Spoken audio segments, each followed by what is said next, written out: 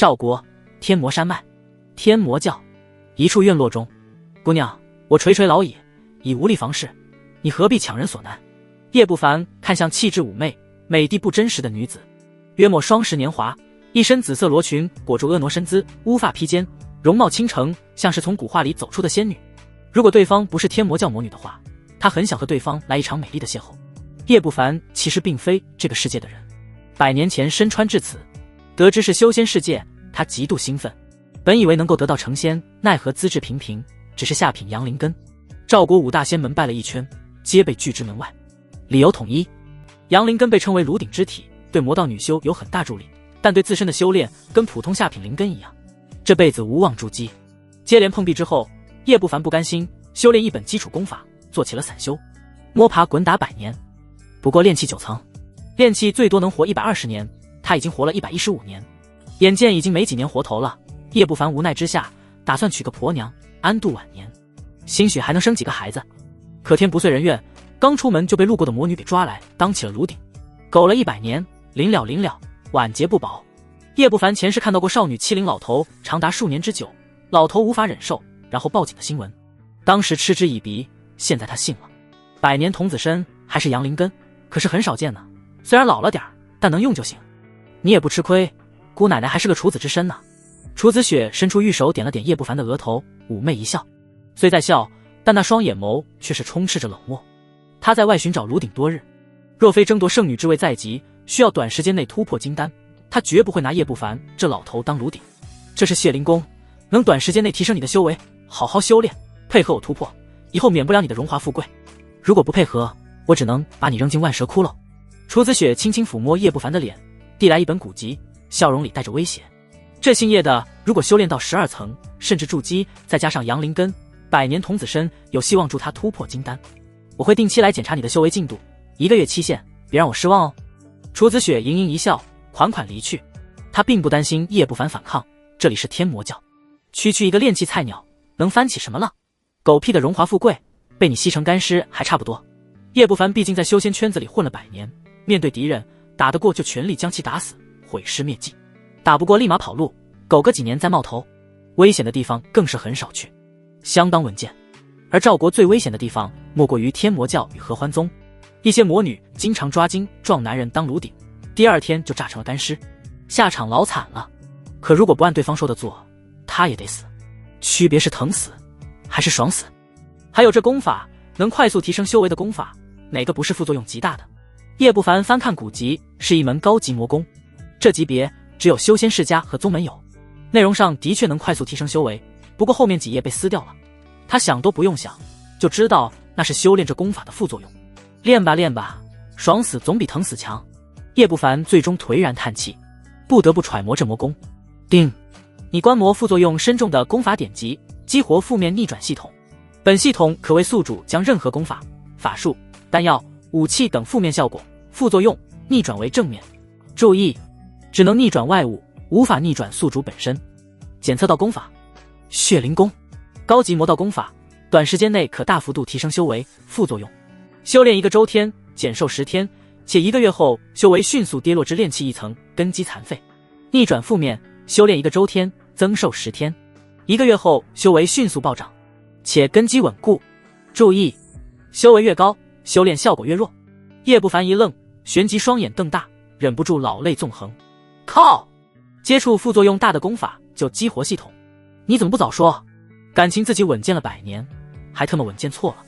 随后他赶紧细看系统面板，那魔女还真不是东西，这功法修炼之后我就废了。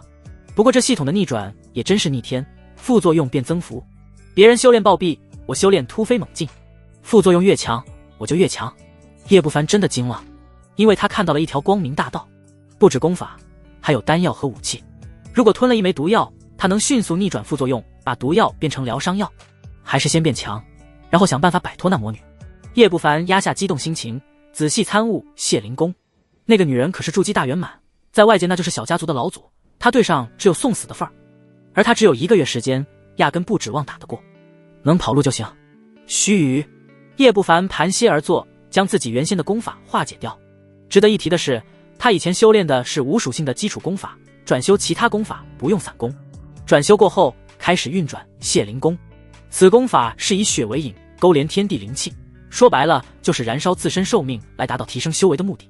副作用太大，整个天魔教没人敢练。不过这反倒是便宜了叶不凡。随着修炼，叶不凡脑袋上凝聚出气旋，道道天地灵气钻入体内，卡在炼气9层20年的屏障在此刻有所松动。半刻钟后，叶不凡丹田中的气旋扩大了1倍，灵气暴涨，炼气10层，爽！他忍不住叫出声，神情兴奋。突破后，他的五感更敏锐了，轻轻掐诀，一团火球浮现，将地面烧出一个坑洞。火球术威力更大了，这一下能瞬间烧死之前的自己，而且施展速度也更快了。叶不凡赞叹不已。炼气共有13层，越往上越难，大部分下品灵根终生也就8、9层，而魔道功法直接让他当场突破了，这速度都快赶得上顶级灵根了。随后不经意间一瞥，看到了脚下不远处的一处水洼，宛如镜面一样映照出了他的容颜。原本垂垂老矣，仿佛随时进棺材的模样，居然有了一丝活力，满头白发也有变黑的趋势，变年轻了。逆转副作用后的功法真变态啊！运转了50个大周天，增寿500天，1年半。叶不凡精神大振，几乎泪流满面，这简直就是神功啊！叶不凡不敢耽搁，继续修炼血灵功。修炼1个周天，增寿10天，这诱惑谁挡得住？与此同时，院落外，楚子雪感应着里面变强的气息，绝美的脸上露出妩媚笑容。肯修炼血灵功就好，用不了多久就能成为我的完美炉鼎。楚子雪眼眸渴望，仿佛看到了圣女的宝座在向她招手。天魔教圣女，地位仅次于教主，权力和资源，无数弟子都眼红。而身旁一个娇俏的绿裙少女缄默不言，看向小院的目光满是怜悯。那可是血灵功上一个修炼的家伙，修炼时16、17岁，1个月后直接满头白发，最终修为衰落，直接老死了。这叶不凡本就没几年寿命，估计撑不住多久。绿裙少女想到传闻中那人的惨状，忍不住打了个哆嗦。血灵功适用于炼气期，由上古的一位魔道老祖所创造，天魔教的很多魔修都避之不及。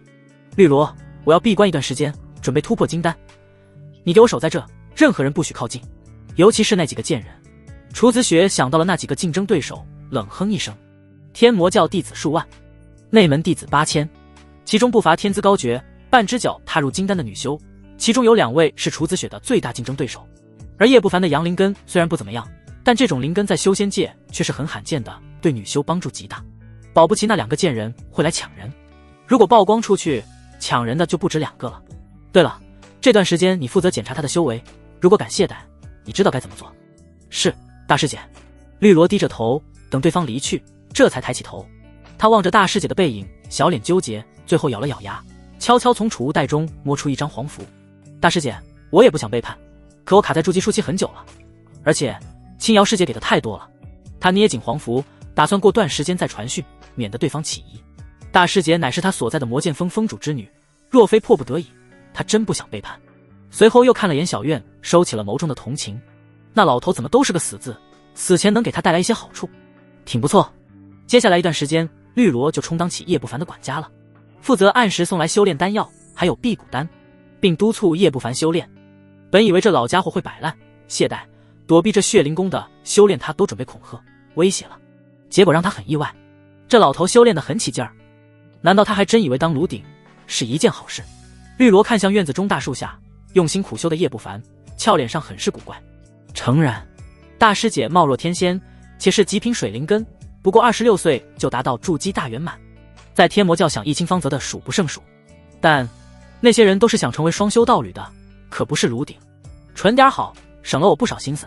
绿萝暗自松口气，但同时也对叶不凡有了新的认知。都说人老成精，也没见精到哪里去。绿萝除了监督之外，还需要时刻防止叶不凡突然老死，毕竟血灵功修炼起来损耗寿元，且对方本就没几年活头。但他不知道的是，连魔修都避之不及的血灵功对叶不凡不但没有丝毫损害，反而大有裨益，身体机能在悄然变化，寿命咔咔猛增。等到第5天，趁绿萝出去取丹药的功夫，叶不凡的修为再次突破，脑袋上漩涡凝聚，丝丝灵气入体，丹田内的气旋再次扩大了1倍，宛如是一团迷雾。炼气11层，叶不凡睁开眼，属于老者的浑浊不见了，反而黑白分明，清澈见底。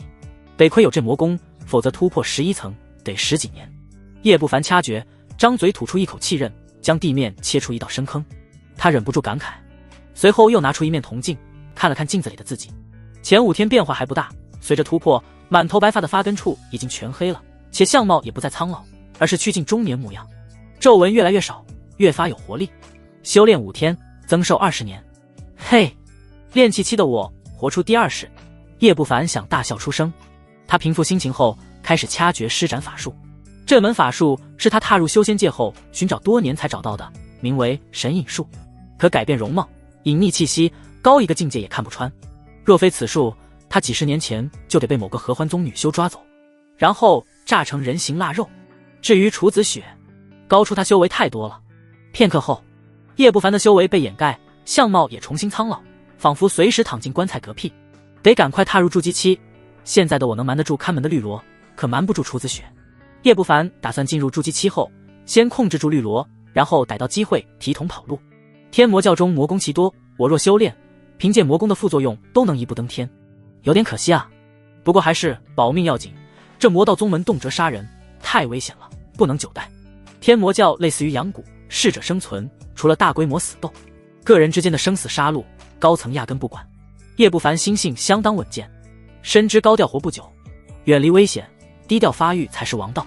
等绿萝回来，叶不凡心安理得地吃着丹药，然后继续修炼。这种丹药，以前的叶不凡攒1个月的零食也只能买几颗而已，现在不限量供应，简直不要太爽。而绿萝看着好像更加苍老的叶不凡，秀眉紧蹙，这样子他估计活不了几天就得见阎王爷了。绿萝很担心。就在这时，门外传来声音：绿萝，我知道你在里面，快出来，我刚练出来一具极品铜甲尸，打算送给你，让你差遣。绿萝小脸难看，对外面苍蝇般的家伙烦不胜烦，但眼下不能让外人知道叶不凡在这里，只得出去敷衍。而叶不凡仿佛没听见，继续沉浸在修炼中。绿萝长相甜美，在内门的追求者也不少，外面的那个舔狗就是其中之一。而这里是绿萝的住所，叶不凡对此早就习以为常了。绿萝将外面的人打发走后，回到院子里继续盯着叶不凡，越来越担心这老头突然猝死。10天之后，真是老寿星，修炼血灵功半个月了，居然还没死。绿萝惊了，随着一天天过去，老头越来越苍老，但就是不死，就很离奇。若非叶不凡突破到了炼气12层，他都怀疑血灵功是假的了。不管死不死了，我都得汇报给青瑶师姐。绿萝眸光闪动，离开了小院，准备离远点捏碎黄符。而叶不凡等绿萝走后，收起神隐术，身上的气息彻底散开。之前的气息只不过是掩人耳目，现在才是真的。炼气13层巅峰，而气质更是大变，满头黑发，中年模样，气血相当旺盛，显得很是英武。这10天，他顺理成章地达到了炼气期大圆满，寿命方面更是增加了40年，彻底打破了炼气期寿命的极限。这要是传出去，足以震惊半个修仙界。准备突破筑基了，筑基之后制定计划离开。叶不凡喃喃道：筑基的动静有点大，他得尽快。随后他拿出一枚筑基丹，这是楚子雪早就准备好的，就是期待他达到筑基，如此炉鼎效果才是最佳。而这种丹药，叶不凡以前想都不敢想，就算是在赵国5大仙门里，筑基丹也是相当稀少，且有价无市。筑基啊，不知道以我的稀烂的资质，能不能筑基成功，哪怕是下品到基。叶不凡看着筑基丹有些踌躇，很是忐忑。筑基是个大关卡，他这些年听过太多炼气修士突破筑基失败的，哪怕是有筑基丹，成功率也不是很高，资质越低，成功率也就越低。叮，检测到魔道筑基丹。魔道筑基丹有6成几率突破筑基，副作用：药毒含量高达200%，极度影响根基，只能凝聚最下品筑基道台，且在筑基后修炼速度大幅度降低。逆转负面：不含药毒，根基将极度深厚，只能凝聚最顶级筑基道台，且在筑基后修炼速度大幅度增快。怪不得楚子雪这么大方，有价无市的筑基丹都给我，这要是吞下去，岂不是当场就废了？叶不凡脸色发绿，不过还好系统牛皮，副作用越大我越强。本来以我的资质，勉强筑基也只能是下品，现在有副作用加持，能凝聚极品道台。叶不凡激动的手都在发抖。筑基道台分4品，下中上和极品，品质越高，潜力和力量也就越高。极品道台蕴含的法力，无论是质还是量，超出下品6-7倍。整个天魔教能凝聚极品道台的压根没有，楚子雪也只是上品罢了，绿萝更是只有下品。叶不凡不敢耽搁，当即吞服筑基丹，一股澎湃的力量入腹，全身像是烧红的烙铁，冒出灼热白烟，皮肤胀痛无比。他咬牙，全力运转血灵功，丹田中如雾团般的气旋迅速膨胀，而后紧缩凝实，如此循环往复。不知过去多久，体内气旋完全凝成了实质，水晶般透明，范围1丈，下品道台。没有结束，道台迅猛扩张，中品、上品。某一刻，叶不凡体内道台宛如白玉一般，达到了9丈9，极品道台。动静果然有点大，叶不凡猛然睁眼，看着脑袋上庞大的灵气漩涡，赶紧利用神隐术疯狂压制修为，减小动静。眼见漩涡消失，一边凸起，一抹金色霞光升起，环绕叶不凡全身。大道之音禅唱，龙腾虎跃，衬托的他飘渺若仙佛。体内道台更是突破极限，达到了10丈，演变成了金色。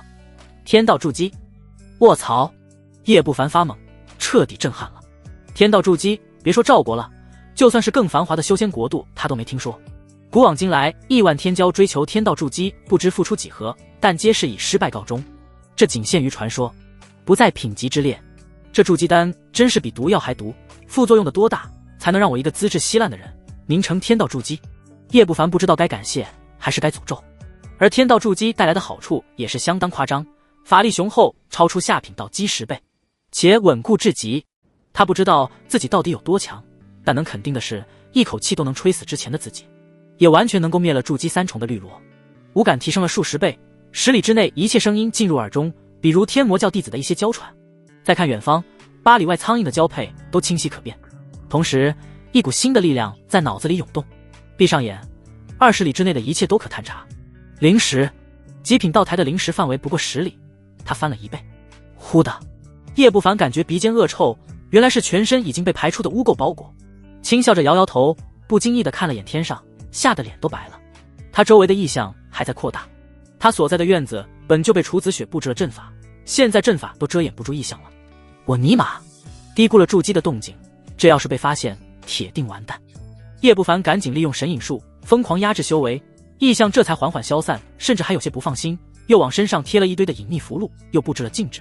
能活到现在，叶不凡隐秘的手段不要太多。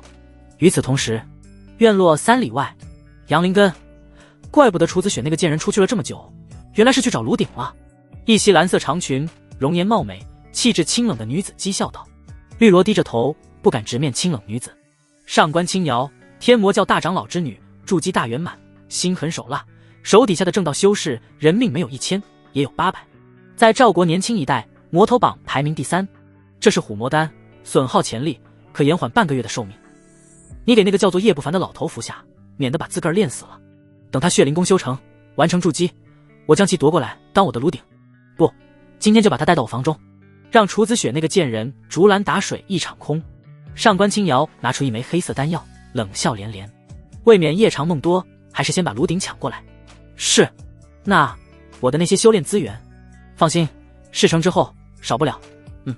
上官青瑶一怔，猛地转头看向远处，只见远方一抹金色霞光浮现，如天威般，竟然让他有种遇到天敌般的恐惧感。霞光一闪即逝，感觉瞬间消失。筑基异象，难不成有谁极品筑基了不成？上官青瑶有些震惊，他可是上品筑基，只有极品筑基才能对他产生压制，可那异象又不太像，而且时间太短，若非距离近，他甚至很难察觉。当然，天道筑基他也想过，但这是不可能的。那个方向是你的住所吧？那个老头，不可能，他才炼气12层，而且修炼的是损耗寿元的血灵功，更何况他资质低下。绿萝很是吃惊，目光艳现，是在附近的其他年轻修士吧？天魔教6大峰，他所在的是魔剑峰，上上下下住的弟子有上千人，很难分清楚究竟是谁成就了极品筑基。不管是谁，给我找到他，这等妖孽人物必须交好。甚至上官青瑶的脸蛋儿泛起一抹嫣红，极品筑基无论如何也要追求到手，变成他的道侣。不只是他，天魔教中高层中察觉到异象的也不少，那种异象怎么像是传闻中的天道筑基？出现得快，去得也快，临时都来不及探查，那只是传说罢了，信不得。不过能肯定的是，那人的道基绝对顶尖，必须找出来。似乎是魔剑锋的方向，魔剑上人的弟子，抢过来，本座要收其为徒。天魔教6大峰，一些金丹长老纷纷从闭关中走出，神情激动，难以自持。甚至闭关已久的大长老和教主都被惊动了。传闻中的天道筑基，没人敢想，那只是一个缥缈的传说。不过极品筑基足以让他们疯狂了，这代表着其灵根资质绝对逆天，加上如此根基假以时日，完全有可能突破元婴。元婴老祖天魔教也只有一位，横压赵国已经800年。封锁天魔教，魔剑锋高层立即排查那个极品筑基究竟是谁。另外，消息也封锁了，本座可不想这么一个好苗子被人刺杀，事关重大，教主立即下达命令。而除了高层，底层的魔修其实看到的并不多，毕竟时间太短，远没有高层感应敏锐。不过有一人例外，看得最清晰的是周王辰。叶不凡的院落外的山石下，一个灰衣青年看着院子内的金光，头皮发麻。他赶紧拿出一本古旧的手札，翻看过后浑身颤抖。这本手札是从古洞府中得到的，记载了很多远古秘辛。若是叶不凡见到此人，必定觉得眼熟，因为这就是每天一舔的绿萝舔狗，那个炼铜甲师的天道筑基。那不是传说，是真的。周王辰哆哆嗦嗦，难以置信。他舔了绿萝多年，这几天他发觉绿萝经常去魔丹阁取丹药，且是炼气期的丹药。当时他就感觉不对劲，这才有了监视小院的举动。本以为绿萝养了个小白脸，没想到对方居然在他眼皮子底下天道筑基了。这种距离可比高层那些人看得清晰太多了。羡慕、妒忌，然后便是仇恨。舔了这么久，没想到居然背着他养男人。想一想心爱的女人被别人压在身下，他就是怒火中烧。刚刚筑基，根基不稳，我有很大的机会将这小白脸练成尸魁。天道筑基练成的尸魁该有多强？周王辰眼睛都有些发红了。练成尸魁后，我甚至能将其夺舍，然后走尸道，成就师祖。天道筑基被天道眷顾，谁夺舍谁死。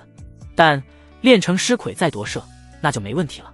而他是筑基初期修士，再加上几个筑基期的铜甲师，他有把握拿下那个刚筑基的小白脸。先回去准备一下，然后悄悄动手。周王辰喘气如老牛，再也按捺不住，匆匆离去。叶不凡并不知晓已经有人对他起了歹念，他之前的灵石只是匆匆扫了一遍，压根不敢仔细探查。在这高手如云的天魔教，使用灵石那是找死。筑基期寿命有200年，加上血灵功获得的，我现在寿命还有100多年。叶不凡并没有骄傲，虽是天道筑基，但资质没变，还是下品阳灵根。寿终正寝前能不能结丹都是问题。没见天才如楚子雪都卡在筑基大圆满了吗？拿出铜镜看了看，相貌恢复到了20岁的模样，满头黑发，年轻俊美，完全摆脱了那个垂垂老矣的形象，真帅。叶不凡赞叹一番，然后施展神隐术，重新恢复那个满脸苍老，随时躺进棺材吃席的样子。再度运转血灵功，半晌后睁开眼，神情失望。筑基后增寿效果无限减弱，修行速度也不行，功法等级明显跟不上了，得寻找筑基功法。魔道筑基丹的副作用能让他加快修炼速度，但血灵功只是炼气功法，没筑基功法，怎么加快？筑基9重，前3重为初期，后6重则是中期和后期，越往后修行速度越慢。绿萝是中品木灵根，已经停滞在筑基3重数年了，由此可见筑基的提升到底多艰难了。他必须找副作用大的筑基功法。天魔教中这种魔功很多，奈何他不是天魔教弟子，不可能得到。离开天魔教以后有的是机会。叶不凡眸光闪烁，他现在得赶快跑路了。他虽天道筑基，修为远超旁人，但面对的可是魔教天骄筑基大圆满的楚子雪。他的储物袋里只有劣质法器，几十张隐秘符箓和神风符，几张能杀炼气圆满的火龙符，掌握的也只有低等火球术、风刃、冰墙、神隐术，攻击手段很拉胯，可打不过对方。不过终归是天道筑基，单凭精纯雄厚的法力也能够对付筑基4重的魔修了。叶不凡站起身，打算下山，随便抢个天魔教弟子的身份令牌，离开天魔教。这种魔教都有护山大阵守护，没令牌压根出不去。嘎吱，还没等他抬脚，院门打开，绿萝走了进来，递给叶不凡一枚丹药。这是虎魔丹，能够延长你的寿命，激发潜力，让你更快突破炼气13层。刚开始叶不凡得益于血灵功，突破境界如吃饭喝水，但到了12层直接就卡住了，已经好几天没有动静。不过这些不关绿萝的事儿，他心不在焉，还在想附近究竟是谁极品筑基了。是谁呢？周元、李归鹤。绿萝秀眉紧蹙，脑海里闪过一个个人影。他所居住的是魔剑峰半山腰，灵气远比山脚充沛，有资格住在这里的都是筑基期弟子，只有少数是炼气期。那些人都是有背景的，后台不是长老就是核心弟子。他归来之前去探查了一番，寻了几个炼气圆满的弟子，结果都不是，这让他很失望。我若是能找到极品筑基弟子为道侣，现在何至于为了资源费尽心机？绿萝希冀不已，以她的美貌，就算成不了道侣，也能成小妾什么的。叶不凡拿起丹药，耳边响起系统提示音：虎魔丹，大幅度损耗潜力，可提升修炼速度，并可延长半个月寿命，期限过后身体素质大减。叶不凡，好家伙，如果我不是身怀系统，早就被玩坏了吧。叶不凡眼角抽搐，逆转负面，大幅度增长潜力，可提升修炼速度，延长半个月寿命，并且身体素质大增，如龙如虎，牛逼！叶不凡毫不犹豫地吞下虎魔丹，顿时感觉身体变得滚烫，肌肉微微隆起，一股力量感袭上心头。叶不凡感觉他现在就算没修为，也能一拳头锤死炼气期修士。修仙者主要炼气，炼体修士很少见，这种丹药对于那种炼体达人来说简直就是宝贝。可以说叶不凡就算不是修士，凭借过硬的身体素质也能在炼气期横着走了。不仅如此，脑袋更加清明了，像是磕了6味地黄丸，精神100倍。临走前还能磕个猛药，真是太贴心了。跟我走吧，我带你去魔影峰。绿萝感觉面前这老头哪里不太一样了，不过他懒得在意一个炼气老头的变化，不耐烦地说道：上官青瑶住在魔影峰，他得尽快将叶不凡带到青瑶师姐那里换取好处。魔影峰，楚子雪好像跟魔影峰不太对付吧？叶不凡一愣，眯着眼道：这段时间他经常听到绿萝和他的舔狗在外面谈话，对于天魔教内部的势力派系有些了解。6大峰之间竞争激烈，生死伤残都不在少数，其中魔影峰和魔剑峰最为仇视，打得最是不可开交。上官青瑶师姐想要你。绿萝冷漠道，连遮掩都懒得遮掩。什么意思啊？又有人想要睡我？我他妈一个老头有什么好玩的？叶不凡呆了呆，脸色黑如锅底。他是真的恼了，深深吸了一口气，盯着绿萝：我如果不去呢？你打算如何？不去，那可由不得你。绿萝一怔，旋即冷笑起来，一股摄人心魄的筑基威压如重山一样压在叶不凡身上。叶不凡身形纹丝不动，脸色越来越阴沉。谢灵公还真是不负传闻，提升的修为都能扛得住筑基的威压了。绿萝诧异，筑基虽然在天魔教不算什么，但在赵国修仙界，那可是修仙家族老祖级别的存在，单单一丝威压，炼气期就无法抵抗。绿萝像是俯瞰蝼蚁般，眼神讥讽。他掐诀，凭空凝聚出一只门板大的法力大手，抓向叶不凡。未曾筑基，你无法想象筑基的强大。你，轰！叶不凡面无表情，连掐诀都没掐诀，单手一招，澎湃的法力汇聚成一柄比门板还大的法刀。那大手像是纸糊的一样，直接被斩碎了。随后法刀去势不停，直直地劈向绿萝的美人头。这是天道筑基远超其他筑基的神异之一，像锋刃这种小法术根本不用掐诀或念咒。什么？筑基？绿萝一呆，惊骇失声。这种法力的雄厚与质量，竟然比他还要高出一大截。只是这怎么可能？青烟盾。绿萝来不及思考，当即一拍储物袋，一团烟雾挡在身前，形成一面雾蒙蒙的盾牌。高级法器。当一声巨响，盾牌仿佛遭受大山的撞击，连带着绿萝一起被斩得倒飞而出，狠狠撞在院墙之上。绿萝被震得头昏脑胀，忍不住一口血吐了出来。叶不凡望着光芒虽然暗淡不少，但却没损坏的盾牌，忍不住感慨：大宗门就是大宗门，随便一个筑基就有高级的法器。叶不凡有一柄劣质的飞刀法器，连下品都不如。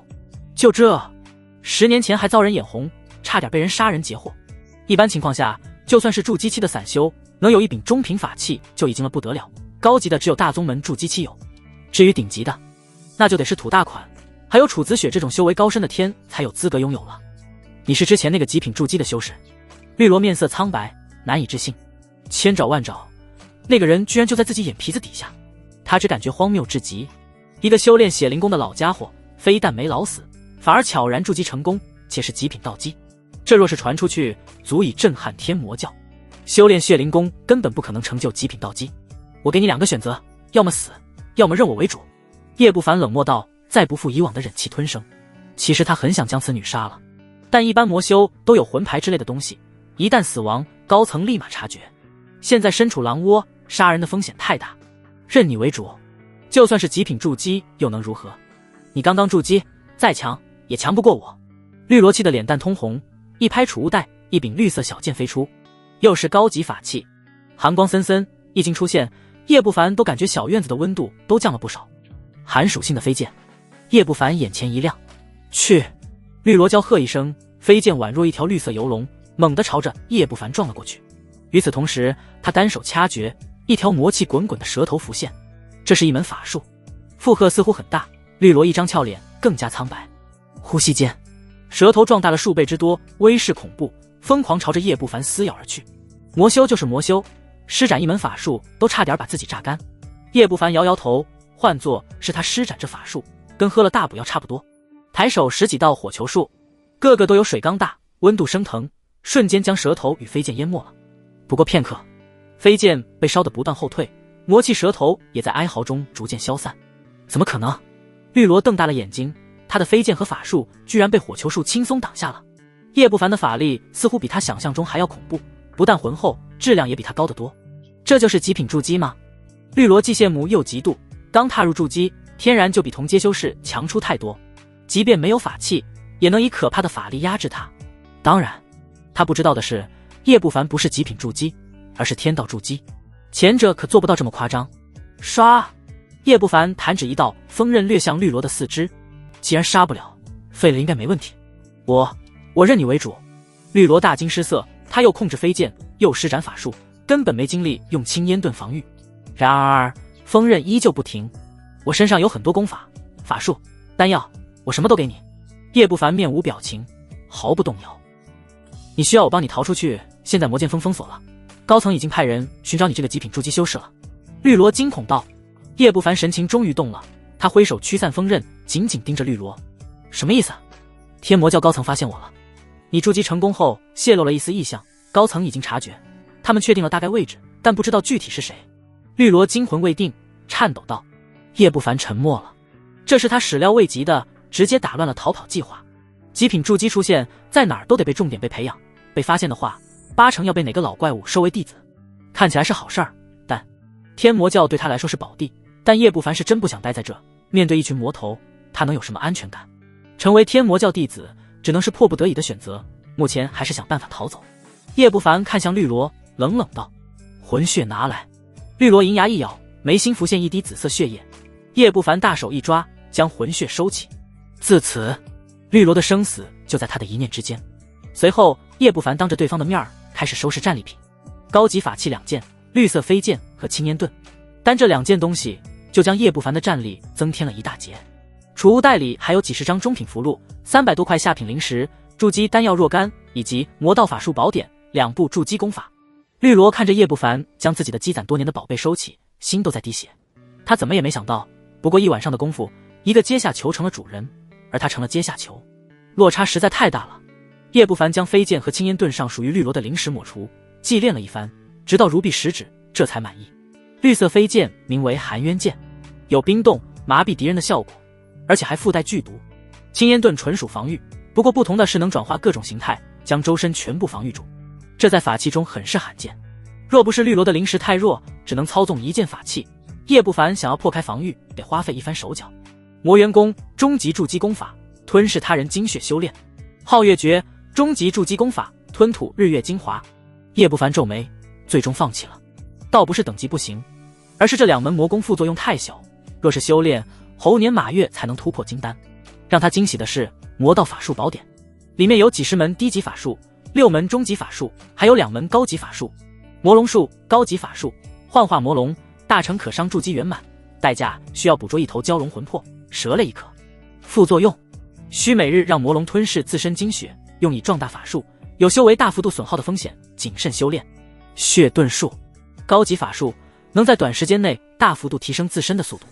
副作用：燃烧精血，法力施展过后精气神大损。叶不凡脸上露出笑容，对，就是这个味儿。1天没副作用，我浑身难受，用系统逆转了一下副作用，2门法术产生了变化，完全违背了常理。魔龙术逆转负面，宿主每日贡献精血，越贡献法术越强大，且宿主修为大幅度精进。血遁术逆转负面，燃烧精血和法力，施展过后精气神大涨。这下子我战斗力彻底升上来了，面对筑基5、6重的也能够搏一搏。而且有血遁术，我跑路能力飙到新高度。叶不凡心性稳健，一向秉承着打得过就全力打死，然后毁尸灭迹，打不过就立马跑路，只要跑得够快，金丹大佬都得在屁股后面吃灰。想要突破封锁，只能找个合适的身份混出去。首先是改头换面的易容术，包括气息、外形、法力波动都得全方位易容。叶不凡心中谋划，确定后让绿萝去藏经阁寻找这方面的法术，以及用他的贡献点兑换筑基期的魔道功法。尤其叮嘱是修炼速度快、法力强大的魔功。绿萝面颊苍白，极为不情愿，但人为刀俎，他只能灰心丧气的去藏经阁。收其为奴也是有大用的，临走前能捞几篇功法捞几篇。叶不凡也不怕绿萝反水，魂血在手，金丹大修士也很难保住绿萝的命。随后叶不凡开始修炼魔龙术与血遁术，前者需要的魔龙魂魄，他直接将绿萝的魔蛇魂魄抢了过来。之前绿萝施展的那门蛇头法术便是魔龙术，这门法术等级不低，很难修炼。一般筑基期想要大成，需得长年累月的贡献精血，数年乃至10几年才能大成。绿萝足足贡献了2、3年，每次修为都会损伤，几天才敢贡献一次，威力还不到小成。不过我没这个顾虑，别人越贡献越虚弱，我越贡献修为越精进。叶不凡滴出一滴精血，喂养面前的紫色小蛇。小蛇魂魄眼睛绿油油，贪婪地将精血吞噬。似乎是天道筑基的缘故，小蛇气息有明显增幅，远比绿萝施展的强大很多。而叶不凡非但没有精血损耗的亏损虚弱感，反而精神一振，感觉到修为有了一丝精进。真是变态啊，这都能精进修为。叶不凡惊叹，这系统过于逆天。而小蛇似是意犹未尽，贪婪地盯着叶不凡拇指上的伤口。这是魔龙术的特性，蛇魂会本能地渴望吞噬主人的精血。大部分天魔教修士但凡修炼此术，损失一滴精血都会让他们无比痛苦，且会虚弱几日，甚至会恐惧被吞噬精血。噗，一滴精血被吞噬，叶不凡修为再次精进，而小蛇气息壮大，绿眼睛更加贪婪了。噗噗，叶不凡乐此不疲地贡献精血，刚踏入筑基的修为彻底稳固，且在一丝丝的精进。随着不停的投喂精血，小蛇的气息也越来越强，从入门逼近小成。而小蛇的绿眼睛贪婪越来越小，最后甚至排斥吞噬它吃撑了。继续吞噬，叶不凡面无表情，继续投喂。小蛇身躯膨胀，盯着面前的主人，从贪婪变成了恐惧。如果能说话，估计已经开始骂娘了。最后撑得差点炸开，火候刚刚好。叶不凡暗自点头，没有继续投喂，让小蛇自己消化。等消化完，法术差不多就小成了，这速度完全超越天魔教那些妖孽。魔龙术之后是血遁术，这门法术更简单，就看舍不舍的燃烧精血。到了深夜，叶不凡彻底将2门法术修炼成功，将实力提升了一截。绿萝也回来了，一袭绿裙，身材曼妙，已经没了往日的俯视姿态，反而一副通房奴婢任君采摘的模样。主人，这是奴婢用全部贡献点兑换的3门功法，威力大的筑基功法，我贡献点不够，只能兑换这门威力大的炼体功法魔元大法。除此之外，还有扎指法典这门另类的傀儡功法。绿萝轻声细语，叶不凡交代的是不敢有打半点折扣，能在他眼皮子底下铸就顶级道基的老头，且悄无声息，这种心机超越了很多同门魔修。好。叶不凡颔首接过2本古籍，虽然有些失望没有高明的易容功法和筑基功法，不过也能理解高级的筑基功法价值太高，放在外面都是镇族功法。魔元大法，高级炼体法门，修有所成，肉身如钢铁，力大无穷，堪比筑基，需要猿类的精血精魄辅助修炼。副作用容易造成神智混乱，污染自身法力。叶不凡看到前面时很是吃惊，修仙界有炼体修士颇为少见，其缘由就是炼体之道比炼器更难，更别说炼到筑基的炼体法门了。不过若是近身搏杀，炼体修士就是无敌的。而这门魔元大法威力相当不俗，以绿萝的贡献点压根不可能兑换。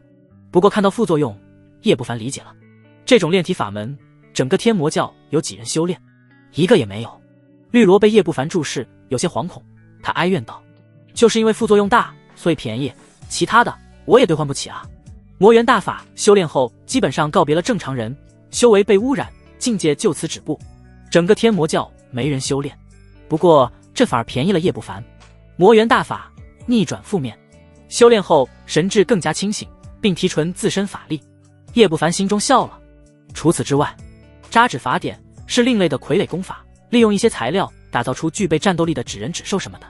之所以另类，是因为修仙界的傀儡大部分都是钢铁、奇木打造的傀儡，纸人之流压根没有。绿萝解释，传闻这是上千年前天魔教的一位兽医店出身的老祖钻研出来的。由于很多地方都有些欠缺，所以一直以来天魔教弟子都选择正常傀儡一道，而飞杂指叶不凡对此倒是有些兴趣，不过得以后研究，先修炼魔元大法，增强实力，逃出天魔教。叶不凡给了绿萝200灵石，让他去天魔教的方室买猿类精血。天魔教的方室24小时营业。等绿萝回来，叶不凡拿着装有青魔元的2瓶精血进入房间。这是2阶妖兽，相当于筑基初期。片刻后，一个大浴桶冒着热气，滚滚煞气和腥味扑面而来，仿佛里面蕴含一头狰狞可怖的魔猿。主人，绿萝给您宽衣。绿萝红着脸看着面前的老头，强忍着不适道：“这显然是讨好，不过与一个糟老头如此亲密举动，总归不是出自本心。只要伺候好他，终有逃出他手心的时候。”好。叶不凡颔首，没有半点不好意思，在绿萝服侍下坐在了浴桶中。瞬间，煞气沸腾，烟雾漫起，大量的药力钻入叶不凡体内。魔元大法运转，体魄迅速变强，神隐术也没办法再遮掩，逐渐露出叶不凡的本来面貌。满头黑发，容颜俊美，皮肤细腻，宛如世家大公子般，哪还有老迈之态啊！绿萝呆呆地看着浴桶中的俊美青年，一颗芳心加速跳动。这是那个老头，难不成以前都是伪装，现在才是他的本来相貌？再强的易容术能瞒过他，可瞒不过楚子雪。只是除了这个可能，他想不到别的。如此俊美，还是杨灵根，极品道基。原本只想逃出叶不凡手心的想法，在此刻悄然改变了。叶不凡并未理会外界，一心沉浸魔元大法中，随着药液被吸收，体表浮现紫色金光，体魄越来越强健。呼！翌日清晨，叶不凡吐出一口气，感觉力量暴增。现在的体魄足以和炼气4层的妖兽比肩了，对此他很满意。炼体比炼气艰难，一晚上就达到这种地步，完全不是一般炼体修士能比的。而这得益于功法的强悍，同时因为副作用的缘故，他的法力相较之前更加精纯了。旁边一直守着的绿萝，一双妙目闪着惊奇。叶不凡醒来后没有半点神志混乱的迹象，反而清醒无比。这魔元大法，以往的修炼者完全相悖，除非这人意志坚定的超乎想象。绿萝暗道，看向叶不凡的目光闪烁异彩。主人，奴婢为你洗浴。绿萝一副娇羞模样，小手抚上叶不凡的脊背，为其擦拭因修炼而排出的污垢。一张俏丽贴近，吐气如兰。这和之前的态度对比，反差极大。如果叶不凡想，他估计能当场和这妹子打扑克。我的元阳之身，如果利用好了，对我将有大作用。叶不凡脑海中灵光一闪，既然能逆转副作用，他这个炉鼎和楚子雪春风一度。别人当炉鼎越来越虚，修为被吸干，我当炉鼎越来越猛，修为狂增。算了，那个女人实力太强，风险太大。到了中午，院门被敲响了。巡查。恢复老迈之身的叶不凡听到外面有些熟悉的声音，眼神微眯。不等开门，砰的一声，院门直接被撞开。3个身穿灰袍的青年冲了进来，目光在院子里来回巡视。为首的马脸青年叶不凡不认识，但听过其声音。绿萝的舔狗周王晨。师妹，师兄担负巡查要职，寻找那位极品道基的天才，不知怎么还有个老头？周王晨看到叶不凡，皱起眉头。他能成为巡查，那可是花了不少灵石的，目的就是为了看看绿萝养的小白脸究竟是谁，顺便试探为炼尸魁做铺垫。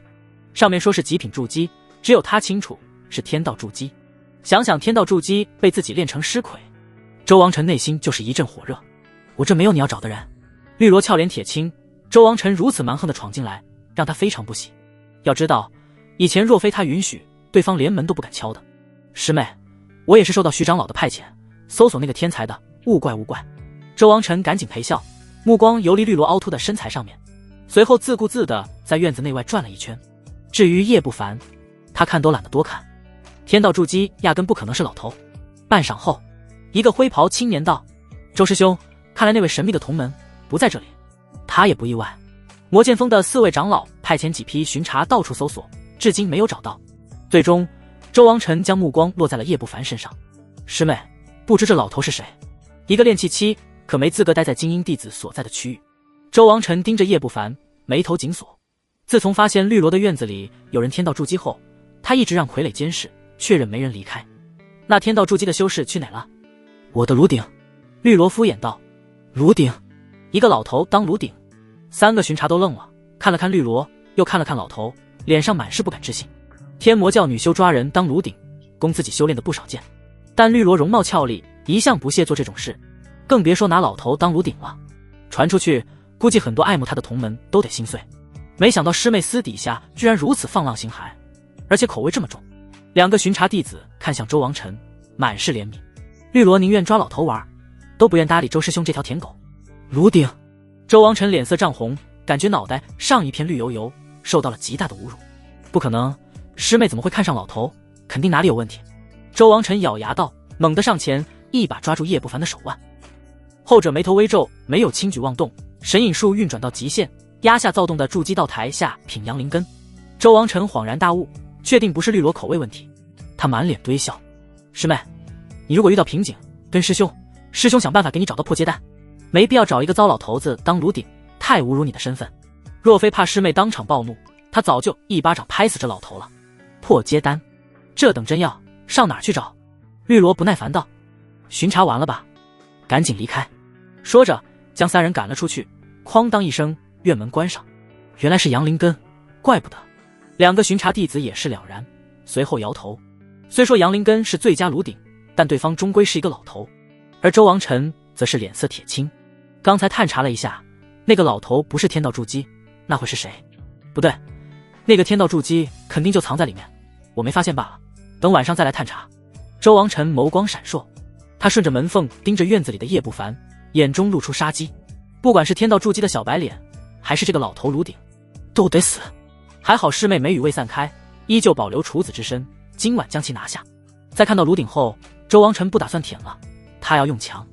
我们走，回去向徐长老交差。周王晨冷着脸，向着山巅的一座大殿赶去。那里是徐长老的洞府。如今的魔剑锋，几位金丹长老对神秘极品筑基修士可是眼馋的紧，那可是元婴种子，就算不能收其为徒，也抱以交好的态度。而院中，绿萝长长松口气，看向叶不凡，柔声细语道：主人，巡查过后，只等魔剑锋封锁解开，您就能离开天魔教。一般情况，天魔教对弟子并没有太多约束，怕是没这么简单。叶不凡弹了弹指甲，不置可否。那个周王晨眼神不对劲，希望他能老实点，让我安全离开这里吧。叶不凡只想逃出天魔教，低调发育。如果没必要，他不想跟人拼死拼活。周王晨是筑基一重，本身不强，但他有3个筑基傀儡，一般筑基4重的都不是对手，且为人阴险狡诈，死在手里的筑基4重有好几位。绿萝小心提醒，主人虽为顶级道基，但毕竟刚踏入，很难敌得过周王晨。他现在和叶不凡是一条船上的，后者出事，他也得跟着遭殃。叶不凡微微点头，让绿萝出去打探情况。没多久，绿萝便回来告知，如今的天魔教6大峰的诸多长老都在盯着魔剑锋，若非魔剑锋主阻拦，那些大佬们甚至会亲自过来巡查那位极品筑基。不止高层，天魔教的核心弟子、内门弟子都对此很是好奇。传闻那几位不问世事的金丹圆满的老魔也出关了。绿萝俏脸忐忑，那几位可是名震赵国几百年的老魔头，极品道基比他想象中还要吸引人，得尽快离开。叶不凡有些紧迫感，但眼下魔剑锋被封锁，普通弟子想出去都困难，更别说他压根不是天魔教的人。无奈之下，叶不凡只能先修炼魔龙术，提升实力。如此可就苦了魔蛇了。刚消化完精血，再次开始吞噬，最后撑得半截身子都裂开了。很快到了晚上，叶不凡收起魔龙术，开始研究起了扎指法典。虽然扎出来的纸人比不上金铁打造的傀儡，但在巡查隐匿方面却是大有优势。叶不凡让绿萝去买了几根灵竹和兽皮做的纸张，还有一些画符的朱砂颜料。这些低级的材料并不贵，夜市上多的是。很快一个纸人便扎好了，惟妙惟肖，神似真人。主人果真是天赋异禀，绿萝夸赞道。叶不凡眼皮抽搐，这纸人呆头呆脑，动都动不了，还天赋异禀，第一次能成这样已经不错了，慢慢来。叶不凡抱着扎纸法典继续研究，旁边绿萝静静地守着。月光倾洒，绿裙少女时不时转头看向前者老迈的脸，似乎能看到隐藏的真容一般，双颊偶尔闪过红晕，不知道在想什么。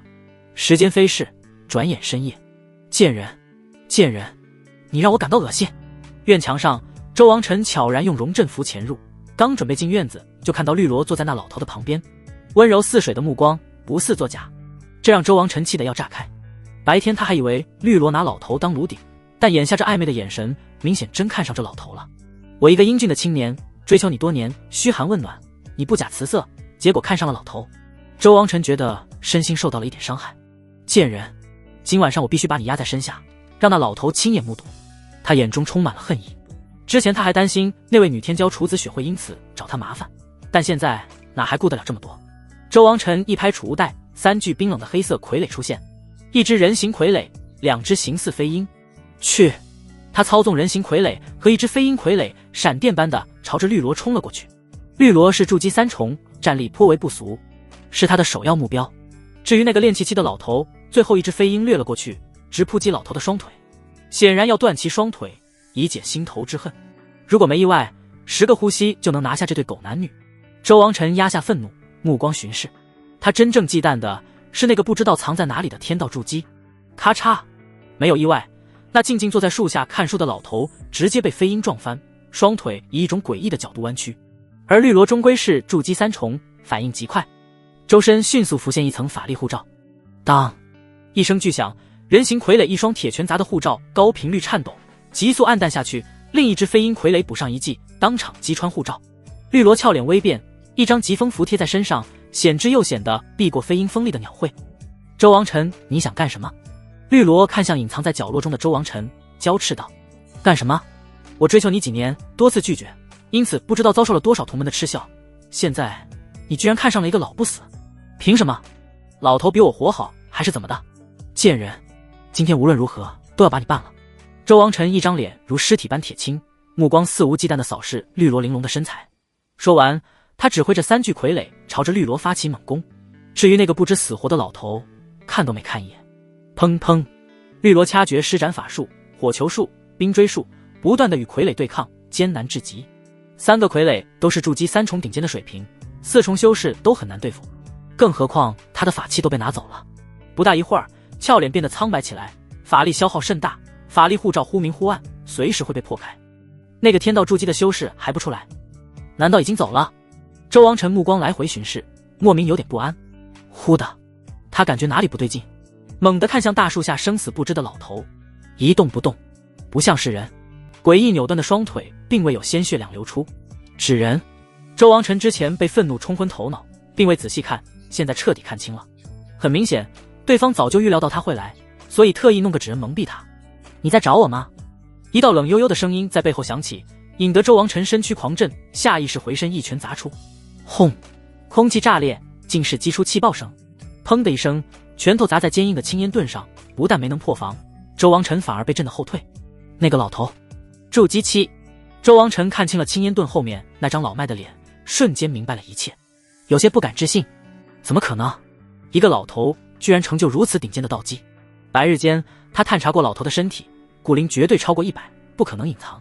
而眼下，他只觉得荒谬至极。唰！就在这时，一柄飞剑划出一道流光，直击周王臣眉心。还真是你！察觉到对方的法力波动压根不是练气后，周王臣惊怒交加，双拳重重砸在飞剑上。这等力道，一般的筑基4重都扛不住。不管你是怎么成就如此道基的，眼下不过刚刚踏入。当！周王臣话音未落，足以开山裂碑的拳头像是纸糊的一样被飞剑瞬间洞穿，其威力之大，远超绿萝持有的时候。飞剑不停，直直钉入周王臣眉心。死了！绿萝看到这里，长松口气，同时有些震惊叶不凡的实力，刚刚掌控飞剑就有这等威力，简直不可思议。要知道，对方才筑基1重，可就在他放松警惕的时候，原本攻击他的3个傀儡迅速后退，直接跃出院墙，朝着外面飞快闪去。死的不是周王臣，这应该是他之前说要送你的那具铜甲尸。叶不凡嘴角掀起讥讽，他在周王臣的脸上一抹，撕下一张人皮下的，则是一张黝黑呆滞的陌生面孔，像是个老农。不得不说，这姓周的不是一般的阴险狡诈，自己躲起来让尸魁伪装自己，然后暗中用灵石操控所有傀儡。那具铜甲尸，绿萝见状，心头发寒。周王臣明显早就有对他行不轨的念头，所谓的送铜甲尸，就是为了出其不意的将他制服。幸亏自己没要。唰！就在这时，院墙内另一个昏暗角落中，真正的周王臣窜出。他往身上接连贴几张高级疾风符，化作疾风逃出小院，向着昏暗的黑夜逃去。他娘的，这老东西真阴险，扮猪吃虎。周王臣一张马脸满是冷汗，哪还有嚣张的姿态，疯狂朝着外面逃遁。他怎么都没想到天道筑基的是一个老头。而且其强大超出想象，法力驱使的飞剑威力大得可怕。他的那具铜甲尸可是拿正道的一个炼体修士炼制而成的，防御惊人，就算是筑基4重也无法破防。结果被一剑定死，切断了他的灵石烙印。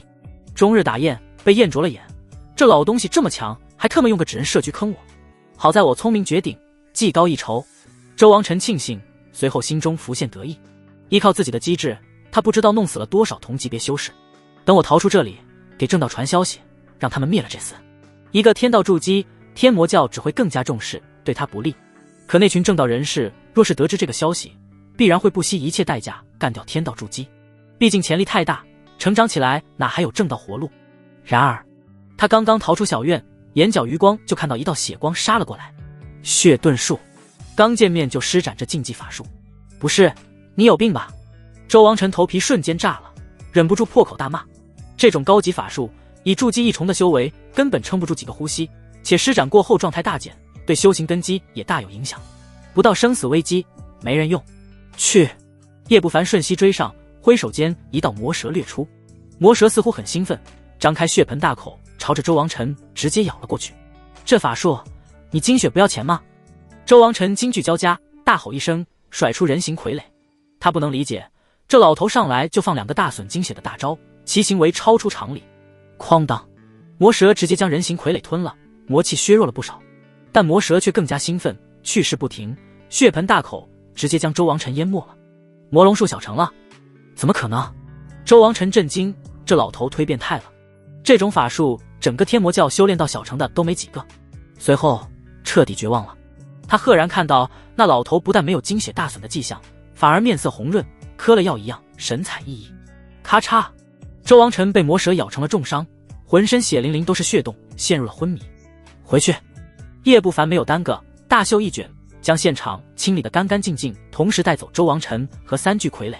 你施展一次血遁术，负面逆转，精气神大涨。你施展一次魔龙术，负面逆转，修为精进。叶不凡感觉精气神前所未有的良好，他看了眼系统面板上的信息提示，忍不住微微一笑。别人施展这等法术，事后精神萎靡，修为大跌，自己精神饱满，原本出入筑基1重的修为更是往1重巅峰前进了一步。主人身体无碍吧？刚回到院落内，绿萝就迎上来。他看了看血淋淋的周王臣，心惊肉跳，看向叶不凡的目光多了几分敬畏。周王臣虽然修为低，但傀儡很强，在魔剑锋小有名气。最关键的是其狡诈非常，曾经有几位筑基后期的想要杀他，都被其安然逃脱。只是精血损失过多，无妨。叶不凡佯装脸色苍白，他生性谨慎，哪怕收绿萝为奴，也不会在他面前暴露一些秘密。主人天赋异禀，短短1、2日就将魔龙术和血遁术修有所成。绿萝艳羡道：“这话倒是诚心的。这门法术他努力修炼几年都不到小成，叶不凡能将魔龙术这么快小成，这简直匪夷所思。别拍马屁了。”叶不凡挥挥手，将周王臣放下，开始清点战利品。3具傀儡皆是筑基3重巅峰，那具铜甲尸更是达到了4种，这无疑将他的实力提升上了一截。周王臣仰仗着这几具傀儡，才有如今的名气，不少同门都对此眼馋得很呢。绿萝恭贺道。叶不凡也很满意，随后解开周王臣的储物袋，倒出一大堆东西，大部分都是炼制傀儡的材料，还有丹药、毒药，上千块灵石，总价值超过2000，身价真是厚啊！这在筑基修士里面也算是富有了。叶不凡啧舌，他当散修的时候攒了大半辈子也没500块灵石，2000正好弥补了他的空缺。之前让绿萝购买材料和魔元精血，那300块基本上花光了，差不多能让我的魔元大法提升2个档次。叶不凡将灵石材料收起来，除此之外还有基本功法。断灵诀筑基篇能锻炼灵石，怪不得那家伙操纵铜甲尸这么灵活，还能说话，其灵石都堪比筑基4重了。叶不凡拿起一本古籍，有些惊喜。操纵飞剑、傀儡、灵石至关重要。他的灵石本就比铜阶强大，但还做不到同时操纵飞剑和这么多傀儡。不过有了断灵诀，那就没问题了。而这种功法非常罕见，天魔教这种大宗门怕是都找不出几本。古籍纸张老旧，并非这个时代的产物。很明显，这是周王臣从哪个古洞府里面找出来的。副作用：修炼起来速度奇慢，且修炼时灵石损伤严重，容易精神混乱而变得痴傻。叶不凡看到内容，忍不住眼皮抽搐。这功法比魔功危险多了。他看了看昏迷的周王臣，心说这家伙能活到现在，简直就是奇迹。就在这时，叶不凡耳边响起系统提示音：断灵诀，逆转负面，修炼速度奇快，且修炼时灵石受到滋养，可小幅度提升悟性。叶不凡一愣，旋即狂喜。前面不说，单单提升悟性，这点就足以让修仙界疯狂了。哪怕是一丝。修炼法术的快慢和灵根关系不大，但需要强大的悟性，悟性越高，法术修炼的越快。他悟性平庸，所以只能修炼副作用大的法术。而有了这功法，其他正常的法术也能快速修炼成功。突破境界瓶颈更需要悟性，而悟性最是不可能提升的，这是天注定。真是逆天，捡到宝了！叶不凡压下激动，郑重将其收起。唯一让他可惜的是，这门功法只有筑基篇，没有后续的，而其他2门则是筑基功法，威力平平，叶不凡没什么兴趣。不过最后一门秘术倒是让他瞳孔微缩。院落外，月光倾洒，一道身穿白裙、娇小玲珑的身影坐在山石之上，脸蛋白嫩，有点婴儿肥，一双桃花眼望向叶不凡所在的小院子，微微眨眼，似天真烂漫的小女孩。这就是那个天道筑基，长得倒是挺帅。白裙萝莉小手撑着山石，赤裸着的白皙小脚丫荡来荡去。收徒弟还是不收徒弟？白裙萝莉撅着嘴，有些纠结。收吧，天道筑基啊，修仙界已经万年没出现过了，怎么也得抓来研究研究。就在这时，白裙萝莉身边浮现一道女孩身影，一双明眸犹如恶魔般邪异，一袭黑裙，相貌与白裙萝莉一般无二。魔剑峰，一座古色古香的阁楼之内。爹，极品筑基潜力真的如此之大吗？一袭紫色裙摆，容颜绝美的女子黛眉微蹙。因为这件事，她被迫出关，而在她面前的则是一个满头白发的英武中年。这中年便是魔剑上人，魔剑峰峰主，同时也是楚子雪的父亲。极品筑基，其灵根必然不凡，未来有望结成元婴。你若是能成为其道侣，好处无穷，而且有极品筑基帮助，你比其他几人更有可能成为圣女。魔剑上人宠溺道，似是回忆往事，久久无言。整个赵国金丹很多，但元婴却是寥寥无几，其晋升难度堪比登天，不知多少天骄死在这上面。他在金丹圆满足足待了数百年，极品道基能增大成就元婴的30%几率，看起来不多，但这足以让任何人疯狂。楚子雪天资惊人，在正魔2道也是大有名气，但终归差了极品筑基一线。我相信我不会比那个极品筑基差，况且我有那个阳灵根的炉鼎在，采阳补阴之下，肯定会突破金丹，成为圣女。楚子雪撒娇道，一旦结道侣，好处虽多，但也处处受制于人。骨子里骄傲的他，怎么可能接受那个下品阳灵根？一个即将寿终正寝的老废物罢了。他就算练了血灵功，也无法筑基，更遑论助你突破金丹。魔剑上人眉头皱起，斥责道：如果早几10年得到下品阳灵根，养到筑基，或许真有大用。现在太晚了，就算当炉鼎也是下策。似乎觉得语气过于严厉了些，他叹了口气，温和道：元婴大道艰难无比，有极品筑基助你，再有为父多年的积蓄，你成元婴的几率很大。为父寿命没有多少了，照顾不了你多久。魔剑上人双目更加的宠溺，他在赵国凶名赫赫，是杀人如麻的大魔头，但在女儿面前只是一个寻常的父亲。女儿的成长他一直细心呵护，倘若自己作画，那些仇家势必会找女儿的麻烦，好吗？就先看看那个极品筑基究竟是怎样的3头6臂，能让爹如此推崇。楚子雪看着父亲满头白发，妥协道：抽空再将那个炉鼎杀了，免得影响你在那个极品筑基面前的好感。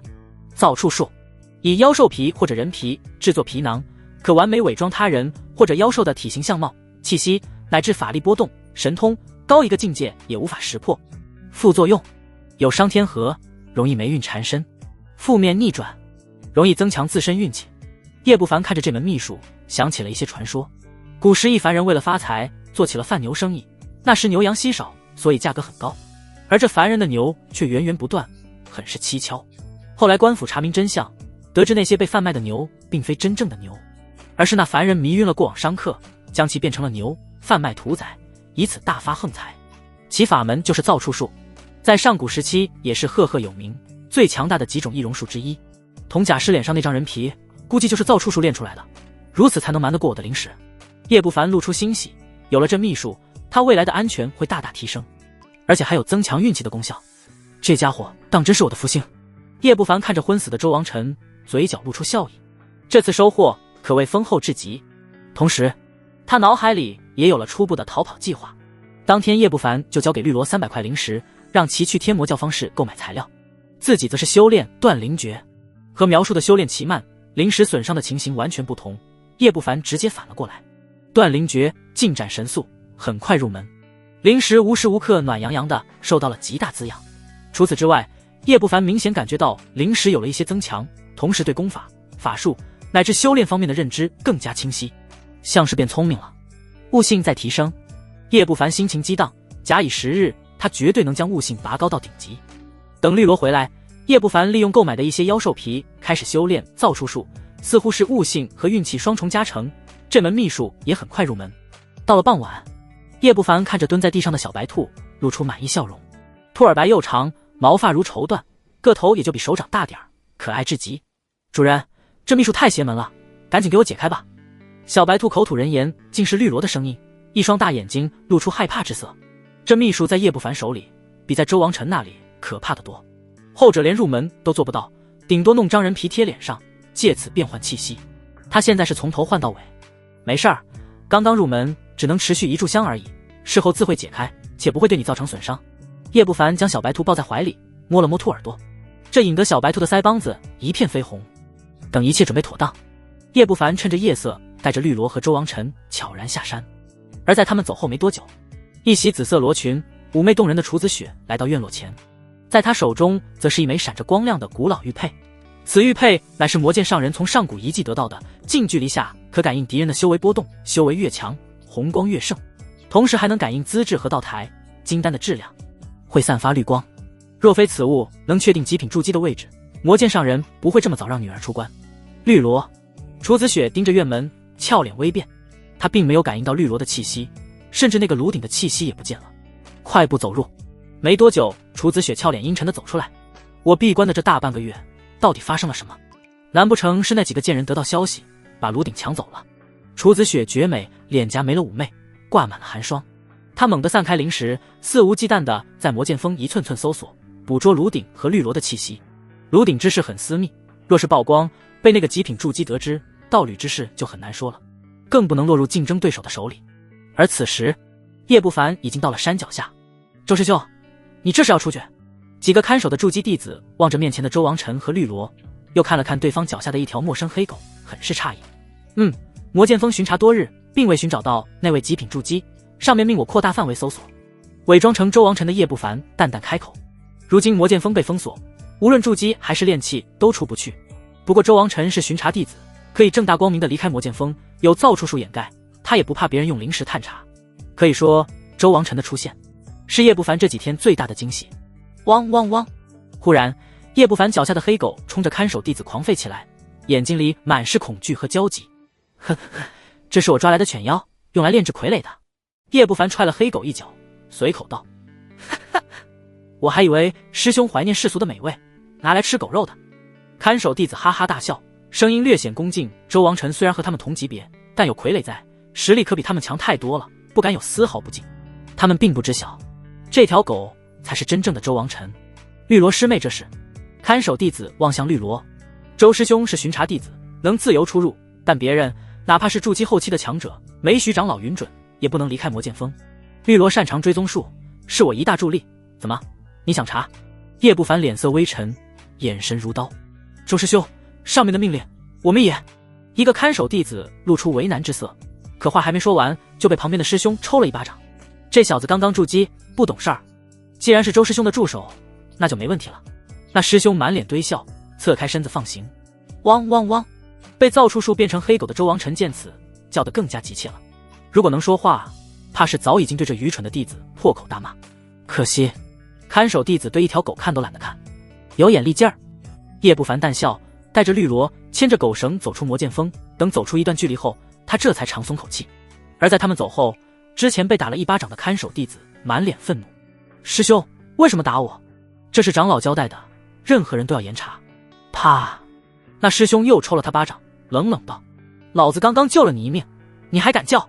上面的任务糊弄糊弄就得了，可要是得罪了周王臣，你死都不知道怎么死的。他脸上闪过忌惮与畏惧，警告道。周王臣心黑手更黑，一般筑基后期都不想得罪。周王臣本身实力就比他们强，更何况心思缜密，保命一绝，很难杀死。上次有个筑基后期追杀他，结果被其带进强大妖兽巢穴，直接阴死了，自己则是安然无恙。那看守弟子闻言，脸色瞬间白了。刚筑基没几个月，他对这些并不知晓。而另一边的叶不凡，此时已经彻底离开魔剑锋的范围。从此后，天高任鸟飞。叶不凡望向距离不远处的天魔教山门，心情舒畅。旁边的绿萝紧贴过来，怯懦道：“以后奴婢就好生伺候主人。放心，只要老实点，我不会杀你，正好缺个伺候的。”叶不凡似笑非笑道。几日的相处，叶不凡对绿萝的伺候相当满意，办事效率也很不错。况且有混血在，压根不怕他背叛。多谢主人。绿萝欣喜，脸蛋带着红晕，贴得叶不凡更紧了。鼓鼓囊囊的地方压得叶不凡心中一荡。就在这时，一道穿着蓝色长裙的清冷女子走来，目光掠过周王晨，盯着绿萝冷淡道：“绿萝，抢来的炉鼎吗？昨日他等魔影峰等候，结果迟迟等不来绿萝，而现在魔剑锋封锁，又进不来，只能在外面等。青瑶师姐。”绿萝一愣，神情慌乱，脸色迅速苍白了起来。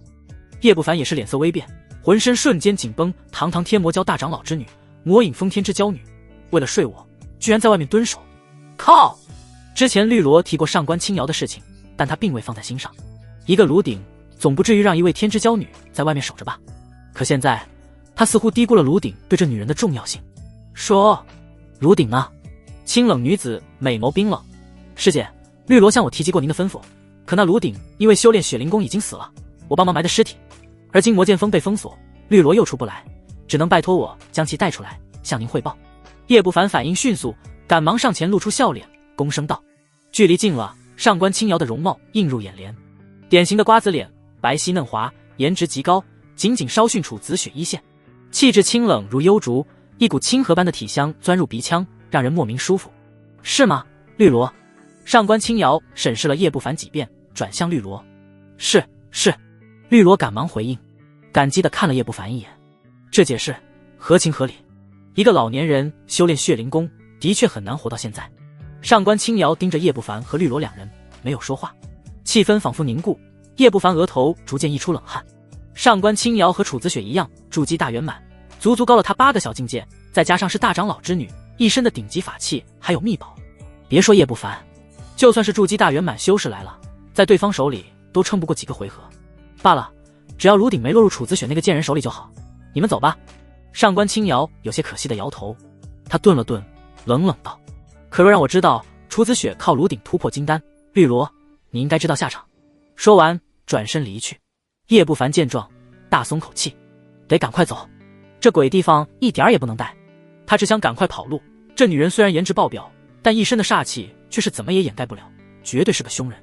还没等他迈开腿，脚下的黑狗猛地冲着离去的上官青瑶狂吠了起来，汪汪汪，叫声凶狠，明显想吸引对方注意，而他的眼神却是盯着叶不凡，充满了恶毒。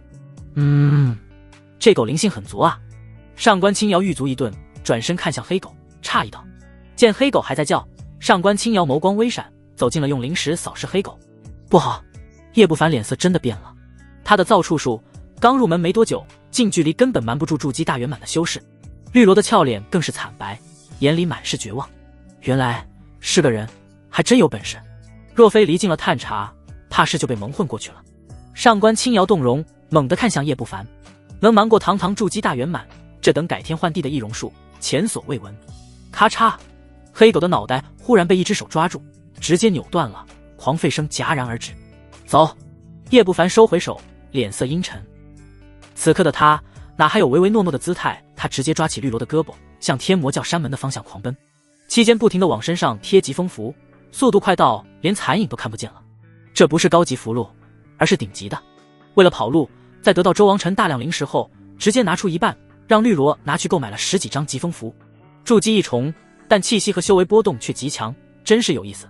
上官青瑶一双美眸浮现感兴趣之色，气息和修为与真正的周王晨略有差别，但不是很大。不等追上去，一道熟悉的声音响起：“绿萝，你们两个想去哪儿？”楚子雪脚踩红绫飞速赶来，一张绝美的脸颊上满是愤怒。楚子雪气势如虹，动静颇大，立即引起附近的一些魔修注意。谁惹紫雪仙子了？找死不成？真是美啊！若能一清芳泽，死而无憾啊！闭嘴！一小半核心弟子都是他的追求者，这话传进他们耳朵里，谁也救不了你。一些筑基魔修走出洞府，临时探查下，纷纷动容。楚子雪是天魔教第一美人，倾慕者无数，但敢追求的没几个，因为她爹是魔剑上人，自身也极强。同辈中只有圣女、圣子的候选能够媲美。他们好奇，敢惹她的究竟是哪位神仙？随后他们又看到了上官青瑶，更加惊讶了。又是一个天赋强大的美人，似乎和紫雪仙子一样，在追击某个人。咦，那不是喜欢玩傀儡的周王辰吗？这厮疯了，敢惹这两位美人。众人惊异，难以置信。周王辰在天魔教算是小有名气，本身不强，但傀儡不俗，眼下居然敢得罪楚子雪，再加上官青瑶，那几个圣子候选也不敢这么干。而逃跑的周王辰此刻差点破口大骂：倒霉催的，这女人怎么找上来了？不是说闭关1个月吗？叶不凡不停往身上贴加速的符箓，速度快得出奇。但上官青瑶与楚子雪更快，驾驭各自的法器，像是一道流光，不断拉近距离。主人，我们逃不出去了。绿萝小脸苍白，彻底绝望。他很清楚自己落在2个世界手里的下场会将何等悲惨。慌什么？叶不凡脑子非常冷静，回头看了一眼，非常果断地扔出一句飞鹰傀儡。仅凭区区筑基3重的傀儡，可挡不住我。上官青瑶轻笑，扶手一柄玉尺飞出，击向那傀儡。可下一刻，他俏脸微凝，玉尺迅速便大挡在自己面前。轰！一声惊天巨响，傀儡炸开，一股冲击波扫断方圆100丈的树木，稍微阻断了两女的追势。真是够狠，价值昂贵的傀儡直接自爆了。上官青瑶美眸冰寒，这种层次的傀儡少见，一般的筑基修士可舍不得自爆阻敌。不过我对你更加感兴趣了。旋即他掐诀，一股清风裹挟着他那曼妙的身躯，竟是硬生生闯过冲击波，更加迅速地接近叶不凡。而楚子雪盯着带着绿萝迅速逃遁的男子身影，美眸浮现震动。他能察觉到对方那身上的熟悉气息，是炉鼎的。没想到真的筑基成功了，那颗筑基丹起了效用。楚子雪不禁反喜，那神秘的极品筑基还不知道在哪，可筑基期的炉鼎却是实打实的，必定让他突破金丹。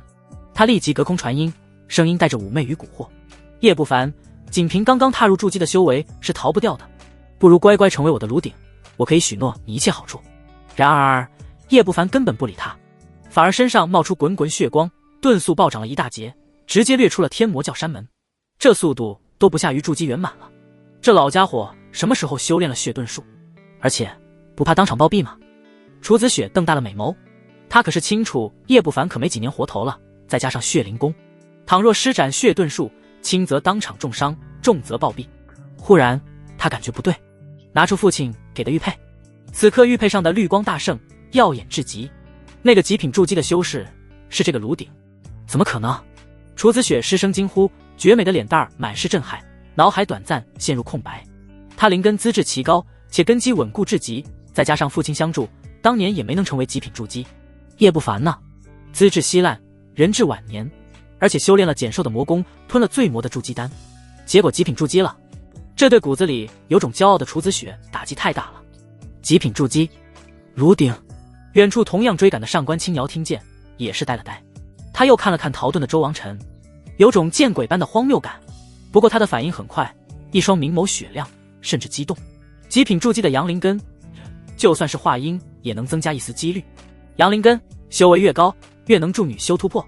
传说合欢宗的一位女老祖成就元婴，有一部分原因便是掌握着一个金丹期的阳灵根难修。当然，那个难修是上品阳灵根，他是我的。楚子雪自知失言，怒道：哥哥，紫雪仙子，这可不是你说的算。上官青瑶失笑，直接拿出一个飞梭法器，轻轻一跃而上，稍微催动，飞梭便闪电般激射而出。这速度可比之前快多了。穿云梭，以为我没有吗？楚子雪一拍储物袋，一片羽毛飞出，迅速变大，随后她稳稳站了上去，其速度不下上官青瑶。而这一幕被天魔教的那些弟子看到，惊得下巴差点掉下来。卧槽！穿云梭和飞天羽怎么连伪法宝都拿出来了？那小子到底是什么人？在修仙界有法器、法宝、通天灵宝的层次，法器是筑基所用，法宝只有金丹才能催动。在这之间有个伪法宝，由金丹修士炼制的极品法器，蕴养多年后会发生质变，时间越长，威力越惊人。作为赵国第一魔教，天魔教内有资格持有伪法宝的寥寥无几，而这2件是大长老与魔剑上人年轻时候所用，蕴养了上百年。他们怎么都没想到， 2个天之娇女居然为了追一个男弟子，用上了伪法宝，那家伙绝对不是周王辰。有人发现端倪，周王辰虽小有名气，但打死他也不敢惹这2位。那他是谁？一时间猜测纷纭。而另一边，叶不凡全力施展血遁术，彻底逃出了天魔教。血遁术居然这么持久，怎么可能？追出天魔教的上官青瑶震惊不已。筑基一重施展血遁术，根本维持不住几个呼吸，可这家伙却是足足跑出去几十里，愣是没有精血耗尽的迹象。若是没有伪法宝，或许真的会让对方逃之夭夭。而楚子雪更是神情恍惚，当初抓叶不凡时，对方不过一个蝼蚁，孱弱老头罢了，活捉起来轻轻松松。可现在对方的实力简直就是质的飞跃。叶不凡，你是极品筑基，以后大有前途，何必逃呢？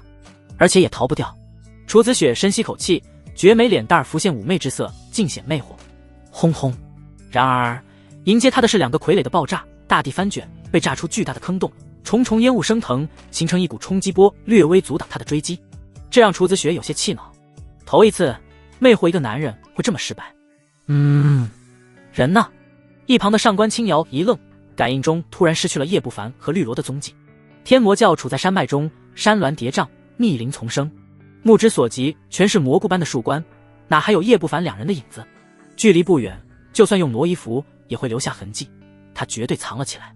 上官青瑶俏脸不好看，想自己筑基大圆满的天之娇女，居然追丢了一个筑基一重的炉鼎，丢人至极。他催动灵石，开始在密林和山峦间一寸寸的搜索，连虫子的巢穴都不放过。楚子雪同样如此，可搜索了半天，那炉鼎仿佛人间蒸发了，无影无踪。这怎么可能？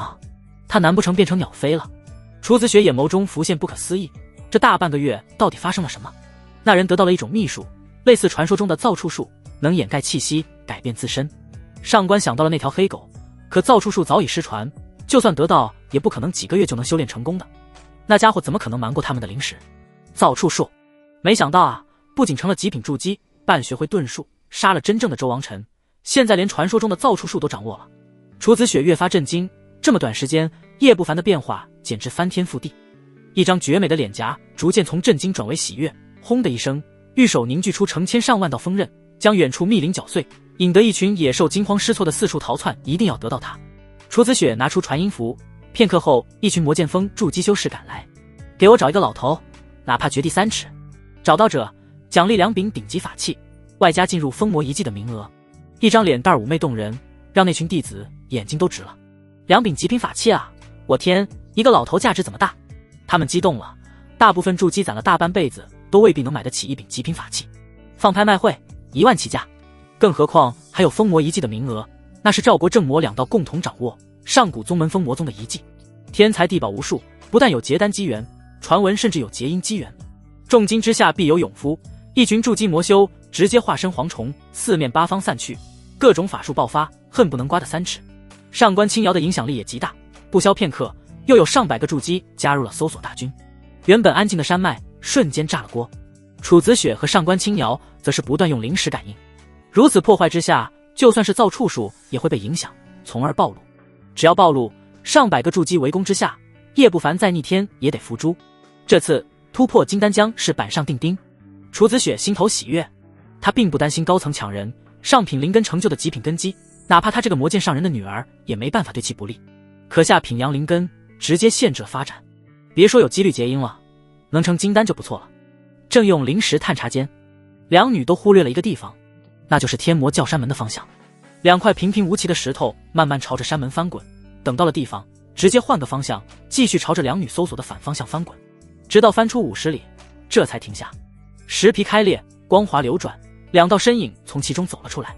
主人，我们逃出来了。绿萝惊喜道，之前他都快绝望了，结果主人炸了2个傀儡，扰乱天地气机，在暗中拿出造处术炼制的石皮，化作2颗石头，堂而皇之被冲击余波扫飞，落在了2女后面很远处。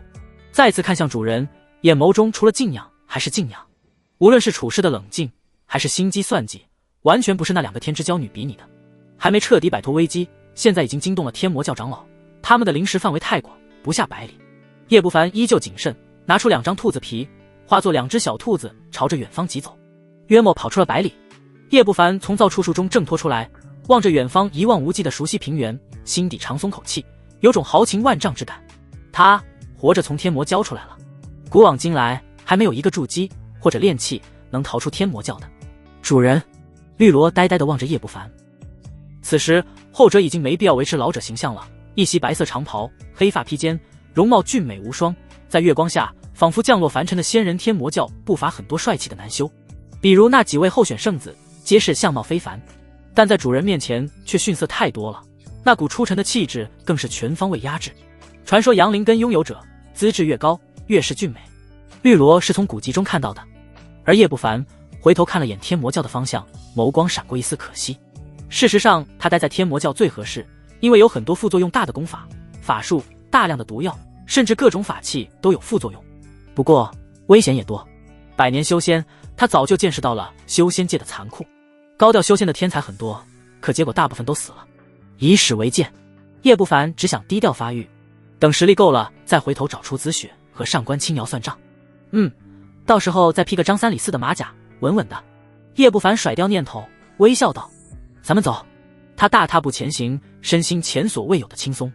走出一段距离，来到一片湖泊前，刚要越过去，叶不凡就看到湖面上正有一艘小船飘荡。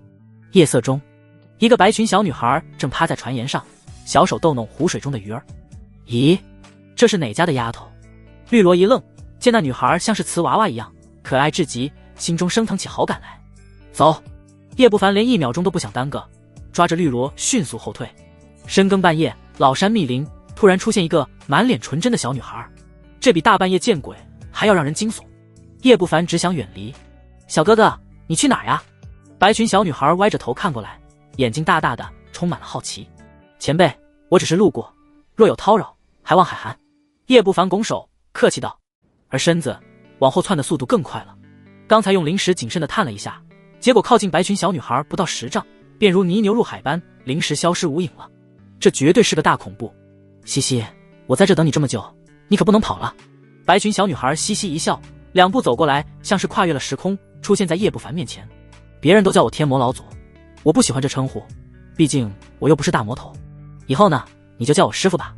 白裙小女孩眨了眨桃花，笑嘻嘻道：天魔老祖。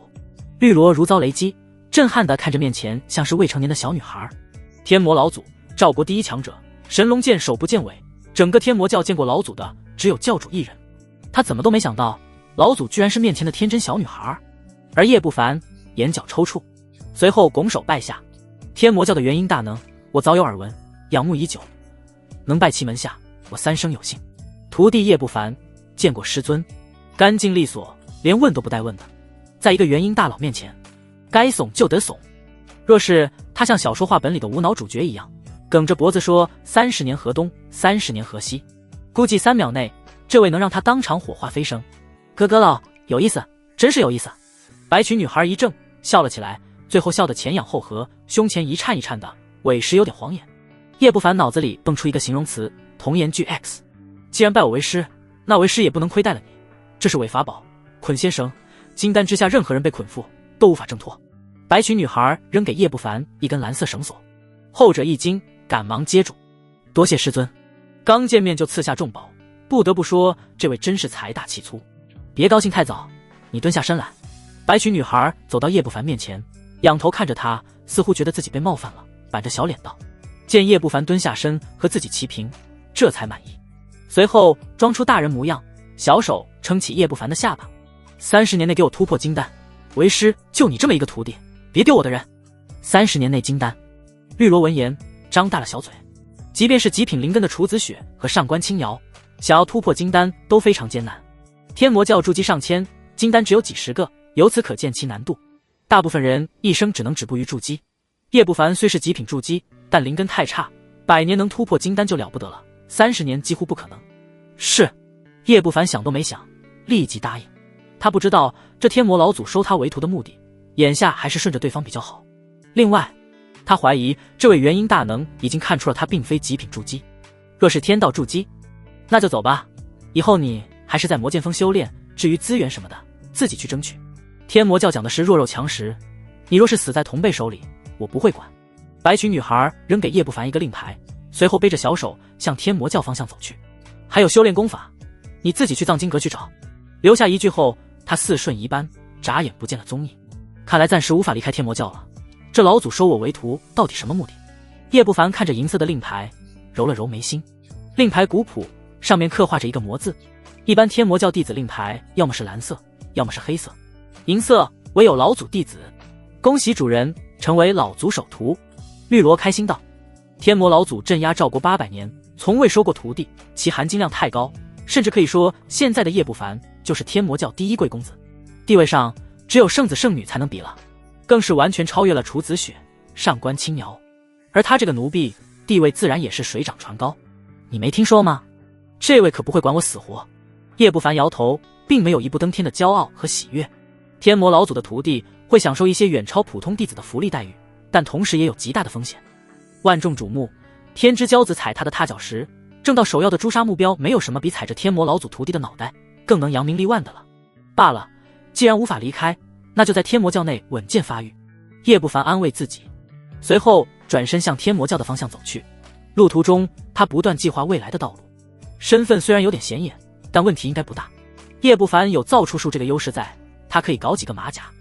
出门用张三，杀人用李四，掠夺资源用王五，就算出了事，跟他叶不凡有什么关系？想通了后，他心情舒畅，脚步都轻快了不少。另一边，楚子雪与上官青瑶俏脸挂满了寒霜，眉宇隐隐焦急。而在他们前方，数十里的山峦仿佛被犁了一遍，千疮百孔，高大的丛林也被砍得稀碎。师姐，2个时辰了，没有找到叶不凡的任何踪迹。一群筑基弟子战战兢兢地回来，不敢离这2位女杀神太近，远远汇报。寻找期间，他们差不多打探出了事情原委。对于天魔教第一美人弄了个100岁老头当炉鼎，大为震惊。女神滤镜直接碎掉了。更震惊的是，那个老头居然是6大峰紧紧关注的极品筑基。再找，我不信他们能在我眼皮子底下逃掉。上官青瑶冷冷道，声音充满了不甘。楚子雪更是俏脸冰寒，显然也没打算放弃。师姐，他们恐怕用了一些了不得的手段逃掉，再找没什么意义。一个筑基5重的弟子硬着头皮道，我说再找。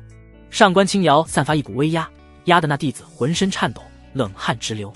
其他弟子也是不敢再说，纷纷再次散开，加大力度寻找。就在这时，数道身影踩着法宝飞来，他们神情惊疑不定，显然得知了事情始末。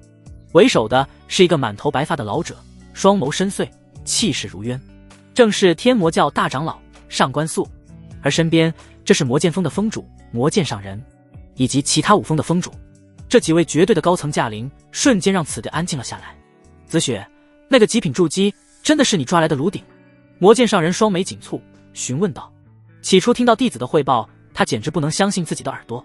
活了几百年，也没听说过有哪个下品灵根的能铸就极品筑基的。爹！楚子雪连忙上前，声音妩媚动听。您交给我的玉佩发出亮光，应该就是他。而且这2天魔剑峰只有他筑基了。想到这里，他有些懊悔，应该早早出关的。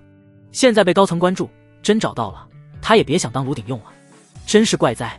古往今来，能极品筑基的无不是上品灵根、极品灵根，一个下品阳灵根，这怎么可能呢？一袭血色长袍的血峰峰主拧眉，无论是筑基还是结丹，和修炼的功法、资源关系很大，但想成就高品质，资质和机缘才是重中之重。如此人物，老夫真想见识见识。圣魔峰主抹了抹八字胡，眼神闪烁幽光，显然对那个炉鼎很感兴趣。那个炉鼎修炼了血灵功。魔剑上人忽然道，这让几位峰主一愣。修炼这等减寿功法，不死也得脱层皮，你该不会认为极品筑基跟此功有关系吧？血峰主眼皮抽搐道，血峰的主修功法是天魔血神诀，对血道功法了解很深。血灵功他门下弟子都非常忌讳，如避蛇蝎。血灵功源自上古，具体出自哪位大魔之手已经不可考究，或许其中有我们不知道的东西。始终没开口的大长老眸光深邃，缓缓道，在天魔教，大长老的实力仅次于教主。这话一出，原先笃定的血峰峰主也开始动摇了，难不成真跟血灵功有关系？无论如何，先把那个炉鼎找到再说，我现在对他的血很感兴趣。血峰峰主嘿嘿一笑，露出诡异之色。他放开灵石，笼罩百里范围，开始寸寸搜索。那炉鼎能躲过筑基的探查，不可能躲掉堂堂金丹大圆满的灵石探查。咦，大长老、魔剑上人几个峰主也散开灵石，还没等仔细搜查，众目睽睽之下，两道身影从远方走来，一男一女，女的俏丽，男的则是一身白袍，如仙人下凡，俊美无双。如此男子卖到合欢宗应该能值很多钱。有筑基弟子啧舌，言辞很是嫉妒。一些天魔教的女修看到那青年后，眼睛都亮了。和正道宗门不同，魔道宗门的女修可没有贞洁，女德一说，男欢女爱，谁玩谁都不一定，真是俊俏呢。楚子雪眼神妩媚，有些惊诧，随后看到了俊美男子身旁的绿裙少女，脸颊瞬间僵硬，浮现怒容。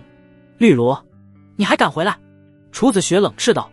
而其他筑基修士的脸色也不好看，显然也认了出来，绿萝一直跟随楚子雪，大部分筑基弟子都见过，找了半天没找到，结果自己冒了出来，跟着那个炉鼎一起逃走的绿萝。大长老眸光深邃，看了看绿萝，最后将目光移到了那俊美男子身上。魔剑上人一言不发，眼睛同样看了过去。在下叶不凡，见过诸位前辈。叶不凡脸色平静，上前拱手。话音一落，场面安静了片刻，一个个魔修脸色变得极度精彩。不是说那炉鼎是个老头吗？这特么是老头？有筑基弟子满眼不可思议，其中也有见过叶不凡老态的巡查弟子，见此之下也是忍不住怀疑人生。这和那个垂垂老矣、土埋眉毛的老头完全不搭边。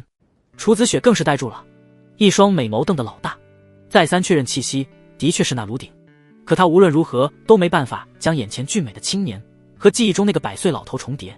哼，真是有趣，本座想知道你是如何逆转时光重归青春的。大长老眼眸更加深邃了，缓步走向叶不凡，每一步落下，气息就强大一分，像是无际汪洋。与其一比，叶不凡仿佛海洋里的一叶扁舟，随时会被一朵浪花倾覆。本座更想知道，你明明逃出了天魔教，又哪来的胆子赶回来的？声音冷肃，威压骇人。几大峰主包括魔剑上人默然无声，眼睛却盯着叶不凡，仿佛要将其从里到外看透。血峰峰主舔了舔嘴唇，仿佛在看一件至宝。大长老，其他的我不跟你抢，我只要他的血。都是活了几百年的老怪物，头次见到如此奇人奇事。主人！绿萝浑身打颤，抓起了叶不凡的衣角。他在魔剑峰只是一个小小筑基，金丹对他来说那是遥不可及的修仙大真人，无论是地位还是实力，在赵国都可称得上顶尖。想杀他不过弹指之间，之前的老态不过是易容术罢了。至于为何回来，天魔教是赵国第一大教，我早就想拜入门下。叶不凡并不慌乱，微笑道。大长老一怔，还未说话，血峰峰主咧嘴，双目露出诡异的猩红。那你可打错了算盘，我天魔教不太想收你这个弟子，收为弟子哪有分尸研究的价值大？闭嘴！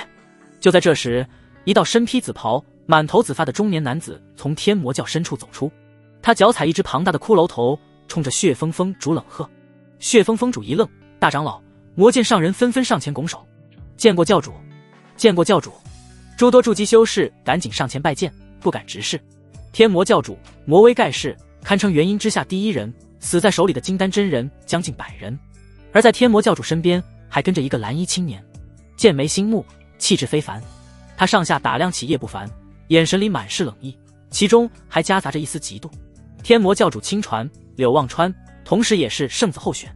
叶小友以后就是天魔教核心弟子了，以后居住魔剑峰1号院，享受核心弟子的待遇和权限。藏经阁第6层，小友可上去挑选功法，仅此一次。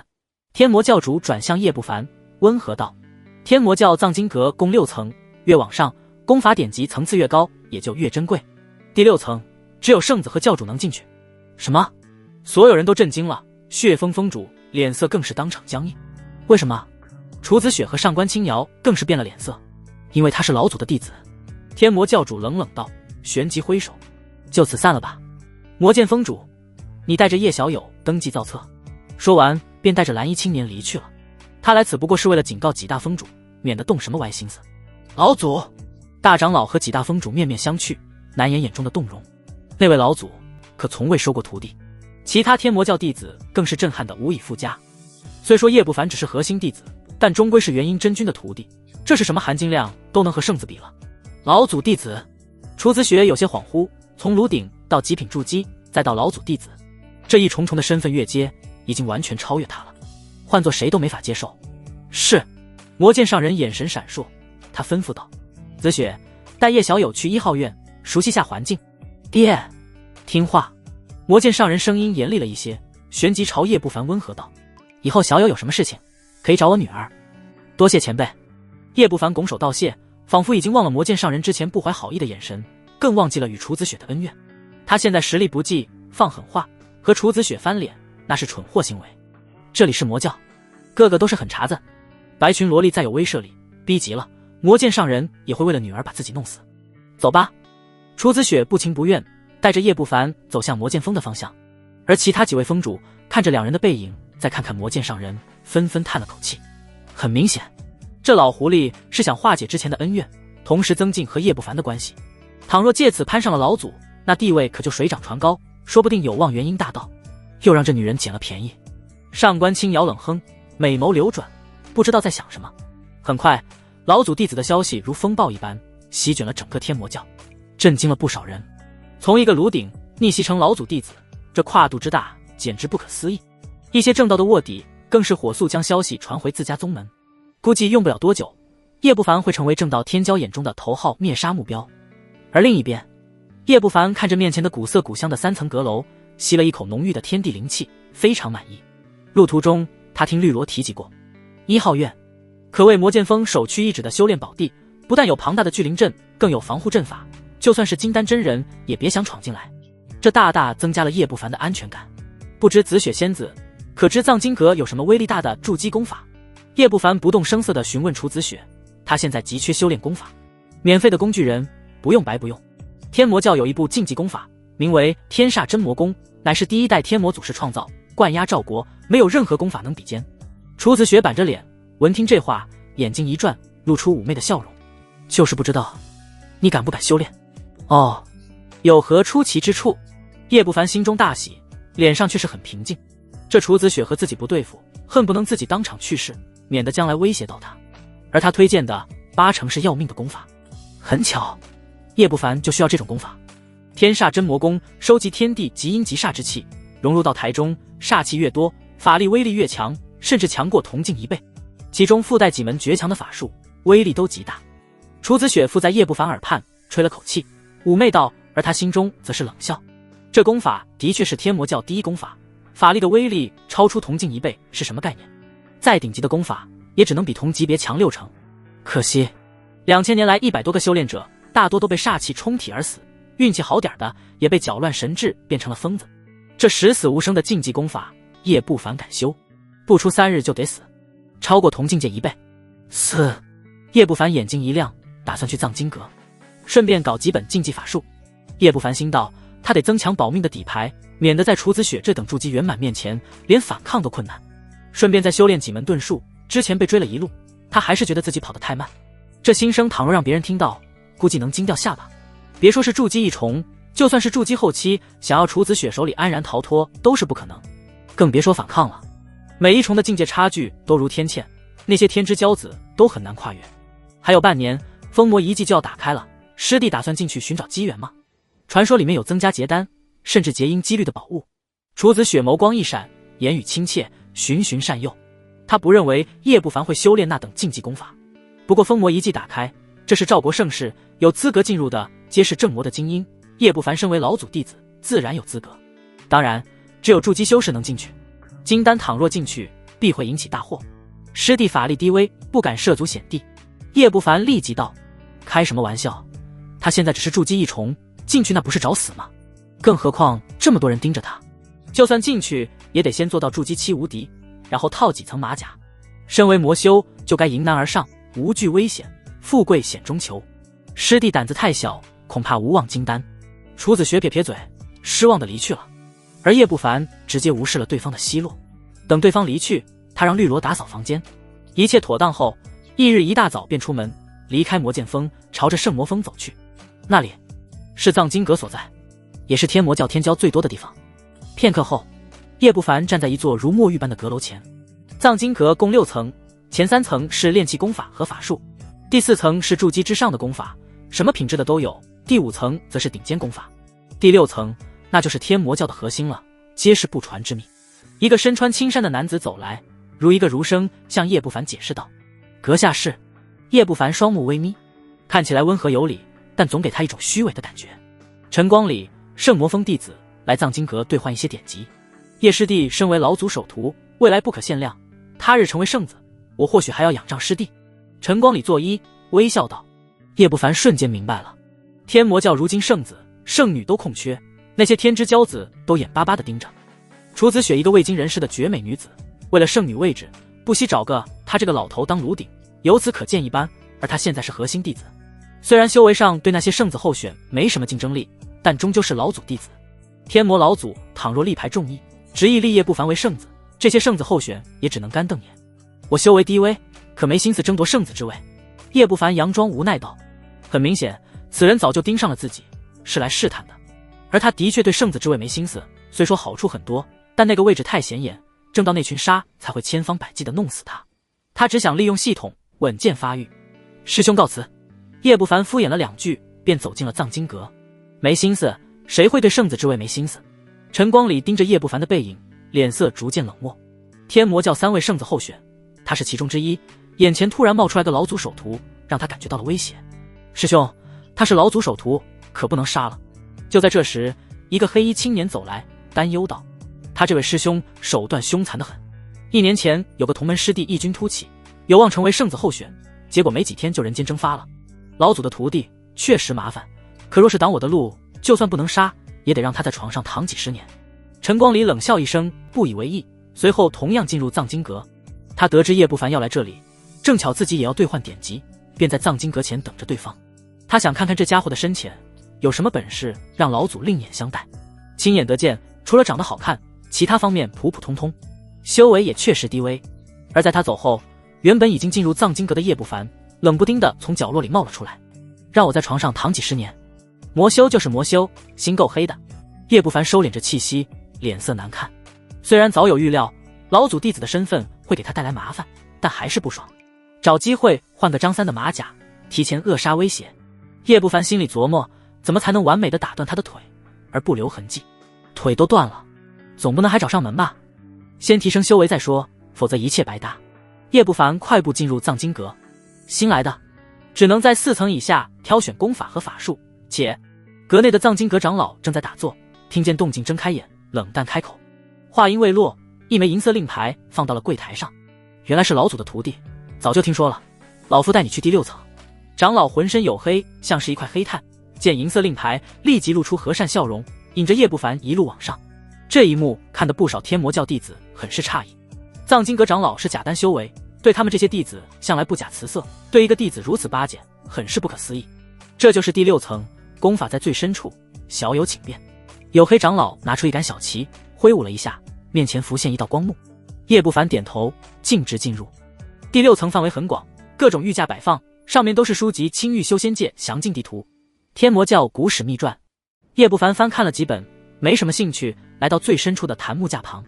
天魔无相功，顶级功法，法力千变万化，可模仿任何功法的神通，攻击强大，需要顶级悟性。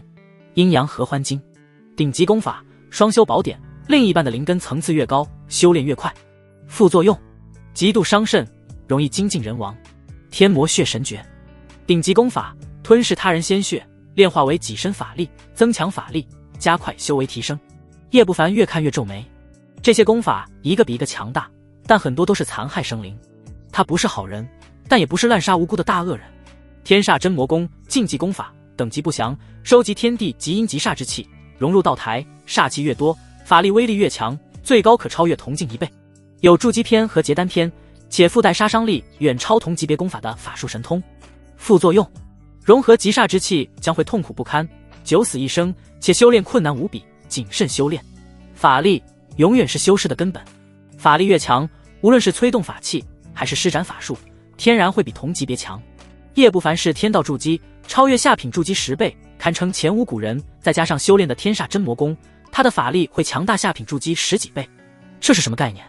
随便施展个小火球就堪比别人的顶级法术。最关键的是，法力强度将影响未来结丹的品质高低，甚至影响结因，这才是数千年来有人趋之若鹜的原因。不过这功法的副作用也让人望而生畏，修炼过程九死一生，且修炼困难。极品灵根的天才来了，估计都得跪下求放过。副作用2，修炼此功，每提升一重境界都会引下云雷，以雷霆淬炼法力，让法力更加精纯强大，因天雷克制煞气，容易当场被劈死，再三谨慎修炼。叶不凡看着2大副作用，无言以对。传闻中的天地雷劫，只有晋升元婴时才会经历，而这功法筑基就开始遭雷劈了。威力再小，也不是他一个筑基能承受的。这哪里是九死一生，分明是十死无生。叶不凡很难想象创造者创造时是个什么精神状态。再看附带的法术，的确强大。天煞魔铠，体表形成护体铠甲，同级别难破防。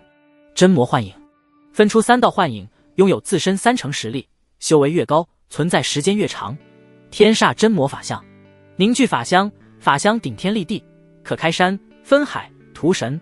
前2者已经是超越其他功法的附带法术了，最后一个单那简洁的介绍都能感受到扑面而来的一股霸气，威力绝对恐怖到没边儿。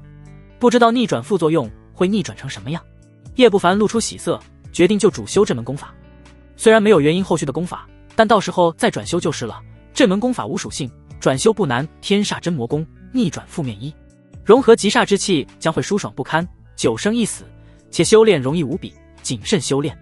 逆转负面2，每提升1重境界都会引下云雷，以雷霆淬炼修为，让法力更加精纯强大。天雷克制煞气，但不可能被劈死，再三谨慎修炼。嘿，这下子我安全无忧了。叶不凡露出笑容来，禁忌魔功愣是整成养生功的安全感来。这若是让天魔教死在此功下的天骄们知道，怕是能从坟墓里爬出来。挑好之后，叶不凡不再犹豫，转身走下第6层，随后又在贾丹长老的引领下，在第5层挑选了2门法术。每个核心弟子都有权利免费得到5层及以下的功法和法术。叶不凡的2门，一门名为魔光剑诀的顶尖御剑术，当然副作用也是够大，需要付出浑身的精气。另一门则是浮光掠影的速度法术，能让自身战斗时如鬼魅般飘忽，除了修炼速度慢，倒是没有其他的副作用，算是正常法术。小友，你确定选这3门？柜台前，贾丹长老呆愣愣地看着面前的3本秘籍，一门比一门邪门。浮光掠影这门法术，天魔教只有少数人修炼，不过难度很大，勉强入门。魔光剑诀也有人练，但因为副作用，那群家伙压根不敢跨入小成境界。至于天煞真魔功，已经200年没人敢碰了，他也只听过其传闻。其他2门够你修炼几十年的了，最后的天煞真魔功修炼后9成会死啊。贾丹长老嘴巴干涩，看向叶不凡的目光像是看疯子。何等的自负，不，自负都不足以形容。这小子的脑子是不是有病？否则为什么会觉得天煞真魔功能练成？古籍记载，那上百个惨死的弟子可都是悟性超群、灵根不凡的妖孽。我资质低下，不敢奢望能练成，只是想见识见识。叶不凡谦逊道。贾丹长老压根不信，心中彻底将叶不凡划分为自视甚高这类人。再三劝说后，见叶不凡坚持选择这3门秘籍，他无奈道：罢了，2个月内这3本秘籍都需要归还，希望你到时候能活着还回来。目送叶不凡离去，贾丹长老这才摇摇头，还是太年轻，不知天高地厚。老夫已经提醒过了，出了事老祖应该怪不到我头上吧。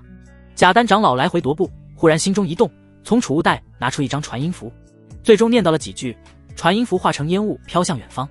很快，传音符到了圣魔峰最宏伟的一座宫殿中。以他的资质，修炼顶尖功法都有些勉强，没想到是天煞真魔功，真是胆大包天。天魔教主捏碎传音符，露出金色。数百年前他为圣子时挑选的是结丹功法，这天煞真魔功他只是粗略一扫，便直接排除了入门就得死，更别说练到高深境界了。师尊，这种狂妄无脑之徒怎会被老祖收为弟子？旁边蓝衣青年眉头紧蹙，他身为圣子候选，拥有魔灵之体，被誉为魔道数百年来第一天骄，不过30岁年纪，半只脚已经踏入了金丹，一身实力更是无人能及，堪称正魔年轻一辈第一人。如此耀眼都没能入了老祖的眼，那个叶不凡凭什么？老祖的心思难以揣测。天魔教主遥望圣魔峰最深处，若是极品筑基加上极品灵根，那收为弟子情有可原，但叶不凡终归是下品灵根。下品灵根修炼速度实在太慢，能成筑基的都是没多少，古往今来突破金丹更是一个都没有。兴许是下品灵根成就极品筑基有些稀奇，老祖见猎欣喜罢了。天魔教主摇摇头，不再关注，转而严肃道：叶不凡只是昙花一现，很快消逝，他不是你竞争圣子的对手，不必浪费精力在他身上。眼下你要做的就是将万魂幡尽快炼化，为进入封魔遗迹做准备。其实柳望川早就能进入金丹，但为了那遗迹一直压着。放心师尊，有遗迹中的那枚补灵丹相助，我一定能够凝成6转金丹，甚至7转。柳望川躬身，眼底露出渴望与兴奋。金丹品级分9转，品级越高，法力和根基也就越强，而且将来突破元婴几率会比旁人大得多。而7转金丹已经1000年没出现过了，能有此成就的，皆是数千年前横推八荒陆河的盖世枭雄。另一边，叶不凡回到院落中，迅速让绿萝去方士购买一些煞气。所谓煞气，说白了就是由怨气、杀气、死气等等质变的产物，对于一些修炼特殊魔功的有帮助。等绿萝购买回来后，他立马开始修炼天煞真魔功。叶不凡盘坐在密室中，拿出2个玉瓶，打开后，一股暴躁的炽热气息扑面而来，像是一头凶残的猛兽冲击心神。瓶内则是黑红的液体，下等的离火煞气，先凑合着用吧。叶不凡摇头，这种煞气是由火属性的妖兽死气和怨气蜕变而成，很普通。煞气强弱由生灵的生命的层次决定的，比如金丹期大妖死后形成的煞气可为中品，最顶级的莫过于上古真灵死后的煞气，金丹真人都不敢随意触碰。最后就是一些大凶之地自行演化的煞气，此为风水煞。不过在普通一般的炼气修士接触后，也会被离火煞气冲体，烈火焚身而死。等以后有机会寻个大凶之地修炼。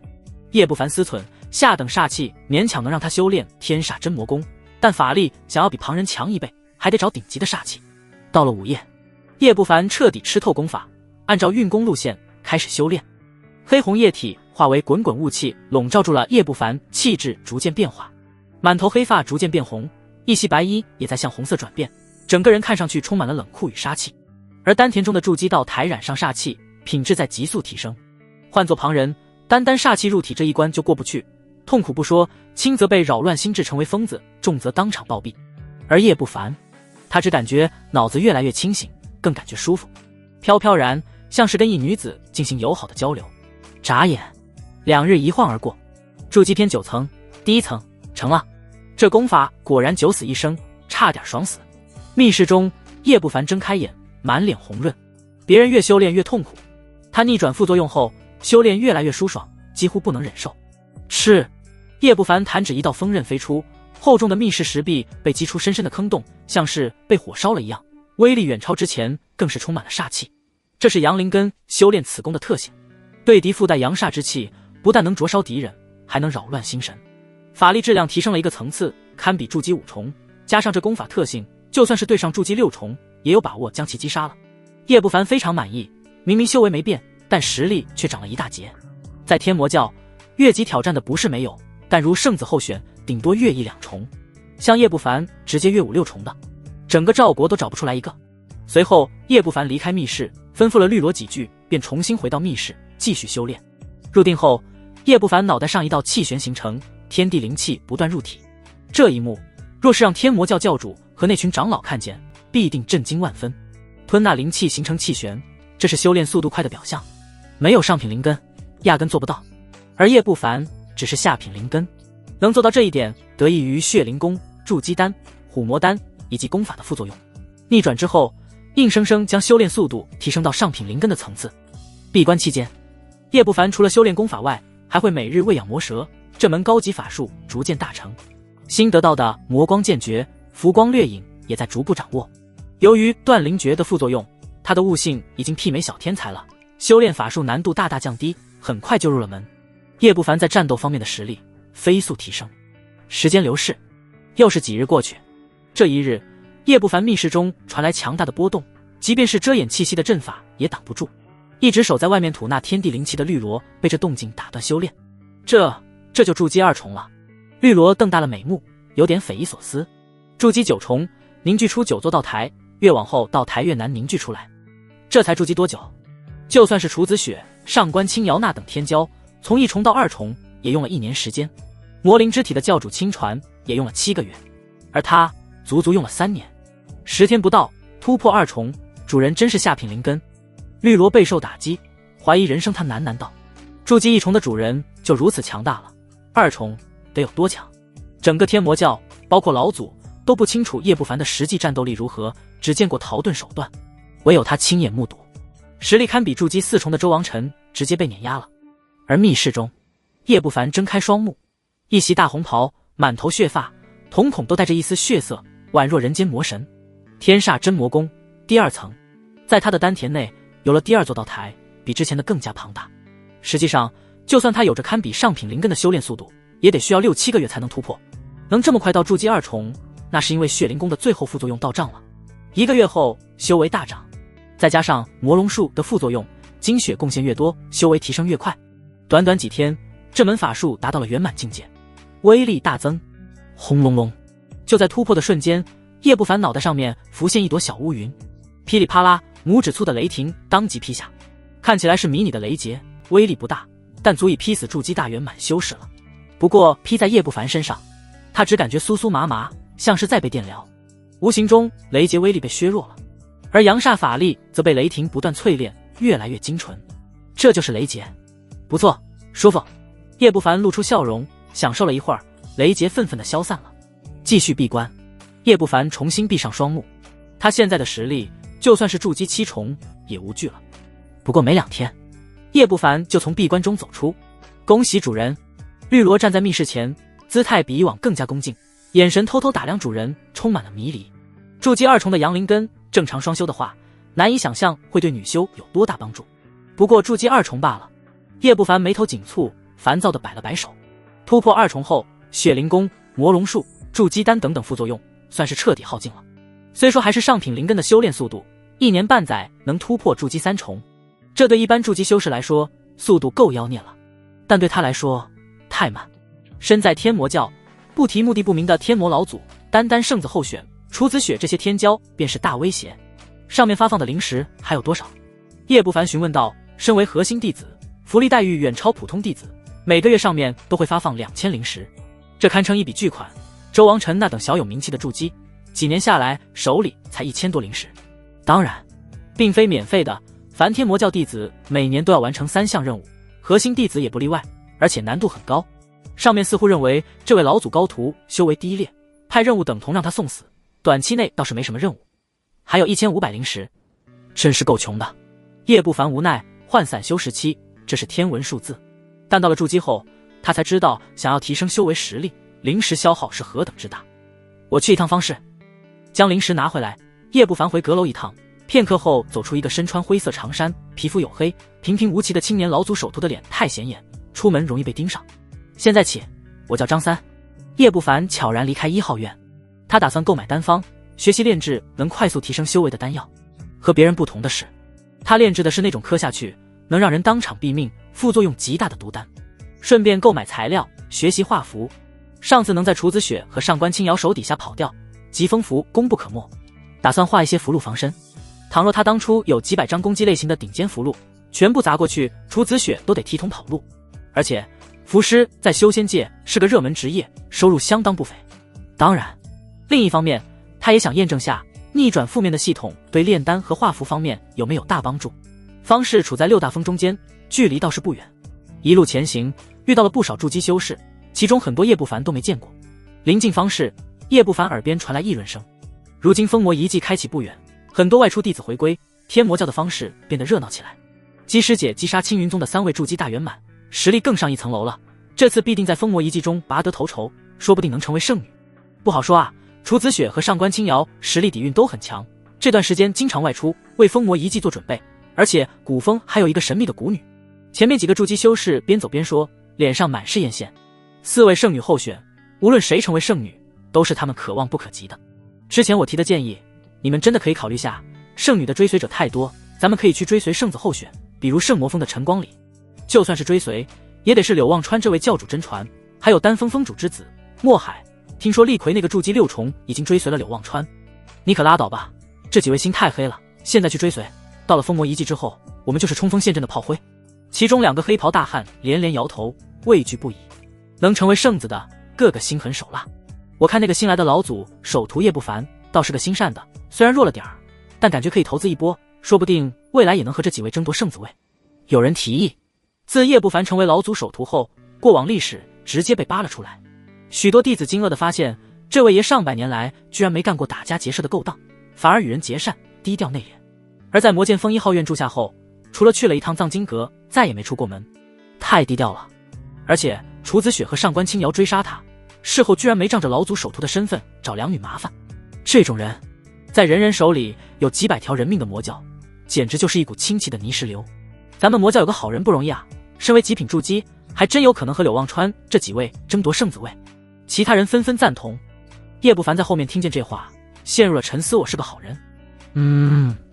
没错，我是好人。就在这时，一声阴厉的声音响起：放肆！那个下品灵根的垃圾，怎有资格跟柳师兄比？再嚼舌根，就割了你们的脑袋！一个身穿绿袍的魁梧青年走来，脸上疤痕蜈蚣一样扭动。是我等失言，还请厉魁师兄勿怪。几个筑基修士吓了一跳，赶紧低头认错，连反驳的勇气都没有。厉魁在赵国名气不小，筑基6重的强大修为，不知道弄死了多少正道修士。其手段狠绝，有几位同门得罪了此人，结果被削成了人质，被折磨了半年。而现在成为柳望川的追随者，行事更加肆无忌惮。柳师兄不喜欢那个下品灵根，每人交出200灵石以作惩戒。厉魁狰狞一笑，伸出手来，一身筑基6重的气势充满了压迫感。这不太好吧？好，我们立马交。几个筑基修士暗骂了一声倒霉，随后满脸堆笑，肉疼地交出200灵石。勒索到了好处，厉魁这才心满意足地进入方室。真是晦气。等厉魁走了，几个筑基纷纷破口大骂，然后悻悻地走入方室。真是嚣张啊！叶不凡皱眉看着厉魁的背影，旋即摇头。他生性谨慎稳健，可不打算惹麻烦上身。至于柳望川不喜欢自己，很正常。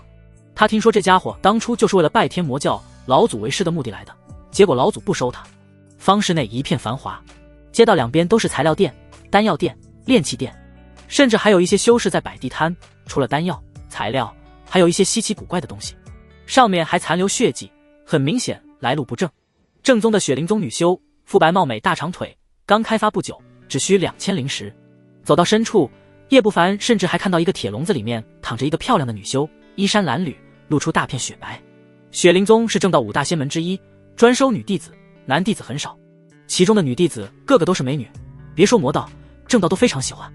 不过叶不凡看着那女修，心中感觉不适。如果卖出去，想都不用想，就知道会成为什么下场。如鼎，看什么看？天魔教渣子！那女修见叶不凡看着她，满脸仇恨地啐了一口。叶不凡无语，摇摇头，进入旁边名叫万宝楼的材料店。师弟，我这万宝楼可是大长老的小舅子开的，只有精品，童叟无欺。掌柜的看到黝黑的灰衫青年，眼前一亮，立马迎上来。我要画冰锥符、火龙符、小雷符的材料，还有符笔，还有符箓大全。符也有层次之分，他说的都是2阶符箓，威力相当于筑基，而3阶符箓那就是符宝了。2阶符，敢问您是？掌柜的一愣，上下看了叶不凡一眼。其双手并无老茧，显然不是常年握符笔的，压根就是一个新手。每个符师都是烧钱烧出来的，失败成千上万次才能堆出1阶符师，上来就画2阶符，天赋再高也做不到。天魔教内2阶以上的很少，他都认识，每个都是宝贝疙瘩，再残忍的魔修都不舍得动。这人要么无知，要么脑子不好。张三，叶不凡言简意赅。好名字，您定是不出世的大符师，这边请。掌柜的心中给予评价，脸上却是堆起笑容，介绍着柜台内摆放的材料。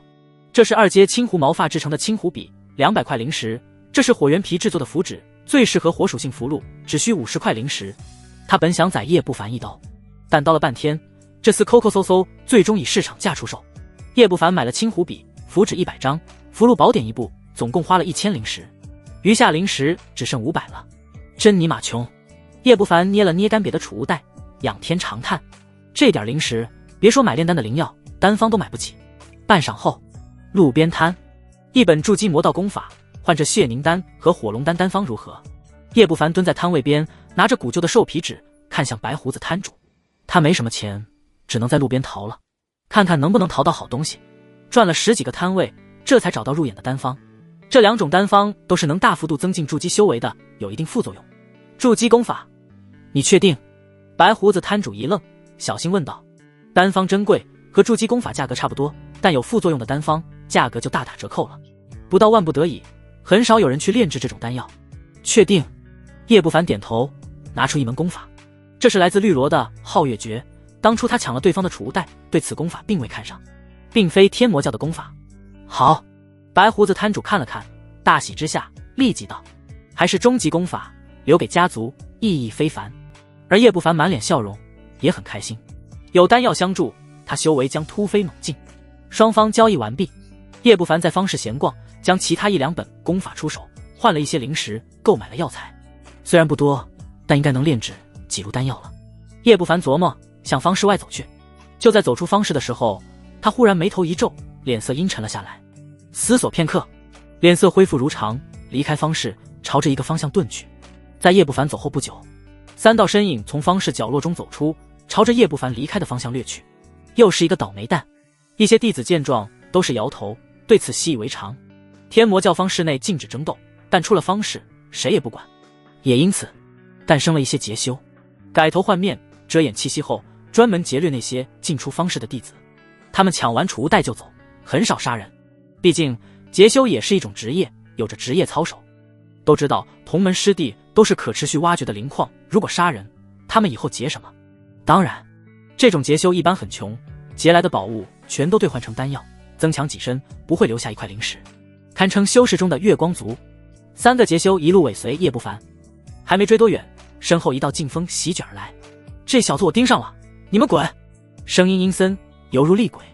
3个劫修一致，而后就看到一个壮汉瞪了他们一眼，大步追了上去，没有掩饰，甚至连个面罩都不戴。厉葵？不会吧？一个筑基6重高手，连筑基1重都抢。3个劫修对视一眼，露出惊色，果断止步。他们只是筑基3、4重罢了，哪敢跟厉葵抢食吃？况且厉葵还是柳望川的追随者，可惜了一个肥羊。那个家伙自从进入方室后一直跟着，可是买了不少材料与灵药。其中一个劫修暗自可惜，另一个劫修冷笑道：听说厉葵这段时间很缺钱，不知道打劫了多少人，咱们盯上此人，厉葵盯上也不奇怪。晦气，回去！几人暗骂一声，纷纷离去。而另一边，厉葵追踪叶不凡，眼神中闪烁金光。他对此人有印象，刚入方室的时候看到过，着实没想到一个筑基1重竟小有身价，买得起这么多灵药。抢完此人，再抢几个就收手。厉葵眸光闪烁，有些兴奋，刚欲加速追上，不远处的那人几个闪身落入下方丛林，呼吸的功夫便消失无影了。厉葵脸色微变，立即在丛林搜索，可搜了半天，连个鬼影子都没找到。没想到一个筑基1重跑得这么快。最终厉葵冷哼一声，不甘地转身离去。回方室蹲守几天，不能浪费时间。厉葵边往回赶边思量，再劫掠一些，应该能让我弟弟突破筑基大圆满了。再加上他是雷灵根，到时候进入遗迹，有望结成金丹。厉葵有些肉痛，这几天他除了劫掠，便是购买大量灵药，灵石消耗极大。不过想到弟弟有望金丹，脸上这才缓和了下来。在赵国，如果说筑基勉强有立足之地，那金丹则是真正的大人物，在任何宗门势力都是长老级别，享受的资源和待遇都是筑基无法企及的。不过成金丹难度太大，天魔教数千筑基，金丹只有几十个，从此可见一斑。到时候有弟弟的大量资源，再加上柳望川成为圣子后我得到的资源，此生未必不能一窥金丹大道。厉葵越想，心中越是火热。他是上品灵根，想成金丹几率不到3成，可若有人帮衬，金丹会增加到4成。轰！就在他驾驭绿雾经过一座小山时，前方猛地出现一道房子大小的绿蛇，魔气翻滚，当头一口朝着他吞了过来。这是魔龙术，大圆满的魔龙术。厉葵满是疤痕的脸露出惊骇之色，不过终究是历练过的，他急忙祭出一面黑色大旗，迎风而长，似有厉鬼嚎叫，迎面和绿蛇撞在一起，咔嚓，大旗应声折断，而那绿蛇也当场崩灭。高级法器断了。厉葵脸色巨变，魔龙术他见识过，但整个天魔教包括圣子候选都没能将这门法术修炼到如此地步。大圆满啊，这得向魔蛇祭献多少精血，不知得罪了哪位师兄。某家在这赔罪，有什么话谈谈如何？柳望川是某家的兄弟。厉葵郑重抱拳道，他是嚣张，但能活到现在可不单单实力强，心智照样不缺。看着魔龙术威力，出手的绝对是筑基6重之上，一般6重也就罢了，鹿死水手还难说，但能将魔龙术修炼到大圆满，绝对是个疯子。看菜下碟，知道这种人最不能惹。我想向厉兄弟借一点钱。前方浮现出一个灰色长衫、面目黝黑的青年，朝他伸出手。原来是你，没想到师兄隐藏手段如此了得，某家看走了眼。厉葵看清来人面貌，不由得惊怒，这居然是他找了半天的肥羊，依旧是筑基1重的气息，但现在打死厉葵都不相信。呵，不打不相识，之前多有得罪，给师兄10几块灵石，聊表歉意。厉逵表情变化，故作轻松地露出笑容来，目光却是集中在灰山青年身上，打起了12分的警惕。另一边，手摸向储物袋，仿佛真要拿零食。10几块，追踪我这么久，就给我这点零食。灰山青年表情露出冷笑，猛地冲向厉逵。真以为我怕你吗？厉逵露出狰狞，猛地一拍储物袋，一柄实锤浮现。这是顶级法器撼天锤，刚要祭出，蓦然感觉背后冷风袭来，还没等反应，一根长长的绳索从身后将他缠成了木乃伊。这是违法宝。厉逵露出惊恐之色，只感觉法力被锁住，根本调动不了。他猛地转头看去，只见身后和身前一模一样的灰山青年站在飞剑上，脸上露出人畜无害的笑容。那人二话不说，直接掏出一块黑黢黢的板砖，哐当一声砸在他脑门上。厉逵昏迷前只有一个念头：阴险，修为比他强，还有伪法宝，居然装成一个筑基一重修士。伪法宝啊！整个天魔教除了有大背景的寥寥几个筑基圆满修士，其他人谁有资格持有这等宝物？都有伪法宝了，竟然还弄个假身。方世忠够小心谨慎了，买灵药换了好几家，结果还是被盯上。为什么要抢劫我呢？叶不凡轻叹一声，随后看了看周围，此地是他精挑细选的，正巧没人，所以立即下手。周王臣的那只傀儡真是好用啊，配合上我的造处术，天衣无缝。叶不凡将酷似他的傀儡收起，犹豫了一下，眸光微闪，将厉逵身上值钱的东西搜刮干净，咔嚓一声，最后将其双腿打断，收起捆仙绳，给你一些教训吧。叶不凡摇头，倒不是他仁慈。拜入天魔教后，他得知凡是教中弟子都有魂牌，死了会被人知晓，而一些长老嫡系身上则被下了血咒，谁若是将其杀了，血咒爆发，会直接在杀人者神魂中种下血咒烙印，就像黑夜里的明灯，任何伪装都没用。厉逵身为柳望川追随者，身上铁定有这东西。他生性谨慎，不喜置身险地，犯不着为了区厉逵，让柳望川这等狠茬子盯上。一切妥当后，大袖一甩，用煞气清理他的气息，兀自不放心，又撒出大量充满异味的粉末。做完之后，火速离开现场，路途中不断的清理气息痕迹，最后在天魔教外绕了好几圈，确定没人注意，这才返回魔剑峰1号院。在叶不凡走后不久，一对小情侣悄摸地钻进小树林，准备干一些刺激的事情。野外战斗不仅凡人喜爱，广大修仙者也非常热衷。正激战间，忽然发现不远处的地上躺着一个面目可憎的男子。呸！真下头！女修士见那男子，不禁脸红，啐了一口；而伴侣见那人面目，则是脸色大变。是厉逵，这厮居然被抢劫了！快走！说完，立马抽身而走，带着道侣匆匆离去。脚步声很大，躺在林间的厉逵醒转过来，他只感觉双腿剧痛，浑身更是冷飕飕的。睁眼一看，顿时发出凄厉的惨嚎，全身除了裤衩子还在，其他衣服被扒得一干二净。我的浴火宝衣，我的储物袋，啊啊！我草你祖宗！厉逵仰天怒吼，心都在滴血。他积攒多年的身价，价值数万灵石，一夜间全没了，腿还被打断了，没几个月根本养不好。翌日清晨，圣魔峰一间密室中，厉逵躺在床榻上，双腿已经被人包扎好了。调查结果已经出来了，袭击你的人去过方氏的万宝楼，掌柜的说那人名叫张三，不过我请人查了下教中的筑基名册，没有这号人，应该是假名。而将魔龙术这门法术修炼到大圆满的，整个天魔教一个都没有。还有捆缚你的绳索，也没查出来谁用这类违法宝，这些线索都没用。一袭黑衣，面色苍白的病态青年眉头紧蹙。战斗现场他仔细搜查了一遍，捕捉袭击者的气息，但那人相当谨慎，现场一点痕迹都没有，甚至连气味都被不知名的粉末掩盖了。想查，难度极大。弟弟，无论如何都要把他抓过来，给为兄报仇。厉逵眼珠子通红，话都是从牙缝里挤出来的。混迹魔道多年，都是他抢劫别人，何时被别人抢劫过？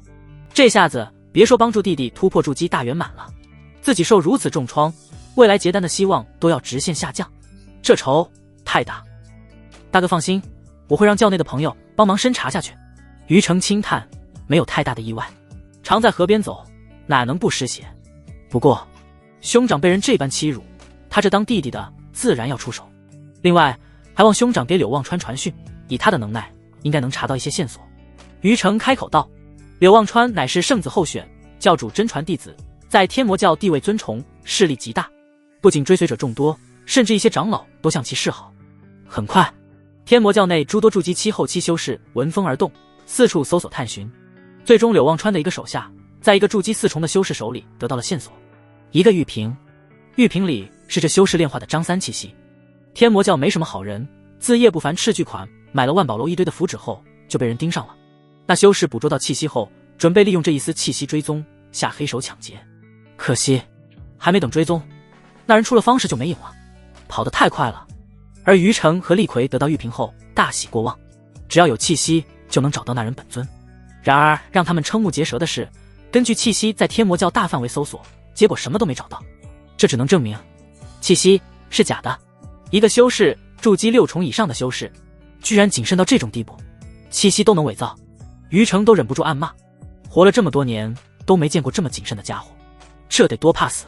最终线索中断，查无可查，于成只能悻悻作罢。哥哥，主人你是不知道，现在教内都传遍了，那个人见人憎的厉逵被人抢劫打断了腿，连衣服都被扒光了。1号院绿萝叽叽喳喳跟叶不凡讲起这2天的新闻趣事，笑得合不拢腿。厉逵臭名昭著，他出事不少同门都拍手称快，直夸出手的张老三为民除害，同时也有不少弟子震惊。厉逵再怎么说也是筑基6重，身上好几件顶级法器，就算下黑手，能在这么短时间内将其重创打断了腿，这实力绝对是筑基7里的强人，都在猜测那人的身份。可惜一直猜不透，众多弟子只能给那人冠以午夜黑手张老三的混号。是吗？倒是有趣。叶不凡佯装惊讶，心中则是琢磨，厉逵的2个储物袋封禁了2天，现在一点波动都没有。修仙界很多修士都会在储物袋里面的某个小东西上面种下隐晦的标记，很难发现，就算储物袋被人抢走，也能以此标记寻找。叶不凡心思缜密，压根不会给对方一丁点的机会。2天过去，他确定没有标记，否则储物袋早该起了反应。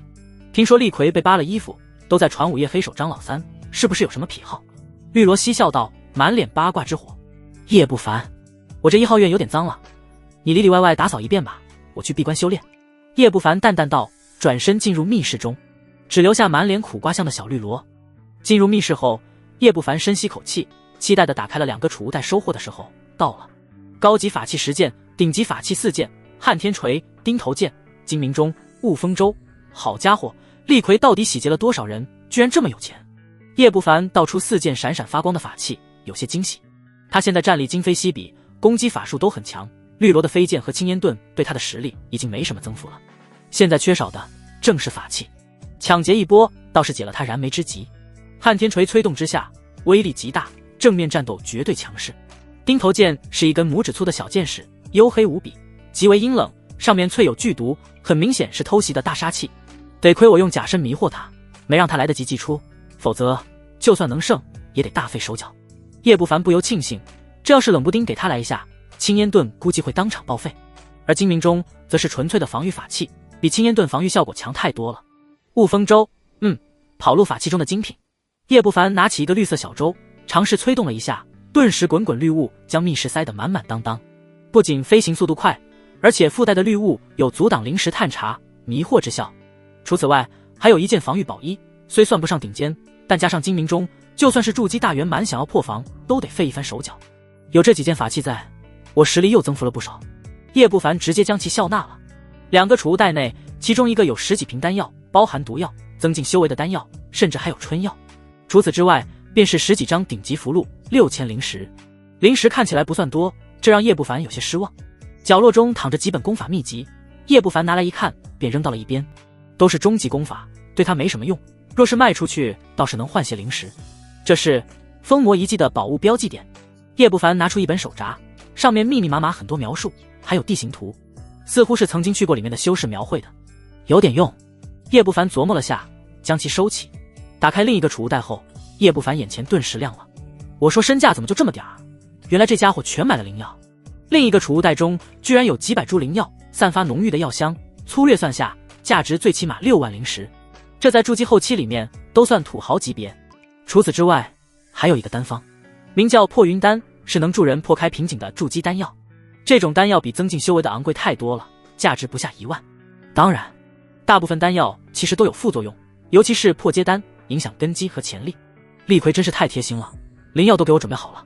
叶不凡找出自己交易的丹方血凝丹和火龙丹，仔细看了看所需的灵药，这种副作用大的单方对灵药要求没这么严格，就算灵药不匹配，也可以用属性相同的灵药代替。叶不凡将全部东西收起，彻底心满意足了准备炼丹。随后叶不凡出了密室，豪气的给了绿萝1000灵石，让其去方士购买相关的炼丹书籍，还有炼丹炉。主人，炼丹极其艰难，您真要走炼丹师之道？绿萝瞪大了眼睛。炼丹之道很是玄奥，需要一定天赋，而且极度烧钱。基本上每个炼丹师都是成千上万次的炼制堆出来的。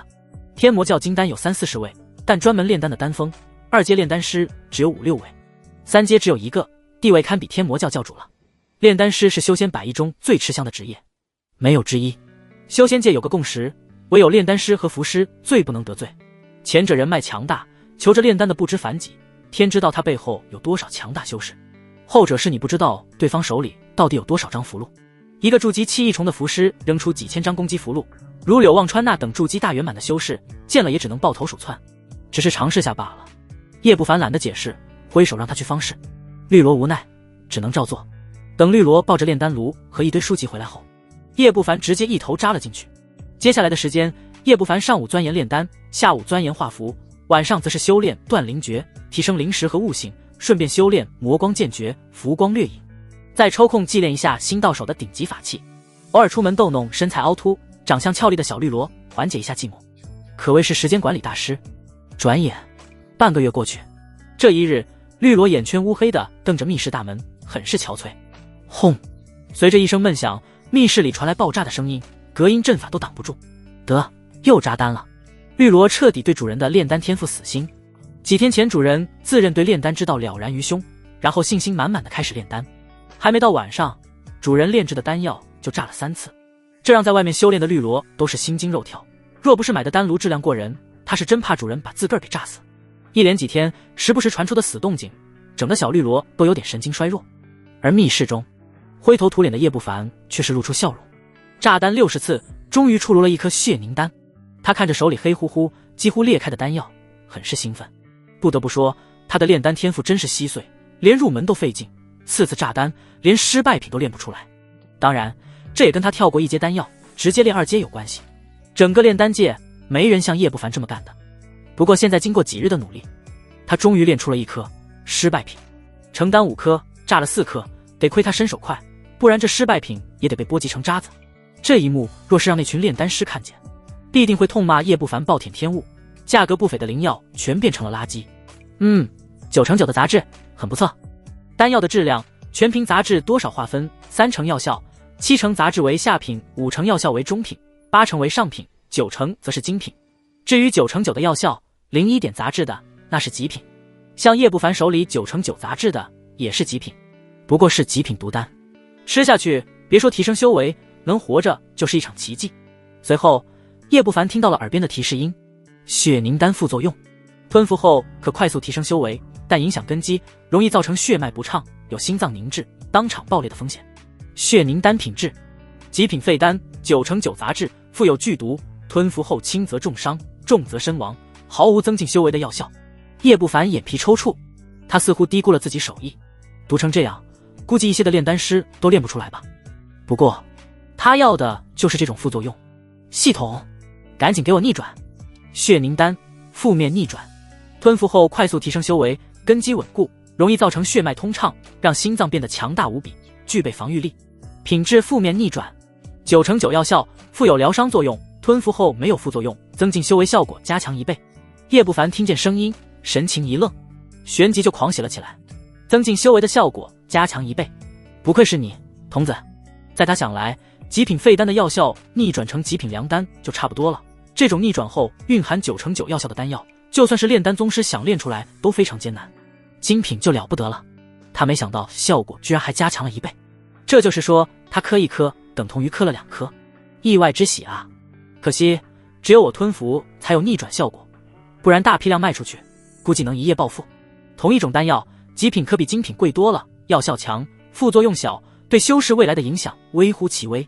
吧唧一声，叶不凡将黑乎乎的丹药送进嘴里咀嚼，原本剧毒的杂质瞬间逆转成庞大的药力，将叶不凡身体撑得都胀大了一圈，撑得满满的，几乎溢出。他赶紧运转天煞真魔功，搬运庞大药力进行大周天。不得不说，这门功法无愧禁忌功法，炼化药力很快。体内第二个道台迅速扩张壮大，叶不凡的气息也在变强。片刻后，药力被炼化殆尽，筑基2重的修为增长了不少，1倍的药效。叶不凡睁开眼，露出笑容，同时感觉到心脏跳动得更加有力了，气血更足，显然增强了。随后马不停蹄，再度开始炼丹。有了几十次的失败经验，接下来炸丹次数越来越少，成品数量则在增加，全是9成9杂质的极品毒丹。这倒真不是叶不凡刻意的，炼制2阶丹药，他只能炼出最次的失败品。不过另一方面，他的炼丹造诣也在飞速提升，早晚会炼制出真正的良品。又是7天过去，这一日，叶不凡停止炼丹，在他面前摆放着300颗血凝丹，清一色的乌黑，布满了裂痕。除此外，还有100颗火龙丹，也全是失败品，每一颗对寻常筑基来说都是致命的毒药。自此，价值6万的灵药消耗殆尽，换做正常2阶的炼丹师，应该能炼出几十颗良品丹药。叶不凡很满意，这些失败品逆转之后的药效，价值绝对不下100万灵石。炼丹结束后，他立即在密室布置隔绝气息和波动的禁制。1号院本就有阵法禁制，外人不可能窥探和感知到什么，但院子里终归还有个绿萝，再加上修为快速增长，着实吓人。谨慎起见，还是提防点好。随后嗑药修炼，道台迅速扩张，第3座道台也逐渐成型。到了晚上，随着一声轻响，丹田中第3座道台凝成，筑基3重。与此同时，脑门上再次浮现小乌云，似乎上次没伤到叶不凡，惹得小乌云不高兴了。刚刚浮现，便是迫不及待地劈下一堆的雷霆，噼里啪啦，轰隆作响。啊！叶不凡忍不住叫出声，尽情享受小雷劫的电疗按摩。最终，雷霆降完，小乌云就紧急撤退了，似乎无法忍受这个叫声销魂的渡劫者。舒服。叶不凡伸了伸懒腰，内视之下，发现第3座道台经过雷劫的洗礼，变得更加凝练了，法力精纯很多。筑基3重，法力堪比筑基7重，实力更是比肩8重。叶不凡很是欣喜。继续，接下来的时间，叶不凡就陷入了嗑药当中。这种大把大把往嘴里塞丹药修炼的奢侈行为，若是让白群萝莉看到，估计都能惊掉下巴。就算是元婴亲儿子，也不舍得这么嗑，就算舍得，也不敢。丹药都有药毒，这么嗑，能短时间内提升修为，但太损根基，这辈子别指望结丹了。叶不凡没这些顾忌，在系统逆转负面的影响下，他修为以一种夸张的速度在增长。别说药毒，法力反而比没嗑药的更加凝练精纯，甚至都看不出嗑药的痕迹。而在闭关修炼期间，他也没忘了修炼法术，其中包含了天煞真魔功的附属法术天煞魔铠真魔幻影。而天煞真魔法相是金丹境的大法术，他没办法修炼。同时，叶不凡还要学习制符。让他失望的是，制出的失败符箓因为不是作用自己身上，只能是失败品，没用。最后，他让绿萝去购买提升符箓品质的书籍，碰碰运气。日复一日，转眼过去了2个月，似乎是临近封魔遗迹开启，天魔教更加热闹了。一些外出多年的弟子全部归来，其中冒出异军突起的天之骄子，惊艳了高层。他们的实力甚至不下圣子圣女的候选，极度强悍。其中就有厉魁的弟弟于成，侥幸突破大圆满后，与圣子候选陈光礼一战，居然只是弱了那么一丝。除此外，还有古风归来的娇女，掌握一只幼年圣骨，可怕至极。可以说，现在的天魔教天骄如云，反而是以往名声大噪的老祖首徒叶不凡，自从拜入教中，一直缩在1号院，压根没出过门，这让人嗤笑了好久，戏言这是个乌龟修士。最后甚至连讨论的都没了，俨然一副实力最底层的边缘人样子。除了几个念念不忘的，几乎没什么人注意了。而这一日，密室中，随着小乌云气急败坏的散去，叶不凡的修为再次涨幅，筑基6重。叶不凡内视丹田第6座庞大的道台，感觉到前所未有的强大。短短2个月，炼制500枚丹药，最后连那几千灵石都花干净了，终于突破筑基6重。2个月从2重修炼到6重，别说天魔教，就算是放在历史长河中，也是绝无仅有的。极品灵根想突破4个境界，也得需要10年时间。就算身负机缘，有长辈相助，也得需要5、6年。越往后，需要的丹药越多，提升越难，得亏有1倍药效的增幅。叶不凡呼出一口气，500枚丹药加上逆转副作用的1倍增幅，实际上是1000枚，这数量堪称离谱。当然，叶不凡突破筑基6重，可与普通修士不同，天道筑基外加主修的是天煞真魔功。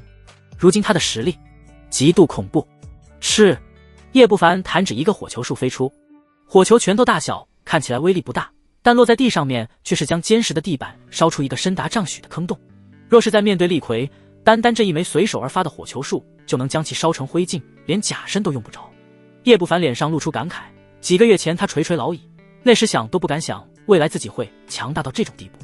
筑基6重的修为，法力却是堪比筑基9重，加上法器、禁忌法术，就算是一般的筑基大圆满也不是他的对手。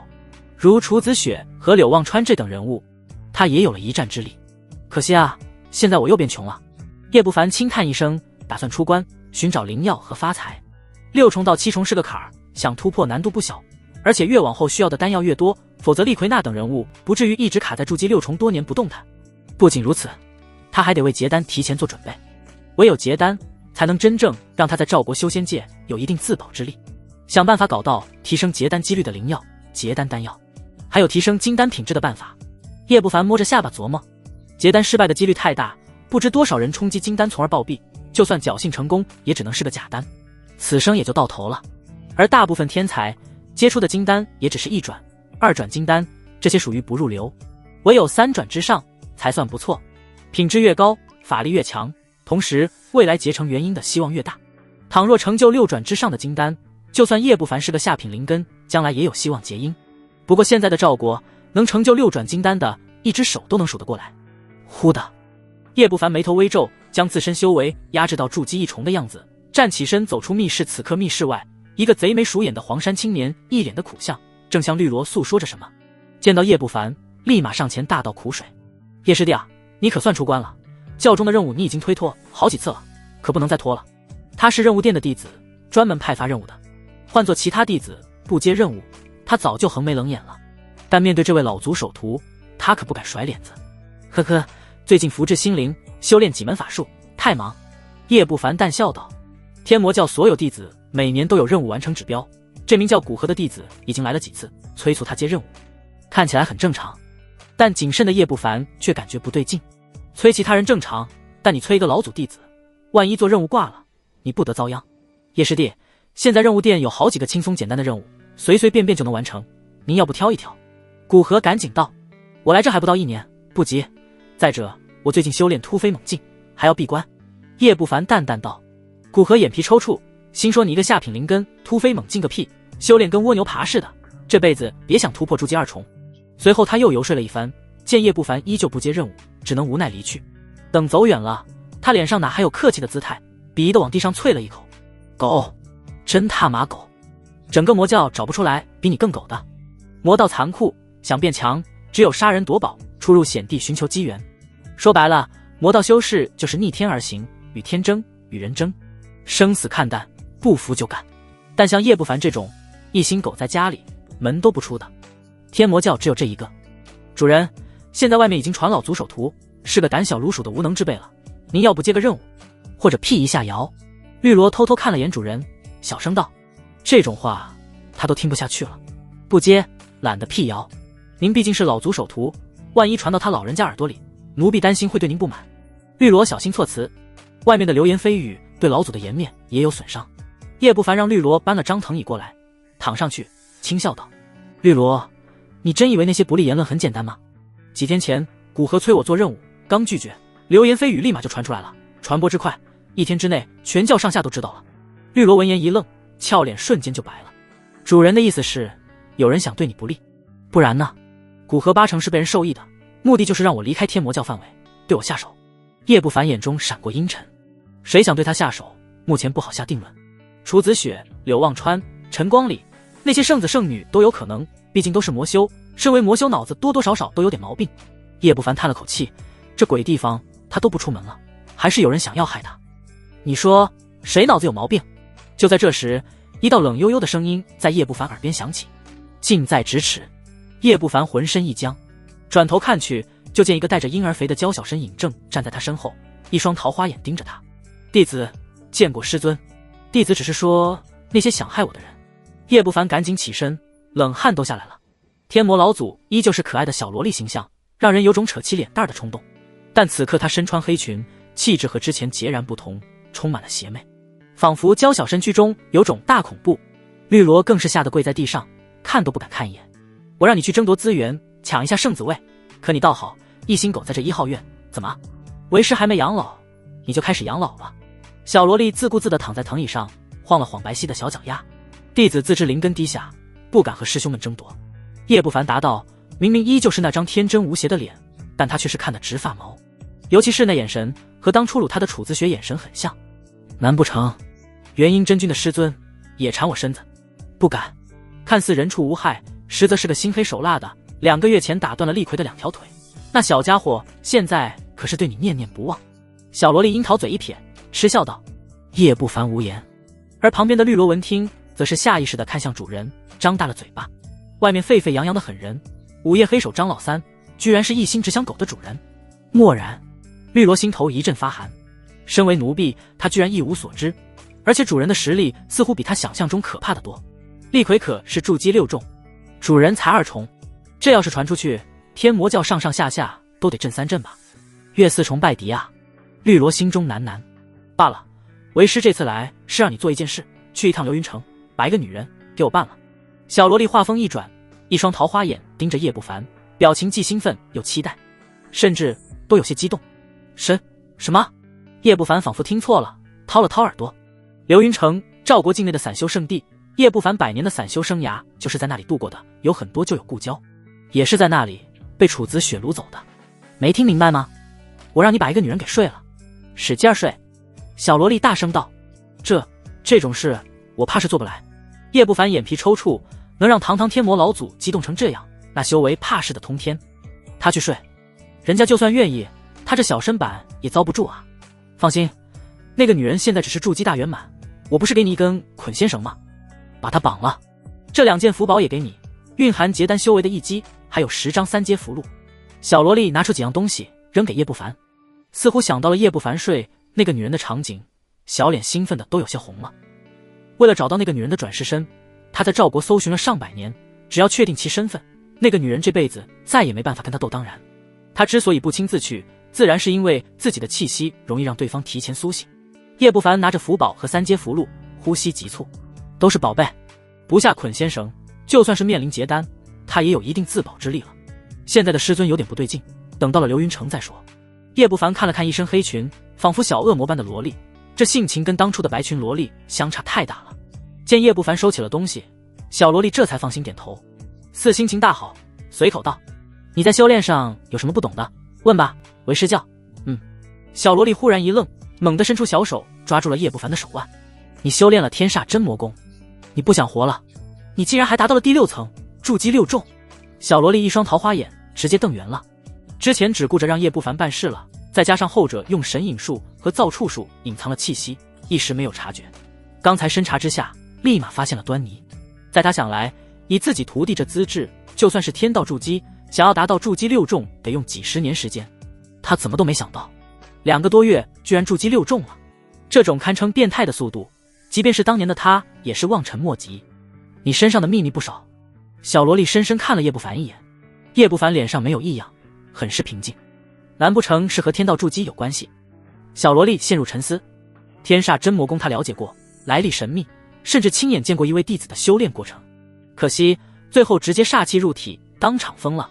有史以来，叶不凡是第一个修炼成功的。每个人都有每个人的机缘，我还不至于抢徒弟的。你的秘密我不想问，你修炼越快越好。小萝莉看向叶不凡，桃花眼闪过异样。他日你若结丹，我倒是可以给你结丹之法，其他的我也穷，灵石都被耗空了，没啥能送的。去流云城吧，那里现在热闹得很，说不定能找到你所需要的。小萝莉轻笑道。疯魔一计在即。流云城作为散修圣地，同时也是赵国最大的交易地，又因为不受正魔管辖，正道五仙门3大魔教的人都会在那里交易。是。叶不凡无奈点头。小萝莉起身轻轻一晃，消失在原地。等对方离去，叶不凡陷入了思索，计划着流云城事情。主人，您不会真是筑基6重吧？绿萝俏脸苍白，仿佛受到极大打击一般。3个月前主人还是炼气，他是高高在上的筑基3重修士，现在对方都筑基6重了，自己还是3重，人和人的差距未免太大了。此事不可外传。叶不凡摆摆手，弹指一瓶丹药落入绿萝手里。这是元和丹，应该能助你突破筑基4重。这丹药没什么副作用，来自于厉逵，多谢主人，谢谢。绿萝看着药瓶里的10几颗丹药，愣愣发呆，最后忍不住眼圈发红，深深一礼。他为了能提升修为的丹药，付出了太多，其中辛酸只有他自己清楚，怎么都没想到，最后居然是曾经他想对其不利的叶不凡给他的。而且这元和丹价值昂贵，10几颗最起码6000灵石，就算是圣女候选也不舍得送啊。想到这，绿萝一双俏目看向叶不凡，感动得几乎化开。叶不凡眼眸平静，不以为意。这些是正常的丹药，对他的效果太垃圾，还不如毒丹1/5的效果，留在手里没什么用。准备一下吧，明日我去任务店领个任务，然后再去流云城。叶不凡思忖道。任务自然是流云城附近的。流云城拍卖会上的宝物不少，不乏能提升金丹品质的灵物。叶不凡图的是那些副作用大的，还有提升画符成功率的秘术。关键是炼制丹药的药材见了底，没法再支撑他修为迅猛增长了。天魔教方式太小，随着越来越多的弟子回归，方士灵药都被搜刮干净。流云城人口密集，龙蛇混杂，完全能凑齐灵药。至于宗门任务又没风险，顺手就能完成。翌日清晨，还没等叶不凡去任务店，古河就主动上门了。这已经是第4次了。本来古河以为这位狗到灵魂深处的老族首徒会再次拒绝，让他没想到的是，对方居然同意了。师弟你看，这是猎杀黄龙蛇的任务，虽然难度高点儿，但师弟可以请几个帮手啊。以师弟的身份，相信很多人愿意帮忙。还有这个极阴之地寻找阴冥石的任务，古河赶紧拿出任务册，热衷的推销。有没有流云城的任务？师弟要去流云城。有，绑架正道上清宫的一位筑基6重的弟子，名叫徐正义，难度不小。不过这任务不是单人，而是6、7个人同时做，安全性大大增高，师弟其实走个过场就行了。古河一愣，琢磨了下，指着册子中的一个任务。发布任务的是天魔教的结丹长老。就这个了。叶不凡点点头，6、7个人绑票一个，看起来确实没什么难度，主要是稳妥。别的人穿越做的任务，要么英雄救美，要么护送某个大小姐，他倒好，直接戴上头套，成为了绑匪。打发走古河之后，叶不凡开始整理法器和符箓。绿萝的那柄高级飞剑暂时先用着，10几张2阶顶级符箓也能凑合着用。之前劫了厉魁4件顶级法器，不过太扎眼，只要亮出来就知道张三是他。这次做任务，他没打算暴露太多实力，反正是打酱油。翌日清晨，叶不凡叮嘱绿萝一番，便孤身一人来到任务店。此刻已经有3个人在此等候了，2男1女，皆是筑基6重的修为。这位就是叶师弟吧？为首的身穿红色劲装，长相颇为娇艳的女子。她上下打量叶不凡，筑基1重的修为很弱，心中有些不满。不过当看到叶不凡英俊的面容后，不满瞬间烟消云散了。我叫刘可清，这次任务叶师弟就在师姐身边吧，师姐保护你。娇艳女子吐气如兰，丝毫不掩饰水眸中的暧昧。这一幕让同行的2个男子顿时有些吃味，不过他们知道叶不凡的身份，不敢表露什么。那就多谢师姐了。叶不凡干笑2声，这些同门女修也忒饥渴了。转头看向那2个青年，国字脸，长相酷似，明显是双胞胎。这2位是吴震、吴峰，实力非常不错哦。一些正道修士在他们兄弟俩手底下吃过不少亏。刘可清介绍道。2个国字脸冲着叶不凡点点头，不冷不热，转而向刘可清献殷勤。片刻后，又有2个男弟子走来，其中一个消瘦男子是筑基5重，另一个高大男子则是筑基7重，浑身煞气，一看都不好惹。这是圣魔峰弟子，高个子的名叫莫红，瘦子叫王渊，这2人关系和柳望川亲近，师弟可莫要惹了他们。刘可清传音提醒道。叶不凡眸光一闪，微微点头。此行以我为主，我安排行动，各位没意见吧？高大男子扫视叶不凡4人，露出微笑，倒是没有盛气凌人，反而很和气。吴震2兄弟赶忙陪笑点头，眼露忌惮。在场莫红修为最高，当年的厉魁都在其手底下吃过亏，他们哪里敢小觑。叶师弟，虽然你是老祖弟子，但行动中终归要出点力，不然传出去也不好听。莫红笑道，拍了拍叶不凡的肩膀。不过你放心，危险的事不会让你做。其他人也是看去，眼神充斥着莫名的意味。这莫红什么时候转了性子，如此和善了？难不成要跟叶不凡拉上关系，攀附老祖？那就多谢了。叶不凡微笑道。半天时间，彼此都熟悉了，团队其乐融融。不过人心隔肚皮，叶不凡谨慎起见，还是留了个心眼儿。走吧。莫红哈哈一笑，随后袖子中飞出一柄大剑，一跃而上。希望这次任务顺利。其他人也是各自拿出法器，驾驭着向天魔教外飞去。一行6人法器都是顶尖，唯有叶不凡的只是个高级法器，这不免让众人眼神怪异。似乎老祖对这徒弟不怎么在意，连顶级法器都没赐下。莫红眼神闪烁，有些诧异：“师弟，师姐来带着你吧。”刘可卿逮到机会，热情地邀请叶不凡。他驾驭的是一条紫色丝带，速度非常快。叶不凡没拒绝，点头站上去，顿时一股香风扑面而来，这让那4个男的有些吃味。刘可卿是古风的弟子，虽然算不上角色，但凭借一身的媚术，却是吸引了天魔教不少男修。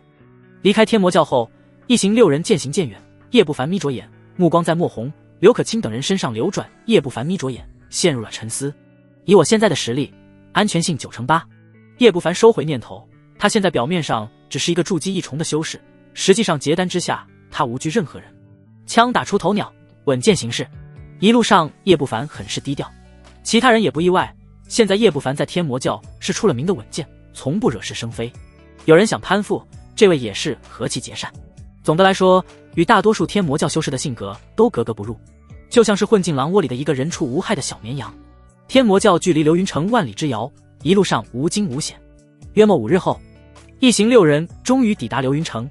流云城处在赵国万寿山脉旁，正魔双方乃至妖族的交界处，商贸往来极其的繁华，真是熟悉啊！叶不凡站在山坡上，望着前方宏伟无比的巨城，心中感慨：当初之所以选择居住这里，便是因为流云城禁止杀戮，很少有人敢在这明目张胆的动手。原因自然是其城主乃是一位元婴真君。当初楚子雪抓叶不凡，也是暗中下手。几人混进城后，入住一家客栈。叶师弟，听说你是在这里被楚师妹掳走的？双胞胎之一的吴峰好奇地问道。对于叶不凡的来历，很多人都调查过。哼，我也听说了，散修艰难，叶师弟能安稳在此，度过近100年，当真是不容易。好在如今苦尽甘来了。莫红竖起大拇指，赞叹道：如果换作是他，仅凭炼气修为，未必能活这么久。一些往事罢了，微不足道。叶不凡眼中闪过异色，不动声色的回应：既然叶师弟出身流云城，那打探徐正义消息的活就只能请你出马了，之后出手绑架都由我们动手。莫红思索片刻，笑道：师弟意下如何？好。叶不凡没有废话，点头后直接走出客栈。他可不只是打探那个徐正义的消息，他想将自己身上的几门功法出售，换些零食。等叶不凡走了，吴峰兄弟这才忍不住撇嘴道：干没危险的活他倒是积极，若非师尊是其老祖，得了个核心弟子身份，这种筑基1重的家伙压根没资格接这任务。任务难度高，代表背后的好处大，想到时候还得跟叶不凡分贡献点，两人就是一阵的不爽。当然这话也只敢在背后说说，老老实实做完任务，别乱嚼舌头。你们2个去摸清正道弟子的聚集点。莫红斥责道。吴峰兄弟讪讪点头，有些郁闷地走出客栈。这次任务需要仰仗莫师兄，路上多次讨好献殷勤，结果这位师兄对他们无动于衷，反而对叶不凡照顾有加，有交好之意。打探消息这种最没危险的活，让他去了。柳师妹，关于城主府巡逻队的巡逻规律，就拜托你了。毕竟咱们在城内动手，难免引起巡逻队的注意，这是为咱们的退路考虑。好，保证摸清。行。等几人离开，房间内只剩下莫红和消瘦男子。师兄，何必如此照顾叶不凡？消瘦男子目露寒光道：咱们可是……愚蠢！现在我照顾他，加深关系，到时候他出了事儿，就不会有人怀疑到我头上。你最好收起杀心，忘川师兄也只是让我们摸清楚那小子极品筑基的秘密，他都不敢杀，你敢？莫红冷哼一声，眼神闪过贪婪。别说是柳望川这位圣子候选，整个天魔教对叶不凡成就极品筑基都很是好奇，能在魔道混下去的都是聪明人，他们可不信叶不凡一个下品灵根能铸就极品筑基是巧合。等此件事了，随便找个筑基3、4重的修士，装扮成正道中人，将叶不凡抓起来严刑拷打一番，相信他会交代秘密的。莫红脸上露出一丝阴险与狡诈，嘿嘿笑道：最后我们再出手把叶不凡救出来，得到秘密，又能让那小子感恩戴德，此计不妙吗？销售听得心头都有些发寒，称赞道：妙极，真是黑心啊！6门魔道功法才1万2零食。一个满脸络腮胡子的大汉从云鹤殿中走出，掂了掂储物袋，不由无语。如果在魔门开的店铺里，6门魔功最起码值个1万5。当然，这是有副作用的魔功，没副作用的1门都要1万左右。算了，安全第一。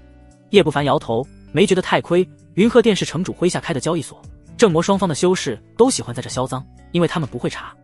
而1万灵石，一般筑基也没这身价，差不多能买一些消息和有关画符的秘术了。不过想要买能提升结丹几率的灵物，那肯定不够。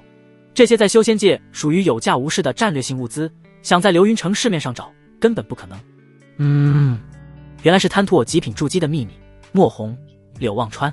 忽然，一个小纸人落入叶不凡手中，收回附着在上面的灵石后，眼中闪过冰冷。这几个月来，他对扎纸宝典了解更加透彻，能够制作一些小纸人傀儡，适合潜伏窃听。临出来时，他留个心眼儿，将纸人放在窗户缝隙中，没想到还真有意外收获。人心险恶啊，果真不能大意。好在我够谨慎，我想看看墨红怎么让我交代秘密。叶不凡冷笑一声，将纸人收起，随后看了看人流拥挤的街道，辨认方向后径直向东街走去。流云城4大街，东街表面上是买卖材料的地方，暗地里则是消息汇集处。无论是仙门还是魔道消息，只要给得起价钱，就能得到你想要的任何消息。叶不凡毕竟在这生活了100年，对这里太了解了。他并非想买徐正义的消息，在这流云城正道的那些人压根没隐藏身份，随便打听都能知道在哪。他要的是提升画符几率以及结丹灵物的消息。几个月过去，那家伙应该还没老死。叶不凡轻车熟路的7拐8绕，终于到了东街。片刻后，他易容成一个蓝衣青年，戴上斗笠，走向一家杂货铺。还未等走近，便听到嘈杂怒喝的声音。杂货铺前，一群修士围在周围看起了热闹。叶不凡眉头微皱，凑近这才看清楚，原来是一个青年模样的筑基修士，正呵斥一个头发花白的老者。若非这里是流云城，严禁杀人，换做其他地方，我早就将你这等欺诈之徒宰了。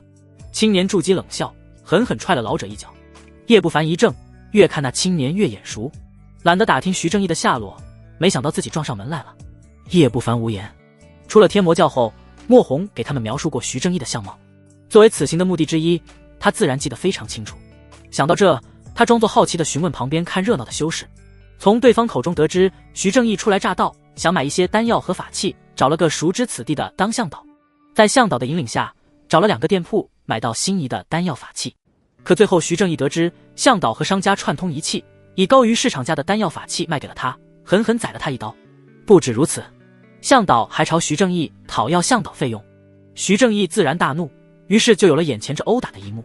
一些向导和商家联手坑人，在流云城是常事，见怪不怪了。不过这次碰上了硬茬，上清宫的弟子都敢坑，几个围观者纷纷摇头，没有任何同情。上清宫是正道第一势力，很少有人敢惹我没坑人。你买的那些都是精品，明明是你。老者趴在地上吐了一口血，他抬头想要辩解，但看到徐正义冷冷的目光，他浑身一颤，最终默默爬起身，佝偻着背影进入了杂货铺。萧宏德。叶不凡看清老者面容，脸色微变，而后瞬间明白了一切，看向徐正义的眼神顿时不善了。那老头正是他的故交，当初他穷得厉害，萧老头这里的符箓卖的便宜，一来二去就熟了。相处了几十年，老萧比他在这待的时间还长，虽然修为只是炼气8层，但却号称百事通，对流云城内大大小小的消息很了解。以老萧的人品，怎么可能干出坑人的事情？而且他脑子坏了，去坑上清宫弟子，以后再敢干坑人的买卖，休怪我下手无情。徐正义嘴角掀起一丝嘲讽，脸上却是满是大义凛然，随后转身拂袖离去。叶不凡面无表情，冷冷注视徐正义离去的背影，手中悄然掐诀，在对方身上打了一个隐晦的标记。他没有出手的意思，这只会害了老萧。等人群散去，叶不凡走入杂货铺。今日歇业，前辈还是找其他的杂货铺吧。花白老者颓然坐在桌旁，剧烈咳嗽几声，勉强挤出笑容。叶不凡看了看柜台里的一些低级符箓和丹药，再看了眼暮气沉沉、寿元无多的老者，轻叹了口气。那个上清宫的弟子，摆明了是不想给你向导费。偌大的上清宫，连10几块灵石都没下，让人嗤笑。叶不凡道：徐正义这名字过于讽刺，有时候正道比魔道还要让人心寒。魔道杀你杀得明明白白，正道不同，他杀你之前得站在道德制高点上，扣上一堆帽子，然后除魔卫道。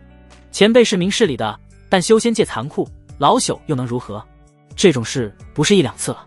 萧宏德满脸苦涩，在满是筑基、金丹真人的流云城，他们炼气修士活得小心翼翼，生怕得罪了人，被人像是捏死蚂蚁似的随手干掉。也是，叶不凡默然，就像几个月前的他，苟活100年，依旧是最底层。如果没系统，或许现在我已经了天魔教外的一句无名干尸。叶不凡摇摇头，随后道：“萧道友可认识姓叶的故人？”他没打算暴露身份，万一出事儿，自己这为数不多的故友，怕是要被连累死。叶不凡。老萧一震，抬头看向面前的青年，声音都有些发抖：“你是他的朋友？他在天魔教生活的怎么样？”叶不凡这位赵国第一元婴的首徒，只要有心打听，就能打听出来。还好。叶不凡沉默了下，笑道：“嘿嘿，那老乌龟就是比我活得滋润。好啊。”老萧似是松了口气，笑了起来。叶不凡闻言，嘴角忍不住抽搐。按年龄，老萧和他差不多大。既然是他的朋友，那前辈想要知道什么，老朽知无不言。老萧心情似乎好了不少。结丹灵物以及能提升画符几率的秘术。叶不凡直言道：“结丹灵物这种东西可是很罕见，我知道的很少。”老萧一怔，恭敬道：“几日后的拍卖会上有一瓶净天水，可提升金丹品质，不少人筑基前辈都觊觎。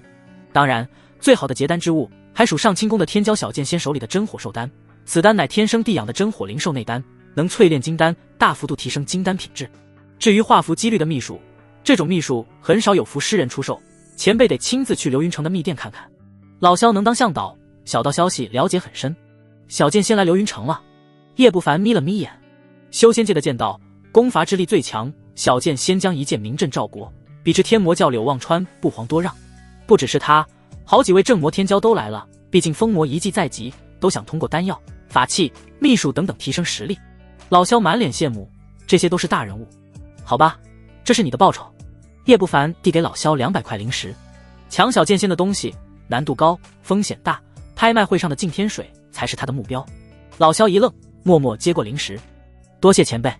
200灵石已经高出了消息本身价值，想来这是叶不凡的意思。有机会我替你教训一下那个徐正义。叶不凡转身离去。前辈不可，徐正义乃是小剑仙同父异母的弟弟，找他麻烦，小剑仙不会善罢甘休，因为两人姓氏不同，这个消息很少有人知道。老萧一惊，赶紧传音道：“小剑仙一旦成金丹，以其见到的可怕，同级别堪称无敌。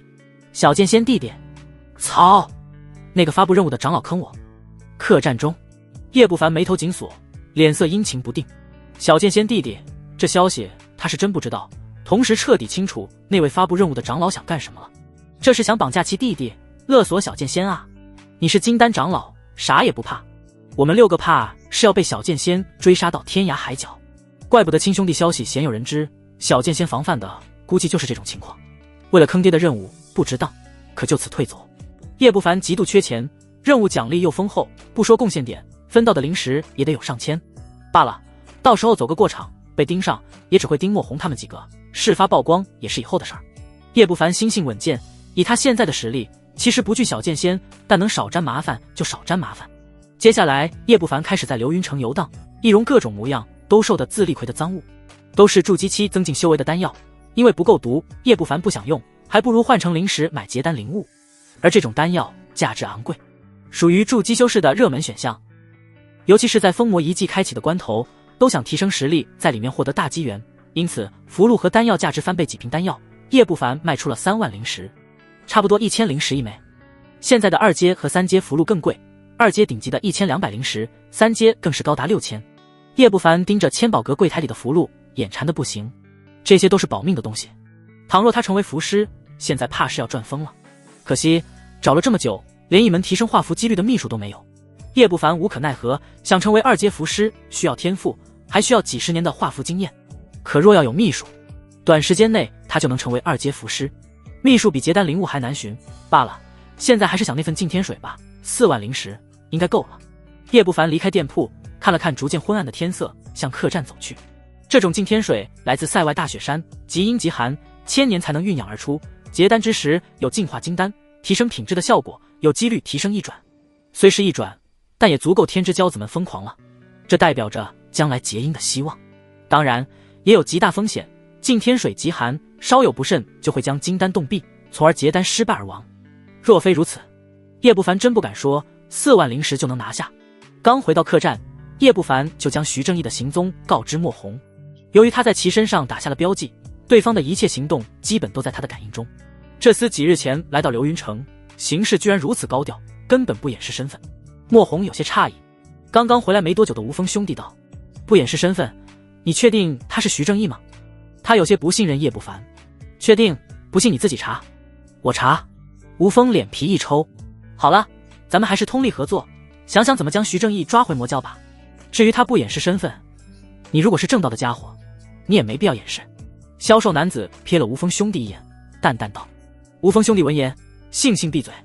他们手底下多少沾染正道5大仙门的命案，也算1号人物，只要公开露面就会被盯上。等他落单了，我们找机会动手。听说徐正义好女色，柳师妹媚术超群，让他放松警惕，随后吴峰兄弟先出手，你们2个足以压制他，再由我亲自压阵，用不了10个呼吸就能将其拿下。莫红自信道。徐正义在筑基6重算不上太强，他们几个拿下对方绰绰有余。随后他顿了顿，看向叶不凡。至于叶师弟，四处警戒，免得上清宫的支援赶过来。这种安排可以说叶不凡最轻松，整个就是打酱油的。其实莫红也没办法，总不能让叶不凡掺和进他们的战斗吧。筑基6重和1重差距太大了，万一被波及死，就算是死也得榨干其价值，而且不能跟我扯上关系。莫红心里想到。接下来的追踪就拜托叶师弟了，只要找到机会立即给我们传消息。莫红笑呵呵道。叶不凡点点头，随后几人便散去了。既然让他追踪，那他自然把绑架的日子定在拍卖会后。至于徐正义是小剑仙弟弟的身份，莫红和吴峰兄弟都不是好鸟，等事情解决了，他就打算冒充小剑仙，将这几个货用剑囊死，灭口清理痕迹，不被查出来。这方面叶某人很有心得。而接下来的10日，叶不凡除了寻找结丹灵物，就是在找画符秘术，剩余时间则是跟踪徐正义。这几日，流云城的高阶修士越来越多，正道5大仙门、魔道的另外2大势力和欢宗、万寿谷都有弟子赶来，甚至叶不凡还看到了熟人楚子雪和上官清瑶。好在叶不凡造处术改变气息的能力惊人，没被察觉。随后叶不凡发现，一连几天徐正义都在流云城闲逛，不是找机会接近5大仙门之一。雪灵宗的漂亮女修就是在各大炼器店铺寻找特殊的顶尖法器，行踪明明白白，明白到让叶不凡都感觉到了一丝不妥，但又说不上来哪里不妥。这家伙以前都这么嚣张的吗？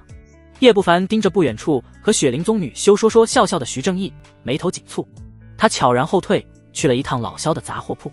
然后他得知徐正义在上清宫就是这么嚣张，做什么事都很高调。是我谨慎过头了。叶不凡摇摇头。终于5日后，拍卖会开始。由于是流云城主府的人主办，规格极高，叶不凡缴纳了50颗灵石才进去。刚坐下没多久，身边一阵骚动，正魔第一美女来了。我去，这拍卖会居然能惊动她。旁边传来兴奋的声音。叶不凡转头看去，眼中闪过一丝惊艳。来人是个28年华的女子，一袭蓝白色长裙，身材婀娜，3000青丝披肩，黛眉琼鼻，红唇如樱桃，气质如仙女下凡尘，不惹尘埃。不仅美得惊人，气息更是强悍的可怕，比楚子雪、上官清瑶还要强上一筹。这是不会吧？师尊让我睡的是这个女人？叶不凡看到那女人，脸直接绿了。小萝莉交代他时，那几张顶级符箓中夹着一张画像，只是让他到了流云城按画像找就行了，没说是谁。此女是正道第一娇女，也是赵国上千年来天赋最恐怖的女子，雪灵宗圣女颜如玉。其灵根外界没人知道，说她天赋最恐怖，那是因为年仅17岁就达到了半步金丹。上一个如此年龄达到半步金丹的，还是在800年前，也就是叶不凡的那个萝莉师尊。这要是把她睡了，估计我能被赵国年轻一代追杀致死，不，甚至元婴真君都要弄死我。叶不凡头皮有些麻。论颜值和气质，楚子雪都差了一丝，堪称冠绝古今。颜如玉可以说是赵国所有年轻修士的白月光，甚至于1年前万寿谷的一位元婴真君想要动手将此女掳走，这种祸国殃民的女人能离多远是多远。叶不凡心底打定了主意，至于师尊的交代，他早就抛之脑后了。哈哈，颜仙子上面请。拍卖会的管事赶紧殷勤上前。颜如玉轻轻点头，没有在意四周的目光，径直走向拍卖会的贵宾间。凡是能入贵宾间的，皆是地位实力极强之辈，自然不是叶不凡这等普通修士能比的。颜仙子数月未见，风采越发让人惊艳了。就在这时，一道背负长剑、剑眉星目的白衣青年靠近颜如玉，毫不掩饰眼眸中的爱慕之情。上清宫，小剑仙。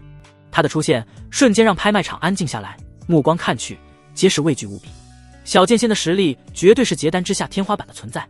小剑仙，你追了数年，严仙子对你一向不假辞色，你能不能别骚扰了？一道青衣身影不咸不淡道，他气势也相当不凡，一双眼眸竟是呈现青色。此人正是5大仙门之一青云门的少年天骄周青云。怎么，周道有想要与我切磋一番吗？小剑仙言辞霸道，眼神冷峻。很明显，虽同为正道，但两人不怎么对付。周青云冷哼一声，随后冲颜如玉热情的寒暄几句，便恋恋不舍地进入了贵宾间。颜如玉似是习以为常，温婉一笑，忽然娇躯微顿，转身看向另一处。只见2道同样姿色无双的女子步入拍卖会。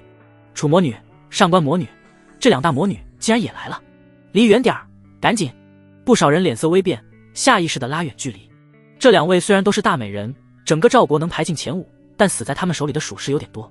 年轻一代是数1数2的大魔头，原来是天魔教的魔女，竟然敢堂而皇之的出现，就不怕被我等围剿吗？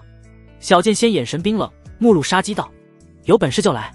楚子雪美眸流转，朱唇轻启，妩媚动人，看得不少人口干舌燥。她看向颜如玉，抿了抿红唇，颜妹妹还是这么漂亮，真想把你擒获抓进天魔教呢。相比较小剑仙，她更和颜如玉不对付。同为女人，对方比她漂亮一些，而且天赋更加惊人。哦，颜如玉温婉点头，没有丝毫烟火气，缓缓进入贵宾间。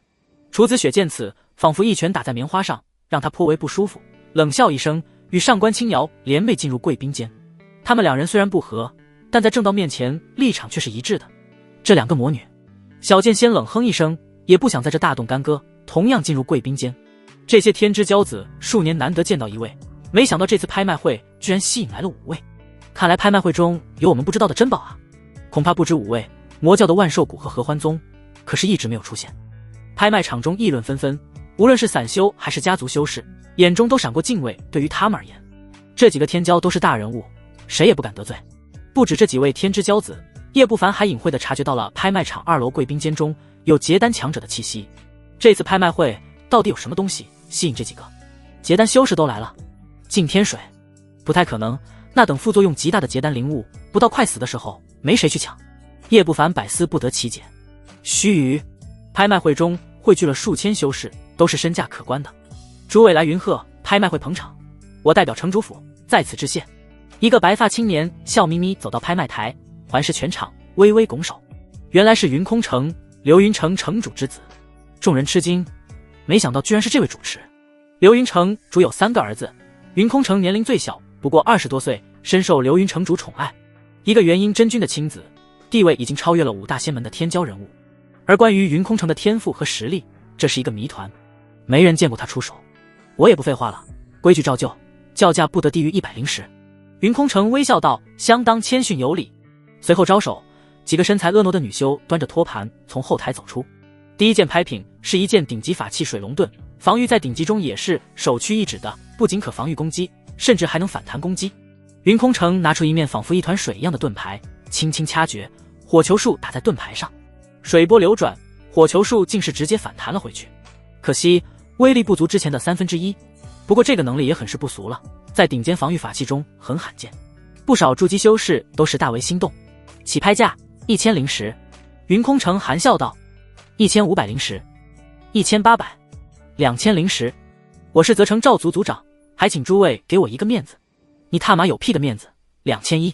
拍卖场叫价声不断，甚至有人散发筑基圆满的修为用以震慑。奈何来的人物修为都不低，根本不怵。叶不凡静静地看着，没有买的意思。顶级法器虽好，但他已经有了精明钟来自厉魁，而且他的魔功具备天煞魔铠，防御力压根不输一般的顶级法器，再加上2阶顶级的防御符箓，就算是筑基天花板的小剑仙想要破防都很是艰难。最终水龙盾以3900的价格卖出。第2件拍品乃是精品筑基丹，药效9×3，起拍价1800石。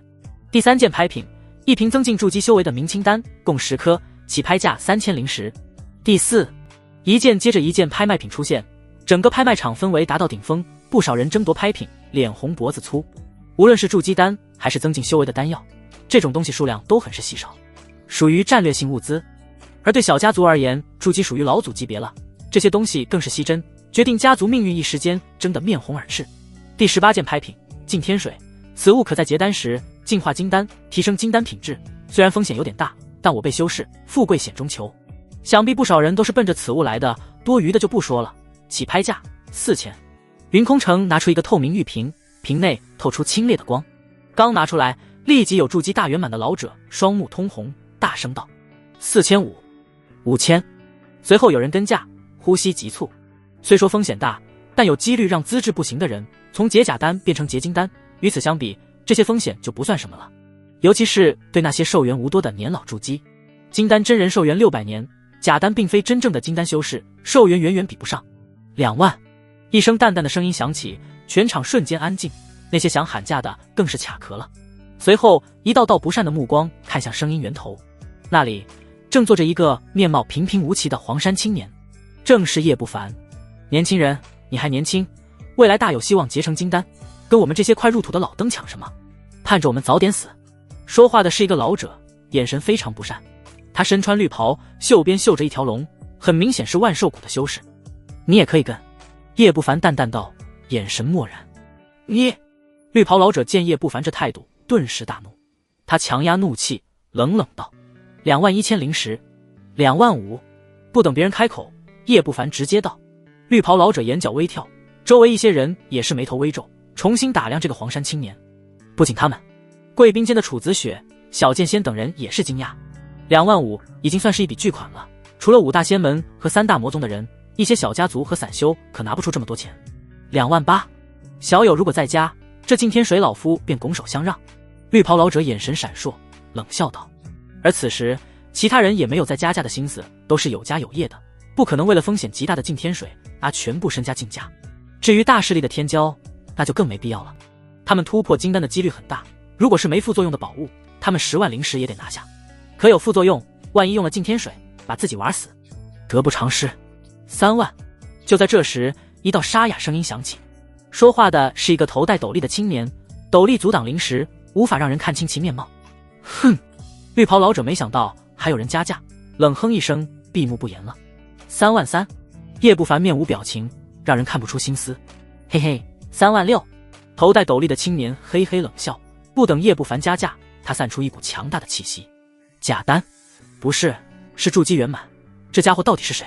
拍卖场中不少人吃惊，这等气息是法力浓厚到筑基极限的表现，比一般筑基圆满还要强大。除了大势力的妖孽，鲜有人达到这种地步。道友，凡事量力而行，别到时候将天境水拍到手后走不出流云城。斗笠青年阴恻恻道。很明显，这是威胁。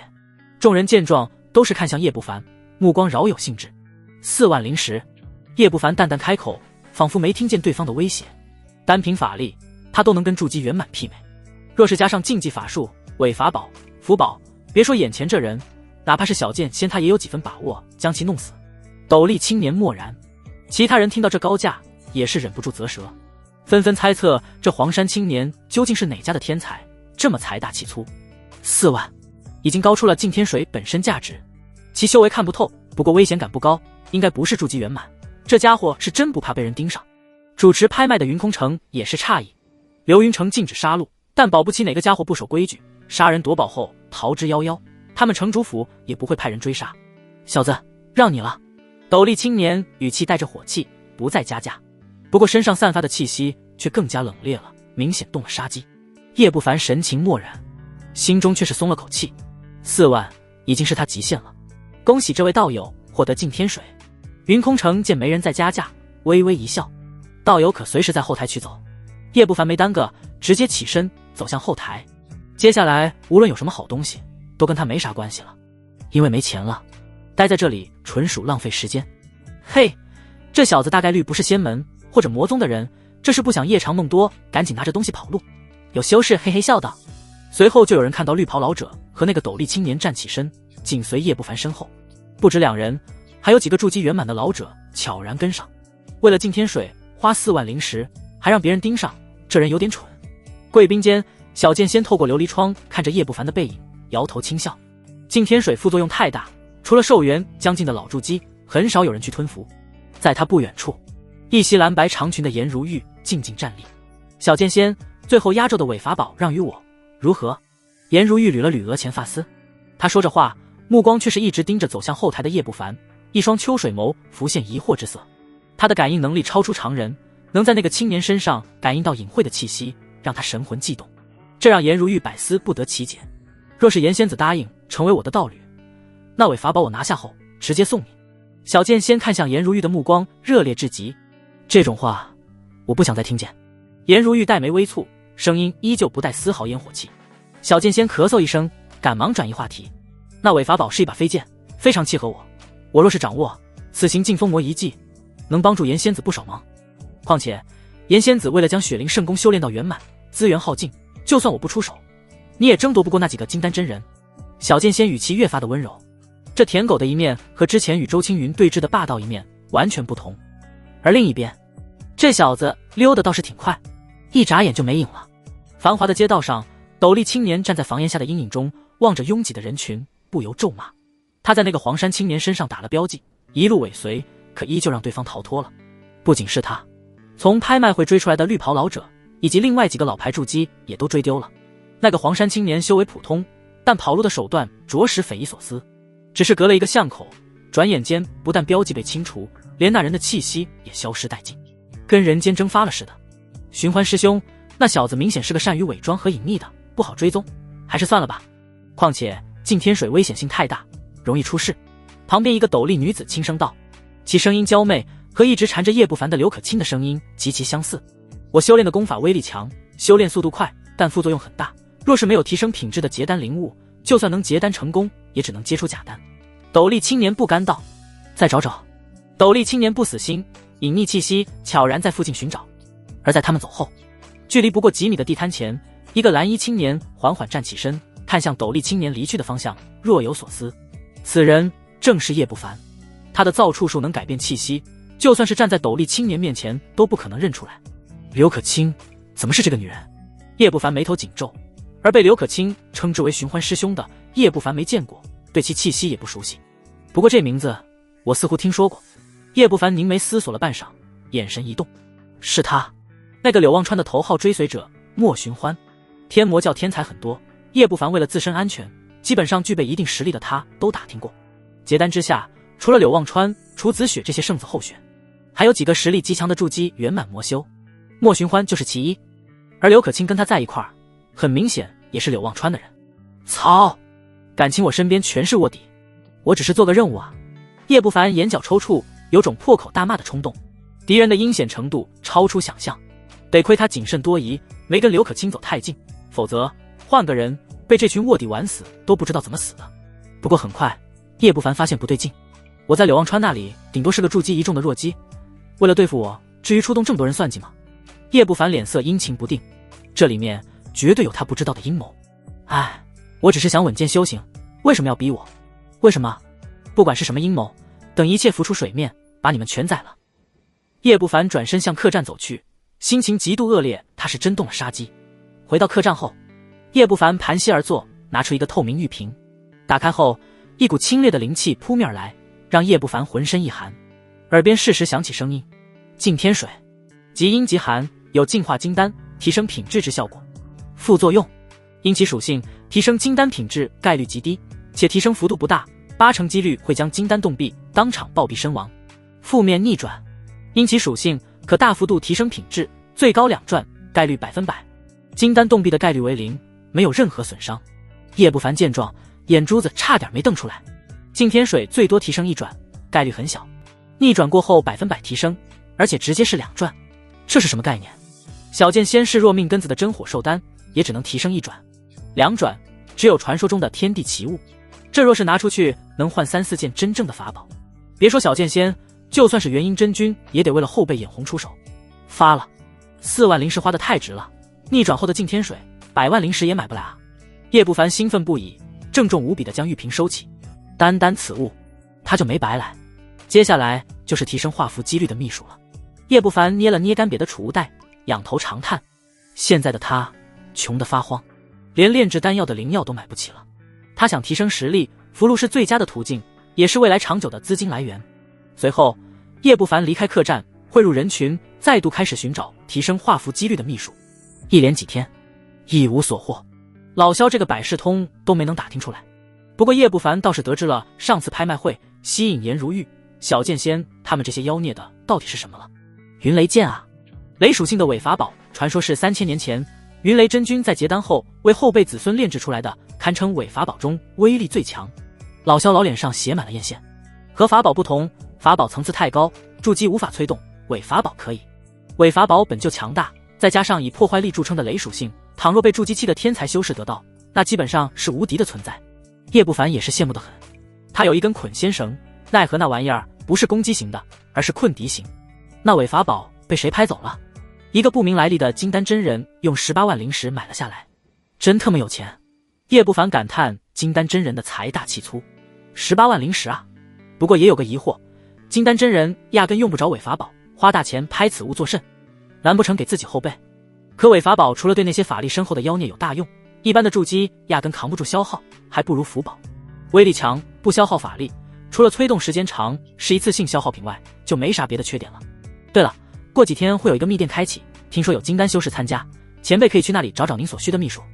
老萧恭敬道，关于秘殿叶不凡早就听老萧提及过，不过他以前知道的都是炼气期层次的秘殿，这种秘殿都是各方隐藏身份，互相交易物品。叶不凡点头，心中升起期盼。若是秘殿没有，那他真没办法了。就在这时，他神情忽然一动，秘殿消息时刻关注，开启的时候通知我。叶不凡丢给老萧一个传讯令牌，转身飞快融入人群中。片刻后，回到客栈中，此刻是墨红5人已经端坐其中。叶师弟，这几天你很是懈怠啊，连徐正义出城你都不知道。若非柳师妹时刻关注徐正义的行踪，现在怕是已经让他跑了。墨红对叶不凡的消极态度有些无奈，最近修炼上遇到瓶颈，有些疏忽了。叶不凡露出歉意，心中则是冷笑。任务做完，这厮估计就要对他下手了，他能积极吗？可能是叶不凡谨慎惯了，远远跟随，追丢了也没多大事。吴峰兄弟开口，这话不知道是阴阳怪气叶不凡太狗，还是打圆场。好了好了，现在徐正义出城，准备回上清宫，这是个绝佳的机会。刘可卿转移话题，随后向叶不凡抛了个媚眼。叶不凡嘴角微微一扯，墨红接回话题道，柳师妹已经打探过了，和徐正义同行的只有一个筑基3重的女修，咱们把握很大。出发吧。一行6人迅速动身，悄然出城，一路快马加鞭，终于在傍晚时分看到了徐正义。荒芜的山坡上，大树下，一对狗男女正你侬我侬，似乎是干柴遇烈火，准备在此停留一晚上，真是好兴致。墨红嗤笑一声，那人10有8九是徐正义在流云城勾搭的筑基女修，并非上清宫的。本来想着让刘可卿用美人计，现在看来不用了。这渺无人烟的突然冒出一个美女，属实有点扎眼。等会儿我享受享受。吴峰兄弟看得口干舌燥，眼中浮现欲火。虽然距离远，但能看到那女修曼妙的曲线，是个少妇，没有人能对少妇说不。隐匿气息，前行过去。墨红打了个手势，一行6人屏息前行。而叶不凡眼神闪烁，随着接近，他心中莫名心悸，于是他脚步放慢，将5人护至身前，手掌悄然握住几张2阶顶级的清风符，到最后他落后队友足有4、5丈。唰，在接近30丈的刹那，吴峰率先动手，直接祭出一面铜镜，照向正在互啃的徐正义。赤，铜镜射出滚滚黑光，黑光中夹杂着阵阵哀嚎，仿佛有厉鬼在咆哮，猛地打向徐正义的脑袋。而就在吴峰动手的时候，叶不凡忽然暴退。是谁？好大的胆子，居然向上清宫弟子动手！徐正义猛地转头，面色狰狞。而就在黑光杀向徐正义的刹那，墨红同样出手，他拿出一杆小幡，轻轻一摇，顿时风云色变，阵阵呜咽之声响起，一只漆黑的厉鬼双目血红，朝着徐正义扑了过去。鬼物总共有18只，每一只都有着筑基的修为，汇聚在一起，气势着实骇人。魂幡，魔道修士！徐正义的脸色狂变，快挡住他！少妇女修经的花容失色，立即尖叫道：别说18只，随便拎出来2只就能瞬间将他撕碎。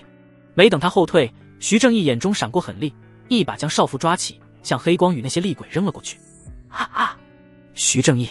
少妇脸上满是惊愕与不敢置信，随后在绝望中直接被黑光洞穿了胸膛，10几只厉鬼更是兴奋地将其撕碎，吞噬其精血，眨眼便当场身亡。而趁着少妇挡出攻击的时间，徐正义双手掐诀，2口飞剑闪出，将黑光斩灭。随后去势不停，飞剑爆发剑光，与18只厉鬼缠斗了起来。叮叮当当，2口飞剑很是不俗，即便是在顶级法器中也是精品，与厉鬼们缠斗居然没有落于下风。等做完这一切，徐正义拿出一片红布罩在头顶，红光洒落，形成光罩，将自己罩在里面。很明显，这是一件防御性顶级法器。这特么是正道。远远退走的叶不凡看了看地上的女修的残尸，眼角跳了跳。他真是长见识了。这徐正义自诩正道化身，但行径比魔道还要残忍，危险来临连一丝犹豫都没有，直接拿小情人当挡箭牌。而莫红与吴峰兄弟也是意外，老子看上的女人居然被你搞死了，岂有此理！吴峰大怒，铜镜翻转，射出数十道黑光。其双胞胎弟弟吴震则是祭出一面血色红锥，散发浓郁的血腥味，砸向徐正义。别耽搁时间，速速将此人拿下带走。记！莫红大喝，双手掐诀，口中喷出大片血雾，落在魂幡上面。魂幡将血雾吸收，迎风招展。那10几只厉鬼像是喝了大补药一般，气息暴涨，竟是直接将2口飞剑压制了下去，狠狠撞在红布罩上。咚！一声巨响，红布罩光芒迅速暗淡，连带着徐正义也被反噬，嘴角一血。而吴峰兄弟的血色红锥与黑光也相继撞上红布罩，咔嚓！红布罩再也承受不住，咔嚓碎裂。2大筑基6重，再加上筑基7重的莫红全力出手之下，徐正义的防御哪里能扛得住？你们究竟是谁？为什么要对我下手？徐正义脸色苍白，终于慌了。他在筑基6重1丈2口顶级飞剑，勉强能1打2，但1打3根本不可能。轰轰！他赶忙拿出几张云爆符，轰隆隆像是炸雷般，让那些厉鬼与吴峰兄弟的攻势微微一顿。这几张符箓可挡不住我们，等落到我们手中之时，你自会知道的。莫红狞笑，挥舞魂幡，10几只厉鬼更加凶厉，朝着徐正义猛扑而后者此时已经往身上拍了几张逃遁符箓，身影正欲化作红光。刘可卿！莫红大喝：“哥哥！”话音刚落，一声银铃般的笑声响起，笑声诡异，带着淫靡与欲望，像是青楼女子在剧烈的喘息，扰人心神。远远观察着这一切的叶不凡明显看到准备逃走的徐正义像是被定身了一般，身躯一动不动，一张脸通红，眼神露出挣扎之色，专攻神魂的迷幻之音。这女人还真不一般。叶不凡眼神眯起，他看到刘可卿在笑，嘴边挂着一个小喇叭，肉眼可见的音波不断从刘可卿嘴里发出，再经过小喇叭无限扩大。很明显，这是法术与法器一体的音波秘术，这种神魂秘术很少见，一般的筑基7重冷不丁被攻击都很难防御住。哈哈，大局已定，吴峰、吴震，你们2个将此人绑起来。莫红大笑，好。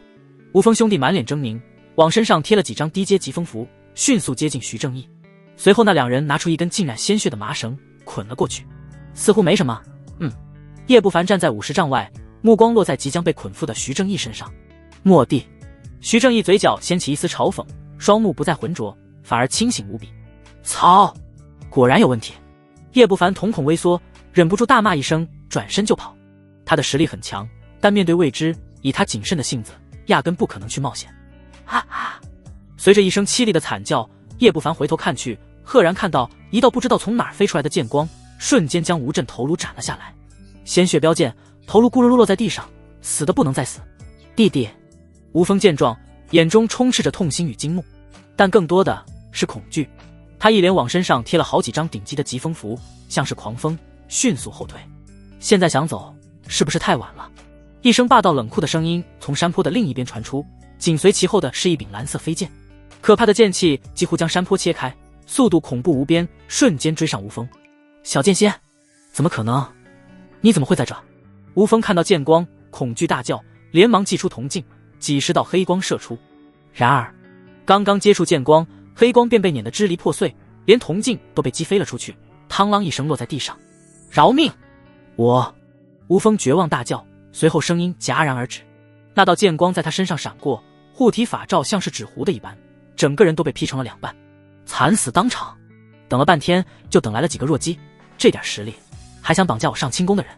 一袭白衣、剑眉星目的青年脚踩飞剑从山坡背面走出，他眼神冷酷，扫了吴峰兄弟的尸体一眼，露出讥讽之色。他一直在暗中观察是否有隐藏之人，免得有漏网之鱼，否则早就出手了。而此人正是叶不凡在拍卖会上见过的小剑仙。哥，正好你缺了不少灵石，这些天魔教修士储物袋里的好东西应该不少。徐正义见状上前笑道，哪还有之前的慌乱，你们早就知道我们会来绑架。莫宏宇一直没怎么动手的消瘦男子脸色铁青，又惊又怒。他们听出味儿来了，这上清宫的2个家伙很明显是设局，等着他们来跳的。但这怎么可能？他们来此的消息，除了天魔教任务殿的，没人知道。天魔教的任务殿有上清宫的探子。刘可卿俏脸煞白，浑身发抖。现在才知道，晚了。小剑先嗤笑一声，随后眉头微皱，看向远处。那里，叶不凡正飞速远离，已经跑出山坡了。这筑基异虫的小魔修感应倒是挺灵敏，可惜逃不出我的手掌心。小剑先冷笑，抬脚追了出去。早在之前，他便发觉这个筑基异虫对危险的感知似乎很惊人，临近山坡时不进反退。若不是对方修为太低，速度不咋地，真有可能让此人逃之夭夭。小剑仙并未御剑而行，但他的速度很惊人，远超寻常筑基，仿佛一道剑光般，不过眨眼的功夫便跨越100丈距离。唰，飞剑如影如电，在一声惨叫声中，竟是直接追上叶不凡，将胸口洞穿，钉死在地上，鲜血汩汩流出，死的不能再死。真不知道天魔教的这任务，一个筑基异虫的菜鸡怎么敢参与的。小剑仙俯视尸体，不屑摇头，随后收剑回转，懒得多看尸体一眼。他并没有怀疑什么，一个筑基异虫参与这次围剿弟弟的任务，早在几日前探子便汇报过了。情报中只是言明这人是某位强者的徒弟，具体是谁，情报中没说。小剑仙更是懒得多问。而莫红、消瘦男子、刘可卿见此一幕，都是脸色苍白。这就是小剑仙的实力吗？杀筑基如探囊取物，前后不过一个呼吸。莫红有些绝望，这速度太快了，他想逃，根本不可能。小剑仙，你杀了不该杀的人。莫红强压恐惧，色厉内荏道：趁你还有时间，最好尽快逃回上清宫。小剑仙还未说话，徐正义嗤笑道：天魔教的人没有什么人不该杀，全都该死。他是天魔老祖的徒弟，唯一徒弟叶不凡。就算你是上清宫高徒，我们老祖也不会放过你。现在老祖怕是已经得知叶不凡已经死了，用不了多久就会赶来。消瘦男子厉喝道，搬出天魔老祖的名头。叶不凡已经死了，自然要利用起来，用来保住自己的小命。哦，他就是叶不凡。小剑仙一怔，回头看了眼100丈外的尸体，神情古怪。数月前天魔老祖收了一个极品筑基为徒，正道5大仙门都为此掀起了不小的风波。他万万没想到天魔老祖的徒弟居然这么弱，不过仔细一想，似乎也在情理之中。那个姓叶的似乎刚筑基不到3个月，弱点也正常。唰，一道剑光横扫，速度快若闪电，瞬间将消瘦男子一劈2半。其身前的高级防御法器连抵挡一息都做不到，直接成为了碎片。鲜血散开，见了莫红一脸。你……莫红摸了摸脸上的滚烫的鲜血，又惊又惧。死了也就死了，天魔老祖虽强，但是如果敢越界，自会有元婴真君抵御。小剑仙眼神冷酷，根本不在乎。叶不凡背景深厚，他身为上清宫第一人，背景也不浅。嗖！随后，小剑仙操纵飞剑斩向莫红与刘可卿。无趣，收拾收拾，走了。他连结果都懒得看，向徐正义说了一句，转身欲走。他的一剑之威，筑基9重都难以抵挡，更别说不过筑基6、7重的刘可卿与莫红，对他而言真的跟杀鸡没区别。莫红见状，彻底绝望了。而刘可卿在小剑仙转身的刹那，脸上的慌乱瞬间消失，反而露出诡异的笑容。嗖嗖嗖！蓦然，山坡周围涌出10几道粗大的光柱，每一道光柱威力都恐怖至极，能秒杀筑基圆满，而其光芒之盛烈，瞬间照亮方圆10里。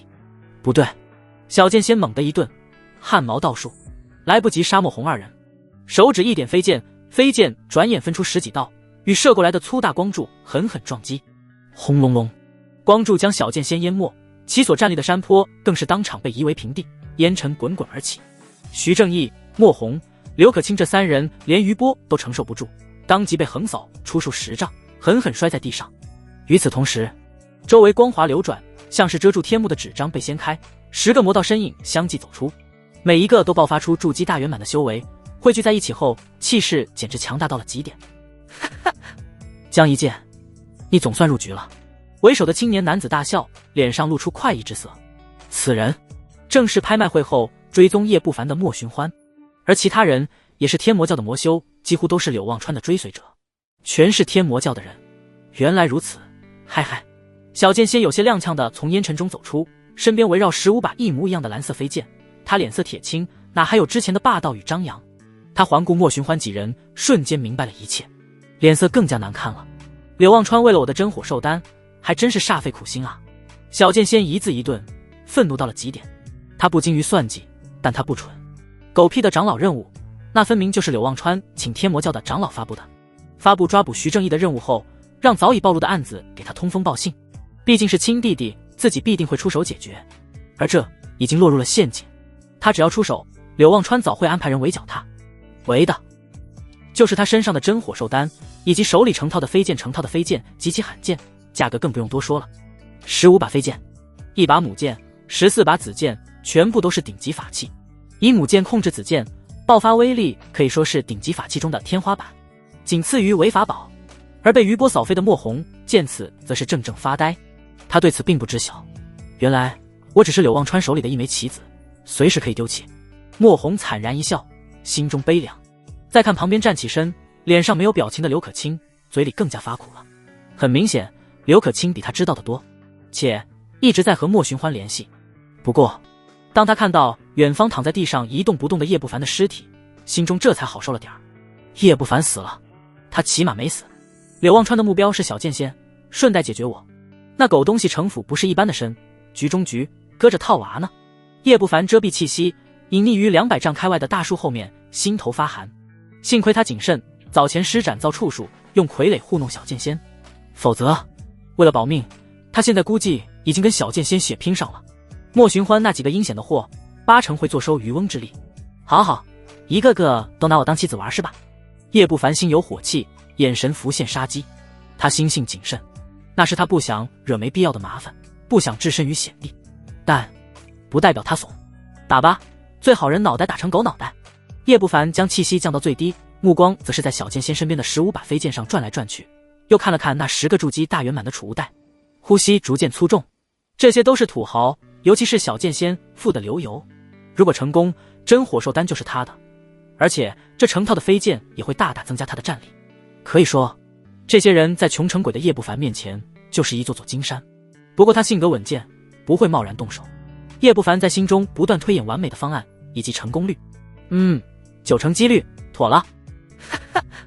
速速将真火兽丹交出来，万一我们把你打成重伤，到了封魔遗迹，你可未必能活着出来。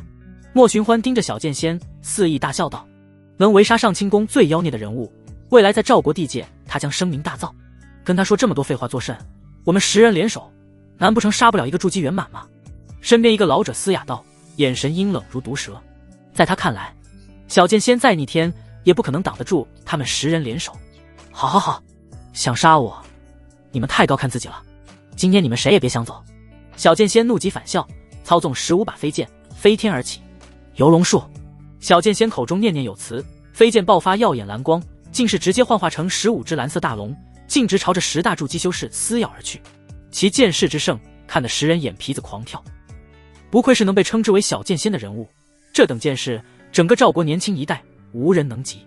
莫寻欢露出嫉妒之色，剑道有数个层次，剑势、剑意、化形，能成剑势皆是剑道中的强者，至于剑意，结丹境中也寥寥无几。江一剑能被称之为小剑仙，同境难逢敌手，便是因为他握了小成剑势，这对攻击力加成太高了。联手！莫寻欢大喝，一杆长矛从储物袋中飞出，长矛染满了鲜血，爆发刺眼的红光，与2把蓝色大龙缠斗。当当，仿佛打铁一般，火花四溅，法力波动，震得空气炸裂。其他人也是不敢大意，纷纷祭出法器，有的是雨，有的是锥，更有骷髅头，皆是散发滚滚魔气，仿佛是从魔窟里捞出来的一般，阴气森森。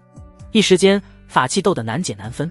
小剑仙以一己之力和10大筑基交战，竟是没有落入下风，这战斗力太夸张了。莫红看得心神震颤，他只听说过小剑仙实力强悍，年轻一辈中能排进前3，但终归只是听说。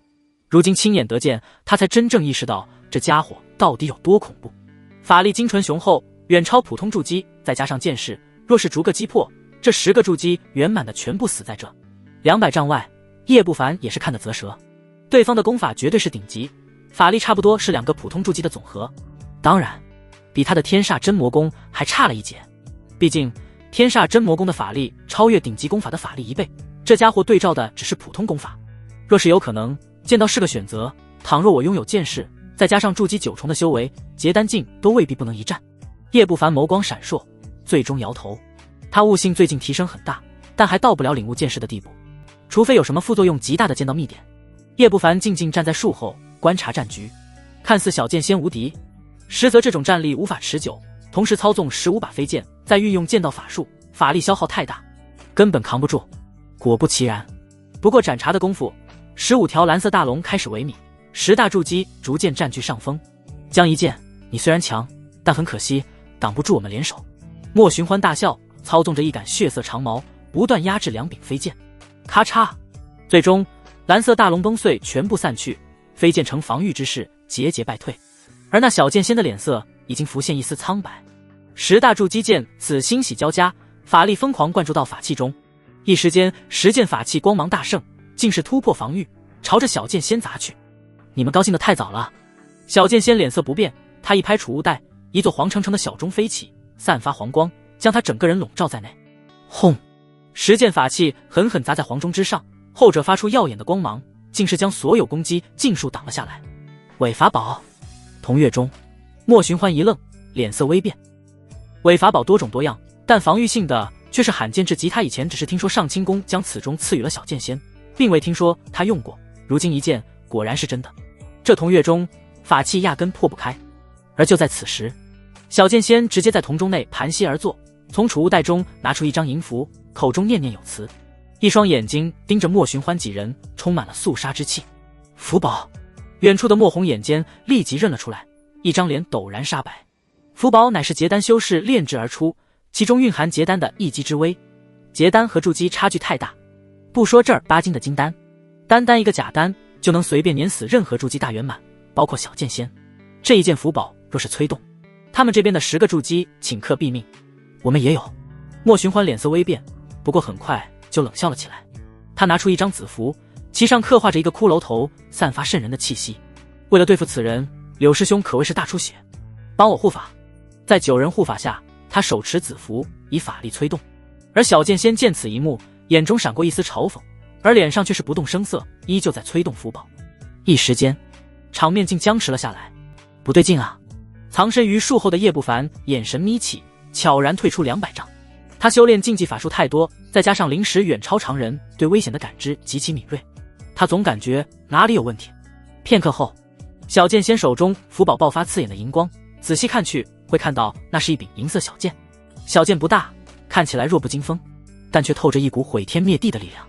嗖的一声，仿佛一位结丹真人爆发寒怒一击，小剑猛地朝着莫寻欢10人飞去，其速度极快，像是一道光，所过之处竟是离出深达数丈的长长剑痕。这是上清宫剑鹤真人的符宝。9个护法之人脸色巨变，冷汗都下来了。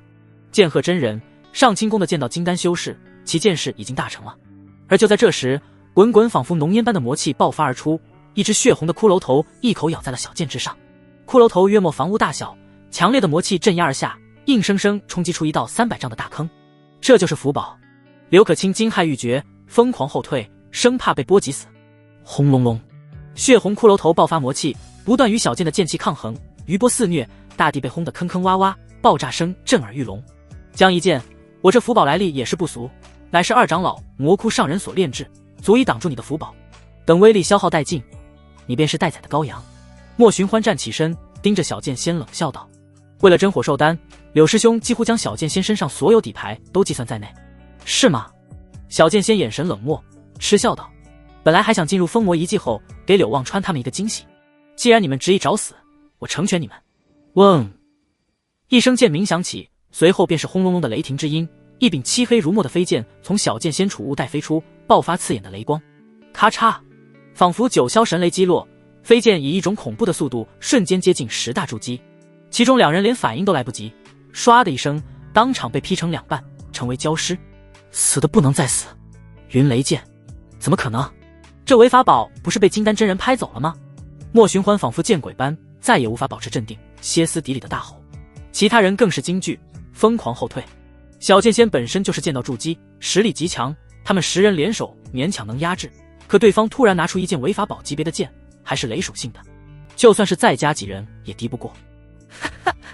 一群蠢货！那位金丹真人是我上清宫的前辈，替我兄长拍下此物，只是防范那几个魔道金丹罢了。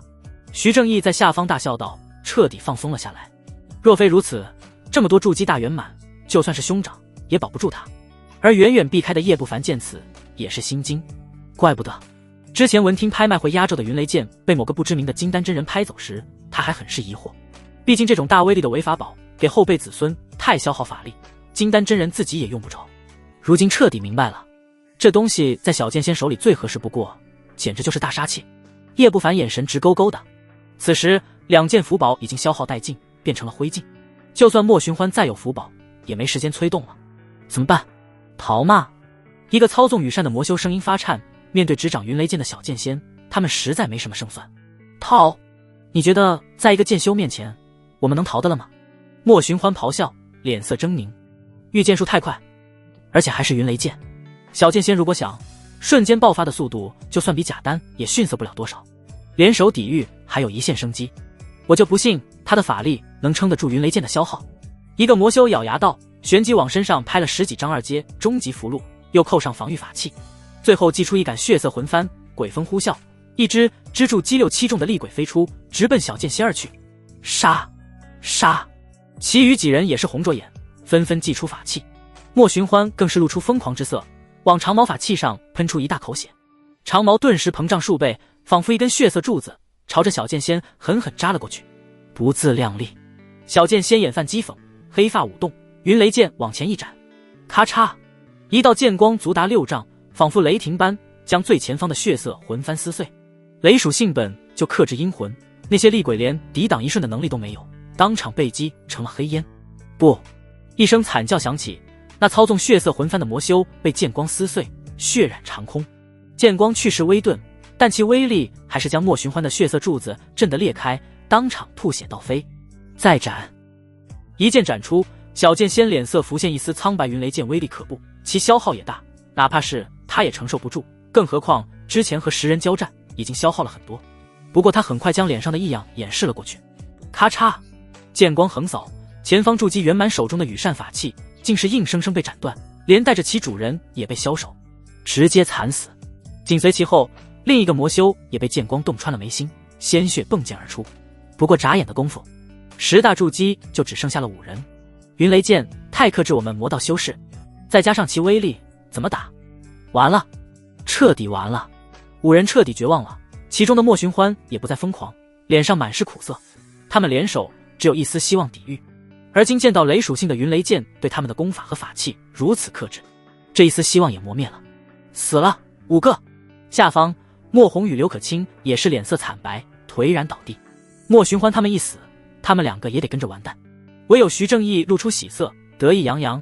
他时不时看向刘可卿曼妙的身材，眼神闪过淫邪之色。他一般抓住魔教妖女都会审讯一番，具体审讯方式还不是他说的算，反正没人知道。用云雷剑杀你们，太瞧得起你们了，还是用蓝影剑吧。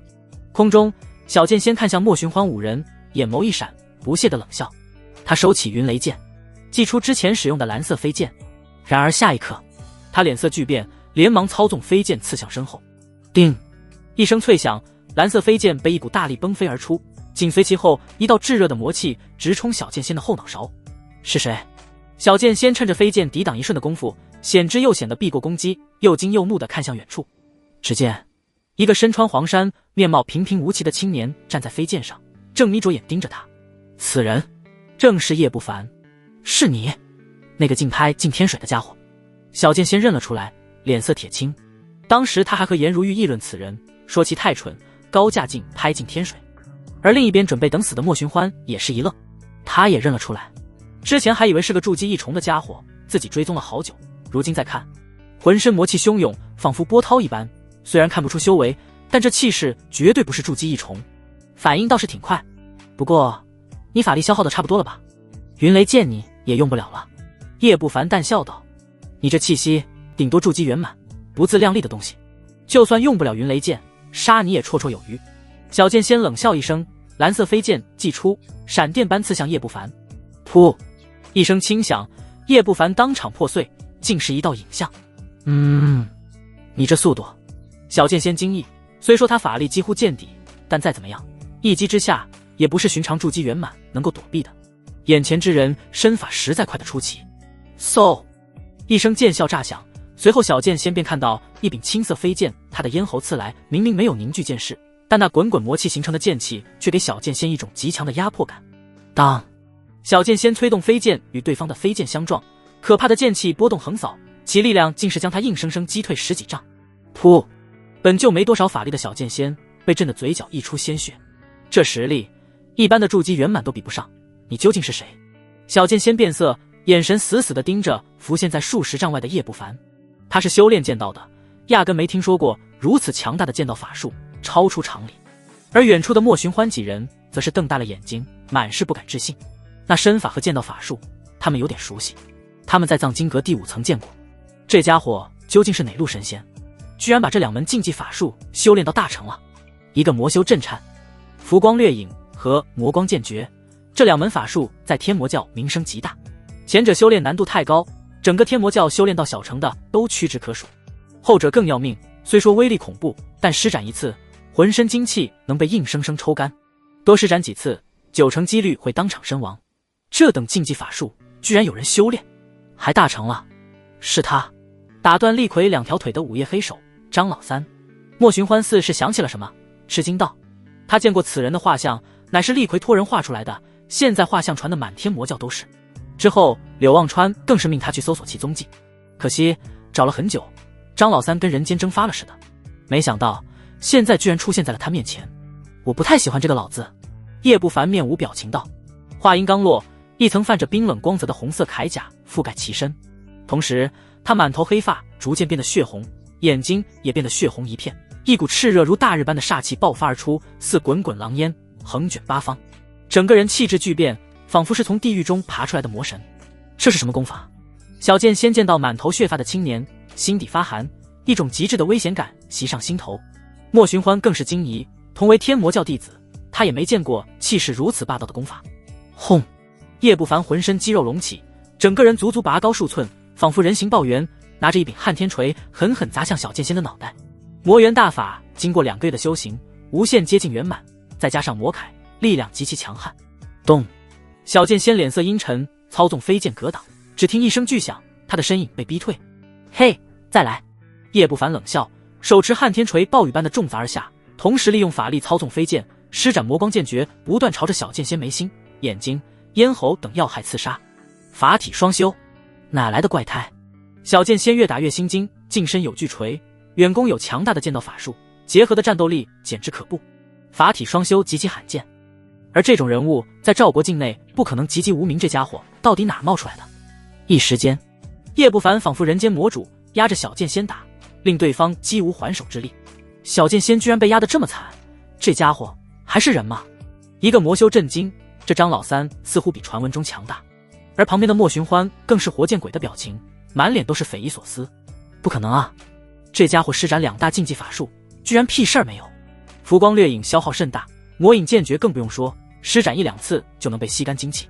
然而此人完全违背常理，2种禁忌法术施展这么多次，反而精气神大涨，太邪了！嗨嗨！一声剑啸响起，飞剑洞穿小剑仙的小腹，带出大片的血迹。小剑仙的脸色越来越苍白。道友，到此为止如何？真火寿丹我给你。小剑仙冷喝，憋屈的要死。倘若全盛时期，他无惧眼前这人，但现在他法力差不多见底了，再打下去，他连法器都没办法再用，到时候真就是待宰的羔羊。反观对方，越打越猛，跟嗑了春药似的。不用，我会自己拿。叶不凡面无表情，巨锤与飞剑分别朝着小剑仙头颅与下盘砸去。好好，是你逼我的。小剑仙怒极，不得不收起防护罩，减少法力消耗。随后他深吸口气，往嘴里塞了一颗激发潜力的丹药，随后猛地往15口飞剑上喷出一口精血。飞剑一震，合成一柄足达10丈的巨剑。巨剑光芒大盛，锋锐无匹，直直地斩向叶不凡的头颅。那种速度太快了，而其威力更是堪称结丹之下最强。终于逼出你最后的底牌了，我等的就是现在。叶不凡大笑，双手掐诀，祭出金明钟罩在头顶，同时往身上拍了几张2阶顶级防御符箓。随后不管巨剑的威胁，法诀开始变化。之前他就发觉小剑仙没受伤，绝对还有底牌存在，如今一剑，果不其然。轰隆隆，巨剑斩在金明钟上，震起大片波纹，金明钟光芒闪烁，最终承受不住，竟是咔嚓碎裂。顶级法器，废了！这一幕看得莫寻欢几个魔修瞠目结舌，那可是顶级法器啊，居然就这么碎了！小剑仙的后手比他们想象中还要强大。撕拉，巨剑斩碎精明钟后，光芒暗淡了不少，不过威力依旧恐怖，接连撕碎几张防御符箓。随后巨剑狠狠斩在铠甲之上，艰难将铠甲破开一道缝隙后，巨剑仿佛卡住了，再也无法前进一寸。里面赫然还有一层防御宝衣。我操你祖宗！你身上到底有多少防御宝物？身为天才，如此欺负我这个法力耗尽的剑修，你还要不要脸？小剑仙一愣，再也无法保持斯文，冲着叶不凡就是破口大骂。这防御里3层外3层，跟特么千层饼似的，这师兄实在是太稳健了。莫寻欢几人也是目瞪口呆，小剑仙萎靡成这样了，这师兄还这么谨慎，提前往身上套好多层防御装备，除了伪法宝，恐怕没什么能伤到他。这是你这畜生，都这样了你他妈还赢我！忽然小剑仙汗毛倒竖，头皮都炸了，调动仅剩的一丝法力，猛地横移而出。可惜已经晚了。嗖！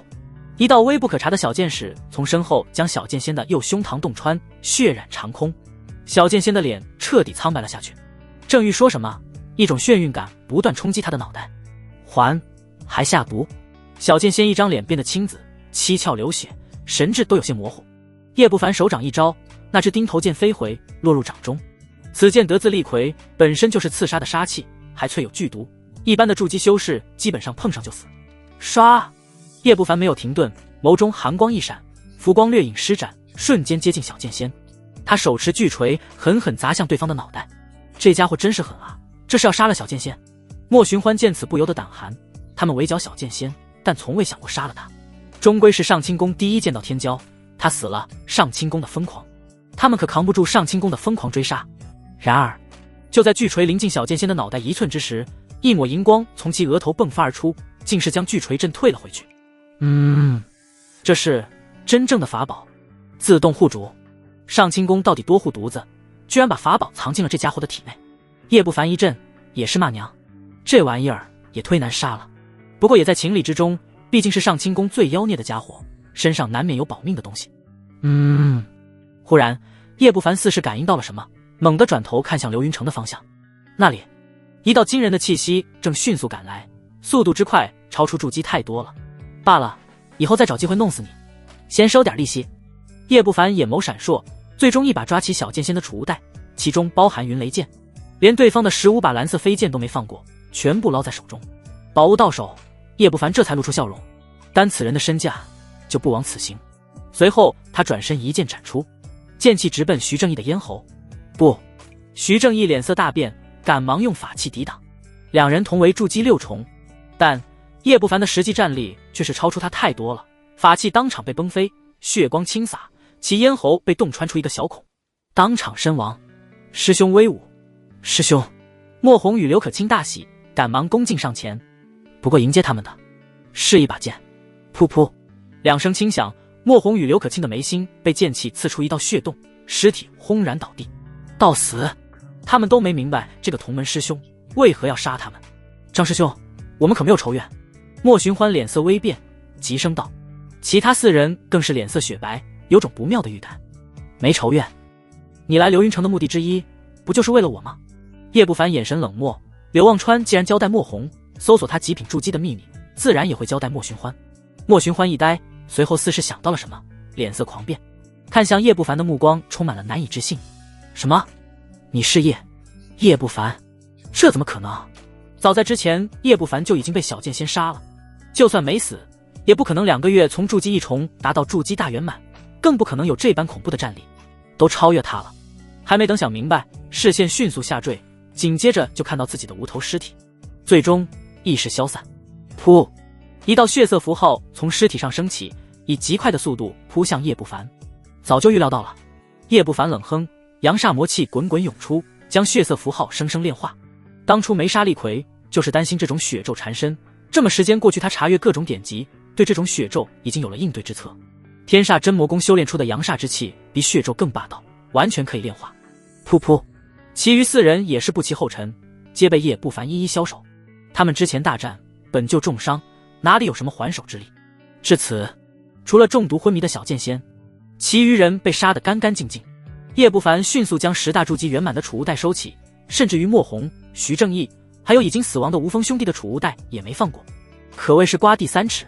穷成鬼的叶不凡连被小剑仙打碎的那些法器碎片都扒拉到口袋里，可惜没时间清理现场了。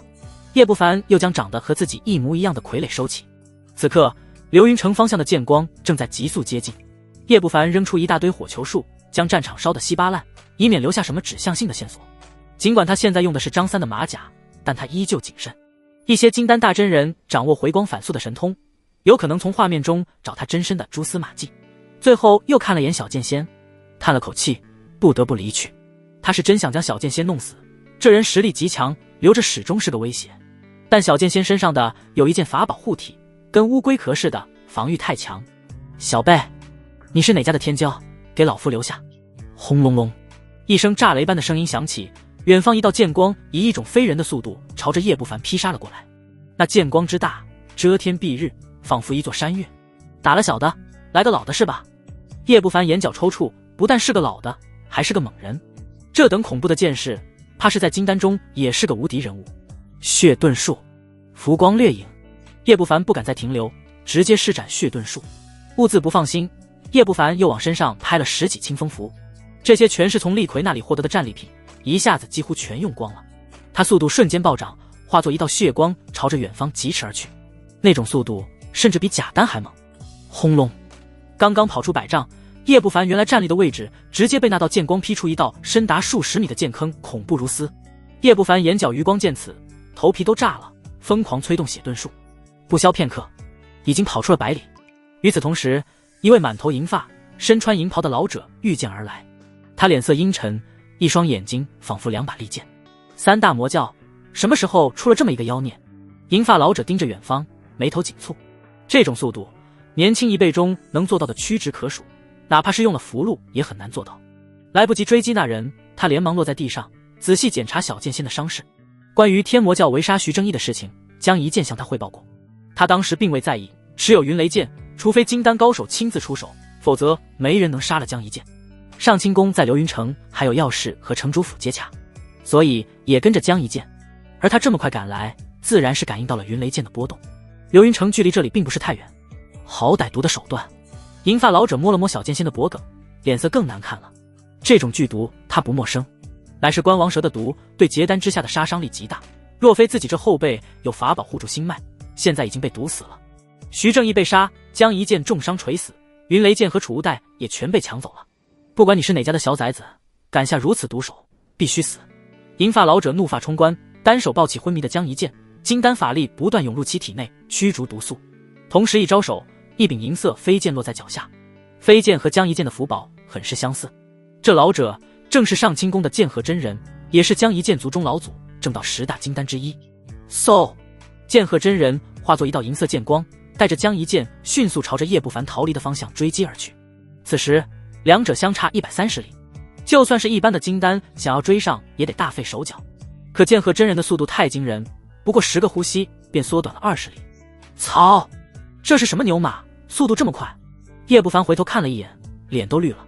筑基大圆满的灵石最多能探查99里，而他虽未到圆满境界，但依仗天道筑基，再加上断灵诀，他的灵石已经破开筑基极限，达到100里。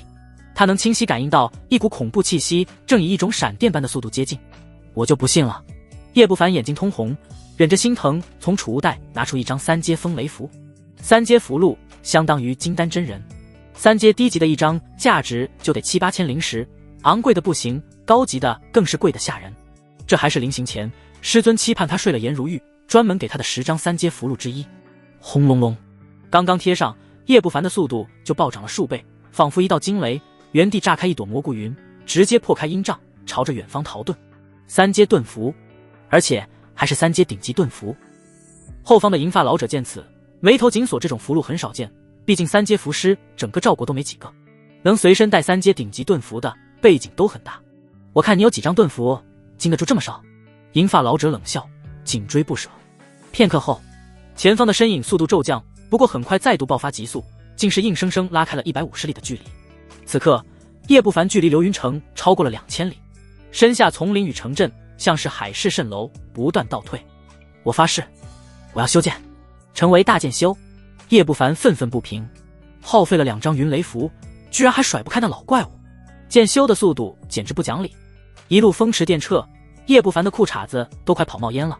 不能这么跑，否则早晚被追上。大风烈烈，叶不凡一跑鼓动，但眼神却越来越冷静，最终咬了咬牙，又肉痛地拿出1张云雷符。他一共只有4张，剩下的都是困敌符箓，且都是3阶中高阶，符箓终归比不上真正的金丹，甚至差了符宝一筹，想用几张符箓困杀大剑修，基本不可能。砰！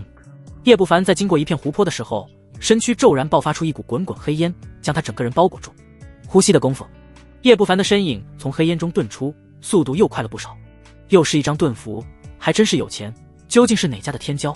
后方银发老者锁定住叶不凡，很是诧异，就算是圣子级别的这种符箓也没几张，而那人气息相貌与魔教的那几个天之骄子很不符合。又追出了100里范围，银发老者忽然降速停在半空中，脸色微变。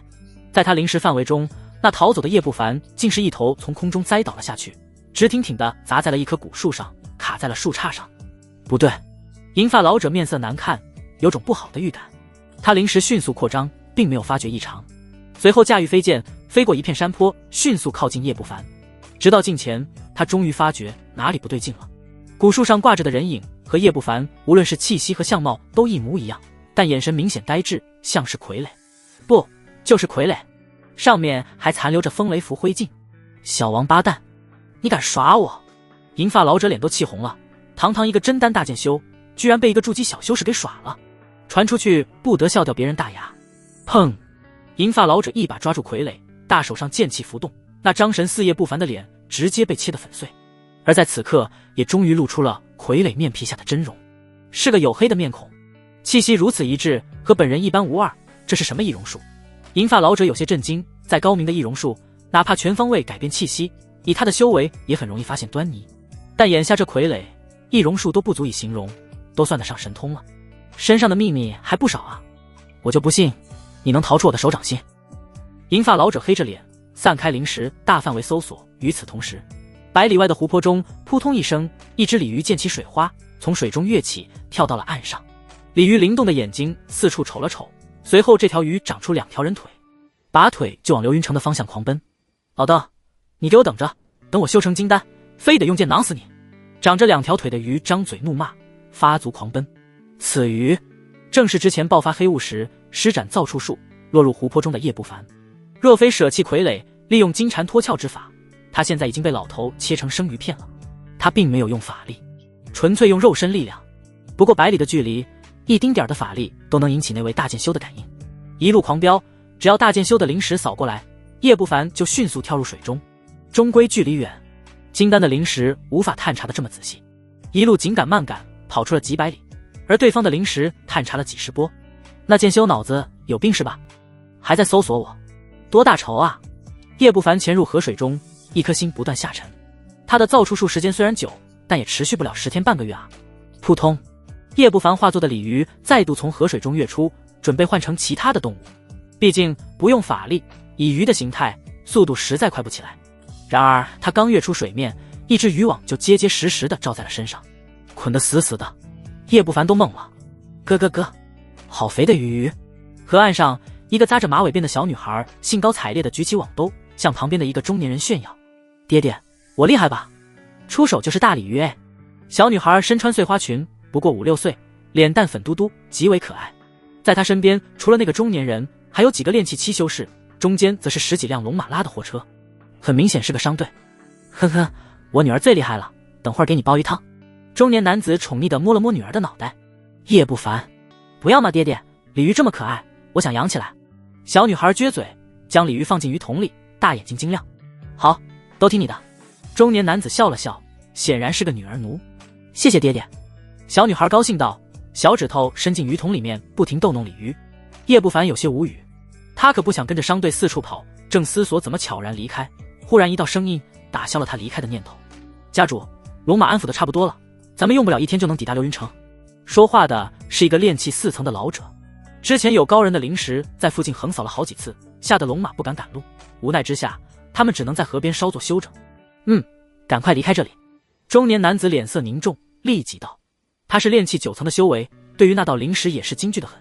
虽说他们李家商队每年缴纳一些灵石，被刘云成庇护，一般人不敢劫道，但现在刘云成汇聚了5大仙门和魔道高人，势力复杂，难保会出现意外走漏。带你去大城市。龙马拉着货车向刘云成的方向前进，车厢中小女孩冲着李鱼嬉笑道：爹爹，刘云成真的有很多筑基老祖吗？路途中他时不时掀起车帘，期盼地看向刘云成方向。李家修为最高的修士也就炼气13层，筑基已经是他仰望的存在了。有，爹爹还和一个雪灵宫的筑基修士关系匪浅呢，这次带囡囡来就是让囡囡拜他为师。李家主哈哈一笑，分外得意。他们这些小修仙家族结识一位筑基修士，对家族帮助极大，尤其是5大仙门的修士。若非如此，他也做不了来往刘云城和运光城的生意。殊不知，他们商队中已经混进了一个筑基高手，真是柳暗花明啊！有商队做掩护，能安然搭着这辆顺风车回到刘云城。鱼桶中，李鱼眼睛转动，惊喜之余彻底放下心来。商队距离刘云城大约还有300里，路上叶不凡也知道了小女孩的名字和来历。小女孩名叫李囡囡，出身运光城的小家族，家族做的是制作符箓的原材料生意，货箱里面的要么是灵木，要么是低阶妖兽的兽皮。由于马车速度不快，到了傍晚时分才到刘云城。终于到了，叶不凡在水里吐着泡泡，忽然精神一振，露出喜色，临时感应到了远方的雄伟巨城。他之所以回来，是因为筑基期越往后修行越艰难，尤其是到达后期，他需要大批量的灵材去炼制丹药，如果靠自身，再快也得好几年。忽的，叶不凡脸皮僵住了，一道银袍老者身影从远方破空而来。银袍老者脸色阴沉，庞大的气势肆虐，压迫商队修士双骨颤颤，几乎跪倒。剑鹤真人，金丹大真人。李家主惊骇失声，赶忙拉着自己女儿躬身拜下，其他人更是诚惶诚恐。筑基对他们来说已经是高人了，金丹那是天大的人物，万一惹对方不悦，那就是灭门之祸。这老怪物察觉到我的气息了。鱼桶中的鲤鱼躯体紧绷，不过很快就放松了下来。剑鹤真人单手揽着小剑仙，只是往商队众人身上一扫，便失望地收回目光。他并未注意小女孩身边的鱼桶，毕竟谁会怀疑一条鱼？他在修仙界混了400多年，只见过妖族化形成人的，没见过人化形成鱼的。就在此时，几道身影急急从流云城中冲出。师尊！一位马脸青年冲上前，当看到昏迷的小剑仙时微微一呆，身边的几个上清宫师弟也是呆滞。大师兄居然受伤至此，难不成有金丹真人出手了？马脸青年惊疑道。对于将一剑埋伏魔道修士，他听徐正义说过，后来师尊急匆匆地离开流云城，他们就有所猜测，大师兄可能出事了。在流云城搜索一个天魔教筑基修士，名为张三。剑鹤真人直接命令下去。之前他一路往魔教的方向搜索，不断地扩大范围，但始终一无所获。那小辈阴险狡诈，他判断对方很可能反其道而行，回了流云城。筑基，难不成是筑基期将大师兄伤成这样的？马脸青年与师弟们面面相觑，都有些惊骇。将一剑剑势小成，再加上成套的法器，同境中近乎无敌，一般的筑基圆满连伤到师兄的资格都没有，更别说还持有云雷剑。不过眼下师尊心情恶劣，他们不敢多嘴，赶忙回城安排。张三，好，真好啊！剑鹤真人，你以前不是夸下海口，你这后辈同境无敌吗？一位身穿阴阳袍的老者从流云城中走出，大笑出声，对小剑仙的重创很是幸灾乐祸。他是合欢宗的人，号阴阳真人。哼，同境无敌，我万寿谷的圣子都不敢这么说。另一边，骑着一只白鹤的锦衣中年嗤笑道：剑鹤真人身为是金丹修士，一举一动都备受关注。他之前离开流云城，早就被魔道金丹注意到了。与此同时，流云城又有几道灵石探来，仿佛乌云般压得进出流云城的修士们喘不过气来。哪怕是筑基大圆满修士，也是胆战心惊。筑基和金丹差距太大，再妖孽也不可能跨越这道鸿沟。全都是金丹真人。众人呼吸凝滞，随后他们注意到了小剑仙，在联想这几位金丹的对话，基本上猜到了真相。我天，居然是天魔教的筑基将小剑仙打成这样子。是谁？柳望川还是楚子雪？你耳朵聋了？没听说他们在说张三吗？我天魔教什么时候出了这么一个猛人？张三这名字也太草率了。城门内外一片哗然，众多修士皆是震惊，难以置信。小剑仙放在5大仙门、3大魔宗，其实力在年轻一代也足以排进前3甲。除了金丹修士，没人敢说能稳压一头。而今居然栽在了一个无名之辈手里。一时间众人都在猜测，分析这个张三究竟是天魔教的哪位神仙。即便是阴阳宗和万寿谷的金丹真人，也是疑惑重重。滚！剑鹤真人面皮抽动，从牙缝里挤出一个字，带着小剑仙迅速入城。同时，另一边的叶不凡也悄然跟随商队混入了流云城。看着那群高高在上的金丹大修，叶不凡眼中闪过坚定。倘若有金丹修为，何至于被追杀？而这对这不起眼的商队，没人注意到。合欢宗与万寿谷的金丹真人看着剑鹤真人的背影，互相对视一眼。年轻人中出了个狠茬子，封魔一计怕是要多出许多变故。两人紧皱眉头，同为魔道，互相也是竞争激烈。他们可不想封魔一计的机缘被天魔教的张三抢了去。随后各自拿出传音符，传讯给自家的天才，对张三多加提防。同时吩咐手下人严查张三的跟脚以及小剑仙的重伤详情，如果有机会，他们不介意让门下天骄给小剑仙补一刀。很快，调查结果就呈上了各大势力的桌案。让这些势力无语的是，调查结果只有一个张三的名字以及在天魔教午夜黑手的混号，除此之外什么都没有，仿佛是石头里蹦出来的。甚至剑鹤真人请城主府的风离真人施展回光秘术，回溯一下战斗画面，可结果让剑鹤真人更失望了。张三谨慎得令人发指，杀完人后立马炸了战场，剧烈的火属性波动扰乱空间，根本没办法回溯。唯一让剑鹤真人安慰的是，小剑仙醒了，我要杀了他，我要杀了他。城内的一座独立小院中，小剑仙躺在床榻上，眼睛通红。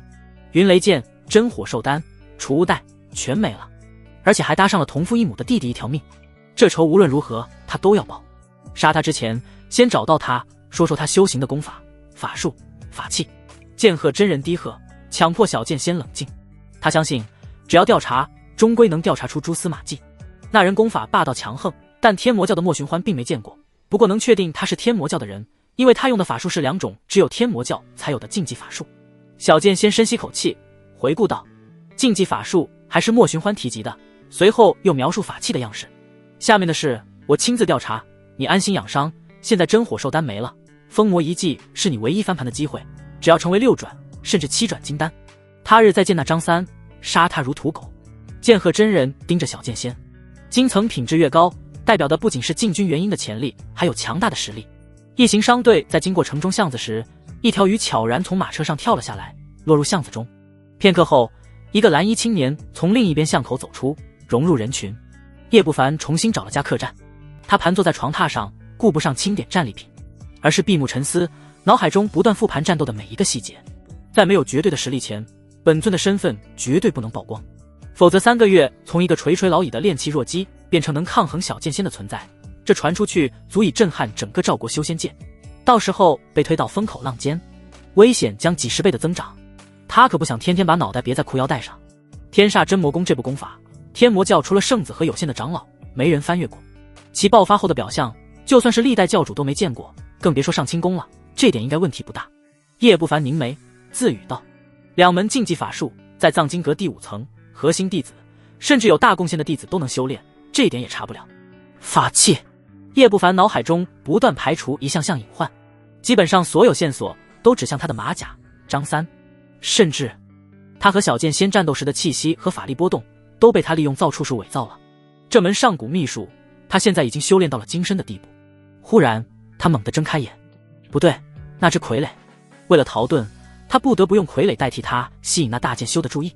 傀儡是周王臣炼制出来的，当初周王臣刚刚炼制出来没多久，应该没几个人见过。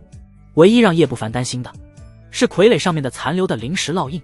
气息法力能变化，灵石可变化不了，那老怪物大概会用灵石烙印反向追踪，不过我有造处术，应该能隔绝。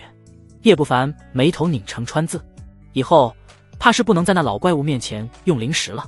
想了想，叶不凡还是打算在流云城苟一阵子，一来是为了搜刮灵药、炼丹提升修为，还有搜索提升画符几率的秘术；二来则是避免剑鹤真人的调查，通往天魔教的路十有八九已经布满了老怪物的眼线，人流量密集的流云城反倒安全。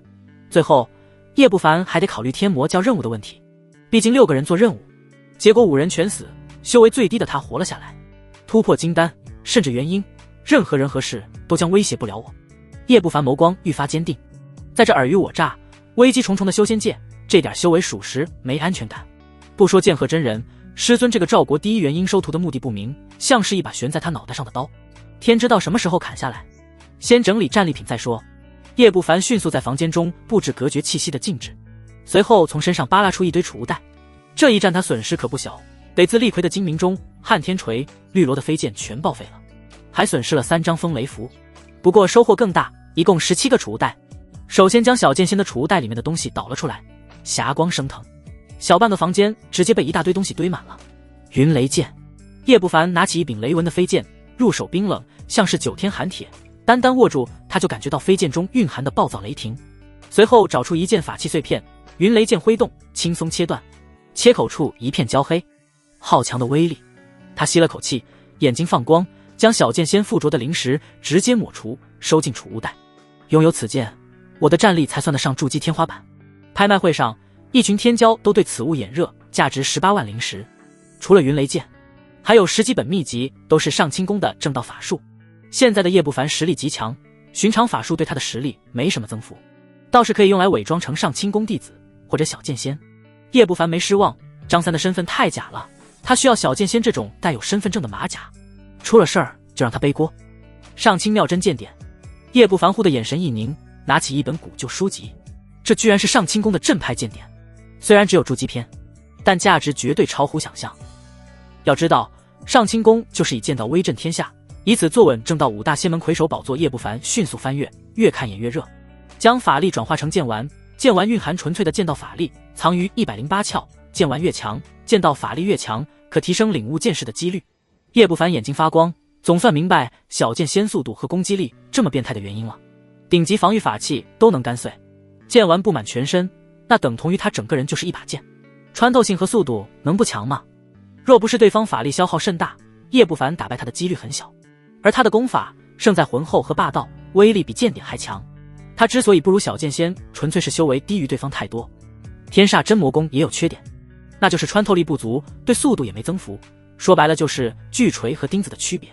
那剑鹤真人速度这么快，这功法占了很大原因。这剑典恰恰弥补了我的缺点，穿透力和速度。若是修炼成功，功可瞬间破敌人防御，退跑路速度价单估计都追不上。当然，最吸引他的是剑士能极大增幅剑道法术和法器的威力。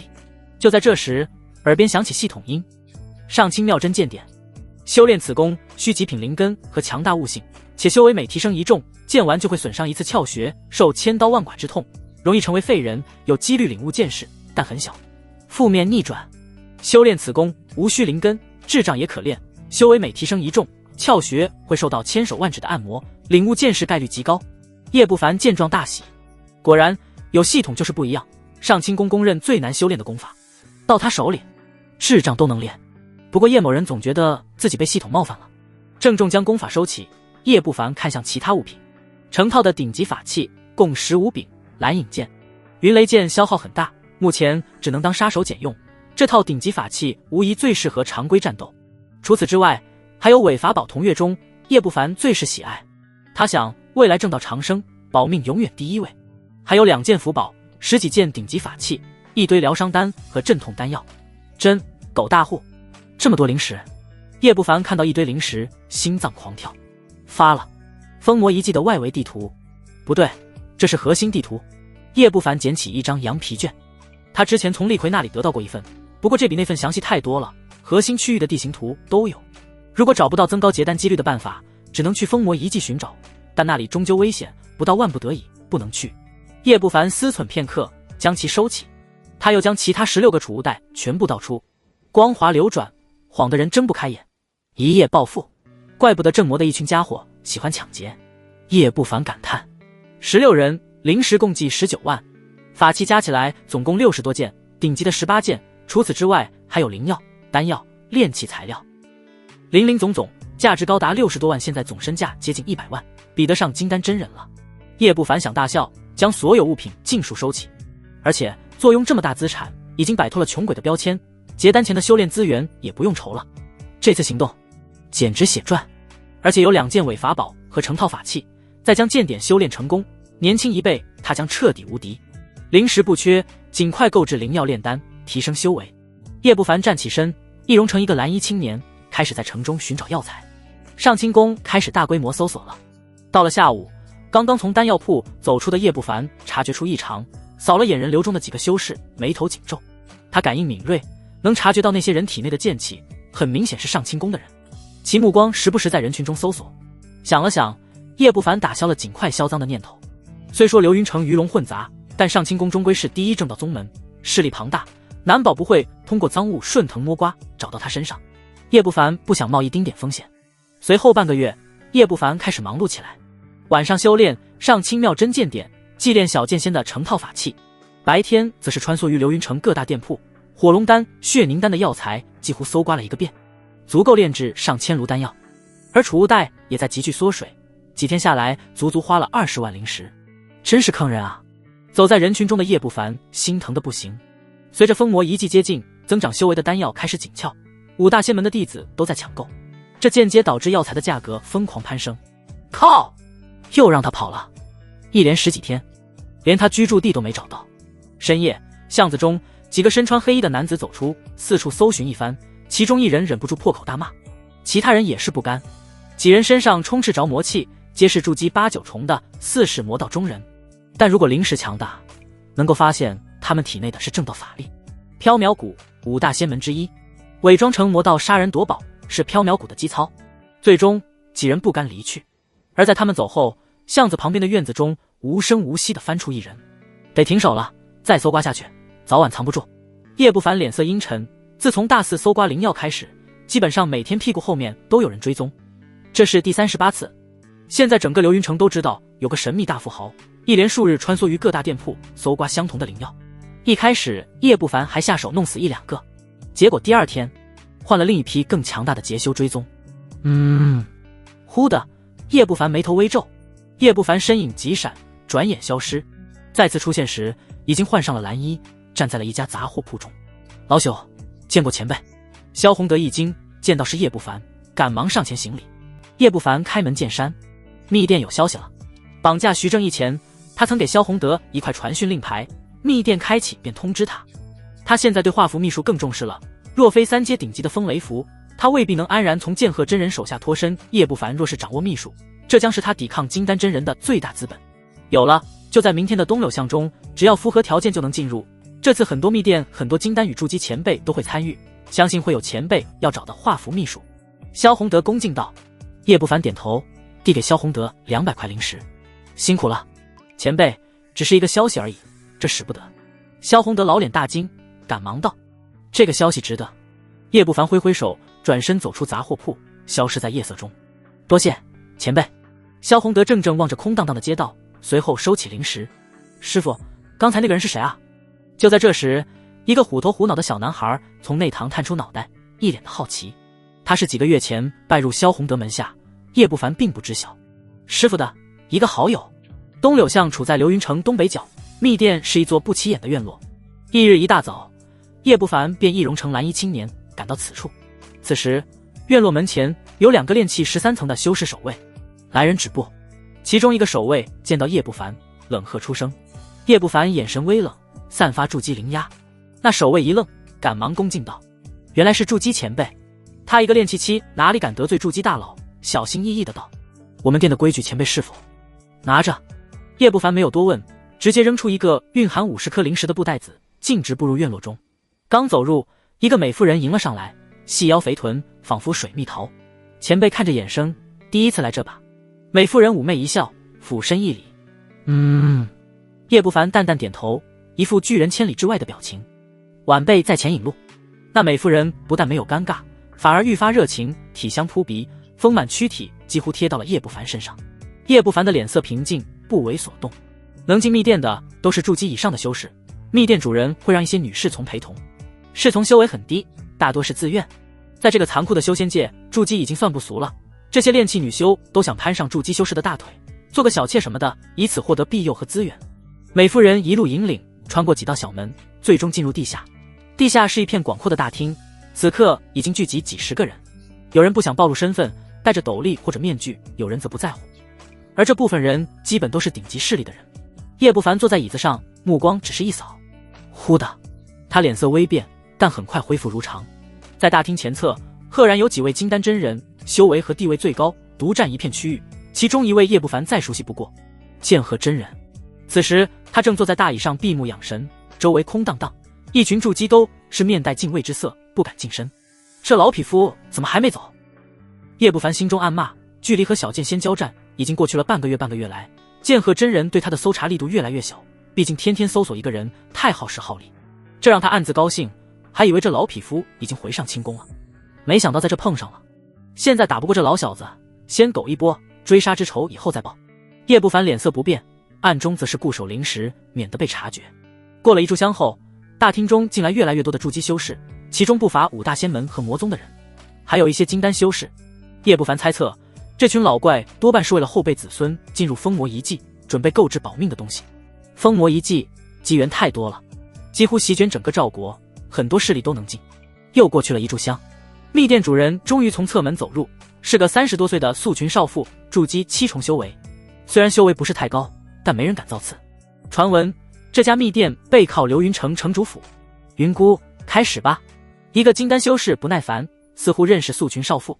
哼，既然刘前辈催促，那妾身就不耽搁了。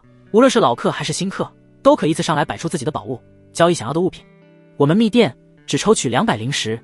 素群妇人笑了笑，气度典雅，仿佛空谷幽兰。说完便坐在长椅之上，旁边3个筑基大圆满修士镇守。我先来，诸位可有破云丹？刘姓金丹修士站到台前，环视全场，眼神急切。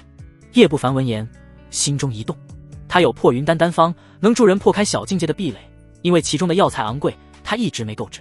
叶不凡由于吞了极品毒丹，逆转副作用后，1到6重小瓶颈压根挡不住。不过以后难说了，筑基8重以上，瓶颈极大，单靠增长修为的丹药很难突破。当初厉逵在方氏搜刮灵药，就是为了帮弟弟破入筑基圆满。哼，早就听闻刘道友的儿子卡在筑基9重多年，现在看来还没突破。一个金丹嗤笑道，他身穿阴阳袍，一双老手不断地揉搓怀中的女侍从，引得后者喘息连连。正是合欢宗的那位金丹长老。阴阳老鬼，好好玩你的女人，我没心情跟你斗嘴。刘姓中年眼神阴沉。就在这时，一个筑基圆满的中年起身，恭敬道：前辈，在下有，不过我想要一块3阶妖兽兽皮。话落，众多筑基眼角跳动，这家伙胆子真肥，3阶兽皮，金丹妖兽的皮毛，那玩意儿可比破云丹珍稀。可刘姓中年深深地看了那筑基圆满一眼，多谢前辈成全。那中年大喜，赶忙上前。2人交易完毕，其他人依次上台。我这有一块玄阴铁，顶级精品法器的材料。随着一个个上台，市面罕见的宝物一一面世。而这些人大多想要的都是顶级符箓、法器，甚至符宝，包括剑鹤真人。几十个人上台，如走马观花，其中并没有叶不凡想要的画符秘术，这让他失望至极。我这有一件顶级飞剑法器，还有一件顶级防御盾牌，以及一些炼器材料，只换取能提升画符几率的秘术。轮到叶不凡，他拿出一些宝物，不死心道：这些都是从莫寻欢他们身上搜刮出来的，和小剑仙有关的东西，他可不敢拿出来。提升画符几率的秘术，刚看见顶级飞剑法器，众人都是眼前发亮，尤其是剑鹤真人。而陪同叶不凡的美妇更是眼睛发直，他接待的这个筑基看起来平平无奇，没想到这么有钱。不过在场的人听到秘术时都是眉头微皱，这种秘术罕见至极，即便有也被那群服侍珍藏，不可能拿出来。剑鹤真人开口道，眼睛落在叶不凡手中的一把红色飞剑上面，一眨不眨。江一剑身上的东西被那个王八蛋洗劫一空，现在正缺剑道法器。小友，换取其他东西吧，老夫这里什么都有。剑鹤真人将目光移向叶不凡，和颜悦色道，仿佛面对的是自家后辈，浑然不知面前之人是洗劫小剑仙的罪魁祸首。不换。等了半晌，见没人拿出秘术，叶不凡彻底死心了。他瞟了剑鹤真人一眼，直接拒绝。这老匹夫还想从他手里换取宝贝，再想屁吃。就在叶不凡无奈准备下台时，一个身穿青衣、长相英武的中年人上下打量着叶不凡，突然道：我有一本得自上古的祭符秘术。上古祭符秘术？叶不凡精神一振，露出怀疑之色。上古是修仙界巅峰时期，天地灵气浓郁，极品灵根屡见不鲜，这造就了一大批元婴，更有诸多化神天君统御万疆。后因不明原因，修仙界逐渐衰落，灵气越来越稀薄，万年来灵药之流越来越少，秘术功法更是失传。跟上古扯上关系的皆是不凡，就如造处术。若非此术，他现在已经成了剑鹤真人的剑下之鬼。这是纲要，你看看吧。青衣中年轻笑一声，扔给叶不凡一个玉简。叶不凡没有用灵石探查，而是将其翻开，仔细阅读。以秘术同时画10张符箓，以9张符箓为祭品，可提高最后1张符箓成功率，有极小概率提升至精品符箓。祭符越多，成功率越高。叶不凡眼皮抽搐，差点口吐国粹。画10张符箓，可能成功1张，且几率并非100%。这得烧多少钱？2阶符箓的原材料相当昂贵，3阶更贵，1小张都得1000灵石。尤其是封魔遗迹开启在即，以他现在的身价都烧不起啊。不过他想到了系统，嗨嗨，道友可同意交换？青衣中年咳嗽一声，他也知道这秘术鸡肋，拜访几位符师，结果看了秘术后，直接将他拒之门外了。可以。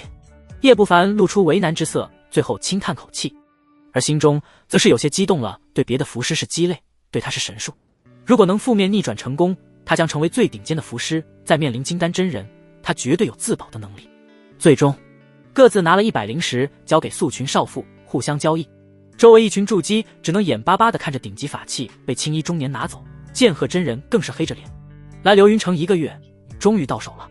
叶不凡不再停留，直接起身离开。如今灵药搜刮了一批，他可以着手炼制丹药，提升修为了。同时学习画符，2阶符箓他不满足，他要画3阶。依旧是那个美妇人引路，一路上对叶不凡更加热情和恭敬了，眼睛泛着春光。筑基修为再加上财大气粗，这绝对是金大腿。此时不报，更待何时？然而任凭他如何搔首弄姿，叶不凡都不为所动，这让美妇人大为失望。不过好在这位爷临走前给了10块灵石。出了院落，谨慎地在流云城内绕了好几大圈，这才向客栈走去。片刻后，叶不凡坐在房间的茶桌旁，沏了一壶灵茶。阁下跟了这么久，不进来喝杯茶吗？话音落下，房间中一片静谧，没有动静。直至叶不凡眉头皱起，房门这才被人推开。交易已经完成，你莫非想杀人越货不成？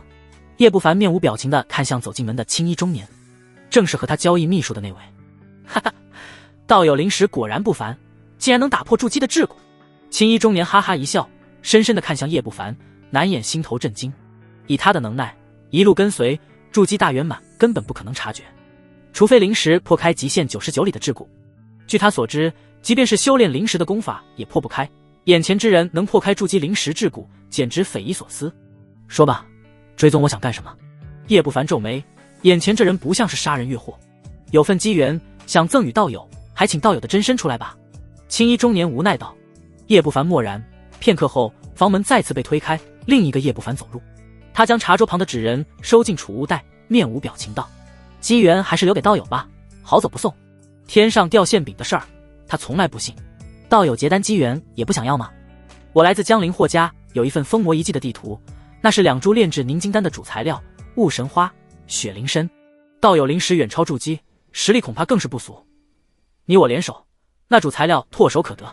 青衣中年不慌不忙道：凝金丹这种能提升结丹几率的丹药，一枚哪怕是次品也是天价，放在流云城顷刻间就会引起腥风血雨，就算是5大仙门和3魔宗也是没有几颗，否则那些筑基修士不会闯进封魔遗迹这九死一生之地。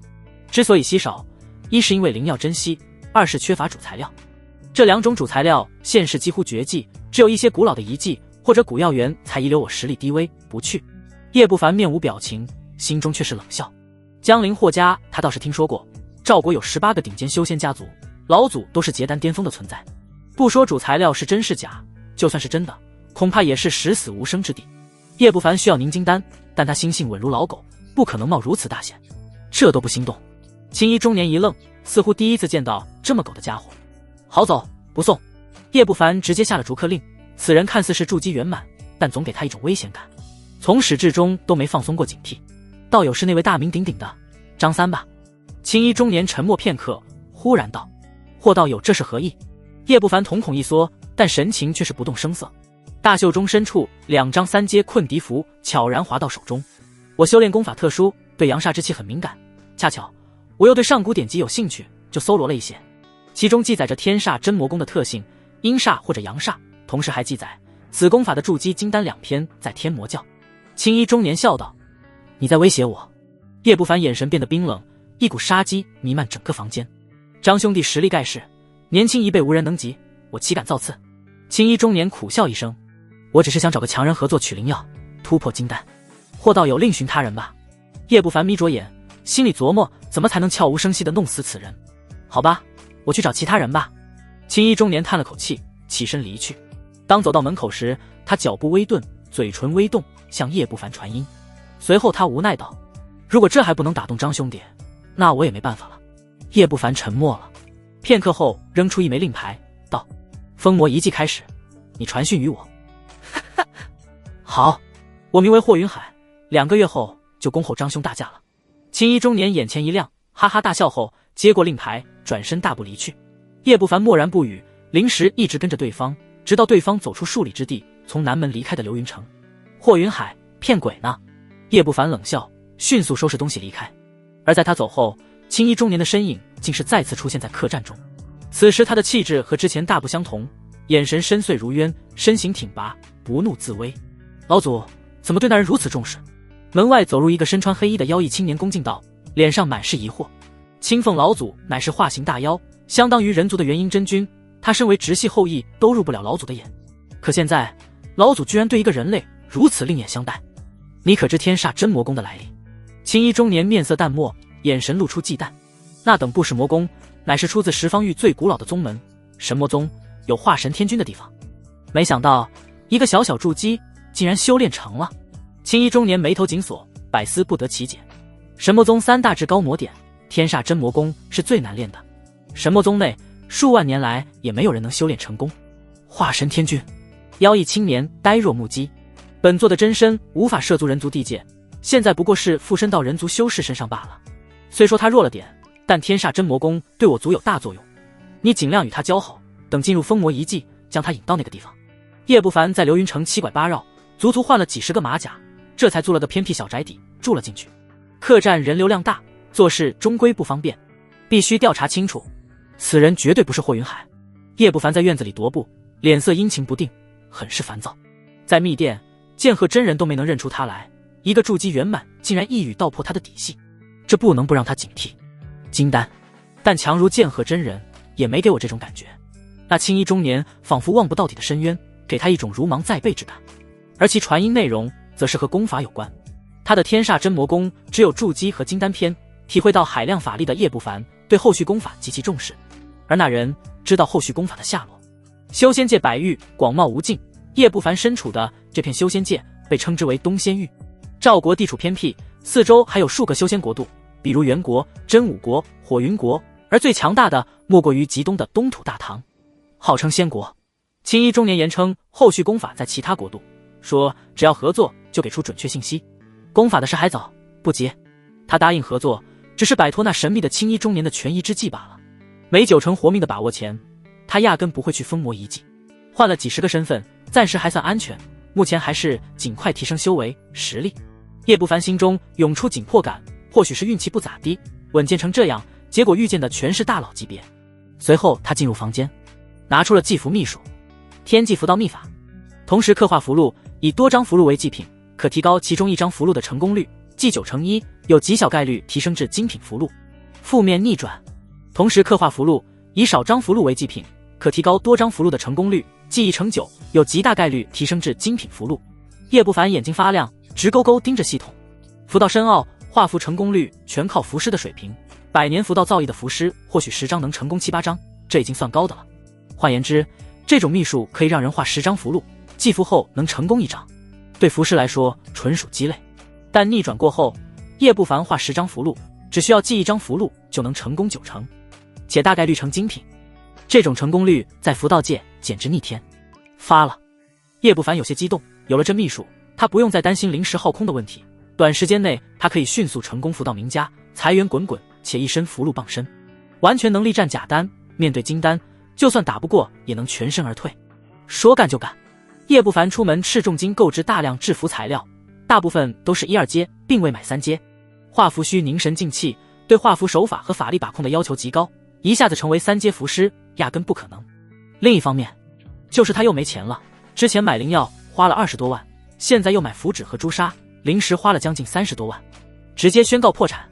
不过这次他并不慌，接下来的几天，叶不凡开始了炼丹、修炼、画符的悠闲生活，修为从筑基6重稳步向7重提升。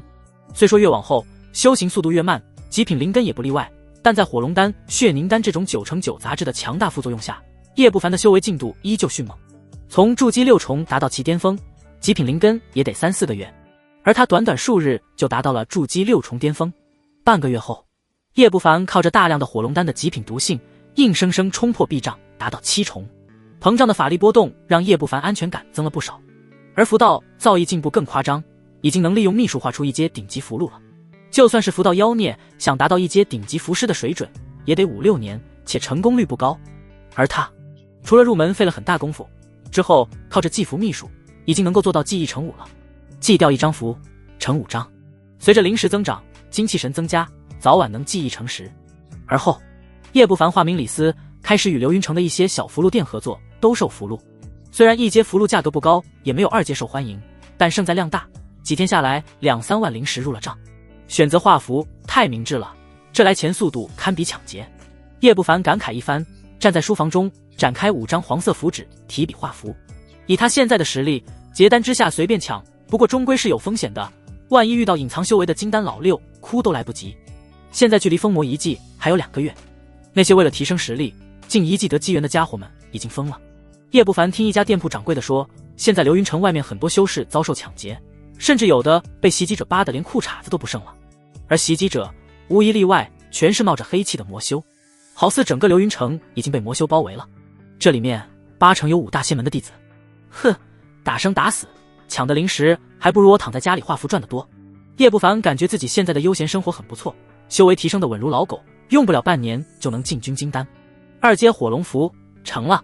叶不凡忽然一顿，他收回符笔，以秘术献祭1张未完成的符箓，剩下4张顿时散发炽热红光，闪耀至极。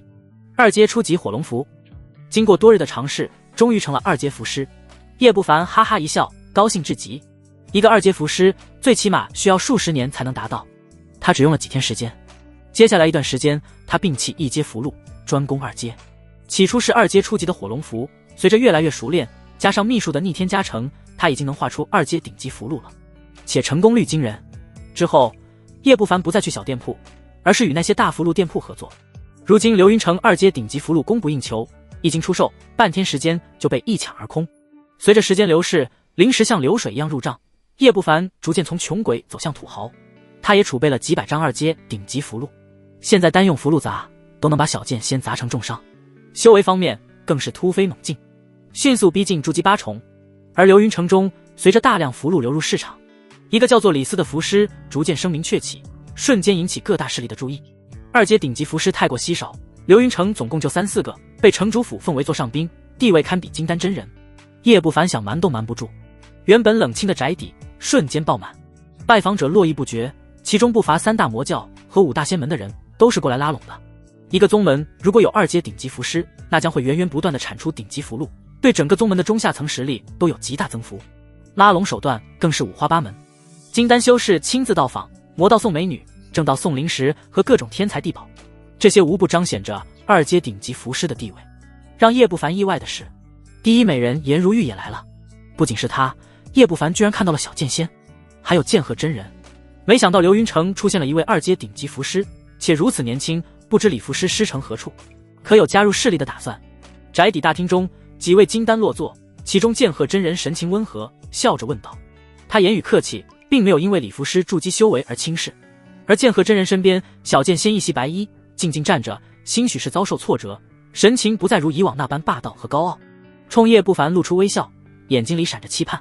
经过上次毒打，小剑仙痛定思痛，觉得自己需要大量的顶级符箓防身，就算法力耗尽，也能用符箓砸死那个阴险的张老三。我缥缈谷一向对符师尊重有加，只要李符师加入，一切炼器材料都由缥缈谷提供，炼制的符箓我们占7，李符师占3，如何？一个仙风道骨的老道轻笑道。这已经很高了，大部分2阶符师只能拿2成，毕竟是宗门出材料，还要承担失败风险。上清宫也是一样，不过我们愿意外加一份净天水。剑鹤真人笑呵呵道。万寿谷的一位锦衣中年闻言露出惊讶，不过很快就冷笑起来。没想到上清宫这么能下本钱，净天水都拿了出来，不过此物副作用甚大，你这是打算害死李符师吗？剑鹤真人老脸一黑，净天水是上清宫的珍藏没副作用的结丹灵物，5大仙门谁能拿出来？他正要发作，锦衣中年继续道：我万寿谷擅长御兽，愿意送李福师一头假丹妖兽供你差遣。其他势力闻言都有些震惊，假丹妖兽掌控后等于多了个强力保镖，就算对金丹真人吸引力也不小。他们着实没想到万寿谷这么大方。呵呵，阴阳宗没有假丹妖兽，不过这2位绝色美人却是可以送给李福师。阴阳宗来的并非阴阳真人，而是一个干瘦老者，是位假丹修士。假丹虽不如金丹，但实力比筑基大圆满强太多了。妖孽如小剑仙，在假丹面前也得低头。他笑呵呵地挥手，身边一大一小2个漂亮女修面颊羞红的向叶不凡行了一礼。她们清纯可人，最关键的是长相一模一样，明显是双胞胎。其他人见状暗骂一声阴险。就在这时，颜如玉开口了：李福师若肯垂青眼，成为雪灵宗的客卿，我宗定会全力助李福师突破金丹。颜如玉声音清脆，嫣然一笑，刹那间如百花盛放，那对双胞胎瞬间黯然失色。这让其他人脸色微变，不说雪灵宗客卿的好处，单单颜如玉站在这本身就是一个巨大的诱惑。一旁的小剑仙更是脸色僵硬，非常不自然。福师待遇还真是好啊。其他一些筑基修士则是满脸羡慕，他们不是来拉拢的，而是来求福的。抱歉，我自由惯了，目前没有加入势力的打算。叶不凡露出歉意，一一婉拒。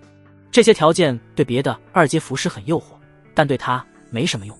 剑鹤真人见状都是露出失望，不过也没多说什么，转而开始闲谈，旁敲侧击叶不凡的来历师承。叶不凡心知肚明，回答滴水不漏。最后各势力便是请叶不凡制符了，其中最需求的是小剑仙，竟然请他画上100张2阶顶级的符箓。呵呵，江道友太高看李某了，我顶多画出5张。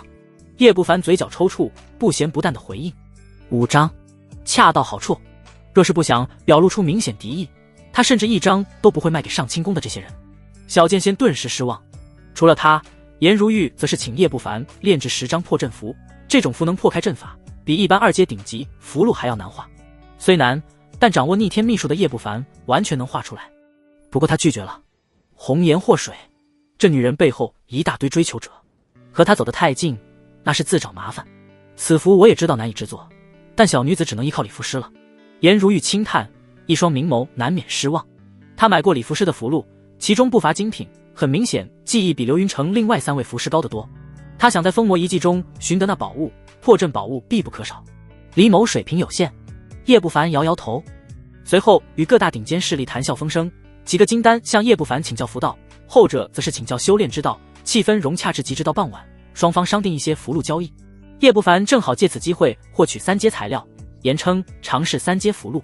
流云城内2阶材料容易买，3阶很稀少，且价格昂贵，除了金丹修士有储存，一般筑基压根接触不到。最终宾主尽欢，各自散去。临行前，剑鹤真人神情和煦，对叶不凡露出欣赏之色。没想到李福师对剑道颇有见解，让人惊讶。若有机会，可来上清宫做客。一定，一定。叶不凡笑呵呵地将剑鹤真人与小剑仙送走，脸上笑容收敛，露出冷笑。2人交谈中，剑鹤真人多次向他提及了2阶顶级的追踪符，很明显是为了对付他。1个半月过去，还对我念念不忘，老匹夫，早晚宰了你。叶不凡冷哼，他可没忘了被追杀之仇。随后在大厅中踱步，对今日谈话进行复盘。或许这个身份可以放在明面上正大光明的经营，以李福师的身份与5大仙门与魔道交好，从他们手里得到自己需要的消息和天才地宝，还不用担心被这群人杀人夺宝。今日各大势力都对他有交好之意，让他彻底体验了符师的好处。修仙界并不是只有残酷搏杀，还有人情世故。这些人对他有需求，一般情况不会对他下手。长此以往，叶不凡身边会形成一张巨大的关系网。到了那时，别人想动他，都得掂量掂量背后的一群筑基甚至金丹客户。就算有风险，谁能想到一个2阶符师一身实力直追假丹？这符合叶不凡稳健发育的路子。之后的大半个月，叶不凡又开始了画符修炼的悠闲生活。因为他的符箓精品很多，质量比另外3位符师高，他的名声逐渐响彻流云城，隐隐有流云城第1符师的势头，当然是3阶之下第1。起初城主府的那3位2阶符师对叶不凡不满，毕竟抢了生意，多次上门警告。不过当叶某人高呼流云城容不下我，准备黯然离去时，剑鹤真人和万寿谷的锦衣金丹修士拜访了那3位符师。之后一切安静了。现在全流云城都知道李符师是各大仙门与魔门的座上宾。随着封魔遗迹开启的日子越来越近，这些金丹大佬都想买精品符箓，让自家后辈进一计后多些保命手段，哪能让李福师被人逼走？叶不凡对此表示真挚的感谢，然后继续悠闲的画符。如今二阶顶级符箓供不应求，灵石流水一样进了口袋。叶不凡身价比一般金丹还高，灵石足有30万，这还是不停炼丹购买灵药的情况下。而他的修为，经过大量丹药的冲击，硬生生冲破关卡，步入到了筑基8重，一身法力雄浑程度堪称恐怖，已经超过了筑基大圆满。在面临小剑仙，就算对方全盛时期，叶不凡也自信能够将其碾压。不仅如此，上清宫的镇派剑典、上清妙真剑典共9层，他已经迈入了第7层。108窍穴中的剑丸蕴含的剑道法力极强，并摸到了剑士的门槛。可以说，叶不凡现在是赵国第1筑基强者，综合实力堪比贾丹。当然，打金丹初期还差点，不过借助剑道全身而退，轻轻松松。叶不凡对此颇为欣喜，这种有条不紊提升修为的日子，他也很是满意。唯一不怎么高兴的是，颜如玉这位赵国第1美人，隔3差5的就往他这跑，请他画破阵符。每次来，身后都会跟着几个追求者，那几个年轻俊杰看向叶不凡的目光不是嫉妒就是提防。叶不凡是真无语了，无奈之下，他准备画1-2张破阵符，将这个女人打发走。还没等他画，悠闲生活就被人干得稀碎。天魔老祖和绿萝前后传讯，其消息让叶不凡浑身发冷。流云城府邸中，叶不凡坐在石桌旁，捏碎手里的传音玉符，脸色变幻不定。在他对面，一袭素裙的颜如玉，皮肤白皙，明眸皓齿，犹如下落凡尘的仙子。李福师可是有要事？颜如玉美眸流转，闪过一丝好奇。他见过很多筑基强者，但大多能看出根脚，唯有眼前这身穿蓝衣的青年给他一种神秘感。筑基圆满的气息，平平无奇的相貌，但给他的感觉有点不真实。没什么，只是有个故友去世了。叶不凡脸色恢复如常，而心中几乎要骂娘了。传音符中是萝莉师尊催促他想办法睡了颜如玉，并言明最好抓起来造个娃，他负责带。这元婴老鬼脑子纯有病，想要孩子不会自己生。我答应颜道友，过几日来取破阵符，具体能画出几张，我不敢保证。叶不凡看向颜如玉的目光有些不自然，勉强露出微笑。李福师果然有能力画出破阵符，小女子就多谢了。颜如玉美眸微亮，欣喜道，这让旁边备受冷落的2个缥缈谷天骄非常吃味，对叶不凡很是嫉妒。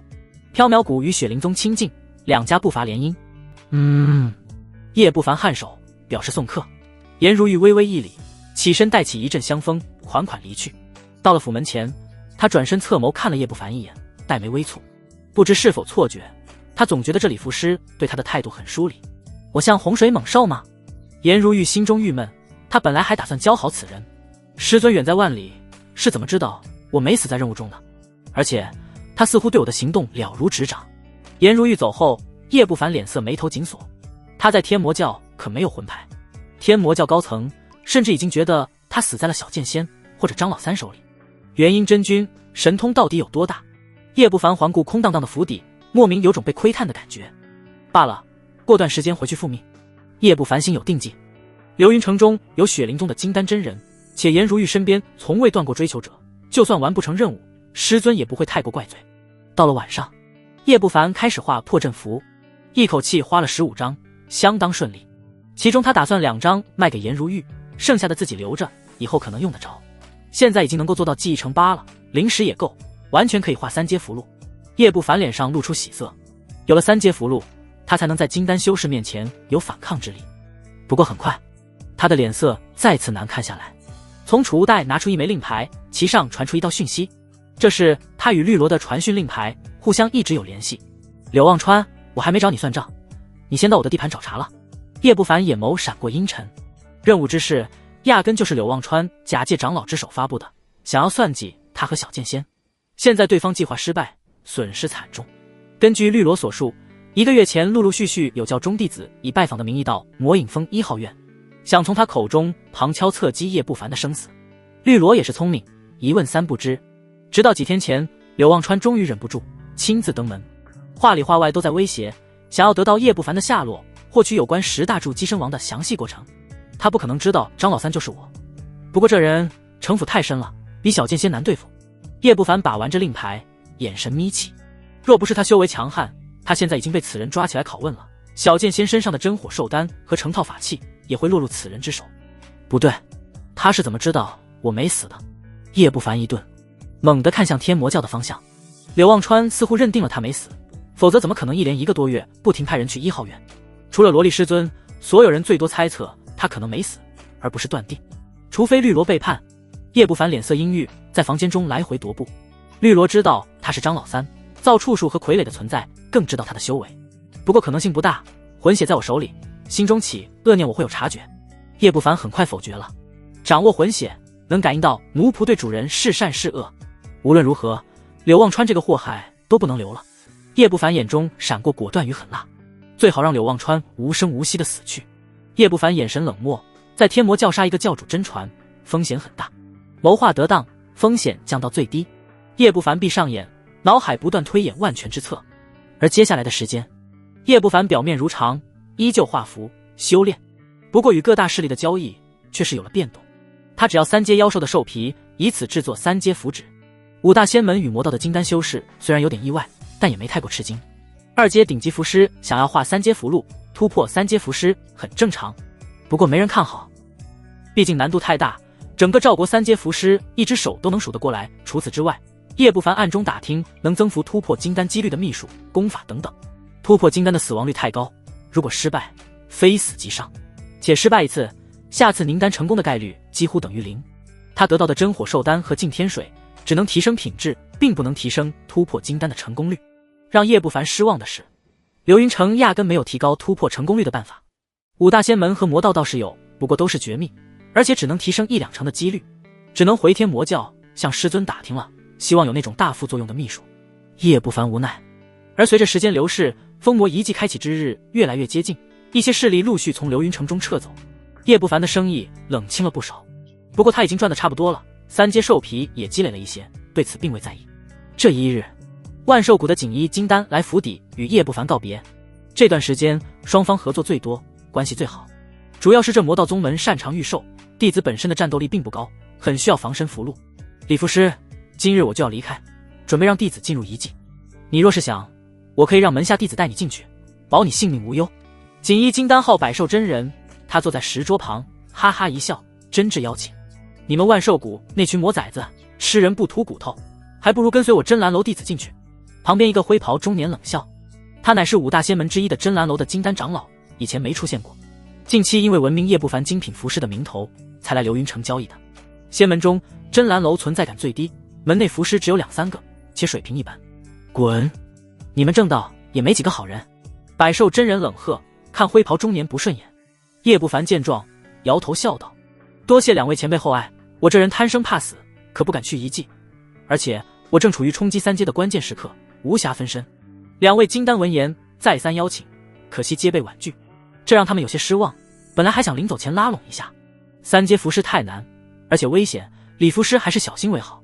2位金丹摇头劝解道：3阶可能性很小，曾经有几位2阶服师突破3阶，在画符时直接被紊乱的符箓给炸死了。随后2人又与叶不凡交易了20几张2阶符箓，告辞离去了。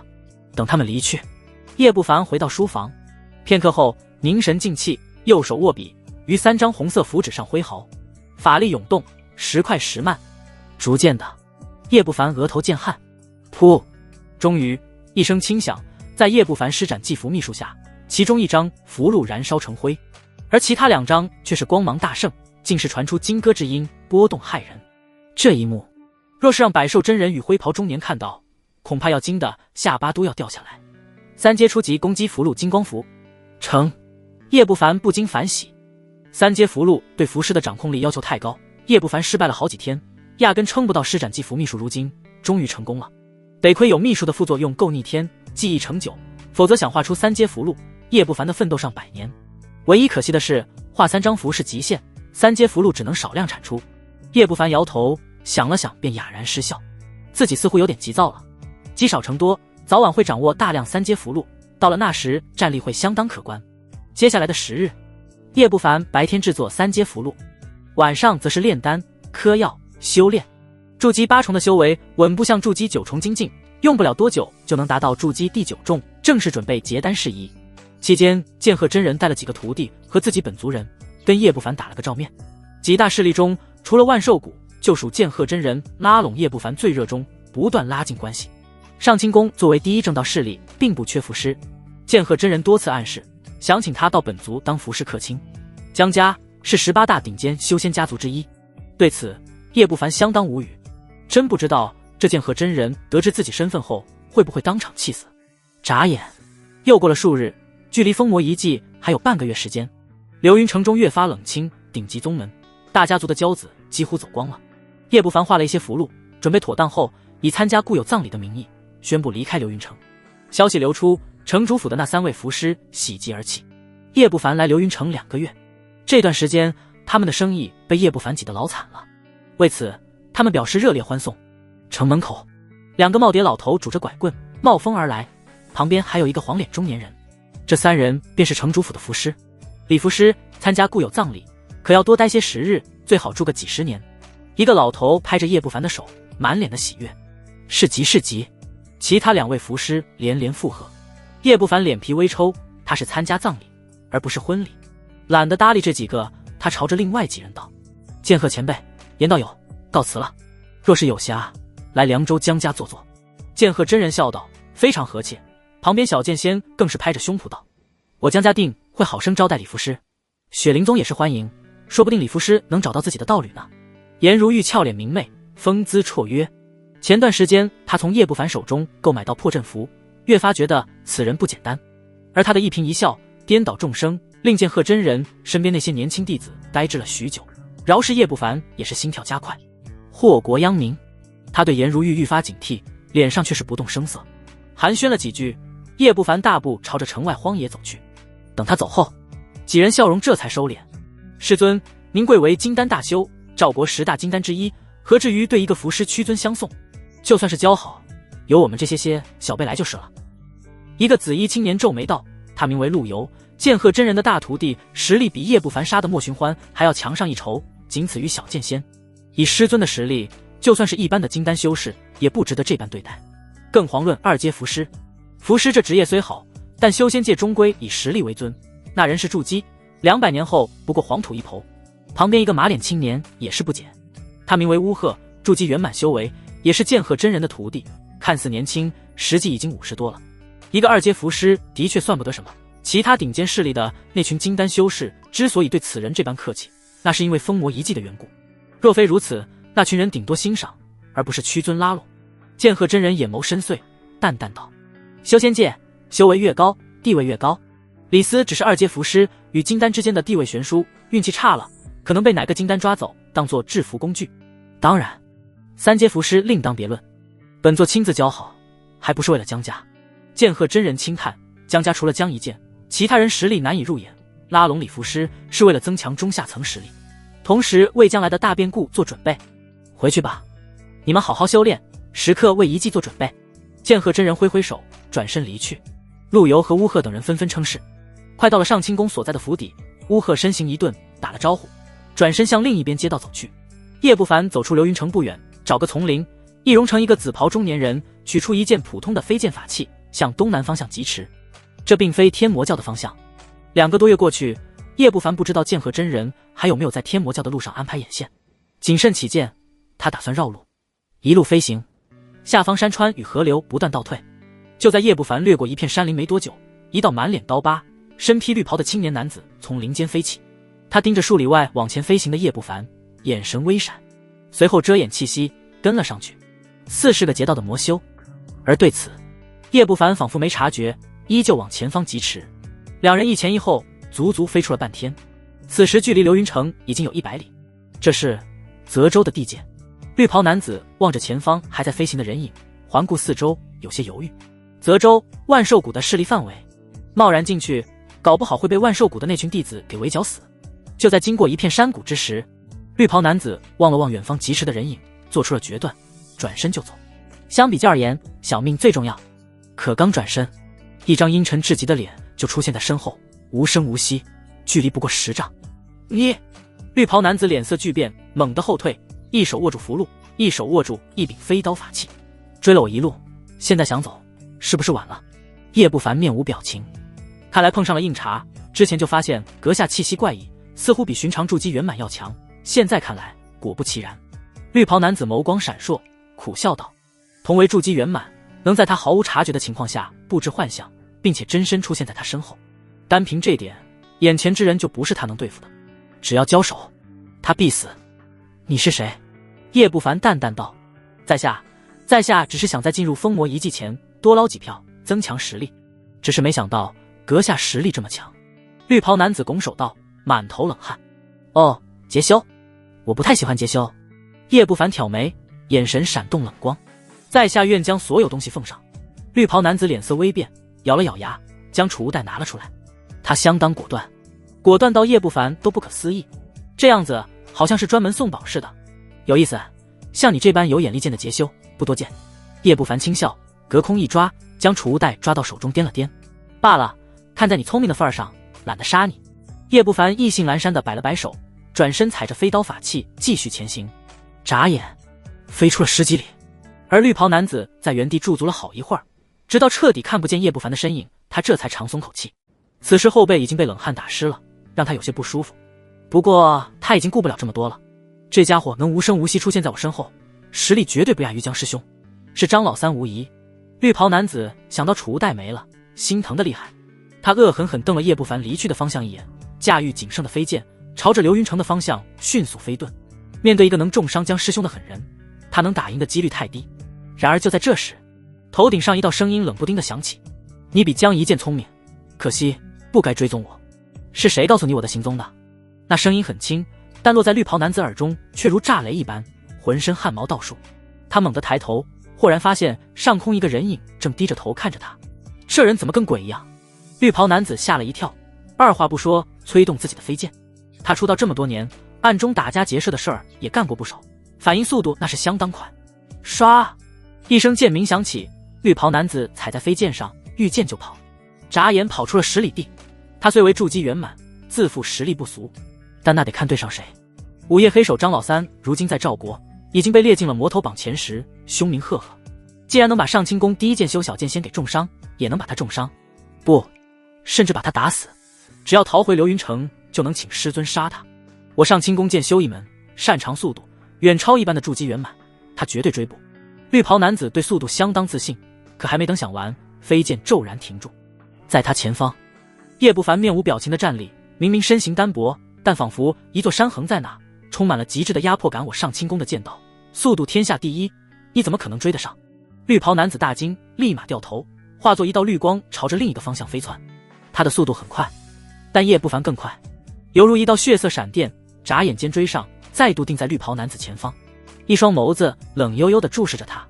不可能，绝对不可能！绿袍男子面目狰狞，再次换个方向逃遁。5大仙门，3大魔宗，上清宫的速度上千年来冠压群雄，无出其右。同修为下，没有人能在速度上超越他们的。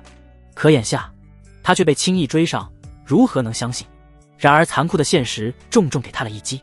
接下来不管他往哪个方向逃遁，那个张老三总能像鬼一样追上来。张老三，就算是死也得拉着你！绿袍男子不再逃跑，他疯狂怒吼，法力狂涌，飞剑幻化出数千道剑影，朝着叶不凡倾泻而去。这是上清宫的万剑诀，足以威胁任何筑基圆满。哗啦啦，叶不凡神情漠然，从储物袋中掏出50张2阶火龙符。操！绿袍男子见状，心态彻底炸了。比他强这么多的家伙，居然还拿符箓对付他，还是不是人？轰！这多符箓加在一起，就算是筑基圆满也得头疼。轰的一声，50头赤色火龙符现而出，炽热至极，像是一片火烧云，重重砸了过去。其目标并非绿袍男子，而是100丈外的虚空。叶不凡甩出符箓后，随手扔出一柄飞剑，剑光横扫，弹指间将数千道剑影镇压。如今的他比当初强太多了，就算是全盛小剑仙，在他手里也走不出10招。寻常筑基圆满，他可做到瞬杀。叶不凡面无表情，懒得多看绿袍男子呆滞的面容，目光紧紧盯着符箓攻击的位置。忽的，他瞳孔一缩，视线中原本空荡荡的地方蓦地伸出一只手，青光流转，幻化一只仿佛鹰一般的利爪，将50条火龙抹平。轻而易举，这能耐可比小剑仙还要强出许多。虚空如水般荡漾，一道青色人影浮现而出。果然是你！叶不凡冷笑，召回飞剑，一双眸子隐隐透着血红。那人正是在客栈中想与他合作的青衣中年霍云海。绿袍男子也是一呆，显然也是认识此人。张兄弟之聪慧，远超常人。霍云海看着叶不凡，抚掌而笑。叶不凡面无表情，道：“你我合作还有半个月期限，你让这蠢货追踪我，是想让他杀我吗？”一开始他也以为是劫修，但跟了100多里地，多少有点蹊跷。毕竟人家是抢劫的，不是跟你旅游度蜜月的。后来近距离观察下，以远超筑基的灵石窥破了绿袍男子真身，马脸青年乌鹤，也就是剑鹤真人的徒弟。叶不凡很吃惊，还以为被剑鹤真人察觉了，但很快就发现不对，剑鹤真人没能力窥破他的造处术，就算窥破，也不会让弟子来送死。而来流云城3个月，唯一能追踪并窥破真身的，唯有神秘的霍云海。他只是送给道友的一个小礼物，毕竟剑鹤真人追杀过你。霍云海轻笑，随后笑容收敛。还有，我想提醒道友，还有半个月就是封魔遗迹了，你跑回了天魔教，你我该怎么合作？这段时间，他亲眼目睹这小辈化身礼符师于各大势力间游走，赚得盆满钵满，那些金丹都被蒙在鼓里。在霍云海心里，此人无论是心机、手段还是演技，都远超同辈，让他甚至起了爱才之心。可就在这几天，这小子居然要跑路，霍云海哪能让其走掉？于是传音给剑鹤真人的徒弟乌鹤，见了一面，以交易的名义告知对方张老三的下落。乌鹤得知，兴奋之下立即给剑鹤真人传了一道传音符，自己则是追踪了上来，免得张老三逃回天魔教。不过他不知道的是，传音符被霍云海截了下来。霍云海之所以自己不追踪，那是因为他不想和张老三面对面翻脸，他只是想警告张老三，让其回到流云城，顺便送出乌鹤这个人头，当做两人缓和关系的纽带，自己则不出面。只是没想到，这小辈的灵石有点过于惊人了。霍云海看着叶不凡，难掩吃惊，能发现他，说明此人灵石已经无限接近金丹。我有要事，必须回天魔教。叶不凡对霍云海的心思心知肚明。张兄弟，你知道的，我只想和你合作，并没有恶意。霍云海皱眉，天魔教那鬼地方，别说现在只是一个附身状态，就算是他的元婴真身也不敢去。之前承诺过，封魔遗迹我会去，不会食言。不过现在，你已经触及了我的底线。叶不凡深吸口气，目中露出了凶光。刚才用符箓已经试探出来此人的大概实力，约莫假丹水平。一个筑基堪比假丹，这简直不可思议，甚至说邪门。叶不凡真不想和这种怪胎交手，但没办法，此人若是传讯给剑鹤真人，那个大剑修追杀过来，再加上此人能窥破他的真身，两人联合之下，他必死无疑。我底牌尽出，6成把握杀了此僚。叶不凡提剑走向霍云海。张老三，你非要走到这个地步吗？我并不会向剑鹤真人传讯。霍云海面色铁青，可你没法保证，我不信你。叶不凡一步一步朝着霍云海走去，随着前行，红色魔甲披在身上，满头黑发也成了红色，整个人仿佛血染过一般，魔气如狼烟，整个人充满了恐怖的压迫感。这家伙是怪物不成？这气息，他怕是赵国年轻一辈第一人了吧？绿袍男子趁两人不注意，已经偷偷地往流云城方向溜了。见到这一幕，头皮发麻。此刻张老三远远散发的威压，几乎让绿袍男子窒息。强，此人绝对超出了筑基的范畴。罢了，我将此人杀了，你留下我杀人的证据，这总行了吧？互相都有把柄。霍云海脸色阴晴不定，最终妥协道：封魔遗迹的事情需要天煞真魔宫，事关重大，他绝不能和此人翻脸。你动手吧。叶不凡直接拿出一枚流影石，对着霍云海。而另一边，刚刚没溜出多远的绿袍男子身形一顿，机械般的转头。两位都是神仙般的强者，何必在意我一个小人物？把我放了吧，我绝不告诉师尊。绿袍男子脸色惨白，此刻在直面叶不凡，他连反抗的勇气都没有。唰！霍云海身形一晃，瞬间出现在绿袍男子身边，大手抓住其脖子一拧，直接扭断了。绿袍男子一死，易容手段一同消失，露出一张马脸，死不瞑目。现在可以了吗？霍云海的脸黑如锅底，一字一顿道：还差一点，我教你。叶不凡淡淡道，收起了流影石，又拿起了另一个流影石，随后向对方传音一段话。霍云海一听，厉声喝道：张老三，别欺人太甚，那只能一拍两散。行。霍云海强压火气。好一会儿后，他整理情绪，而后对着流影石露出嚣张之色：剑鹤真人，你徒弟是我弄死的，我乃常山霍云海，是兄弟你就来砍我。咔，演技不错，可以拿个奥斯卡老金人。叶不凡宣布拍摄结束，他收敛铠甲与魔气，脸上露出笑容。这行云流水般的演技，还有眼神中对剑鹤真人这种金丹大佬的淡然，之前的猜测彻底证实，这厮不是被附身，就是被哪个老鬼夺舍了。而霍云海则是死死盯着叶不凡，仿佛要将这张脸刻在脑子里。忽然他眼神微凝，沉声道：从一开始你就算计好了这一切是吧？之前你留着乌鹤一条小命，就是让我来杀他，然后做留影记录，以此当做你的筹码。是。叶不凡淡淡道。他的确有60%把握干掉霍云海，这对别人来说已经够了，但叶某人心性何等稳健，面对神秘至极的霍云海，低于90%跟送死有什么区别？好，我真是越来越欣赏你了，真想看看未来的赵国修仙界能被你搅和成什么样。霍云海脸皮跳了跳，连叫3声好。说到后面，脸色忽然平静下来，眼中反而露出欣赏之色。也不知道这小辈是哪个老鬼夺舍重修，步步都在算计。我这人低调，不喜欢惹是生非，赵国修仙界最好把我给忘了。半个月后，一技之门等我。叶不凡扶了扶衣袖，随手扔出普通飞刀，踩在脚下。好，我等你。霍云海沉默片刻，点头答应，告辞。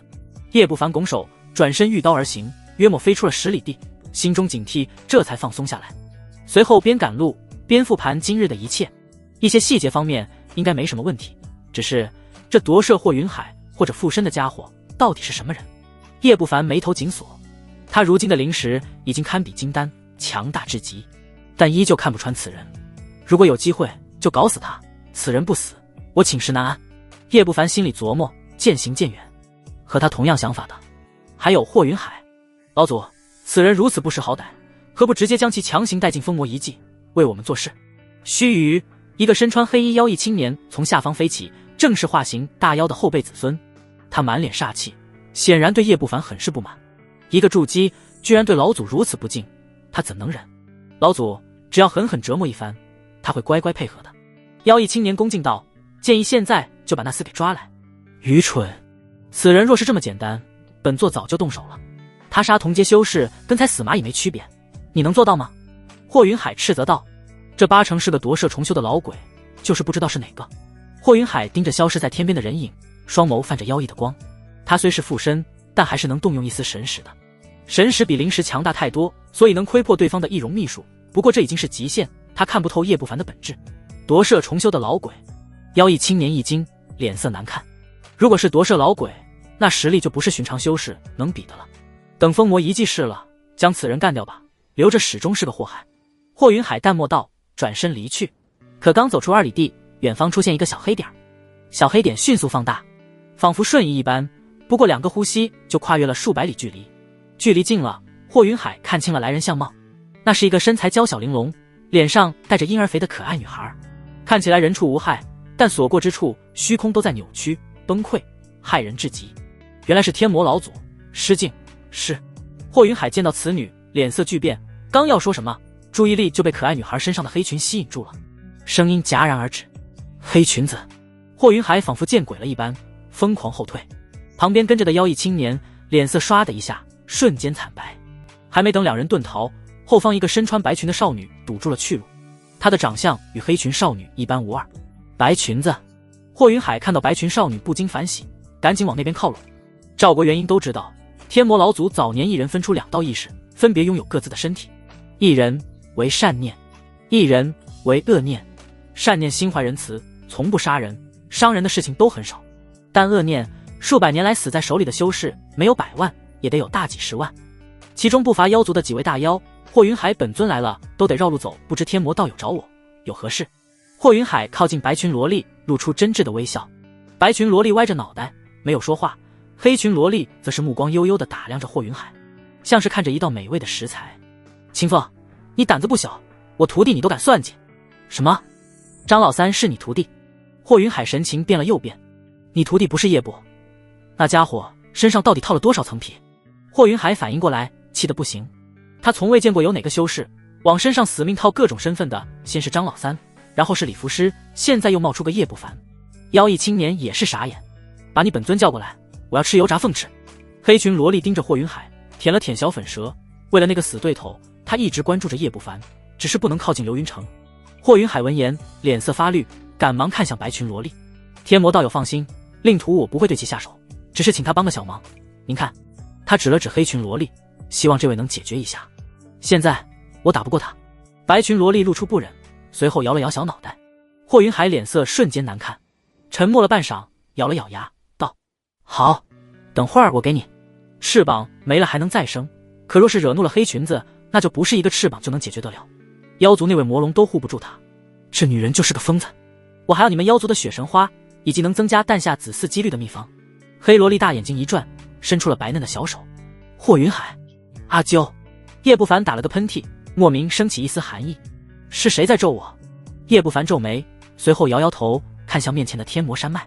山川灰暗，其上笼罩了朦胧的雾气，那是天魔山脉的瘴气，寻常筑基待的时间长了也会中毒身亡。叶不凡一头扎进密林中，收敛气息，悄然前行。先回1号院。他犹如一只前行的猫，越过丛林与大河，靠近山门。此时他已经恢复了本尊相貌。山门弟子见到叶不凡都有些震惊。我去，莫寻欢他们几个全死了，他居然活着回来了。最近一段时间，流云城外那档子事儿闹得极大，叶不凡疑似死在了小剑仙手中。小剑仙又被张老三重创，连带着莫寻欢等10大筑基也给打死了。现在天魔教上下几乎都认为叶不凡死亡。原来是叶师弟，还请出示令牌。2个黑袍青年上前警惕道，见叶不凡拿出老祖首图的令牌，这才放松下来。真的是他，顾不得多问，连忙露出笑脸，将叶不凡迎入了山门。虽说这位修为不咋地，只是筑基一重，但毕竟身份摆在那，他们这些看门的哪敢得罪。叶不凡也懒得搭理这群人，迅速往魔影峰飞去。他必须赶在消息没传到柳望川耳朵里之前，回到1号院路上遇上不少天魔教弟子。他们看到叶不凡也是吃惊，议论纷纷。其中很多人没见过叶不凡，不过听身边人一说，立马知道了这位是谁。明明是老祖首徒，怎么存在感这么低？魔影峰的弟子望着叶不凡一路登山，虽然也意外，但很快就不在意了。这让其他峰的弟子神情略显古怪。叶不凡传出死讯后，并没有在天魔教引起多少波澜。大多数弟子眼里，只有柳望川、陈光礼、楚子雪这些圣子圣女候选人，他们耀眼如星辰，想追随的不知凡几。可这老祖首徒拜入天魔教后，逐渐泯然众人，成为了不起眼的路人甲。身份差不多，但实力却是天壤之别。叶不凡此时已经来到了1号院，防护阵法没有被破坏。叶不凡掐了个法诀，阵法荡起水纹，嘎吱一声推门而入。院落中空无一人，阁楼一如离开前，没有斗法痕迹。如果绿萝应该没事儿。叶不凡环顾四周，眯起了眼。就在这时，阁楼中传来动静，片刻后，一道身穿绿裙的倩影奔了出来。主人，你终于回来了。绿萝俏脸浮现惊喜，赶忙恭敬道：主人累了吧？奴婢服侍你沐浴。叶不凡盯着他，面无表情。你过来。绿萝一愣，乖巧地走了过来，疑惑地看向叶不凡。而后他看到了冰冷刺骨的眼神，以及一只大手。搜魂。叶不凡神情淡漠，布置了一道隔绝视线与气息的防护罩，手掌按在绿萝头顶，庞大的灵石钻入其脑海。搜魂之下，轻则重伤，重则死亡。绿萝脸色刹那雪白，简直不敢相信。没什么问题。叶不凡翻阅绿萝记忆，心中彻底确定，收回了手。他的灵石强于绿萝太多，完全能做到不伤其神魂。主人，你……绿萝觉得眼前之人很陌生。你在院子里待这么久，就没发现有人一直窥探着你吗？叶不凡收回防护罩，瞥了绿萝一眼，看向小院的角落。绿萝一呆，连忙看去，那里空无一人。柳师兄，这院子里的阵法由我操控，一切细节了如指掌，你还隐藏，有必要吗？叶不凡说完，过了片刻，一道身影显露而出，一袭蓝衣，剑眉星目，正是天魔教主真传柳望川。此时的柳望川不复叶不凡拜入天魔教之时见到的凌厉模样，反而目光幽深，像是一条毒蛇。呵呵，叶师弟果然没死。柳望川微笑道：之前我只是猜测，不过当我亲自试探绿萝，发现这女人依旧安稳住在这，丝毫不着急的样子，我就断定你没死。你要真死了，第一个慌的就该是他。柳望川继续道：所以我就在这等你出现，所幸没等太久。你想知道什么？我想知道真火兽丹、云雷剑到底在谁的手里？张老三还是江一剑？还有张老三到底是谁？不清楚，小剑仙来的时候我就逃了。你撒谎！柳望川的脸瞬间阴沉，眼神死死盯着叶不凡。爱信不信？叶不凡神情不变，心中则是冷笑。这厮还想诈他？若不是忌惮暗中藏着的那个金丹真人，再加上不好抛尸，他早就将其劈死了。从一开始，这个院子里就不止柳望川一个。不过问题不大，用不了几天，他就会将柳望川切成生鱼片。一时间，柳望川脸色阴晴不定，陷入了思索。他并没有怀疑叶不凡是张老三，毕竟对方才筑基没多久，天赋逆天，也不可能这么快达到筑基圆满。叶师弟，如果你告诉我张老三的身份和真火兽丹的下落，我愿意给你一场大造化，助你未来结丹。柳望川语气缓和下来，相信我，未来掌控天魔教后，帮你结丹并不难。我不知道。叶不凡言简意赅。柳望川一滞，苦笑一声，拱手道：那就打扰叶师弟了，我心中焦急，如果得罪，还望勿怪。以后如果遇到麻烦，尽管找我，告辞。说完，他转身推门而出，渐行渐远。终于走了。绿萝拍了拍小胸脯，显然吓得不轻。那可是柳望川，在他这等小角色眼里，堪比天上的神龙，最有机会成为圣子。叶不凡点点头，露出微笑，摸了摸绿萝脑袋，等会儿我给你一些宝物，提升修为。多谢主人。绿萝大喜，当即把之前对搜魂的芥蒂抛之脑后，一把抱住了叶不凡。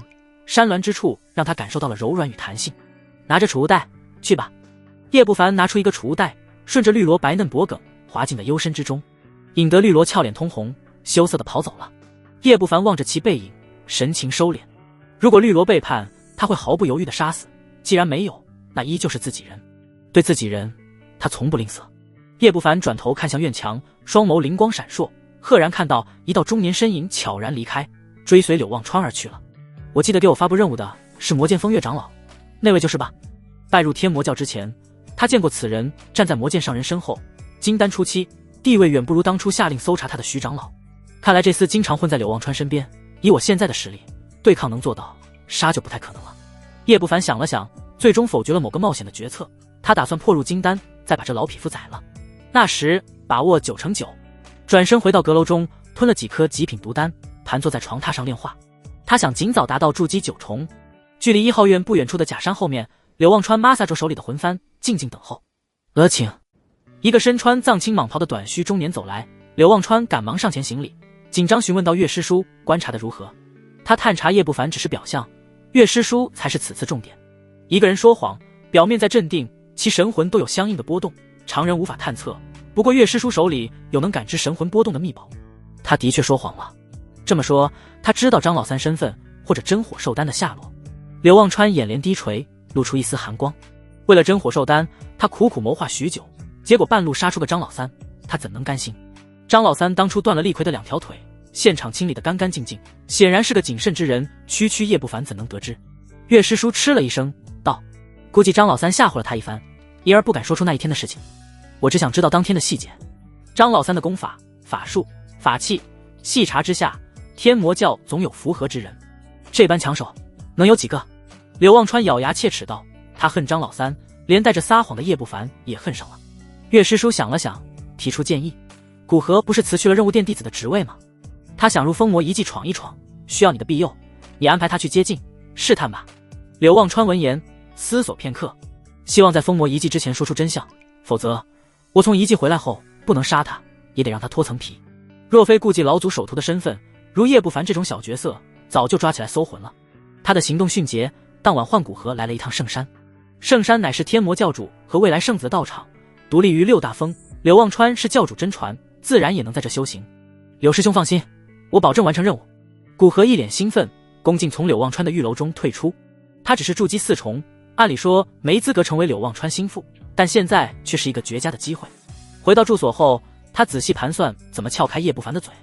他和对方打过交道，毕竟当初派发任务就是他出面。以他的了解，这姓叶的是个胆小怕事的，费些口舌总能让其说出真相。叶不凡在1号院住了一晚上，第二天赶往魔渊池，那里是天魔老祖的寝宫，没有命令教主也不敢进。不过他这个老祖的徒弟是例外，叶不凡想从师尊那里得到结丹之法，提前准备。赵国修仙界唯有金丹真人才是中流砥柱，顶尖大势力可当长老，地位与权柄待遇，那群圣子候选见了也得恭恭敬敬喊一声叶师叔，完全不是筑基可以比的。当然寿元是关键，600年。穿过几座高峰，叶不凡直奔后山，没多久到了一片竹林中，环境幽静，空气清新，灵气比别处高不少。结丹之时对灵气浓度要求极高，在这结丹最好。叶不凡叹了口气，可惜天煞真魔宫结丹的动静太大，过于引人瞩目。他在筑基每突破一重都会有迷你雷劫，由于太小，遮掩一番别人察觉不到，可结丹雷劫就有点大了，根本无法遮掩乎的。竹林中四面八方涌出浓郁的晨雾，不过眨眼的功夫，他连自己的胳膊都看不见了。幻阵，叶不凡一惊，他是头次来，并不知道。用灵石探查，结果灵石根本无法出体，直接被迷雾弹了回来。要知道，他的灵石可是堪比金丹初期，这幻阵金丹大圆满，来了也只能成瞎子。叶不凡脸色发绿，有些头痛，他只是拜见师尊而已。就在这时，储物袋中泛起一阵银光，老祖首徒专属的银色令牌飞出，发出一道光，将迷雾分开出一道通道。叶不凡心中一松，赶忙顺着通道向前走。约莫过了盏茶，眼前豁然开朗，却是一片深幽的湖泊。湖中心一座白玉宫殿坐落，美轮美奂。一座拱桥跨过湖泊，连接宫殿之前的广场。叶不凡走上拱桥，小心前行，随即便震惊地发现，这里的灵气浓度简直骇人，湖泊仿佛是灵气所化一般。在这修行1日，堪比在外面10日。他有些艳羡，这就是元婴真君的待遇。快步走到宫殿前，上面雕龙画凤，篆刻3字魔渊宫。他站在宫门前，拱手道：叶不凡，求见师尊。片刻后，没有声音，但宫门却是无声无息地打开了。叶不凡见状，小心进入。刚进入，他就愣住了，脸色变了又变。大殿中有一座咕咕冒着白气的水池，池水中赫然盘坐着一个体态修长，宛如瓷器般的绝色女人。玉体赤果，她盘坐玉台之上，乌发披肩，双眸紧闭，眉心一点朱砂点缀，容颜美得不可方物。水池中白雾升腾，衬托的她仿佛广寒宫里的嫦娥一般。她的长相和萝莉师尊很相似，像是长大后的样子。最大的区别就是她没穿衣服。叶不凡是个正常男人，保持了100多年的童子身，天知道这冲击力有多大。他看着玲珑白皙的玉体，一时间口干舌燥。好看吗？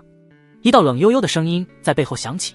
叶不凡头皮瞬间炸了，转头看去，赫然看到一个身穿黑裙的萝莉正歪着头看着他，眸光深幽，仿佛蕴藏着一头恶魔。见过师尊。叶不凡额头浮出冷汗，赶忙行礼，而心中则是已经骂娘了。玉台上的女人绝对跟天魔老祖有关系，甚至说他们就是一个人。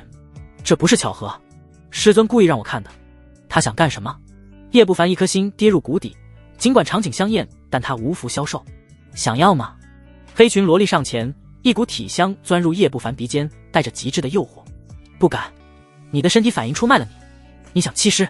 黑裙萝莉忽然笑了，一双桃花眼弯成了月牙，小手捂着肚子，笑得前仰后合，一袭黑裙随着摆动，像是黑莲花。哥哥，小白，这个世界上没有人看过咱们的身体，现在有人看了，还是咱们的徒弟，你说该怎么办？我不会杀他，要不你动手。黑裙萝莉望向宫殿深处，嬉笑道。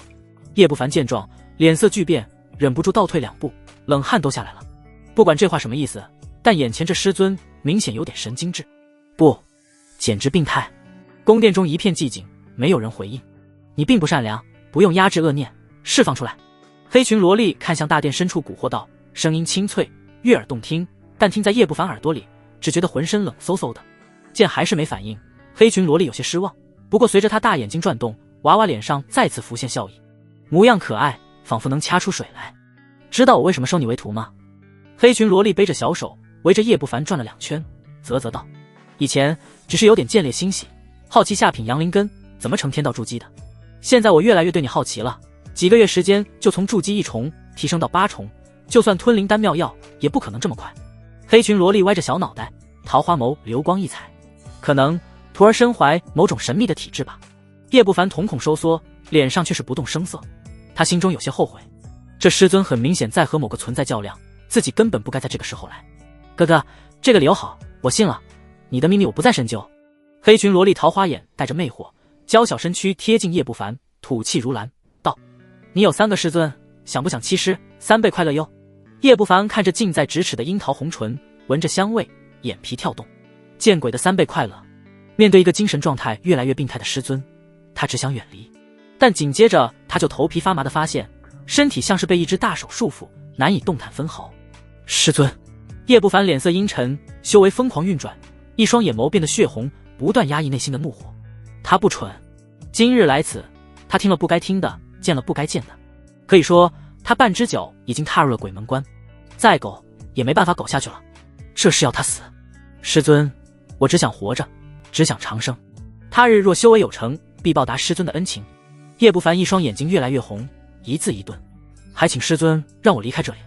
与此同时，体内被压制的阳煞法力艰难运转，8座天道道台也在绽放无尽红光。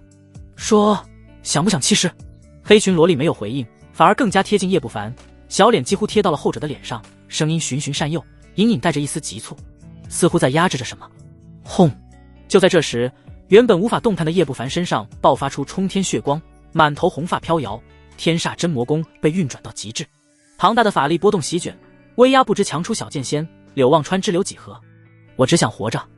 叶不凡双目血红，一字一顿，体内筑基道台发出奇异的光，猛地冲破，束缚紧随其后，大手搂住了黑裙萝莉的蛮腰，其胸前宏伟直接压在了叶不凡的胸膛上。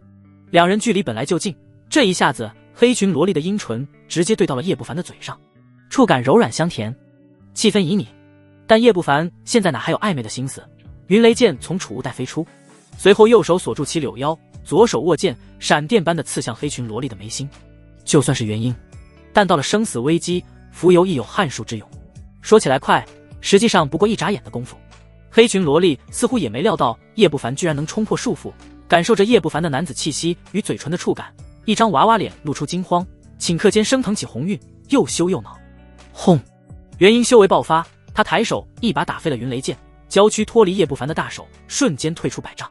叶不凡被震得可血倒退，他擦了擦嘴角的血，冰冷地盯着黑裙萝莉：“你找死吗？”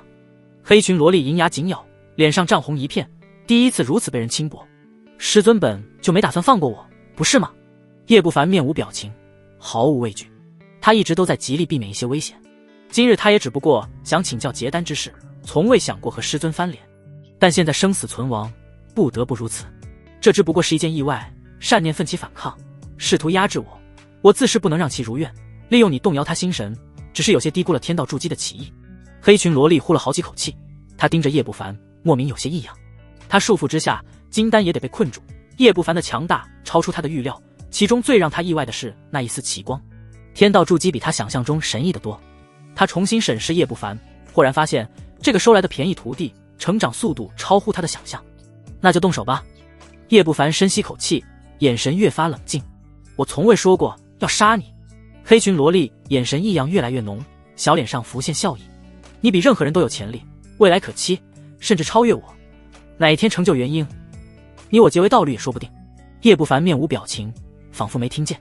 这黑裙师尊是个神经质，脑回路跟正常人根本不一样。他说的话半句也不能信。说吧，找我来干什么？黑裙萝莉收敛笑意，轻挥小手，水池中升起大雾，将本尊的玉体遮住。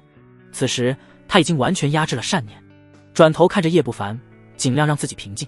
不过脸上的火烧云却是怎么都退不下去。叶不凡看着黑裙萝莉，沉默了好久。他实在无法理解这鬼女人的行为，按道理她今日必死。我想请教结丹之法。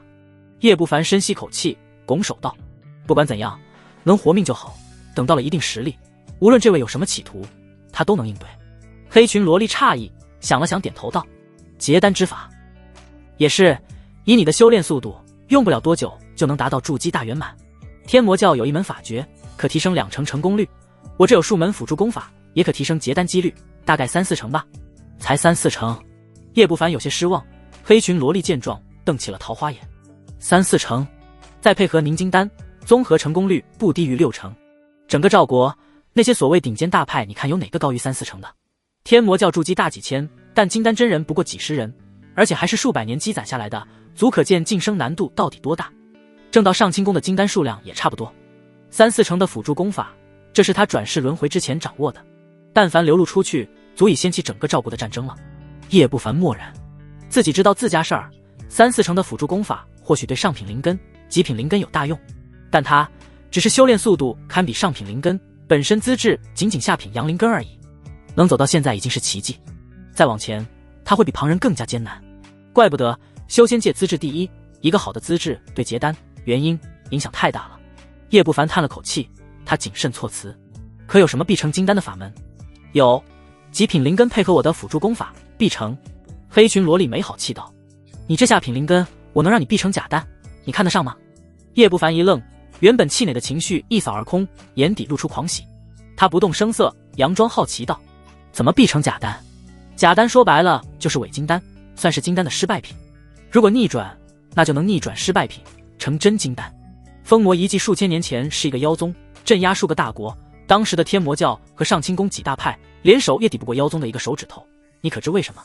黑裙萝莉歪着脑袋道：那是因为他们有一门魔功，名为魔龙功，牺牲潜力，能让一些筑基快速提升，速成假丹，代价是从此止步，神志不清。当年造出了成千上万个假丹，再配合法阵，几乎所向披靡，统御数国千年之久。叶不凡闻言，心头微震。关于封魔遗迹，除了机缘无数外，其他信息他了解的很少。五大仙门、三大魔门似乎对这遗迹的来历和根脚讳莫如深。这种魔功，我教有吗？叶不凡装作好奇，心中则是紧张起来。没有，这种东西早就被灭掉妖宗的东土仙堂烧毁了，就算是有，也是在封魔遗迹。黑裙萝莉摇摇头，看向叶不凡认真道：我给你一门辅助功法，你再去封魔遗迹寻找机缘，突破金丹大有希望，最好成就6转金丹之上，否则你这辈子别想结姻了。叶不凡眸光闪动，沉默片刻后点头，那成假丹的法门必须拿到手。叶不凡心有定计，这一计他是不得不去了。不过这次他没有太畏惧，以他现在的实力，在没有金丹真人的遗迹中，基本上可以横着走，活命几率9成9，稳妥至极。当然为防万一，他准备炼制上百张3阶符箓。随后黑裙萝莉扔给叶不凡一枚玉简，后者接过后拱手转身离开宫阙。看着叶不凡消失的背影，黑裙萝莉小嘴勾起一丝笑意，咱们这徒弟太过谨慎，总算把他骗进封魔遗迹了。你还想颜如玉那事？宫殿深处，白裙萝莉走出，绷着小脸盯着自己的恶念。这次两人之所以起冲突，便是因为从青凤那里得到的所谓增加诞下子嗣的秘方。不然呢？那个女人前世追杀了我1000年，你善你不恨，可我恨。她前世不是自诩冰清玉洁吗？我让叶不凡破了她的身子，再让她怀胎，我看她怎么冰清玉洁。黑裙萝莉双眸中满是恶意，白裙萝莉紧蹙眉头，冷声道：除此外，你还想干什么？等咱们徒弟结姻，我还真打算与其结为道侣。哥哥。黑裙萝莉娇笑起来，笑得花枝乱颤。你……白裙闻言瞪大了桃花眼，不敢置信。有何不可？一个下品灵根若是能成就元婴，你知道这意味着什么吗？黑裙萝莉灼灼道：他身怀大气运，潜力不下我们。你真是疯了。白裙萝莉银牙紧咬，想到刚才和叶不凡旖旎的一幕，一张小脸升腾起红晕。他和恶念同体同源，对方能感受的，他一样能感受。叶不凡迅速回到1号院，等坐在藤椅上的时候，这才真正的松口气，揉着眉心，脑海不停的思索。绿萝见状，玉手按在叶不凡太阳穴，为其按摩。算了，他什么企图，不想了。叶不凡拿出玉简，贴在脑门上，过了片刻，凝眉沉吟。这是一门辅助功法，名为炼法诀，在结丹之初散功2次，以此增加结丹的底蕴。底蕴越高，结丹几率越大，也就是4成。加上凝金丹，的确不下于6成，但对我来说还是太低。那个必成假丹的魔功必须到手。叶不凡直接将其束之高阁，不再多看。而接下来的时间，叶不凡开始为封魔遗迹做准备。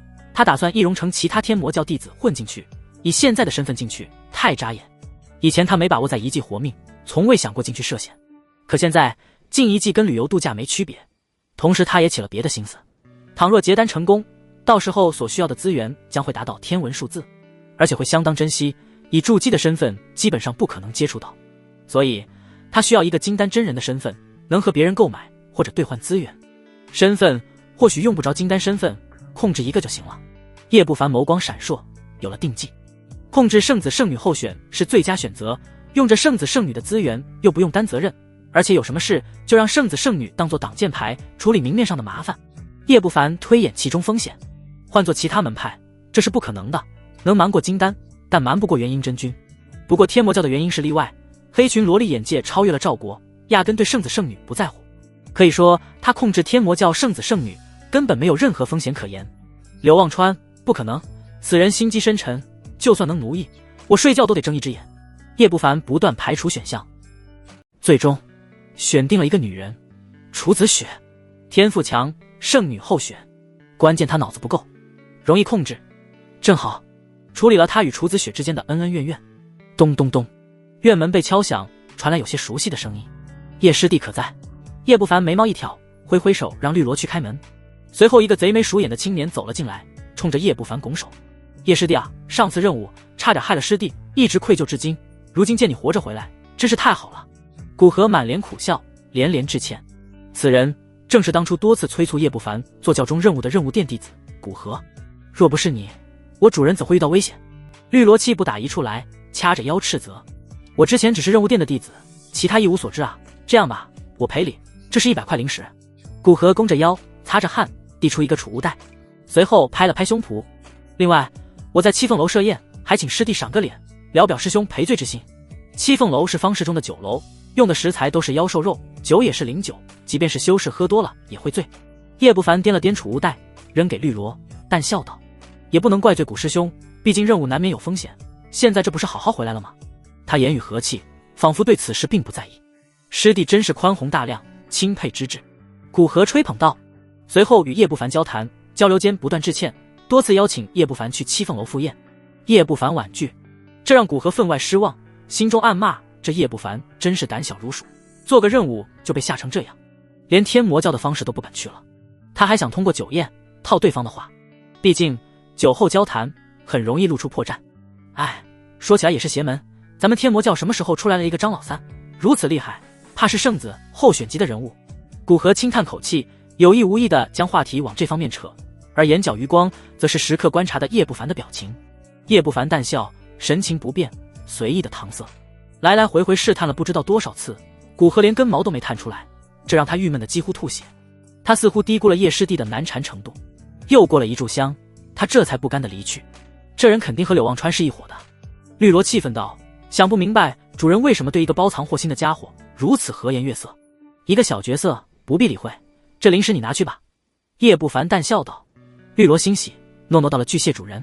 叶不凡躺在藤椅上，望着天色，心情愉悦。倒不是几百块零食，而是他找到了禁封魔遗迹的伪装身份古河。随后的时间，叶不凡对外宣布闭关，直接让准备接近他的古河吃了个闭门羹。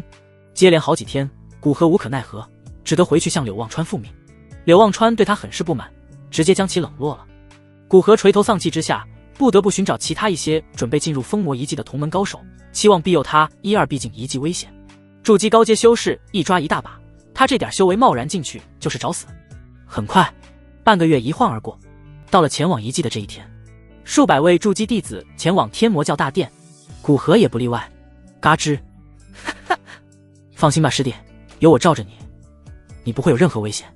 我先去大殿等你。小院中，身穿灰袍的魁梧青年掂量着手里鼓鼓囊囊的零食，哈哈大笑着推门而出。多谢齐师兄。古河将其师兄送走，脸上露出喜色。为了能在封魔遗迹中生存，他近日来不知道拜访了多少个筑基7、8重的师兄，为的就是在遗迹中安全有保障，不求大富贵，只求小机缘。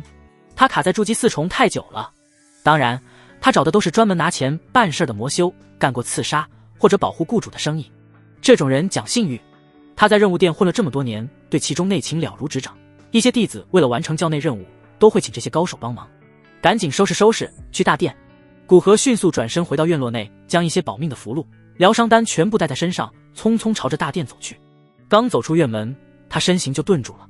目之所及，一道人影正盘坐在一块大石头上，满脸微笑地看着他。叶不凡，你怎么来了？古河一愣，脸色有些不好看，眼睛里流露出一丝怨恨。若不是因为套不出叶不凡的话来，令柳望川不快，他何至于四处找高手保护自己？在遗迹中追随柳望川，随便喝点汤都能赚得盆满钵满。不仅如此，还搭进去100块零食。叶不凡起身，淡笑道：“来送送古师兄。”你……古河皱眉，刚要说什么，一柄飞剑闪电般插进了他的眉心，一股大力将其带起，砰的一声，整个人直接被钉死在了身后的院墙上。滚烫鲜血顺着眉心淌下，染红了古河那张带着不敢置信的脸。是，叶不凡面无表情的上前，将飞剑拔了下来，抽取古河的残魂，将其封禁。此术能拖延其魂牌碎裂的时间。随后干脆利索地将古河的尸体扔进储物袋。片刻后，古河顺着人流进入了天魔教大殿。此时的大殿已经汇聚了300多位筑基，其中大多数是筑基6、7重之上的弟子，全是精英，个个神采奕奕。其中筑基大圆满的都有不少，脸上充满了自信。最前方的则是几位圣子圣女候选，柳望川、陈光礼，还有一个脸色苍白的病态青年。除此之外，便是惹人眼热的圣女了。楚子雪、上官清瑶、古风的古女以及血风大师姐，一位手持长刀、英姿飒爽的红装女子。不少弟子看向他们的目光既爱慕又畏惧。而这些圣子圣女候选身边都有一批追随者，众星捧月之下，旁人根本不敢接近古河，怎么耽搁这么长时间？齐师兄见古河进来，皱眉道：“收拾东西，略微耽搁了。”用造处术伪装成古河的叶不凡露出微笑，站到了齐师兄身边。他扫视大殿，目光在掠过柳望川时，笑容愈发灿烂了。嘈杂的大殿随着身穿紫袍、气质威严的天魔教走来而安静下来。封魔遗迹50年开启一次，诸位可要把握住这次机会。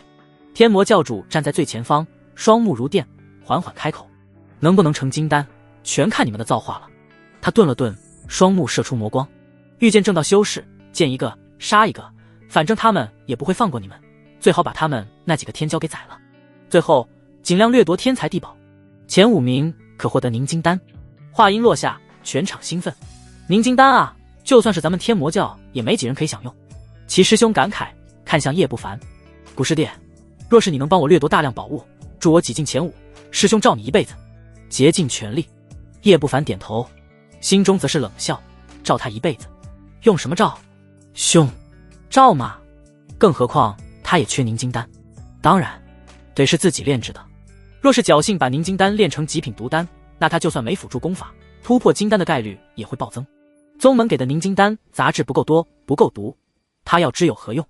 出发！”没有过多的废话，天魔教主走出大殿，大手一挥，一只骷髅头冒着滚滚魔气浮现而出，其庞大程度堪比大型广场。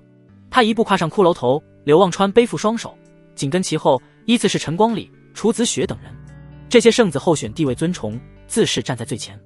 直到他们站定，一群筑基这才或紧张，或兴奋，或期待地登上骷髅法宝。叶不凡则是跟着齐师兄站到了最不起眼的角落。狂风呼啸，骷髅头朝着远方天空疾驰而去，速度比法器快的太多了，万里之遥也用不了多久。这把叶不凡羡慕的不行，法宝只有金丹才有资格掌握，且融于身体，一击之力可轰碎一座山。当初剑鹤真人追击叶不凡，他之所以用了3阶顶级的风雷符都没能逃脱，其中一部分原因是剑鹤真人手里的剑法宝驾驭起来速度太快，剑鹤真人的裤衩都未必追得上。封魔遗迹地处天魔教北方，是一片古山脉，乃是赵国边境，再往北就是北邙山脉，越过北邙山脉就是火云国，其国内也有修仙势力，并不比赵国修仙界弱多少。骷髅头一路疾驰，齐师兄在路上不断给叶不凡洗脑，总结下来就是：你帮我掠夺资源，助我结丹，结丹之后我再带你结丹。叶不凡耳朵都听出茧子了，还要装作啊对对对，你说的对的表情。最后齐师兄甚至要和他结为兄弟，只不过姓齐的是大哥，叶不凡是小弟。半天后，终于到了地方，齐师兄也终于缩回了那根3寸不烂之舌。这是一片大峡谷，峡谷中一道道身影或盘膝而坐，或站立眺望，形成各大势力团体，泾渭分明，数量之多，看得叶不凡啧舌。起码有5000人，全是筑基精英。正道这边以5大仙门为首，魔道则是合欢宗与万寿谷。叶不凡看到了不少熟人，天魔教主驾驭骷髅头而来，瞬间引起了各大势力的注意，但紧接着就不自觉地避开。万寿谷与合欢宗当先让出最好的位置。天魔教主可是来晚了啊，哈哈哈。合欢宗宗主是个带着脂粉气的粉袍男子，迎上来哈哈大笑。旁边的万寿谷谷主坐在一头巨大的蛤蟆上，起身相迎。3大魔门以天魔教为首。哼！上清宫带队的是剑鹤真人，看到天魔教主冷哼一声，青云宗、雪灵宗等势力也是望来，眼神或不善或忌惮。而他们身后的一众筑基修士则是盯上了叶不凡这些天魔教弟子，似要将他们这些魔道筑基记下来，好进遗迹后来个除魔味道。单从明面上看，正道筑基数量是魔道的数倍之多，完全是压倒性的优势。若是真打起来，魔道筑基就算强出同阶一些，也不够这群正道围剿的。老弟儿，不用怂，正道里面有不少咱们魔道的案子，而且都是为了机缘，谁闲得没事儿与咱们魔道死磕？再说有大哥在，你怕啥？天魔教弟子下了骷髅头，找个位置坐下。齐师兄见叶不凡找个无人注意的偏僻角落，还以为他畏惧，拍了拍胸脯道：啊对对对。叶不凡点点头，心中则是无语。他是纯粹的低调，而且他现在用的是古河身份，这里金丹大佬这么多，难保不会有什么身怀窥探秘术的大佬。虽说没人在意他一个小人物，但一切还是谨慎为妙。不过老弟儿，进入遗迹后，有些人你得注意，千万别惹，否则大哥我也保不住你。齐师兄提醒道，神情严肃。自己这小弟以前是任务殿弟子，对天魔教内的事情了如指掌，但对外界的各种天骄却是了解甚少，顶多听说过名头，并不知厉害之处。赵国境内，他基本上哪都去过，那些天才或者一些老辈筑基的强悍，他深有体会。洗耳恭听。叶不凡微微颔首，适时露出一丝好奇。齐师兄见状，指了指上清宫的一个青年，那个是小剑仙江一剑，这不用多说了吧？实力稳稳站在筑基天花板的存在。还有青云宗的周青云，那个颜如玉，全场年纪最小，也是最漂亮的，她也是正道中最不能惹的。齐师兄眼睛火热，但却不敢表露出来。他实力未知，但肯定也是天花板级别的。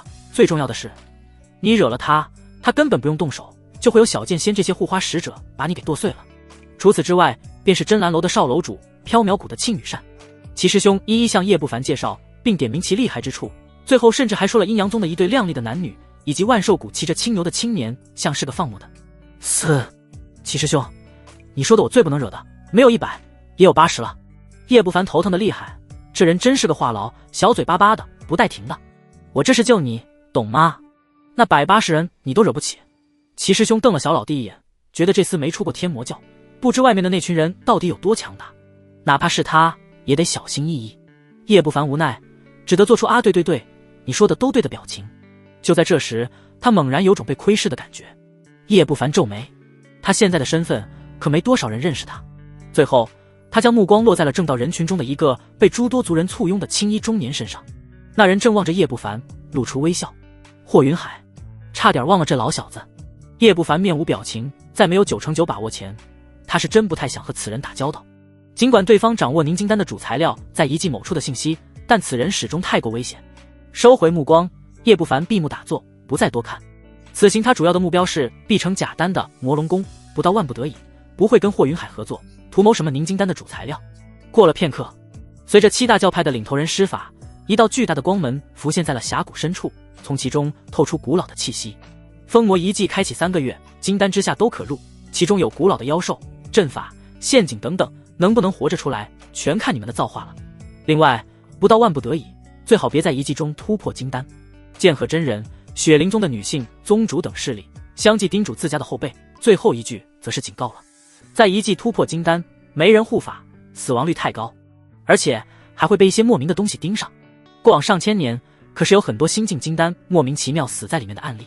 随后，阴阳宗的男男女女率先进入光门中，其次是上清宫、雪灵宗、缥缈谷等大势力。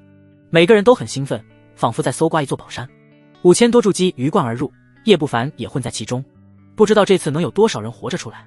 雪灵宗宗主是一个美艳的道姑，等所有人全部进去后，轻叹道：封魔遗迹被7大势力把控，每次开启都会死上1半人，这次遗迹恐怕死亡率会超过70%。那件事应该告知下面的人。剑鹤真人脸色凝重，作为上清宫高层，里面的秘密他再清楚不过。天魔教主闻言皱眉道：正魔高层已经立了道誓，妖宗之事严禁外传，物竞天择，强者生存。况且这是最后一次开启遗迹。他没有再说下去。这遗迹是3000年前妖宗的道场，在赵国修仙界不是秘密，但还有人知道妖宗覆灭之后的事情。真出了事儿，那就是祸乱赵国修仙界，甚至周围列国都要被波及，他们天魔教都未必能保全己身。一片古木丛林中，光芒闪烁，叶不凡与其师兄从空中掉落了下来。进遗迹乃是随机传送，不过若是贴身进入，多个人能够传送到同一个位置。呼，好浓郁的灵气，不愧是上古福地。齐师兄深吸口气，啧啧感叹。叶不凡环顾四周，拿出一张地图，仔细辨认。封魔遗迹范围极广，足有近1000里，准确来说，这就是一片山脉福地。赵国任何顶尖势力的修炼环境都远远不如这里。这里是遗迹外围，古月丛林，距离内围100里。叶不凡凝眉沉思，根据上面的描述，内围中有一片妖宗长老的居住的洞天福地，名为祁阳山。虽说上千年大部分洞府宝物被搜刮的大半，但也有少部分防护阵法强悍，其中宝物保留完好。魔龙宫的线索，妖宗长老区域和宗主道场为首要目标。叶不凡想了想，打算去此地找找。他有一堆的破阵符，再加上他变态的实力，破开阵法大有希望。事实上，妖宗弟子所在的区域有魔龙宫的概率比较大，毕竟这功法是筑基弟子修炼的，长老可不修炼，顶多有掌握这些弟子的法门。不过那片地方都被往年来此的筑基修士搜刮殆尽了，连一块灵石都不可能找到。咦，师弟，你这地图从哪儿得来的？竟然比我的还要详细，起码几10倍。齐师兄伸头过来，眼睛顿时瞪直了。他豁然发现，上面不仅有外围、内围的详细路线图，还有核心区域的。这种地图，5000多筑基手里恐怕都找不出来几张。偶然所得。叶不凡平静道：“这地图是小剑仙的。”齐师兄闻言，顿时兴奋起来，搓着手道：“好好好，师弟真是我的福星啊！有了这地图，我真有可能获得大量天才地宝，冲进排名前5。地图上不仅有路线图，还有各种藏宝地点，甚至标明了一些强大妖兽的名称、危险等级。单这地图，价值就不止一套顶尖法器，上万灵石都买不来。去这里。”叶不凡用手指点了点妖宗长老的洞府区域。好，我正有此意。这一季中宝物最多的，莫过于那些妖宗长老的洞府，各种药田，甚至有法宝。齐师兄大赞道：“能当长老的，必是金丹真人。”随后看了看手里粗制滥造的地图，咬牙将其收入储物袋。别说核心区域，他这地图连外围的记载都不详细，若不是花了几百块灵石才买来的，他早就扔了。叶不凡没有多说，穿过荆棘丛，迈步前行，同时悄然释放灵石，以免有什么人偷袭或者妖兽之类的遗迹中什么都有可能发生，谨慎还是要的。齐师兄追上来，盯着叶不凡，眸光闪烁，笑道：“师弟，这地图交给为兄如何？一切危险，为兄来挡。”此次遗迹之行，他本打算把古河当作马前卒来用，否则他才不会为了1000块灵石带个拖油瓶。当然，如果没什么危险，带对方安然离开，亦无不可。可现在，这地图的价值可比古河高太多了，不仅能顺利带他寻找宝物，还能避免很多危险。叶不凡一顿，转头看着齐师兄灼灼的目光，心中摇头。回到天魔教后，他画符的同时，还在暗中观察古河的一举一动，也对齐师兄这个生意人有所了解。拿钱办事儿，其中包括刺杀、保护。筑基8重修为，实力在筑基中相当不俗，且没有不良记录。很多筑基低阶弟子对其推崇备至，所以古河找上了此人，请其保护自己。但古河忘了一点，那就是这里是封魔遗迹，利益当前，亲兄弟都能相互残杀，信誉又算得了什么？还是我拿着吧。叶不凡似笑非笑道：“师弟，你这是不信任为兄啊？这怎么让为兄保护你？你把这东西给我，保证你安全无虞，且能得到很多天才地宝。”齐师兄皱眉，语重心长道。见叶不凡依旧不为所动，他脸色逐渐冷了下来，散发出筑基8重的修为波动。古师弟，别让师兄难办，把地图给我。他没有动手，这次探索遗迹，如果遇到危险，古河无疑是最好的挡箭牌，给他争取逃命的时间。他在天魔教干了刺杀几10年，能活到现在，凭借的可不只是实力，还有脑子。难办，那就别办了。叶不凡微笑，脸皮开始融化，古河的相貌褪去，露出张老三那张平平无奇的脸。我一个人找宝物太费劲，正好缺个寻宝鼠。齐师兄看着叶不凡，仿佛川剧变脸。齐师兄直接看懵逼了，旋即陷入了长久的沉默。办，必须办。这次遗迹之行，师兄尽管吩咐小弟上刀山下火海，在所不辞。齐师兄退后2步，神情严肃的躬身，一双腿止不住的发抖。这张脸的画像，现在满天魔教都是。张三无疑了。齐师兄的脑子转得很快，不到2个呼吸就想明白前因后果。他心中暗骂，这午夜黑手是真的阴险啊！明明实力强的爆表，却在他这个筑基8重面前玩角色扮演。混血！叶不凡伸出手，面无表情。齐师兄脸色微变，挤出笑脸。张师兄，这就不必。一柄飞剑闪烁寒光，抵在他的眉心，将他后半句给堵了回去。齐师兄浑身僵硬，他毫不怀疑，只要自己敢拒绝，张老三会立马杀死自己。至于反抗，张老三可是差点弄死小剑仙的狠人啊！身为魔道中人，能屈能伸。齐师兄挤出笑脸，交出了魂血。前面带路。叶不凡淡淡道。齐师兄低着头，乖乖在前带路，一前一后直奔祁阳山。从遗迹前到现在，2人身份完全逆转了。齐师兄变成了马前卒，叶不凡成了老大哥。一路横穿古月丛林，途中遇到好几波妖兽，不过都被马前卒解决了。此人实力不俗，有对方遮风挡雨，叶不凡悠哉悠哉，仿佛进来度假的。这把齐师兄气得几乎呕血。曾经的妖宗到底有多强？叶不凡在路上看到过一些残垣断壁，时至今日竟然还有阵法的残留，未能泯灭于时间长河。但这妖宗的阵法就超越了天魔教数筹。数个时辰后，终于看到了祁阳山。山岳宏伟壮阔，不少修士登上爬下，正魔双方都有。两人的到来并未引起什么注意。叶不凡吩咐了一句，随后开始登山。山道两边有各种洞府、木屋、小院、石洞等等，基本上都被搜刮一空。地图上有2处隐藏极深的古洞府，里面藏物相对完整。叶不凡拿出地图，目光看向其中2处标注点，地处偏僻，有隐藏阵法防护，就算是金丹真人也很难发现。就去这里，希望有魔龙宫，线索也行。叶不凡选定目标，露出期待，顺着地图找去。片刻后，来到地图标注的位置，有人。叶不凡一愣，皱起眉头，不过很快就舒展开来。此时，一群人正站在地图标注位置破阵，其中有个老者手握罗盘，明显是个阵法师。青云宗的老道，你行不行？不行，我万寿谷强行破阵。一个骑着蛤蟆的筑基9重魔修不耐烦道。一个身穿白衣的中年闻言，眉头皱起，不善道：这洞府我青云宗先贤研究了多年，只能以阵破阵，就算是金丹来了，以蛮力也破不开。以前这洞府被幻阵遮蔽，一直没被发觉。100年前2个青云宗和上清宫的修士误打误撞闯了进去，这才窥探到这洞府。少胡扯，我有10几张2阶顶级的破阵符，不信破不开。蛤蟆魔修冷笑，将青云宗的10几个修士逼退，肉痛的拿出符箓。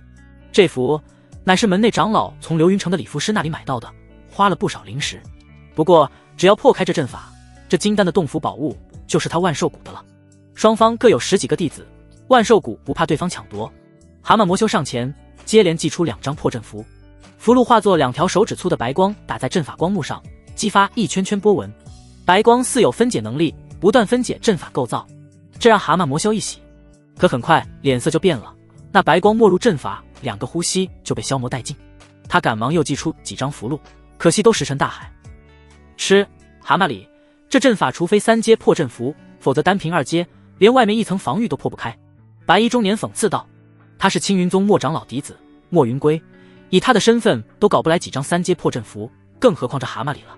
既然如此，那你赶紧让你们的阵法师破开吧。蛤蟆里脸色发黑，眼神闪了一下，退了回去。他双手背负，悄悄打了个法诀，衣袍内一枚令牌震了震。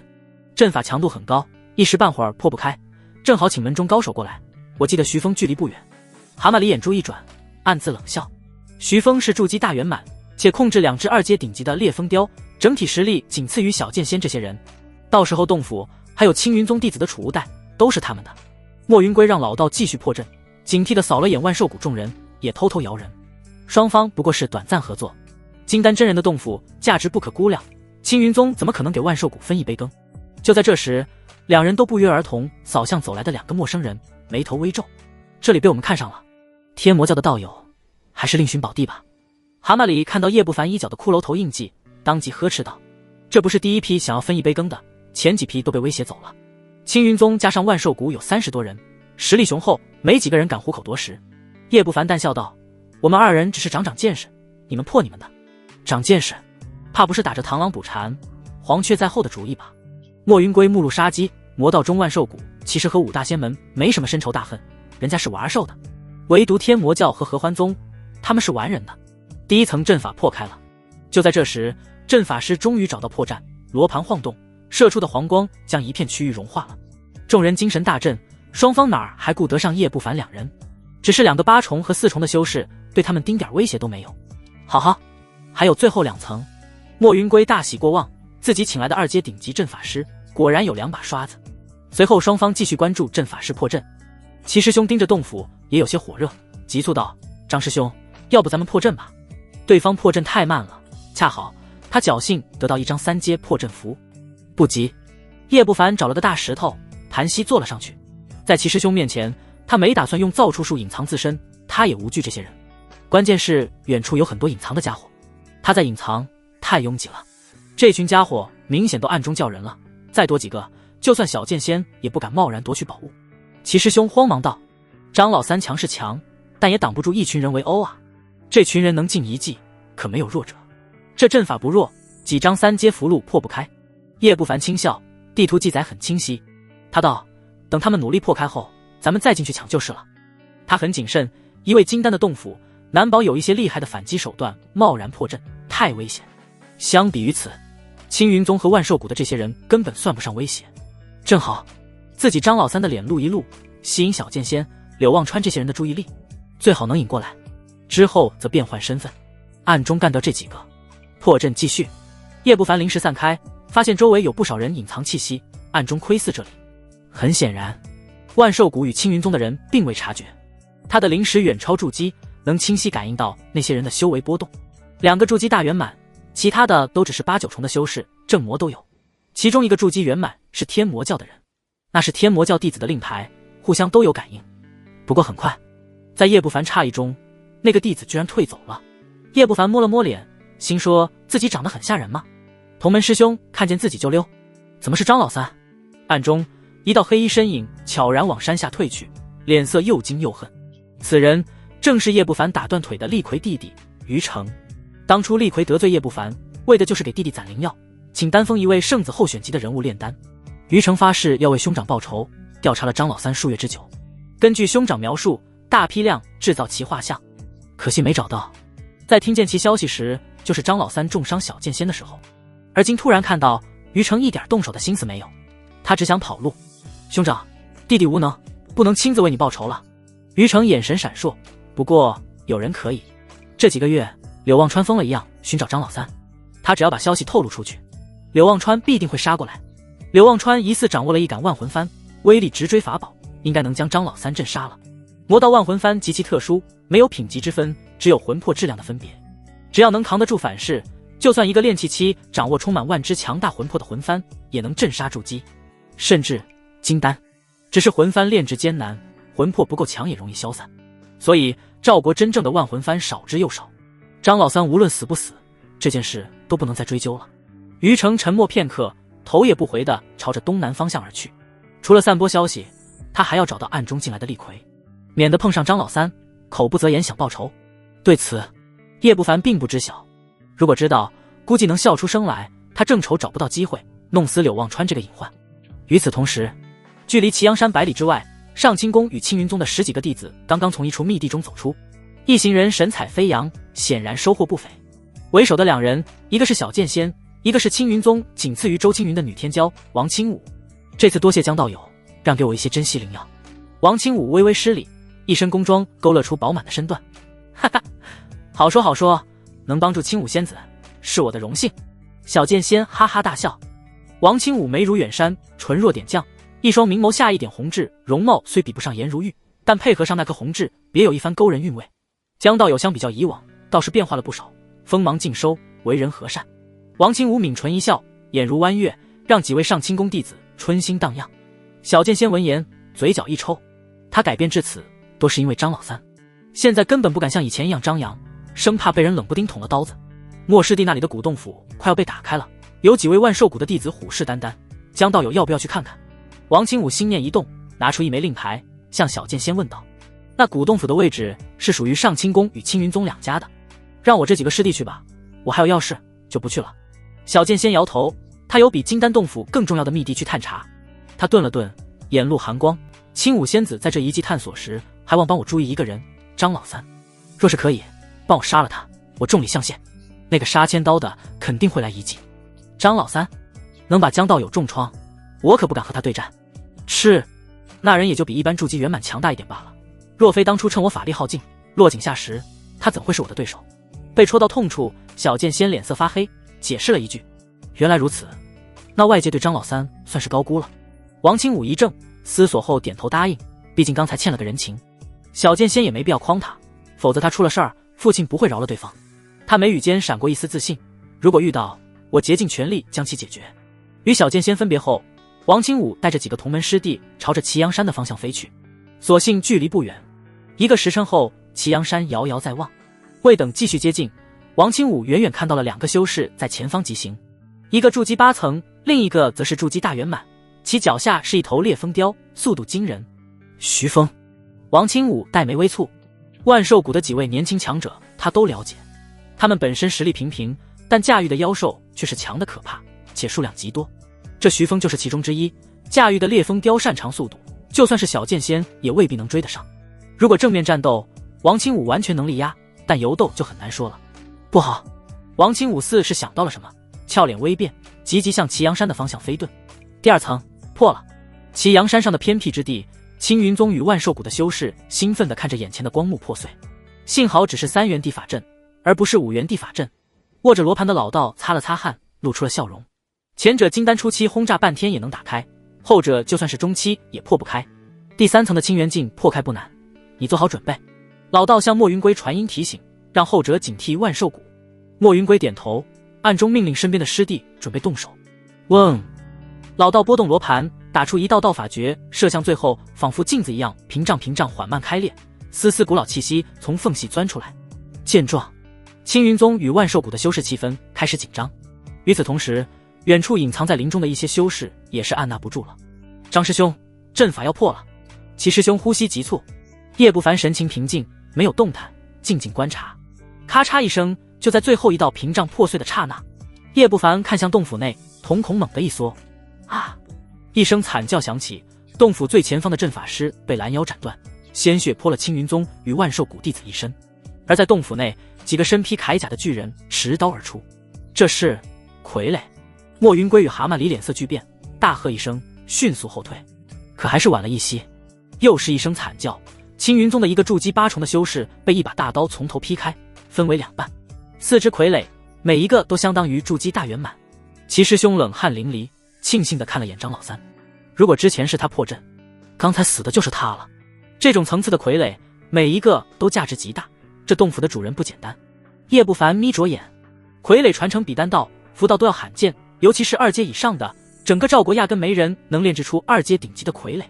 不过傀儡终归不如活人，哪怕堪比筑基圆满。青云宗2个势力的人有防备之下，辗转腾挪，就算是4只傀儡也无法再杀死一人。甚至到最后，他们开始反攻。刷刷，几道身影突然从暗中窜出，趁着傀儡被缠住，闪电般的掠入洞府内。随后又是10几道身影趁机溜了进去。你们敢！莫云归与蛤蟆里又惊又怒，气得呕血。他们辛辛苦苦破阵对付傀儡，为此损失了2个修士，怎能甘心被别人摘了桃子？冲进去！他们哪还顾得上傀儡，纷纷找机会脱身，冲入洞府。随后暗中又有几个修士闯了进去。张师兄，咱们……齐师兄见叶不凡还是一动不动，焦急地提醒：再晚点汤都喝不着了。叶不凡眯着眼，没有回话，直到所有人都冲进去后，他这才起身缓步走入洞府。齐师兄大喜，赶忙在前引路。这次他是心甘情愿。洞府内是长长的甬道，旁边灯盏上亮着白色珠子，照亮前方。刚走出没多远，叶不凡就看到了地面上躺着几具尸体，是缥缈谷与合欢宗的几名弟子。他们面色发黑，怒目圆睁，死不瞑目。这是被毒死的。齐师兄脸色巨变，看向张师兄。师兄早就知道这洞府里面有毒，他没探过古洞府，属实没想到其主人这么阴险狠辣，居然在自己家搞这种东西。几个强大傀儡也就罢了，现在这甬道还藏毒，也不怕把自个儿毒死？不知道。叶不凡封闭无感，淡淡道：只是以防万一罢了。齐师兄一滞，眼中的贪婪收敛了不少，他终于知道张老三为什么能活到现在了，强大到这种地步，还如此谨慎。继续前行，前方又碰见几具尸体，不是被傀儡追上砍死的，就是被隐藏阵法给阴死的。齐师兄看得心惊肉跳，终于穿过甬道，进入大厅中，旁边有几道石门，其上刻着篆字、丹氏、藏经室、药田之类的词汇，而门上光华流转，似是防护阵法。乒乒乓乓，余光，你敢抢我们的宝物，找死吗？速速退走！此刻，莫云归与蛤蟆里联手，和那群暗中闯入者交战，激烈异常。而被称之为余光的是个面若桃花的脂粉青年，闻言嗤笑一声，打出一柄乌钩，分一杯羹罢了，这里面的宝物能者居之。他身边还有一个身穿薄纱裙的女修，面容姣好，吐出一片粉色雾气，在旁干扰。一男一女，显然是合欢宗的人。合欢宗的强大在于合击之术，2人联手之下，竟是挡住了7、8位修士。余光本就是筑基圆满，再加上其道侣，很难拿下。莫云归脸色阴沉，看向另外10几名修士，他猜测暗中有人窥伺，但没想到窥伺的这么多。不过问题不大，他只要拖住这些人就行了，等青云宗来人，这些人都要交代在这。想到这，莫云归露出冷笑。可就在这时，他眼角余光看到2道身影朝着篆刻藏经室的石室走去。是你们2个？莫云归大怒，若非抽不开身，他真想用刀囊死这2个王八蛋。余光他们半道杀出来，已经让他够憋屈了，这俩也想趁火打劫。哈哈，原来是其实，快助兄弟一臂之力，之后这里面的东西你我再分账。余光却是大笑道，他和骑士打过交道，此人虽然比不过他，但能力敌一名筑基9重，算是不错了。然而齐师兄都没搭理他，走到藏经室前，不断用法术轰击。这里面的防护阵法并不强，其上光幕不断皲裂。余光笑容一僵，怒喝道：其实你一个筑基8重想独吞不成，也不怕崩掉你的牙？其他暗中出手的几个人更是目露杀机，而这一幕让焦灼的战斗为之一滞。莫云归与蛤蟆里抽出空隙，纷纷掐诀阻止其实。给我住手！蛤蟆里怒喝，祭出了一柄飞刀，直刺其实后脑勺。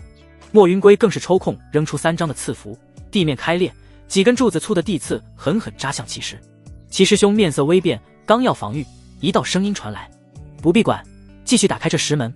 叶不凡眉头皱起，转身扔出一柄飞剑。魔龙宫或许就在这藏经室内，他可不想让别人打扰。小子，区区筑基4！蛤蟆里冷笑，话没说完，脸色就变了。飞剑如龙，将几根的刺震成粉末，连带着他的飞刀都被崩飞。是，飞剑射向蛤蟆里，划出阵阵尖笑声，那种速度太快了。蛤蟆里紧急召回绿黄的大蛤蟆，试图阻止这攻势。然而绿黄蛤蟆足以挡住筑基圆满的坚韧皮肤，像是纸糊的一样，直接被戳破。嗖！飞剑贯穿其躯体，瞬间刺入蛤蟆里的心脏，将其钉死在石壁上。鲜血喷溅，尸体晃动，触目惊心。到死！他都想不明白自己一个筑基9重怎么会死得如此迅速。这突如其来的变故直接让焦灼的场面瞬间寂静下来。莫云归、余光等40多号修士看着蛤蟆里的尸体，浑身发冷。此人太阴险了，修为绝对不止筑基4重，这实力已经仅次于周青云了。莫云归心底发毛，萌生退意。秒杀9重，只有筑基第1梯队的强者能做到。他们这些人联手，或许有胜率，但肯定会有大量死伤。余光等人也是同样的想法。叶不凡驱动飞剑，眼神露出杀机，打算将这些人全宰了，一了百了。可还没等动手，莫云归、余光等人各自罢手，施展手段，迅速窜入甬道中。等徐峰他们这些支援过来，万寿谷的修士惊惧之下，也是赶忙退走。眨眼，大厅中便空了下来。叶不凡愕然，无言以对。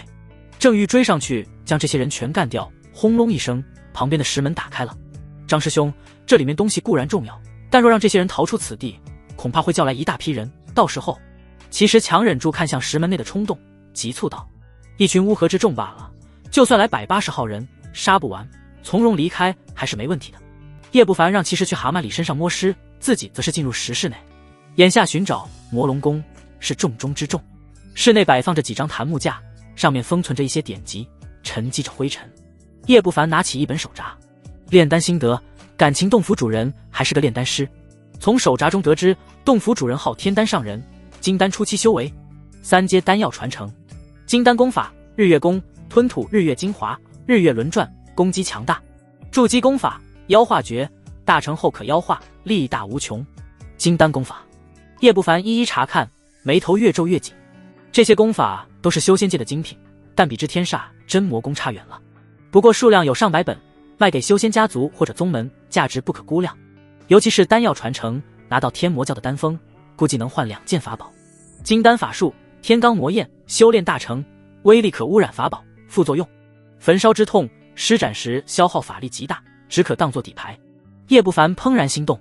天罡魔焰这名字太大了，千年前有一位金丹散修将此术修炼成功，原本平平无奇的实力瞬间暴涨，甚至一度压制号称功法第1的上清宫的剑道真人，足以位列10大金丹法术之一。和人对战，此法术不断污染敌人法宝，削减威力，如此一来，谁是对手？叶不凡露出喜色。金丹级的法术对悟性要求极高，且修炼速度缓慢，所以大部分金丹真人只会修炼1-2门法术，不敢贪多。他们最重要的攻击手段是法宝，法宝一毁，实力大减。叶不凡将法术郑重收起，再次搜索起来。让他失望的是，并没有魔龙宫，甚至线索都没找到。哎，魔龙宫这么难找吗？不应该啊，当年的妖宗修炼这功法的足有成千上万人。叶不凡无法理解。好在不算白来，得到了天罡魔焰的修炼法。将石室搜刮一空后，叶不凡一剑劈开了另外几间石室。药田，每一株药材都有3000年的年份。叶不凡眼睛火热，前方是一片药田，大部分灵药无人照料，已经枯死，但有100-200株灵药依旧存活。药香扑鼻，心旷神怡，其中不乏一些外界已经绝迹的珍稀灵药。如果露出去，足够那群金丹疯狂了。和筑基不同，他们这个层次想要炼丹、提升修为，对灵药的年份要求极高。可这种灵药除了古老遗迹，外界的早就被搜刮干净了。这也是叶不凡主修符道，而不是丹道的原因。未来压根不可能有这么多珍稀灵药供他炼制。发了！叶不凡激动不已，拿出一堆盒子，将这些灵药搜刮干净，收入储物袋，而后进入丹室。玉架上摆放各种丹瓶，数量很少，还有炼丹炉，深处是炼丹区域。叶不凡打开看了一下，大部分都是筑基丹药，被封蜡保存，延缓保存时间，并没有金丹修士用的丹药。不过也正常，天丹上人炼制出金丹丹药，早就自己吞服了。叶不凡打开炼丹区域角落中的大箱子，这随意摆放的程度，很明显里面不是什么珍贵东西，倒像是被遗弃。叶不凡本没在意，但打开后眼睛都直了，全是灵气尽失，黑乎乎，废丹。我去，天助我也！叶不凡眼睛火热，抓起一把丹药。2阶丹药固元丹9成杂质，2阶丹药神银丹8成6的杂质。2阶对于别人来说这废丹用处不大，但对叶不凡来说简直就是宝贝。虽比不上极品毒丹，但这么大的量足够他用了。之前在流云城炼制的丹药基本上耗光了，修为卡在筑基8重巅峰，一直冲不上去。这也很正常，8重、9重圆满是大瓶颈，很难用普通丹药堆积上去，否则厉逵也用不着为弟弟突破的事情落得个双腿尽断的下场。叶不凡试图购买炼制破阶丹，奈何主材料不好寻。至于去天魔教的丹峰找废丹，那不可能，哪怕是废丹，那群家伙也会废物利用，将其分解，提取有效的灵药成分供低阶炼器修士服用，否则他早就暗中收购废丹，何至于辛辛苦苦买灵药炼丹。不过现在2阶顶级破阶丹，好，叶不凡细数之下，破阶丹高达30枚，突破到大圆满没问题了。不仅如此，还有60多枚3阶废丹。血赚！突破金丹后的一段日子，修炼资源也不缺了。叶不凡大喜，将所有废丹珍重收藏，随后又搜刮了法器室，顶级法器不少，还有炼器材料，叶不凡照单全收。最后来到主室，主室空荡荡，没什么值钱的东西。最深处一个小腹破个大洞的骷髅盘坐在蒲团上，旁边挂着一个储物袋。咦，这家伙当年居然没被仙朝的人杀死。叶不凡惊讶，仔细看了看其小腹，像是被妖兽利爪洞穿。他猜测此人应该是濒死时逃了回来，最终不治身亡。拿起储物袋将其打开，除了一些疗伤丹药，还有一些灵性流失殆尽的灵药，最后是一件法宝，一把金色的剑。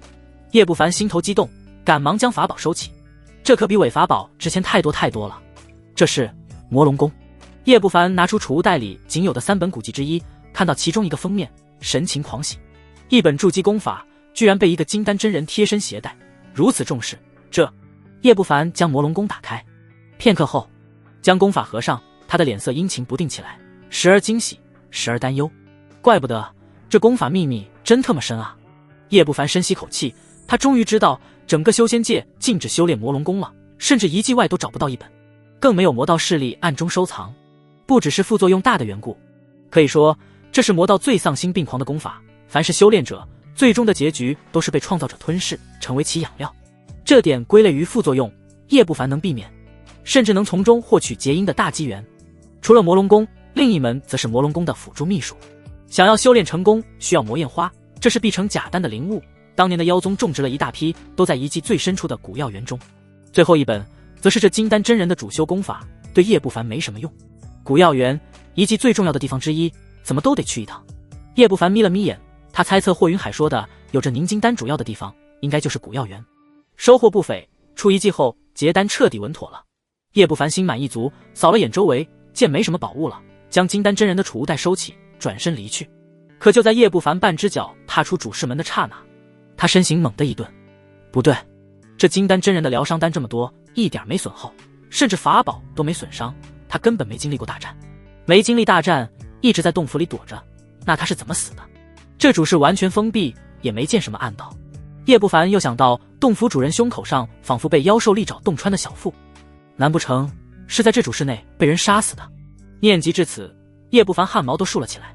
呼，身后传来粗重的喘息，3000年都没消亡。叶不凡头皮都炸了，施展浮光掠影，身影猛地往大厅中横移。轰隆，一只毛茸茸的黑爪抓在他刚刚站立的位置，坚硬的地面被硬生生撕开一道大裂缝。卧槽！什么东西？远处，其师兄惊呼，骇然后退。可就在这时，一道巨大黑影直扑过来，投射下大片阴影，咔嚓一声，一只爪子瞬间扭断其脖颈，当场惨死。巨大黑影抓住其师兄的尸体，张开血盆大口，竟是一口咬住尸体，前后不过一个呼吸。这究竟是什么东西？主事中，我进去之前就用灵石扫了一遍，什么都没有。他到底从哪冒出来的？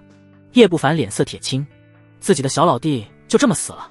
巨大黑影转过身，露出一双血红恶毒的眼睛，直勾勾盯着叶不凡，口中不断咀嚼，发出牙齿摩擦骨头的咔嚓声，鲜血顺着嘴角流下。巨大黑影四人浑身黑毛，又像一个影子，难以描述。这是他在盯着我的丹田。叶不凡注意到对方一直在看他的丹田，再想到天丹真人的死状，他敢断定那位就是这怪物杀的，目的是其腹中金丹。无声无息，一击致命。一个金丹初期连反应都来不及，直接被杀了。叶不凡眼皮跳动，若真是这样，那他今天是凶多吉少。忽的，他瞳孔一缩，远处的巨大黑影身躯逐渐模糊，似是残影。紧接着右侧刮起劲风，一只满是黑毛的爪子朝着他的脖子抓了过来。当！叶不凡的反应极快，15把飞剑组成盾牌护在身侧，像是金铁交击，发出刺耳的金属颤音。叶不凡耳膜被震得出血，嗡嗡作响。不对，这种速度只是金丹初期的水准，秒杀不了天丹上人，且力量也不够。叶不凡身躯一动，再次拉开距离，强忍剧痛，目光冷静。他猜测这怪物要么刚苏醒，要么数千年下来早已虚弱不堪。玩命之下，他未必不能将其宰了。嗖！叶不凡体内108窍中的剑丸催动，化作一道剑光，迅速遁出大厅，进入甬道。如今洞府宝物到手，和一个怪物死磕，属实没必要。巨大黑影一击未果，似乎愣了一下，转身追了上去。那种速度，已经远远超过了筑基的范畴。叶不凡面无表情，从储物袋掏出上百张2阶顶级符箓，往后面一扔，顿时传出爆炸之声。火龙符、地刺符、冰锥符等等，直接将黑影炸了回去。人该死！巨大黑影似乎怒了，口中发出断断续续、野兽般的声音，紧接着大踏步追来，像是推土机，各种法术符箓都被推平。这防御都堪比伪法宝了。叶不凡回头一看，脸皮抽搐，这么多符箓，金丹之下没几个能扛得住。这怪物除了炸掉一些黑毛，连皮都没破。走你！叶不凡又扔出10几张3阶金光符，甬道中瞬间光芒万丈，10几道惊人的光柱打在怪物身上，皮肤终于被洞穿，冒出滚滚黑烟，其速度更是大减。叶不凡目光一闪，15把飞剑合一，化作巨剑，狠狠一斩。他这一剑比当初的小剑仙强太多了。咔嚓，怪物皮毛破开，脑袋被硬生生剁了下来。叶不凡一怔，觉得自己是不是高估这怪物了？这一剑能威胁假丹，可威胁不了金丹。可下一秒，怪物的头颅落地化为黑烟，而那高大的身躯竟然又长出一个脑袋，全新如故。操！什么玩意儿？这厮开挂了吧？叶不凡头皮发麻，他终于知道这东西是从哪儿冒出来的。这怪物能化作黑烟，无孔不入，主事但凡有一丝缝隙就能钻进来。除了速度，力量只是假丹层次，云雷剑或许能克制，但这怪物太邪门，难保不会有其他手段。他召回飞剑，全速朝着洞府出口飞遁。怪物恢复过后，紧追不舍。叶不凡边飞边扔符箓，只不过这次怪物似乎变聪明了，居然学会躲了。有脑子，但不多，非妖非人非鬼，也不像傀儡，这到底是什么？叶不凡皱眉，忽的，他脑海中灵光一闪，这怪物的气息，他修炼过魔龙功。洞府外，此刻聚集了一大批修士，一个剑修，除了上清宫的小剑仙与剑河真人的大徒弟陆游，谁能用剑瞬杀筑基9重蛤蟆里？徐峰眉头紧锁，略感棘手。本以为此次过来能大有收获，没成想半道上杀出个狠茬子。根据莫云归描述，不是上清宫的人，是天魔教，大概是天魔教主暗中培养的剑道高手。王清武却是俏脸平静，对方虽强，但还不能让他畏惧，更别说身边有一群青云宗弟子，还有几个从小剑仙那里带来的剑道好手。清武仙子，你我暂时联手如何？等斩杀那人，他得到的宝物我们平分。徐峰提议道，他有自信丹杀剑修，不过身为魔道中人，能群殴绝不单挑。至于事后平分，这是扯淡。可以，不过最好别有什么坏心思。小剑仙距离这不远，他杀过来，你怕是得交代在这。王清武颔首，秋水眸子一转，轻笑道：“刚入一计，他不太想和徐峰死拼，否则受伤之下很容易被人盯上。”徐峰脸色微变，不过很快就收敛了心思，讪讪一笑：“那是当然，他可打不过小剑仙。”双方不再说话，静静等候那人出来。无论得到什么，都将成为他们的嫁衣。他出来了。莫云归和合欢宗的余光一直盯着洞府，见到一个人影飞快掠出，忍不住大喜。青云宗、上清宫、万寿谷的诸多弟子精神大振，调动法力，准备给来人一记痛击。果然是剑修，还想逃走。徐峰与王清武对视一眼，相继露出笑容。可下一秒，笑容僵硬住了。叶不凡闪电般飞出洞府，边朝着人群冲来，边高声大喝：“各位师兄师妹，快助我斩杀此僚！”叶不凡身影太快了，徐峰和王清武还没从其话语中琢磨过未来，人已经从人群中穿梭而过。诸位师兄师妹，我去请救兵。声音开始时近在咫尺，当兵字落下后，叶不凡的身影早就跑出了10几里外。这是什么速度？徐峰吃惊道：“这人甚至比他的烈风雕还要快上1倍。”正欲追赶，忽然一声惨叫响起，徐峰赶忙看去，就见一只黑乎乎的巨大黑影将一名万寿谷弟子撕成2半。人该死！巨大黑影双目猩红，见一群人挡在前面，智力不高的他当即认为这是那人的同伙，随后愤怒地冲入人群中，大开杀戒，一堆法器和符箓砸在身上，别说破防，连让他停顿下来都做不到。眨眼间的功夫，血染长空，死了10几个筑基修士。王清武、徐峰、莫云归等人看得震骇，遍体生寒。来一记的都是精英，可在这怪物面前，脆弱的就跟纸糊的一样。那个人这是利用我们挡住这怪物。王八蛋啊！徐峰等人迅速反应过来，气急败坏的破口大骂：“畜生！”饶是涵养极好的王清武也是气得发抖，恨不能咬死那个驾驭剑光的家伙。不过现在已经顾不上这么多了，分开逃！快！王清武面颊苍白，娇斥一声，驾驭一方粉色手帕，向着远方疾驰。徐峰也是赶忙命令烈风雕，连提醒都没提醒，直接遁逃。顷刻间，所有人慌乱的四散逃窜，只恨爹妈没给自己多生出2条腿。现在他们再不甘心，也只能放弃洞府宝物。别让我再看到那家伙，否则非得宰了你！徐峰气得呕血，等他跑出10里之外，再回头看去，发现洞府外已经死了30多人，尸骨满地，鲜血将洞府外全都染红了。甚至他还看到了合欢宗余光的尸体被撕成了2半，一条大腿不见踪影，连法器都被打断了。秒杀筑基大圆满，最起码是假丹才能做到，这到底是什么怪物？徐峰满脸恐惧，别说是他，就算是小剑仙等人，在这怪物面前都撑不住几招。再想到刚才那个遇见的家伙，那厮居然能活着逃出来。一炷香后，这片区域已经彻底被搅乱了，一些倒霉蛋撞上黑毛怪物，连反应都来不及，就惨死当场。而引出黑毛怪物的罪魁祸首，此时已经跑出了200里开外。魔龙宫的修炼者叶不凡停下脚步，站在一座小山上，眺望祁阳山的方向，脸色阴沉。他再次拿出记载魔龙宫的古籍，仔细翻阅，除了记载中的气息与那怪物类似，并没有其他的相关信息。他唤出系统，终于发现了问题。魔龙宫筑基期顶级魔功，元婴期魔妖地祖经的子功法，修炼速度奇快，以魔焰花为结丹灵物，必成假丹。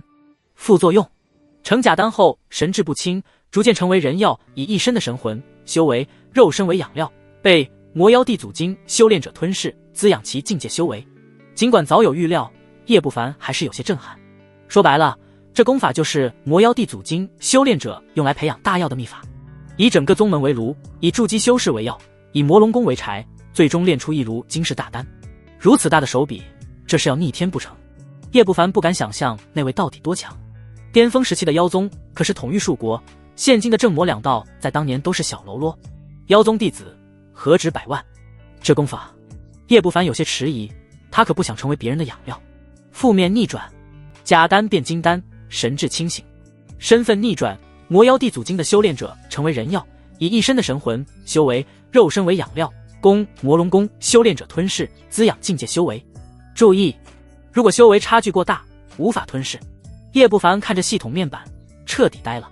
他想过逆转，顶多假丹变真丹，也就是金丹，同时避免自己沦为大药。可现在身份逆转，对方直接成了他的大药，这太逆天了。倘若将其吞噬，我的修为会达到什么地步？叶不凡心脏砰砰狂跳，呼吸粗重，估计创造者都想不到自己会成为大药。不过很快他就冷静了下来。大药在逆天，以他现在的修为，不可能将其吞噬，还没近身就会被抹杀。或许未来能利用这大药结因。叶不凡眸光闪烁，心有决断。不过眼下最重要的是结丹，结因太远了。叶不凡眼眸微凝，看向祁阳山的方向，一道黑影正以极快的速度向他飞来。这怪物盯上我了。叶不凡惊疑不定，洞府前这么多人他不追，非得追自己。唰！叶不凡赶忙化作一道剑光向东方飞遁而去，中途接连换几个方向，甚至动用造处术、神隐术遮掩气息，可那黑影像是开了雷达一般，一直紧随其后。不对劲，这怪物灵智不高，怎么会死盯着我不放？叶不凡掠过一片大湖，回头看去，几十里后的黑影依旧在追。最后他将其引到合欢宗的几个修士跟前，结果那怪物看都没看合欢宗修士一眼，依旧死死地跟在屁股后面。这怪物已经彻底演化成大药了，能存在至今，跟魔妖地祖经的修炼者脱不开关系。难不成是那位盯上了我？叶不凡御剑而行，越想越惊悚。一个大药都这般强悍了，那位3000年前统玉树国的存在到底有多恐怖？难不成我比别人特殊？而身上比别人特殊的地方只有2个：天道筑基和天煞真魔功。叶不凡停在半空中，砰的一声，随手斩杀一只冲来的秃鹫，脸色阴晴不定。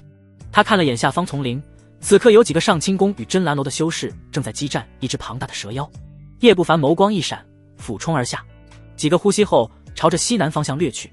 再看下方战场，蛇妖已经死亡，那几个修士此时瘫坐在地，面色惨白地看向遁走的叶不凡。2阶顶级的灵官蛇一剑斩首，究竟是哪来的狠人？小剑仙也不过如此吧。赵峰，他是你们上清宫暗中培养的天骄。真兰楼的几人心惊胆战，看向上清宫的一个蓝袍青年。赵峰，上清宫7长老的儿子，虽说实力不强，但地位却是不低。赵峰苦笑，还没等说话，一股滚滚黑烟横扫而过，可怕的气息压得众人几乎窒息。这是什么怪物？众人大骇，眼见一个2丈高的黑影直追刚才出手之人。半个时辰后，叶不凡进入靠近遗迹核心区域，遥遥望到一座金碧辉煌的大殿，妖宗秘殿，整个妖宗最核心的造化地之一，其中不仅有法宝、灵药、结丹灵物，甚至有一些结丹大真人的传承。此刻大殿前足有数百个筑基修士，各方势力皆有，其中甚至有小剑仙、楚子雪、周青云等天骄，正不断地轰击着防护阵法。终于到了，叶不凡露出轻松的笑容。刚才他之所以帮那几个修士斩杀蛇妖，目的就是询问小剑仙这群天之骄子所在。那个怪物在没摸清底细前不想与其死磕，而他又想摆脱掉，唯一的办法就是让别人来对付。临近大殿，叶不凡换了一身蓝袍，改变了气息，又往脸上抹了几把血，最后等后方追杀的怪物接近，约莫3里地，他这才御剑而出。江师兄！叶不凡满脸慌乱地飞遁至大殿前，高声哀呼。他的出现瞬间引起所有人的注意，小剑仙、周青云、楚子雪等人纷纷看来。赵峰师弟。小剑仙一愣，不明所以。修仙界以修为论尊卑，他虽比赵峰小，但修为比对方高。我上清宫几10个师弟师妹全死在那怪物手中，还请师兄为他们报仇。叶不凡踉踉跄跄指着后面的怪物，悲愤叫喊。怪物大概长这样。什么？杀了上清宫几10个师弟师妹？小剑仙一愣，不可思议道。虽说这一计危险重重，但也不至于刚进来1天，损失就如此惨重。看来上清宫弟子也不怎么样。一个骑着牛的青年笑眯眯道。叶不凡站到了人群最后方，补了一句：万寿谷的人死了40多个，天魔教的死了60个。骑牛青年脸色微僵，眼神不善地瞥了叶不凡一眼，饭可以乱吃，话不能乱说。楚子雪也是柳眉微蹙。此时妖殿大阵已经被破开了大半，不过这妖殿特殊，阵法有自动修复的能力。众人并没将叶不凡的话当回事儿，眼神火热地盯着大殿入口。然而砰，巨大黑影闪电般冲向叶不凡，恰好一个万寿谷弟子处在人群最前方，那弟子猝不及防，脑袋瞬间被利爪锤爆，鲜血飘洒，将所有人浇醒了。瞬杀筑基，这是什么怪物？骑牛青年看了眼尸体，脸色阴沉，猛地拍了下青牛脊背。哞！青牛发出哞的一声，口中喷出炽热的火柱，狠狠击在黑影身上。火焰炽热，周遭温度飙升。人该死！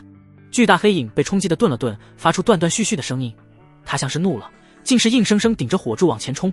这一幕彻底让所有人变色，天青牛的天赋神通都挡不住这怪物。周青云脸色发绿，有种不妙预感。万寿谷圣子的青牛乃是稀有妖兽，其天妖火足以焚化顶级法器，哪怕是他都对此妖忌惮。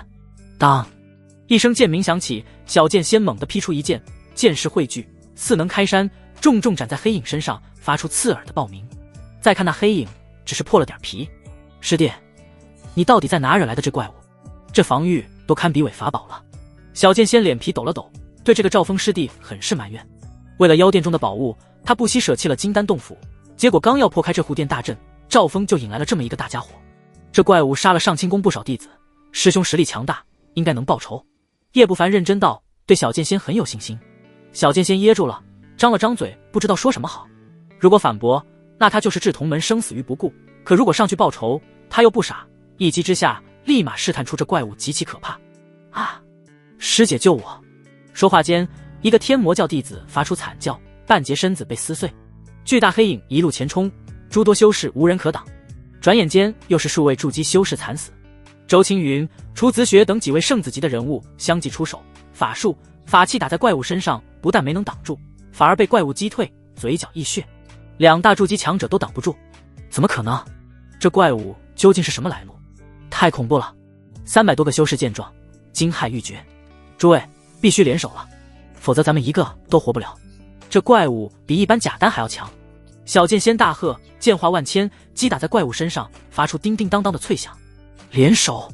楚子雪、周青云、骑牛青年等天骄无奈，只能硬着头皮出手。轰隆隆！眨眼间，各种法器、法术、符箓像是狂风骤雨般将巨大黑影淹没。叶不凡扫了眼大殿阵法，露出沉思，手中则是象征性的扔出几张符箓。这一记机缘很多，毕竟是称霸一时的妖宗道场，除了被仙朝毁掉的，现在只剩下3处最核心的宝地：造化池、妖殿、古药园。造化池能洗礼道台，铸就夯实根基，对晋升金丹甚至提升金丹品质大有帮助。不过这点对叶不凡没用，他根基本就夯实，不需要洗礼。古药园数千年的药材无数，更是一技核心，他肯定会去，这关乎结丹后的修行。不过那里阵法太强，没半个月消磨阵法，根本进不去。有魔龙功，晋升金丹是板上钉钉，眼下最重要的是怎么提升金丹品质。真火兽丹、净天水，最多能将我的金丹逆转成4转或者5转。叶不凡思忖，眸光闪烁。师尊让我进来，他所说的机缘应该就是妖殿，就是不知道里面有什么，让他认为我有机会成就6转金丹。叶不凡眯着眼，事实上所有势力高层指定弟子进来，其目标一大半都是为了妖殿，只是进来的时间太短，传送距离远的都没来得及赶来。一般的结丹灵物顶多提升2转、3转，能让人成为6转金丹。叶不凡心中下了决断，这妖殿是个大势力，不知是何目的，特意保留下来的，每个人只能进去1次。叶不凡趁所有人攻击怪物的功夫，悄然靠近大殿阵法，翻手拿出10几张3阶破阵符打在阵法上，阵法光幕流转，10几道光柱射出，迅速瓦解阵法。叶不凡又拿出几十张普通2阶符箓，爆发绚丽的光芒，佯攻怪物，将他的破阵符掩盖住。轰！一声巨响，在数百人围攻之下，怪物终于坚持不住，直接被打爆，终于死了。小剑仙等人大喜，可还没等松口气，爆开的怪物化为滚滚黑雾，几个呼吸后重新凝聚成怪物模样。什么？还能复活？所有人脸色都变了，惨白一片。能复活，这还怎么打？唯有叶不凡发现了端倪。第2次复活，体型小了一点，虽然不怎么明显。叶不凡眸光闪烁，心中彻底放松了下来。他推测，这怪物最多复活10-20次就会彻底消亡，如此一来，他就不必畏惧了。啊！一个万寿谷修士猝不及防，被复活的怪物拆了脑袋。人该死！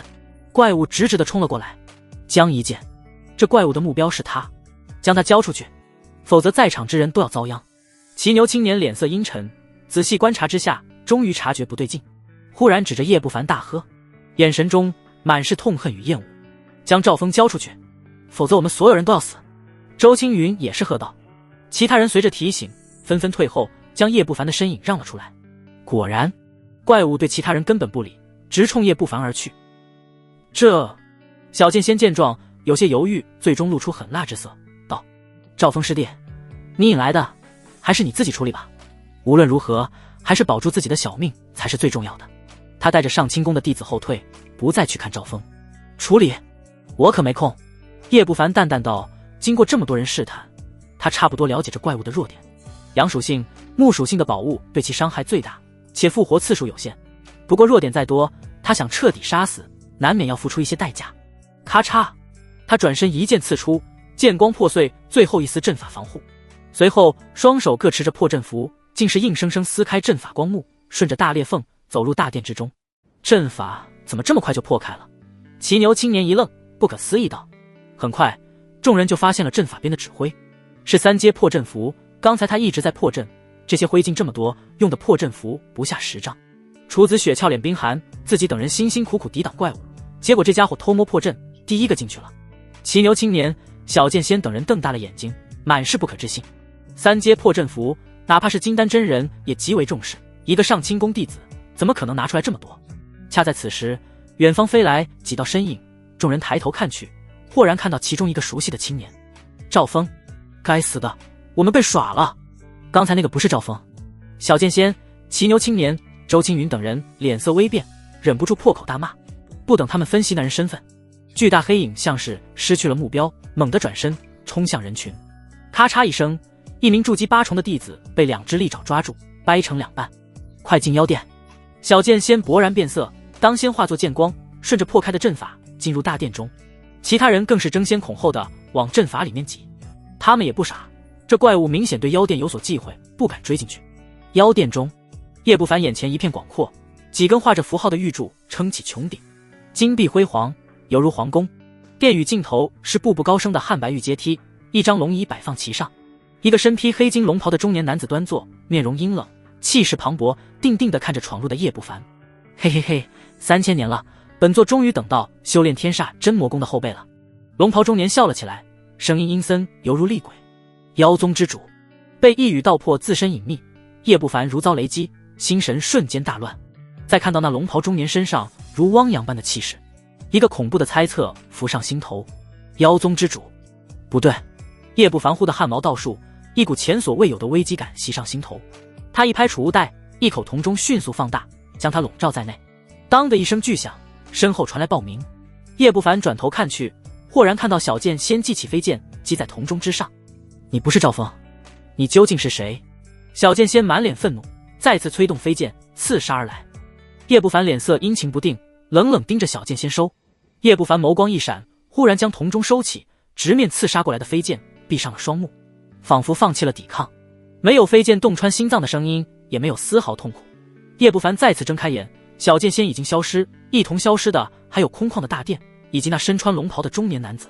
取而代之的是长长的走廊，走廊上铺满了白森森的骸骨以及残缺的法器。这幻阵专攻心神，深陷其中必走火入魔而死。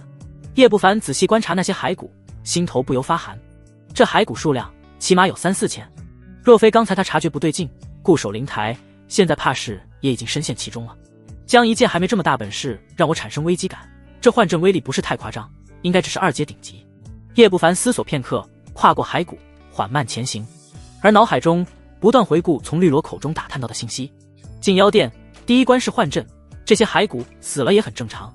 上千年来，天魔教有很多天之骄子带着天才地宝从妖殿安然走出。总体来说，妖殿中没什么能威胁他。妖殿中兴有一座金字塔，其中藏着无数灵物、丹药等等，有缘者通过考验就能得到一件宝物。叶不凡沿着走廊前行，警惕四周的同时，脑海不断的推演思索。这种机缘很简单，有机缘和实力就行。但叶不凡总觉得哪里不对劲。3000年前，东土仙堂为什么没取走妖殿宝物？看不上。叶不凡凝眉，就算看不上，上清宫、天魔教这些势力也该将妖殿搜刮一空。如果是为了试炼弟子，将遗迹变成可持续挖掘的宝地，外面那些大大小小的古洞府、山脉中的天才地宝就已经足够了，没理由不取走妖殿这个大宝藏。有2个可能，一个是妖殿特殊，让那些元婴真君不敢毁掉搜刮；一个是这里面隐藏了他们知道但无法找到的至宝，因而不舍得毁掉，让后辈子孙去发掘。这2个可能都有，叶不凡无法确定。他总觉得这遗迹隐藏了很多秘密，万事小心。叶不凡一直往前行走，而在他走后没多久，走廊上沉寂上千年的骸骨忽然动了起来，咔嚓咔嚓，骨头摩擦声此起彼伏，一只只骸骨缓缓站起，拿起身边的残破法器，朝着叶不凡离去的方向机械般的走去。恰在此时，小剑仙等人从大殿外涌了进来，未等看到那群骷髅，所有人仿佛被施展了定身术，一动不动。片刻后，一个个筑基修士生机湮灭，诡异地倒在了走廊上，就像是叶不凡看到的那些骸骨。300多人眨眼死了一半，无声无息。而在他们死后，无人看到一道道光团从他们体内飞出，被走廊的坚实的地板贪婪地吸收。过了一会儿，那些侥幸未死的修士如梦方醒。这就是第一关的幻阵。小剑仙看着地上的尸体，脸色苍白。与之一比，宗门中的那些幻阵可笑至极。若不是他领悟剑士，剑心通明，现在怕是已经步了这些人的后尘。我唯一的缺点就是年纪小，精力太少，心智不坚。楚子雪亦是脸色惨白的行转，他低头看着脖颈上挂着的玉坠，此时玉坠已经碎裂，这是他父亲花费大力气寻找来的秘宝，可防御幻阵，固守心神。叶不凡，楚子雪袖拳紧握，眼神露出坚定。他的幻境是那个没什么存在感的叶不凡，某种意义上来说，那是他第一个大挫折。这几个月他想过对付叶不凡，但都被父亲阻止了。走。另一边，骑牛青年清醒过来，他脸色铁青，看都没看地上尸体一眼，骑着青牛沿着走廊疾奔。其他人的脸上恐惧之色褪去，取而代之的是贪婪与渴望，仿佛已经看到了自己的大机缘。这就是大机缘。叶不凡来到走廊尽头，仰头看着巨大广场上那座金光闪闪的金塔。金塔约莫100丈高，共有7层，每一层都有很多小窗户。这特么不是托塔李天王手里的塔吗？只是老李的塔没这么晃眼。叶不凡脸色古怪，他曾听其师兄提及过这金塔，靠近一定范围被感应到后，如果有缘就会有一个小窗户为其打开，露出里面独属于自身的机缘，有结丹的丹药、结丹灵物、法器、法宝雏形或者真正的法宝。越往上，窗户里蕴含的东西越珍贵。不过上千年来，第6层的窗户只开启过4、5次，第7层的只有一位前辈得到过其中的机缘，那位就是叶不凡的萝莉师尊。只要靠近窗户，通过考验就能得到宝物。这机缘获取方式有点智障。叶不凡摇摇头，迈步走近。嗡！当他走进塔深10丈之时，金塔微微一颤，散发出阵阵光芒，像是阳光一般洒在叶不凡身上。不知道我的机缘是什么，最好是结丹灵物或者法宝雏形。叶不凡有些期待。嘎吱，第6层一个窗户打开了。叶不凡精神一振，露出欣喜之色。第6层，他的机缘很大啊。叶不凡抬眼朝着第6层的一个小窗户看去，然后就看到一只满身红毛的麻雀从窗户里伸出了头。他低头瞪了一眼叶不凡，别看了，你的机缘就是我。叶不凡呆呆地看着红毛鸟，有点懵逼，沉默了片刻，淡淡道：我对第6层的生物没兴趣，只有第7层才能入我的眼。说完，不再去看红毛鸟，目光移向第7层。他从未听说过有谁从金塔中获得活着的生物，太诡异了。保险起见，还是舍弃为妙。咦？叶不凡忽然一愣，闭目内视丹田，8座血红道台此刻发出阵阵玄妙的光，一种对金塔的渴望袭上心头。那种渴望不是功法，纯粹是道台。什么东西能让天道道台产生本能的渴望？叶不凡有些吃惊，他身上最神秘的莫过于天道道台。罗律师尊收他为徒，大概率也是因为此。他眯起了眼，陷入思忖，看把你能的，还瞧不上我。红毛鸟闻言气得哇哇叫，哐当一声，直接从里面把小窗户关上了。叶不凡没在意，而是看向第7层，能让他的道台产生渴望的，恐怕只有第7层了。嘎吱，第7层一个窗户适时打开了，这让叶不凡大喜。果然，他是机缘深厚之辈，居然接连有窗户为他打开。不过很快，他的脸就僵硬了。大爷，来玩啊！红毛鸟从第7层的窗户口探出头，不停朝着叶不凡抛媚眼儿，这模样活像青楼里站在窗边摇着手帕招呼嫖客的小姐。叶不凡神情木然，很想锤死这只怪鸟。见他不搭理自己，红毛鸟无可奈何。只要你我签订灵宠契约，我可以告诉你这金塔的秘密。什么秘密？叶不凡眯着眼，暗自警惕。这金塔里有一物是人类修士的大机缘，当年仙堂的几个元婴都想得到，可惜他们没找到，又怕激怒了塔灵，将大机缘毁掉，只得将塔遗留在这。红毛鸟嘿嘿笑了2声，诱惑道：我实在是出不去，只有签订契约才能脱离。灵宠契约。叶不凡陷入了沉思，盯着红毛鸟。之前的猜测现在被证实了，这里面果然有几大势力求而不得的大机缘。等了片刻后，他点头道：可以。灵宠契约这是万寿谷与自己的灵宠签订的契约，以此契约可以掌控妖兽，操纵生死。当然，凡事没有绝对。不过，就算这红毛鸟逆了天了，也不可能对它这个主人造成伤害。哈哈，这是灵气，天地为证。红毛鸟狂喜，赶紧掏出一个古卷轴，顺着窗户抛了下来。这金塔的考验，你用不着，直接签订契约就行了。叶不凡接过卷轴，认真看了片刻，眼神闪过狐疑。这契约的确没什么问题，上面记载着红毛鸟的身份，朱雀。叶不凡彻底惊呆了，这像麻雀的东西，居然是一头上古神兽，那可是传说中的生物，执掌火之大道。一个朱雀怎么会被困在这塔里面？想了想，最终掐诀，口中念念有词，在契约上写上了自己的名字。刹那间，卷轴燃烧，化作一道光，融入虚空。冥冥中，叶不凡感觉与那红毛鸟有了一丝联系，而红毛鸟像是脱离了金塔的束缚，靠着这一丝冥冥中的联系，猛地从窗户口飞出，眼睛里满是喜悦。3000年了，魔妖，你祖宗的，你知道我这3000年是怎么过的吗？还有塔灵。红毛鸟刚出来就对着金塔口吐芬芳，叶不凡脸皮抽搐。这神兽朱雀跟想象中威严的样子不太一样，小子，作为报答，姑奶奶我助你掌控这镇妖塔，得到里面的天地气运。不过离开这里后，你得解除灵兽契约。红毛鸟盯着叶不凡，姑奶奶还是个母的，整个一泼妇。叶不凡心中腹诽，这朱雀变成人形，估计是个李逵模样。原来是镇妖塔，天地气运，可以。叶不凡听到后半句，眸光一闪，点点头。他对此早有预料，这朱雀不过是利用他脱困罢了，而自己也是利用这鸟得到宝物。对于这么一个灵智奇高的神兽，以现在的修为，他想真正奴役，那是自寻死路。我喜欢聪明人。红毛鸟大笑，越发觉得自己没选错人。掌控镇妖塔需要第7层的秘法，你已经失去了一次机缘，没机会了。红毛鸟说道，但别人有机会，到时候你直接抢就是了。秘法，第7层这么多年只开启过一次。放心，以前镇妖塔的塔灵无法摆脱魔妖的影响，秘法难以送出来，但现在魔妖已经萎靡不振，对塔灵的影响越来越小。塔灵会将秘法送出来，寻个主人用于摆脱魔妖。红毛鸟站在叶不凡肩头，冷笑道，魔妖，妖宗之主吗？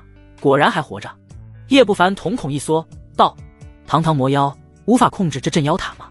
这是一位化神天君作化前遗留的上古法宝，魔妖趁塔灵虚弱时从里面逃了出来。镇妖塔对妖物克制，而魔妖本身就是一只蛟龙，它最多能影响镇妖塔，而不能控制。红毛鸟缓缓道。叶不凡眼皮跳了跳，终于了解到了妖宗之主的来历。蛟龙。叶不凡转身站在广场角落，静静等待别人进来，同时吩咐红毛鸟让他自己隐藏。朱雀的样子太扎眼，看来几大势力的目标是天地气运，这东西到底是魔妖掌握，还是那位作画的化神强者所有？叶不凡摸着下巴思索。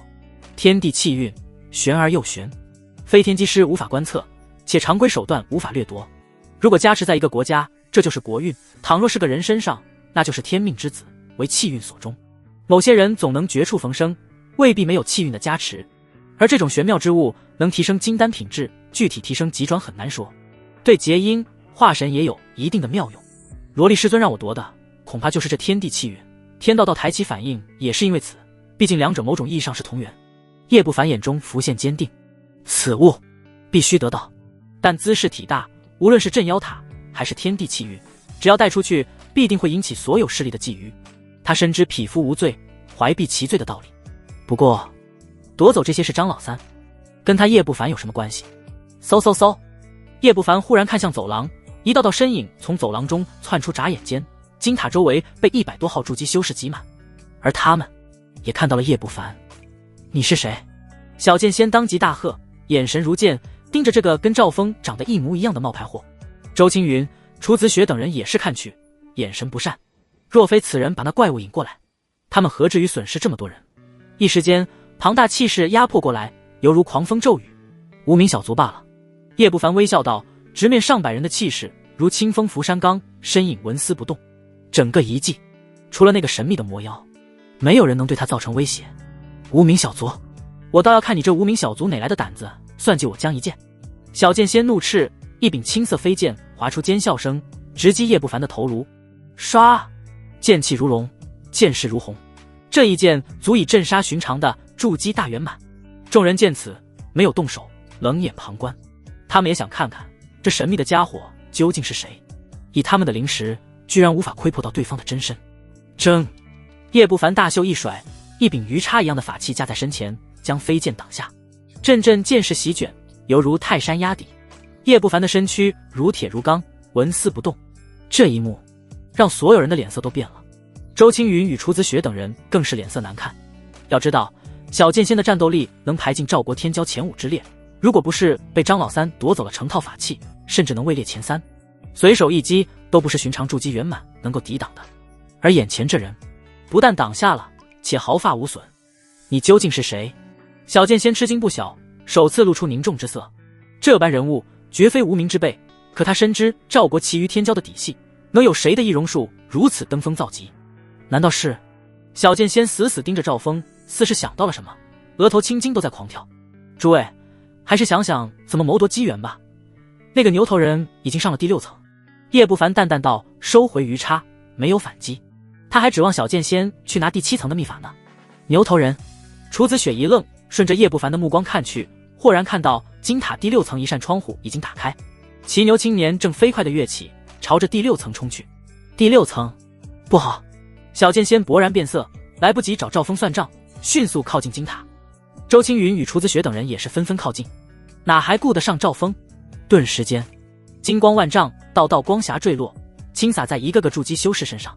嘎吱嘎吱的窗户开启声连成一片，那些被光霞笼罩的修士迅速飞至独属于自己的窗户旁，光芒闪烁，他们的身影瞬间消失。当然，也有一些筑基没有霞光落在身上的，脸色很是苍白。不过很快的，他们将目光对准了那些身负机缘的家伙身上，眸子中寒光森森。这就是考验。叶不凡看着那些消失在窗户中的身影，有些诧异。没错，说是机缘，说白了就是塔灵在选择天才，或者说选择主人。几百年前，有个小女孩被选中，可惜被魔妖阻挠了。这是塔灵最后一次机会。红毛鸟解释道，他瞥了叶不凡一眼。如果不是我找上了你，你连被塔灵选择的资格都没有。虽说3000年下来，他早已不复当年的境界，无限跌落，但终归是神兽，眼睛非常毒辣。那你为什么选择我？叶不凡脸色发黑。之前他还以为自己机缘深厚，感情是这塔灵压根瞧不上自己。因为你邪门，一个下品灵根居然达到了筑基8重，而且根基深厚。你要是出身仙堂，估计能被堂弟供起来当吉祥物。红毛鸟深深地看着叶不凡。叶不凡眸光一闪，缄默不言。这红毛鸟看不出来我身怀天道筑基。叶不凡迅速从红毛鸟话语中找到漏洞，并做出推论。这鸟没被关进镇妖塔前，应该不到元婴境界，就算是元婴，也不如萝莉师尊。幼年神兽。叶不凡不禁感叹，这妖兽就是能活啊！人类元婴的寿命也就1200年，这红毛鸟3000年都没死。他如果有这寿元，早就狗在深山老林熬修为了。3000年，猪都能成金丹。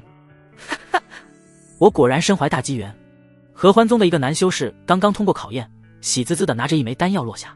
夫君，这是凝金丹。身旁的女修大喜过望，赶忙走来。当然，这次结丹有望了，以后……男修点头，目光温柔地看向自己的道侣。可话没说完，心口猛地一痛，一柄飞叉深深插入心脏。他呆呆地看着自己道侣，满是不敢置信。女修眼神复杂，随后目光露出决然，一把将凝金丹夺走，顺手取走男修的储物袋，飞快地朝着走廊掠去。扑通一声，男修仰面而倒，生机泯灭。与此同时，一些没有获得机缘的纷纷朝着那些通过考验得到宝物的修士痛下杀手。师弟，你敢！我是你弟弟，你怎能对我下手？惨叫声、怒吼声、叫骂声此起彼伏。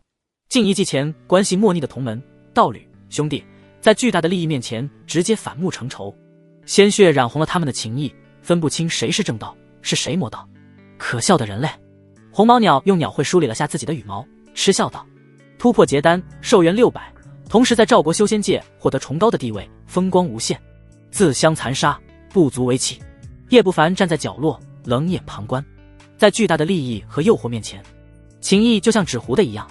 这也是他为什么一直不想和人结道侣。叶不凡没有动手，一直静静地看着。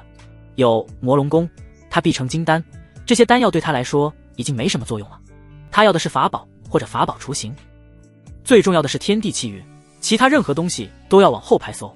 一声轻响，第6层一个窗户打开，楚子雪的身影消失，随后是周青云，还有另外几个天骄，都是第6层。叶不凡皱眉，嘎吱。就在这时，第7层一个窗户打开，小剑仙神情狂喜，闪身而入。果然是他。叶不凡神情古怪，这家伙还真是福缘深厚，上次下了剧毒没死，现在又得到了塔灵的青睐，直取第7层。那秘法必定落入此人手里，准备抢。红毛鸟扇了几下翅膀，兴奋道。片刻后，嘎吱一声，骑牛青年拿着一件法宝雏形，脸色阴晴不定地从窗户中走了出来。诚然，这法宝雏形价值极大，对刚结丹的人来说至关重要，卖出去比成型的法宝还要高。成型的法宝终归不是自己炼制，难以和自身高度匹配，但对突破结丹没什么帮助。为什么不是结丹灵物？骑牛青年脸色难看，不过当看到第5层有个修士拿着一株蓝色莲花走出后，眼中闪过喜色。噗！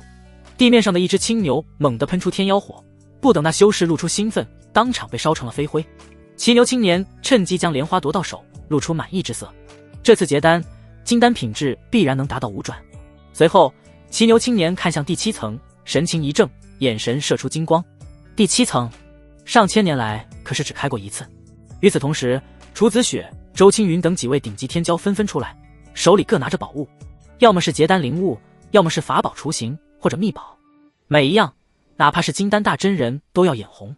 几人相互警惕，落在地面上，随后不约而同地看向第7层，而后身躯齐齐巨震，打消了互相掠夺的念头。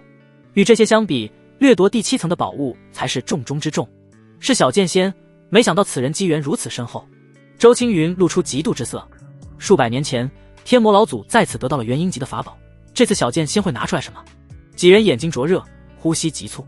不仅他们，周围一群寻常筑基圆满也是眼红。嘎吱！片刻后，第7层的窗户中飞出小剑仙的身影，他手中握着一枚石简，一张脸因为激动而变得通红。镇妖塔是我的了。小剑仙手掌都在发颤。啪！一只手闪电般伸了过来，一把将石简夺走，顺便将其腰间的储物袋也给薅走了。小剑仙呼吸一滞，旋即暴怒地看向一旁。什么人？骑牛青年、楚子雪等人也是一愣，没等他们出手就被别人抢了先。而后他们就看到赵峰站在远处，正低头看着石简。咔嚓！叶不凡猛地握拳，将石简捏得粉碎。他瞥了小剑仙一眼，微笑道：吃一堑长一智，你真是学聪明了。这石简是假的。他又将灵石探入储物袋内，里面有大量的灵石和天材地宝，但没有控制镇妖塔的秘法。叶不凡伸出手，眼神冷漠，把真正的石简交出来。你放屁！这石简记录着控制镇妖塔的秘法，你偷梁换柱给换掉了。小剑仙眸光一闪，震怒道：控制镇妖塔的秘法！周青云震撼，呼吸急促，瞬间被贪婪淹没。其他人也不例外。这塔无疑是最大的宝藏，当年诸多的元婴都没能取走，他们若是得到，这简直就是天大的造化。不过众多筑基大圆满看了看小剑仙，又看了看赵峰，一时间居然无法判断石简到底在谁的身上了。诸位，他是张老三，将他杀了，将石简夺回来。小剑仙大喝，飞剑指着叶不凡，满脸痛恨。什么？是他？众人吃惊，不过很快就反应了过来。他们没见过张老三，但从上清宫流传出很多讯息，其中之一就是对方身怀强大的易容术，常人难以勘破。哞！骑牛青年猛地一拍青牛，大青牛哞的一声喷出炽热的天妖火，同时大青牛迈动四蹄，重重踏向叶不凡。相比较而言，他更怀疑张老三，毕竟张老三的诡诈是出了名的。法术起龙！周青云意识出手，双手掐诀，张口一吐，喷出长长的青龙，张牙舞爪地抓向叶不凡。他和别人不同，悟性超凡，精通各种大威力的法术，堪称法术大家。其他一些筑基圆满各自祭出法器，攻击向叶不凡。张老三，你也有今天。小剑仙象征意义地挥出一剑，眼眸中闪过一丝讥讽。诚然，此人难对付，但这么多人联手，任凭张老三盖世无双，也得隐恨在这里。然而，唰！15把蓝色飞剑瞬间合一，剑气如虹，带着恐怖的剑势劈开天妖火，狠狠斩在大青牛脑袋上。大青牛前冲之势顿住，随后痛苦地哀嚎起来。撕拉一声，飞剑硬生生撕开其皮毛，将其一分为二。大青！骑牛青年脸色狂变，无法置信地看向大青牛的尸体。他这头大青牛是上古遗留的罕见品种，哪怕是伪法宝想要破开防御都极为艰难，更别说一剑劈杀了。靠着大青牛，他同境界鲜有敌手。上清宫的镇派剑典剑士小成，随后他豁然发现张老三用的是小剑仙曾经的成套法器，且剑道惊人，踏入了剑士小成。这怎么可能？即便是上清宫年轻一代，也只有小剑仙领悟了剑士，而小剑仙比他还要震惊。他想过对方会从他以前的储物袋中得到上清妙真剑典，可才过去了几个月，对方就将达到了这种地步。殊不知剑士是叶不凡这半个月经过剑典副作用加持，这才达到小成的。当叶不凡祭出伪法宝同月中，罩在其身，将周青云的法术与一众法器阻挡下，任凭他们攻击，难以破开其防御。叶不凡现在的法力可比当初的小剑仙浑厚太多了，根本不怕消耗。刺了！叶不凡眼中闪过寒光，不等骑牛青年反应过来，一柄飞剑犹如一道惊雷，瞬间刺了过去。骑牛青年大骇，赶忙祭出伪法宝，一张兽皮盾。然而面对那柄飞剑，兽皮盾只挡出了片刻，咔嚓一声，竟被硬生生地凿开一个小洞。唰！一颗大好头颅飞起，咕噜噜落在地上，鲜血染红了骑牛青年那张不敢置信的面孔。兽！叶不凡面无表情，刺啦一声，云雷剑挑起骑牛青年的储物袋，连带着残破兽皮盾一同收起，飞落回他的手中。他的剑士加上攻击第一的云雷剑，再加上远超筑基的法力，一般的伪法宝根本扛不住。从头到尾不过3个呼吸，万寿谷圣子级的人物就惨死当场，连保命符宝都没来得及用。金塔周围瞬间安静，周青云、楚子雪等人看向叶不凡，脊背阵阵发凉。一个和他们同级别的天骄就这么死了，在张老三面前完全没有任何反抗之力。全是我的宝物！小剑仙心头发寒的同时，还有冲天的怒火。云雷剑、同月中这2件伪法宝全是他的，还有那15把成套的飞剑，包括对方的剑道功法。依靠着他的东西一路走来，比他还要强大，太恐怖了！贾丹也不过如此吧？怎么打？众多筑基圆满惊骇欲绝，萌生退意。他们从未见过这么强悍的筑基，赵国几大势力所谓的天骄，在此人面前就是个笑话。他身上有能控制镇妖塔的宝物，联手杀了他镇妖塔里面所有东西，都是我们的。周青云吼道，率先打出几道法术。其余人闻听镇妖塔，呼吸急促，最后贪婪占据理智，纷纷拿出法器轰击向叶不凡。嗡！叶不凡脸色冷峻，看都没看那些攻击，15把飞剑化作蓝色长龙于人群中穿梭。啊啊！惨叫声响起，一个筑基圆满修士头颅被斩掉，鲜血飞溅。唰的一声，另一柄飞剑闪电般将一个女修胸膛洞穿，钉死在地面上。不过片刻间的功夫，当场惨死了10几个筑基圆满。反观叶不凡，同月中发出阵阵光芒，在诸多攻击下开始皲裂，但终归是伪法宝，短时间内难以真正破开，这让众多修士脸色难看。周青云、江一剑、楚子雪，忽然有人大喝，所有人看去，豁然看到这3个天之骄子化作2道流光往走廊窜去，速度极快。他们瞬间明白了过来，纷纷破口大骂阴险小人，这是想让他们阻挡张老三，好给自己争取逃脱的时间。一群蠢货，这张老三明显有余力，跟他拼，这不是送死吗？周青云疯狂催动遁术，镇妖塔是至宝，但就算他得到，也会被高层拿走，为此把自己的小命搭上，属实不划算。这张老三怎么如此妖孽？精通剑道，掌握剑势，法力浑厚程度堪比贾丹，还有一些魔道手段没有动用。周青云眼角余光看到一地尸体，心头胆寒。他打定主意，不突破结丹，绝对不招惹这怪物。而小剑仙更是心惊胆战，急慌慌的逃遁。有这群人挡着，足够我逃出此地了。小剑仙修炼剑道，速度当属第一，已经超越了周青云与楚子雪2人。可惜血遁术，浮光掠影。叶不凡大袖一甩，将那群死亡的筑基圆满储物袋捞走，又收走同月中，身影化作一道血光，直追小剑仙。2种遁术爆发，拉近了一些距离。不过对方终究是修炼剑道的，速度是长项。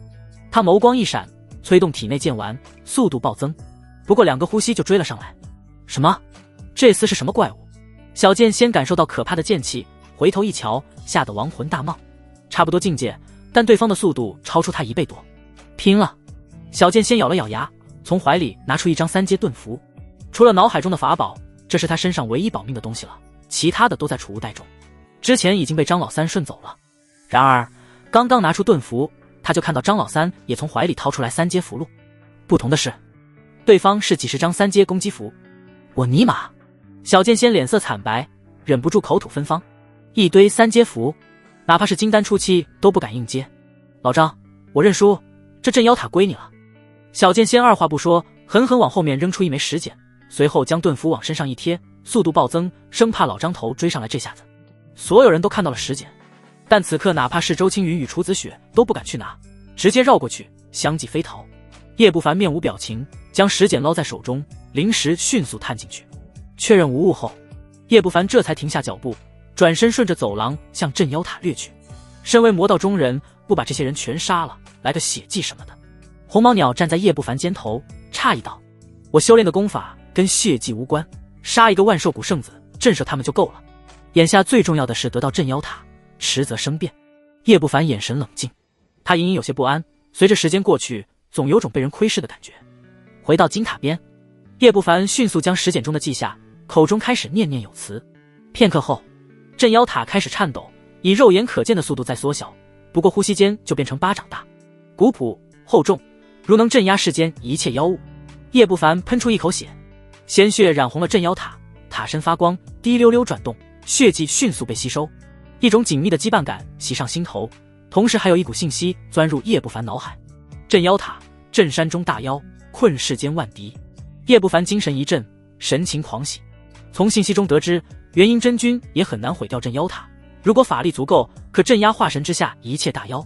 不仅如此，此物更能保命，躲在里面，元婴一时半会儿也伤不到他，堪称保命神物。而且里面还有3件法宝，以及10几颗丹药、凝金丹、结丹灵物倒是一个也没有，不过也能理解，毕竟上千年过去了，里面的东西差不多被取完了，怪不得能镇压魔妖那等世间大凶。叶不凡把玩小塔，满心欢喜。而就在这时，一道光团从塔中飞出，光团玄妙，似是蕴含大道法则，让叶不凡有种恍惚感。光团融入体内，除了暖洋洋的，没什么特别的感觉。这就是天地气运。叶不凡诧异道：“是，提升金丹品质只是最微小的作用，最大作用是你未来会多出很多机缘，足以造就一个元婴真君。只是元婴真君，只是一小团气运，你还想怎样？如果是一股天大的气运，能轮到你？”红毛鸟翻了翻白眼，叶不凡一滞，觉得也是。轰隆隆，就在叶不凡将镇妖塔夺取后，整个妖殿颤抖起来，轰隆作响，广场下面仿佛有一尊神魔在怒吼，发出沉闷的声音。与此同时，咔嚓咔嚓，一连串的骨头摩擦声响起，广场上那几十个已经死去的修士忽然站起身来，眼睛木然地望向叶不凡。走廊中也是密密麻麻传出声音。不过片刻间，数千个骷髅挤满了广场。没有镇妖塔镇压，这妖殿彻底被魔妖掌控了。快走！红毛鸟尖叫，羽毛都竖了起来。叶不凡手中掐诀，驾驭云雷剑，化作一道雷霆，狠狠撞在了那群骷髅上，骷髅滋滋冒出黑烟，应声而碎，倒了一大片。这些都跟魔龙宫的修炼者一样，被操纵了。叶不凡庆幸云雷剑对这些魔物很是克制，否则这么多骷髅，他想安全冲出去，不付出代价几乎不可能。快走！红毛鸟焦急道。叶不凡不敢怠慢，顺着长长的走廊疾驰，中途不断用云雷剑击碎围杀的骷髅，很快便突围而出。唰！叶不凡的身影从妖殿中冲出，只是刚出来，一个巨大黑影便撞了上来，锋锐的利爪闪烁寒光，直抓他的丹田。叶不凡脸色微寒，云雷剑劈出，巨大黑影被斩爆，发出滋啦滋啦的声音，真是阴魂不散。叶不凡眼神阴沉，扫了眼逐渐复活的黑影怪物，他转头看向四周，此刻周围已经空荡荡一片，远方一道道修士身影疾驰，惶惶如丧家之犬，显然都被骷髅袭击了。八踏留下！巨大黑影死死盯着叶不凡，发出断断续续的咆哮，再度杀来。魔妖被刺激到了，别恋战！红毛鸟急促道。这种怪物在一骑不下上百，若是被他们围上，金丹也逃不掉。叶不凡眸光闪烁，身影晃了晃，化作雷光消失在原地。此时驾驭云雷剑，速度隐隐超越金丹初期，不大一会儿，飞出500里，将巨大黑影彻底甩掉。他站在一片湖泊上，脸色变得苍白。违法宝消耗的法力太大了，哪怕他法力浑厚，也有点扛不住。扑通！叶不凡大袖一甩，扔出一个纸人，纸人迈动2条腿，飞快地朝着一个方向飞奔。做完这些，叶不凡一头扎进湖泊中，直至湖底，他这才拿出镇妖塔，钻了进去。湖面很快平静了下来。片刻后，10几只巨大黑影飞至湖泊上空，血红的眼睛四处探寻。停顿少顷，怒吼着朝着纸人飞遁的方向掠去。湖底，叶不凡盘坐在镇妖塔中，透过小窗户看到湖面上的黑影消失，他心中松了口气。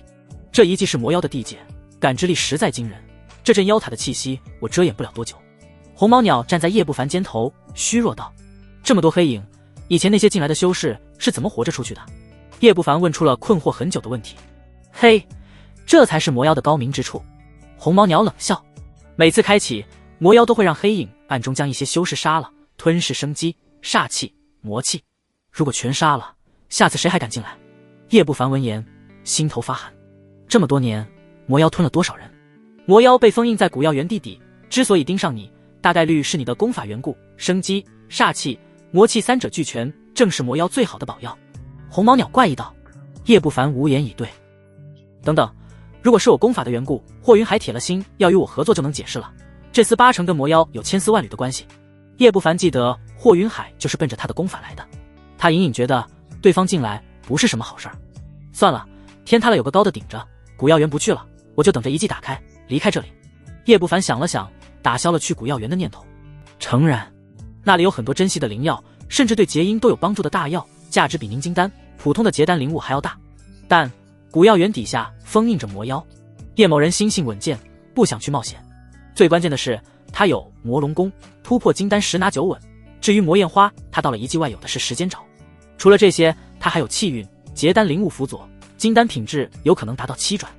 没必要在节外生枝了，老老实实修炼，突破到筑基大圆满，增强保命实力，等离开遗迹，找个地方结丹。叶不凡让红毛鸟在外面护法，自己则是拿出一颗9成8杂质的破阶丹，直接吞服了下去。负面杂质开始逆转，形成庞大的正面药力，卡住他许久的筑基8重瓶颈逐渐动摇。此丹得自之前的金丹洞府。遗迹外，随着叶不凡取走镇妖塔，整个山脉都在震荡，像是大地震。剑鹤真人、天魔教主各大势力的首脑被惊动，齐刷刷地凝望过去。怎么回事？难不成他脱困了？他不是快死了吗？合欢宗宗主的脸色变了又变。旁边万寿谷的谷主眉头紧锁，摇摇头道：应该不是，他真脱困了，动静不会这么小。话音未落，他的脸色陡变，赶忙从储物袋中拿出一枚玉牌。此刻玉牌碎裂，玉儿死了，这怎么可能？万寿谷主心中一痛，一张脸都狰狞了。现在的万寿谷圣子是他的亲儿子，保命手段众多，就算正道的几位圣子级联手，也不可能杀了他。可现在魂牌碎了，韵儿身上的追踪咒法也被轻易化解了。究竟是谁杀的？万寿谷主眼睛通红的环视周围诸多势力，很显然对手强出韵儿数倍，且手段其多，能化解咒法。天魔教主、剑鹤真人、合欢宗宗主等首脑面面相觑，脸色也不好看了。万寿谷圣子死得这么快，只能说明遗迹里面混进来一个远超圣子级的家伙，这对所有势力的天骄都是大威胁。能轻松杀死万寿谷圣子，这种存在只能是金丹真人，不过金丹混不进去。天魔教主沉吟道：应该是里面出现了变故，和遗迹的震动有关。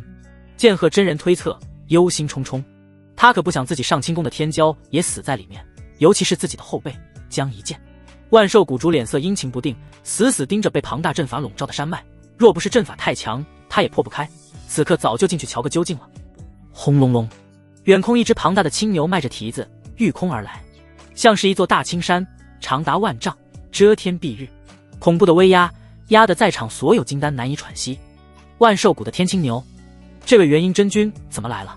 正道的几大势力勃然变色，纷纷后退。元婴真君每个顶尖大势力都有一位，其中万寿谷的玉清真君排在第3，只因座下是一尊元婴级别的大妖天青牛。万寿谷圣子的妖兽就是这尊大妖的直系后裔。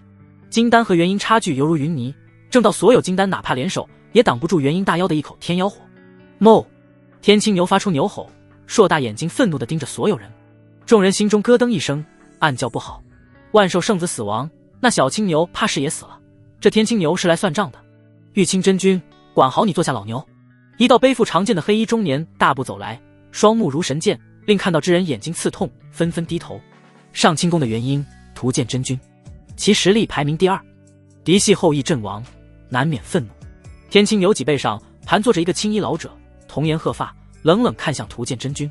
显然两大真君不怎么对付，我没兴趣管谁杀了小牛犊子。图见真君神情漠然，俯首看着遗迹。镇妖塔被取走，激怒了那位。现在最重要的是加固封印，如果在这个节骨眼上出了纰漏，仙堂降罪，你我免不了麻烦。等吧，那封印之阵对抗魔妖，我们无法加固，只能等3个月后。玉清真君沉默片刻道。图见真君不再开口，静静等待。而谷中诸多势力听见镇妖塔被取走，都是震惊。数千年都没被取走，现在竟然没了，谁这么大机缘？见过老祖。剑鹤真人带着上清宫的人马上前，神情恭敬。他试探道：镇妖塔被哪位天骄取走了？若是其他势力，老祖。很明显，他想请老祖出手夺取镇妖塔。那等上古神物若是被上清宫掌握，实力必然凌驾镇魔所有势力。图见真君挥手，未结束前，元婴不得干预遗迹之事，否则就是一场镇魔大战。明白了。剑鹤真人眼中金光一闪，恭敬退下。老祖意思很隐晦，这是表示结束后，元婴之下可以出手掠夺。天魔教主、合欢宗主、青云宗等等，这些金丹大真人一时动了心思。镇妖塔，没人不心动，尤其是万寿谷的人，此塔太克制他们了，落在谁手里，他们都得寝食难安。1个月后，吞服了一堆破阶丹，终于到了筑基大圆满。叶不凡于塔中睁开双目，体内9座道台围成一个圈，呈无极形态，滚滚法力流动，远超筑基。天道筑基加上天煞真魔功，法力浑厚程度已经和金丹相差无几，质量上差了一丝。叶不凡暗自点头，整个修仙界估计找不出第2个能达到他这种地步的跨越筑基与金丹的巨大鸿沟，史无前例。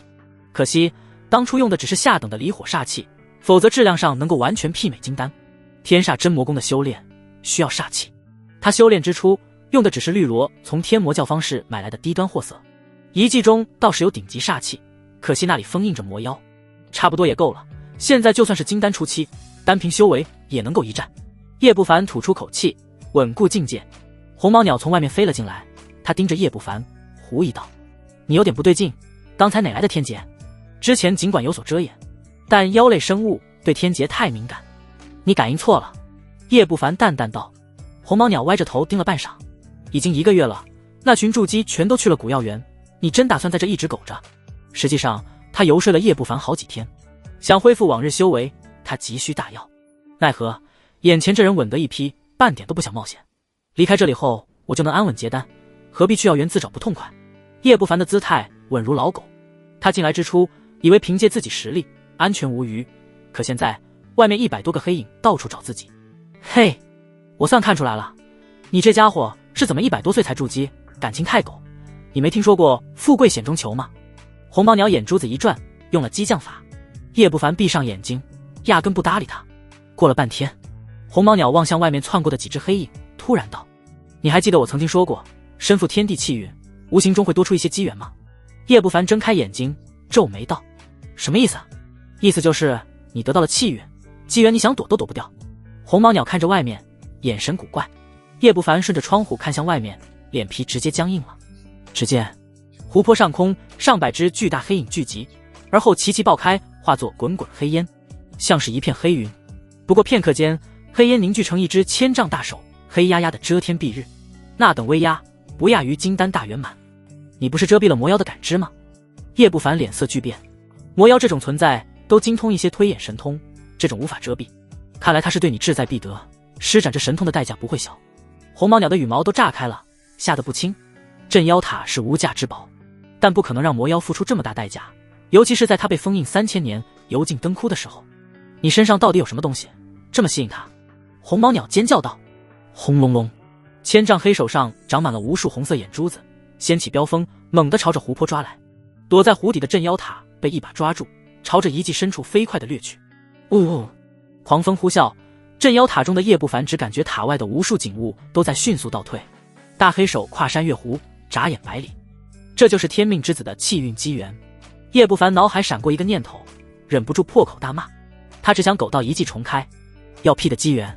他移动身影想离开镇妖塔，但黑手上无数眼珠子通过窗户死死瞪着他，在这种可怕的黑手下，想逃走几乎不可能。古药园外，一座庞大的阵法光幕笼罩古药园，外面2000多个筑基修士正催动法器，施展法术，对着光幕狂轰乱炸，甚至有诸多破阵符不停地对其消磨。这阵法坚持不了几天了。再加把劲儿！周青云大吼，盯着光幕中的灵药，脸色兴奋。不仅是他，小剑仙、柳望川、陈光礼、楚子雪、真兰楼的少楼主等等诸多赵国顶尖天骄也是眼神火热。古药园占地100里，里面的灵药堪称海量。修仙界终究以修为本，没有什么能比结丹灵药、结阴灵药更加重要。为了进药园，他们已经对着阵法光幕磨了小半个月，手段尽出。这阵法顶多坚持7天，神龙草、天魔花都是我的。柳望川死死盯着药园深处的几株灵药，眼神渴望。他之前距离妖殿太远，赶到时镇妖塔已经没了，错失大机缘。眼前的古药园，他绝对不能再错过。张老三，等我掠夺了灵药，再去找你。柳望川眼底闪过痛恨，奋力攻击阵法光幕。撕拉！忽然高空尖笑声响起，古药园上空的阵法光幕被一只大手撕开了一道口子。轰的一声，一座塔被扔了下来，砸烂无数灵药，深深地插进地底，只露出一个塔尖。所有人攻势一顿，盯着被砸烂的一堆灵药，心疼得几乎要滴血。而后他们看到一个人影从塔尖的小窗户中爬了出来。叶不凡站在塔尖，看了看周围无数随手可摘的灵药，又看了看光幕外努力破阵的一群人，他有点懵逼。外面数千号人也是懵逼，全都石化了。机缘来得太快，就像龙卷风。叶不凡忽然明白什么叫做天命之子了。气运在身，就算自己不想，大机缘也会喂到自己嘴里。但这种机缘往往会伴随着风险。来都来了，先捞一波。叶不凡闻着浓郁的药香，连泥带土，大手薅起一株药草。天魔花3000年份，可有一定几率助魔修突破金丹。神龙草洗炼肉身，改善体质。毒苑参服用必死，制胜毒药。叶不凡眼神火热，收起镇妖塔后，手掌不带停的开始大肆搜刮灵药，每一种都是外界罕见的宝药。住手！张老三，你给老子住手！阵法外，数千筑基眼珠子瞪得通红，愤怒咆哮。小剑仙、周青云、柳望川、陈光礼等天骄更是嫉妒的几乎吐血。他们辛辛苦苦的破阵，结果天降张老三不费吹灰之力，像是割麦子似的大肆收割灵药，他们如何能够接受？而再看阵法上空的裂缝，此刻已经自动修复，毫无漏洞，可钻叶不凡压根没搭理他们，继续搜刮。眨眼一片区域就被薅秃了。哈哈！柳望川垂着阵法咆哮狂怒，忽然他拳头停在半空，脸上露出惊喜。他发现阵法防御薄弱了很多，刚才阵法被破，防御力大大削弱，快趁机破开！真兰楼的少楼主也是意识到了这点，赶忙大喝。众人闻言纷纷眼睛大亮，疯狂攻击起了阵法。阵法光幕颤抖，隐隐有开裂的痕迹，防御真的削弱了，用不了多久就能完全破开。上官轻瑶大喜，恶狠狠道：速破开，擒杀张老三！他收割灵药依旧是我们的，虽为同门，但宝药当前，哪会顾得上这些？而阵法内，叶不凡不停薅灵药，大汗淋漓，太多了，薅不完，真薅不完。叶某人真想借来上辈子在农村割麦子的收割机，咔咔一顿收割。不行，捡重要的薅。叶不凡加快了收割速度。凝阴草，结阴的灵药；九曲云花，结阴灵药。叶不凡眼睛盯住远处仿佛婴儿般的灵草，眼神灼热，赶忙上前小心薅起。跟结阴有关的奇珍，百年难寻，拿出去足以引起那群金丹真人的疯狂争抢。天魔教主都渴望的东西。叶不凡在百里药园来回闪烁，只捡最珍惜的灵药。万年天苍玉树，他忽然停下脚步，望着面前高达100丈的大树，像是柏树，但通体呈现黑色，仿佛美玉雕刻而成。此树是炼制元婴法宝的主材料，5大仙门、3大魔门的元婴老祖都要眼热的神物。叶不凡盯着玉树看了半晌，天苍玉树通体如白玉，这黑玉，他眼神闪烁，蓦然警觉，施展血遁术，飞快后退。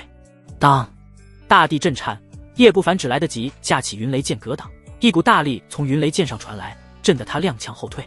再看攻击之物，竟是一根粗大的黑玉根茎，果然有问题，这树成精了。叶不凡手掌发麻，这天苍玉树力量极强，不下炼体的金丹大修。小心！远处传来红毛鸟的尖叫声。叶不凡头皮一紧，豁然转头看去，不知何时，矗立在前方的天苍玉树出现在了身后，其10几丈宽的树干裂开一道口子，像是一张大嘴，将叶不凡吞了进去。叮叮！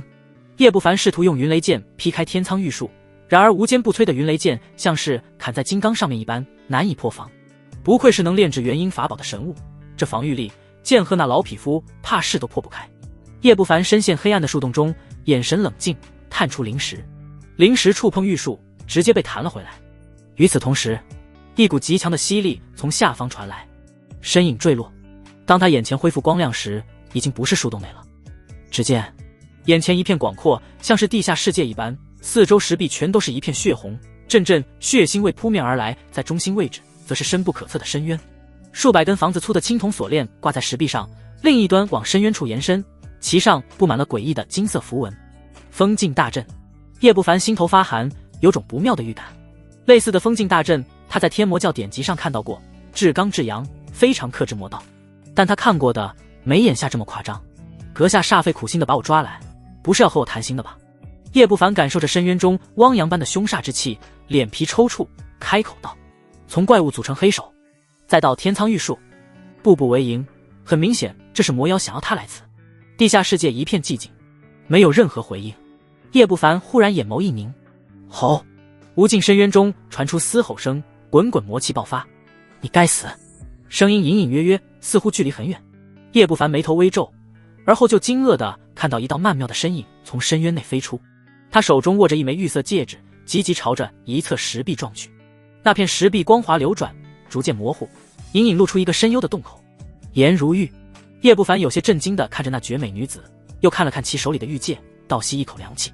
怪不得在妖殿，要员外没看到这女人，太狠了，居然悄无声息地潜下来，抢了魔妖的储物戒。叶不凡头皮发麻，魔妖再虚弱，再被封印，也不是一个筑基修士能够抵挡的，哪怕是金丹都不敢说能从深渊中爬出来。你是谁？颜如玉一怔，回头看了叶不凡一眼，显然没料到还有其他人。他能破开阵法，悄然进来，还是依靠残碎的记忆碎片里记载的破阵法。无名小卒。叶不凡警惕地看着颜如玉，不动声色道：能从魔妖嘴里抢储物戒的，他可不认为是简单人物。而且他总觉得哪里不对劲。你身上有纯粹的魔气，天魔教的人吧？天魔教的那几位天骄我都见过，可没见过你。你是张老三。颜如玉温婉一笑，美艳绝伦，一袭白色罗裙勾勒出完美的曲线，让人意乱神迷。不是。叶不凡否认，心中更加警惕了。在流云城，他经常和颜如玉打交道，当初他可没看出来对方隐藏得这么深。这女人不是被哪个老怪物夺舍了，就是被附身了。你我合作如何？逃离这里。现在魔妖的一丝分魂莫名受创，一时半会儿追不上来。颜如玉眼眸清澈，落落大方，看似亲切，但那骨子里的清冷气质却给人一种距离感。受创。叶不凡突然想起来红毛鸟说过的话，那些怪物组成的黑色大手会让魔妖付出一定的代价。感情他无形中帮了颜如玉一把，不过对方也帮了他一把。若非对方牵制住了魔妖，现在怕是已经被魔妖纠缠上了。可以，换做以前，叶不凡只会远离这女人，但现在小命不保，自是联手为妙。这地下的阵法是3阶，我这一柄破阵锥已经损伤，你可有破阵符？颜如玉露出喜色，赶忙道：他从李符师那里弄来了2张破阵符，但之前为了配合破阵锥进入这里，已经消耗掉了。有。叶不凡走到阵法前，凝视片刻，拿出一沓符箓。许是距离近了，隐隐能从颜如玉身上闻到一股清和香味。这么多2阶顶级符箓，配合我的破阵锥，勉强够3阶。颜如玉一呆，他豁然发现对方手里的一沓全是3阶，少说的有20多张。再次看向张老三，一双美眸闪过一色。3阶破阵符极难制作，一些元婴真君的手里都未必有这么多。破阵吧。叶不凡说道，他只想赶紧离开这鬼地方，有这么多3阶符箓，应该够了。颜如玉立即祭出一件法器，一柄白色锥子散发光芒，狠狠扎在阵法光幕上。光幕像是燃泄了一般，泛起阵阵涟漪，而白色锥子像是钻头，不断化解阵法涟漪。快！颜如玉急促道。叶不凡没有耽搁，直接将20多张破阵符扔了出去。瞬间，破阵符化作白色光柱，印在破阵锥攻击的位置。嗡嗡，阵法上血光大作，在双重破阵下，隐隐有些支撑不住。还差一点。颜如玉见状，白玉般的面颊浮现焦急。破阵锥虽然是破阵利器，但终归损伤太多，很快就会报废。叶不凡眉头微皱，叹了口气，又扔出了5张破阵符。咔嚓，血色光幕如镜子般破碎，露出长长的通道。颜如玉大喜，立即收起残破的破阵锥，向通道外闪去。叶不凡冷眼旁观，没有贸然冲出去。谨慎起见，还是让颜如玉打头阵的好。你这女人还真是防不胜防啊！一道阴冷声音响起，前方通道中，一只巨大利爪抓向颜如玉。颜如玉俏脸微变，祭出一面小蓝旗，形成一道光罩，将其护在其中。利爪击在上面，竟是硬生生弹了回去。咦，法宝？你一个筑基怎么能催动法宝？通道尽头传出震惊的声音，而后十几道身影急匆匆赶来，为首的一人身穿青衣，正是霍云海。他盯着颜如玉，脸色惊疑不定。法宝只有金丹之上才能驾驭，他都没听说过有谁在筑基期就能催动的。而在他身旁，则是一个妖异青年。除了二人之外，身后的十几个男男女女虽是人类模样，但浑身却散发着妖气。江陵霍家的人。颜如玉黛眉微蹙，美眸闪过蓝光，似是发现了什么，难以置信道：原来是妖族，你们怎么可能进这一计？赵国边境有万妖山脉，那里万妖汇聚，势力比上清宫还要强大。3000年前魔妖与万妖山关系密切，正魔双方都对其有所提防。一计外的大阵能探查妖族的妖气，几乎不可能有妖族能进来。不对，你们身上有人族气息，难不成霍家人全都是半人半妖？颜如玉忽然道，有些震惊。半人半妖，如果神通够大，能避开一记大阵的探查。半人半妖，人妖？叶不凡看着通道的一群人，脸色古怪。为了这一天，我万妖山筹划了多年。颜仙子，我劝你还是老实一点。霍云海冷笑，他转头看向叶不凡，先一愣，而后露出笑容。张兄一诺千金，果然按照约定来了。叶不凡眼皮抽搐，之前想不明白的问题，此刻豁然开朗。这姓霍的早就对一计有所图谋，只是不知道这家伙非得拉自己下水，想要干什么。他推测，对方的目的和魔妖抓他的目的一致。你认识他？颜如玉忽然看向叶不凡，露出警惕。打过交道，只是之前不清楚他是妖族。叶不凡面无表情，看向霍云海，冷淡道：你想干什么？我没兴趣，我只想离开这里，让开。现在想走，是不是太晚了？霍云海身旁的妖异青年讥讽道，眼神如鹰隼。他早就看叶不凡不顺眼了，之前在客栈，在流云城外屡屡冲撞老祖，更是因为对方，老祖忍痛给了天魔老祖一个翅膀。叶不凡皱眉，没等他说话，忽然感觉脊背一寒，一股劲风袭来，唰！他立即记起15把飞剑，往身后猛地一刺，当的一声，像是刺到极其坚硬之物，大力传来，震得他倒退数十丈。叶不凡脸色阴沉，抬头看去，只见不知何时，一条水缸粗的通天巨蟒从深渊里爬了出来，灯笼大的树瞳盯着他，充满了贪婪与渴望。而刚才攻击他的正是巨蟒的尾巴，一股极其恐怖的魔气与妖气扑面而来，让叶不凡脸色变了又变。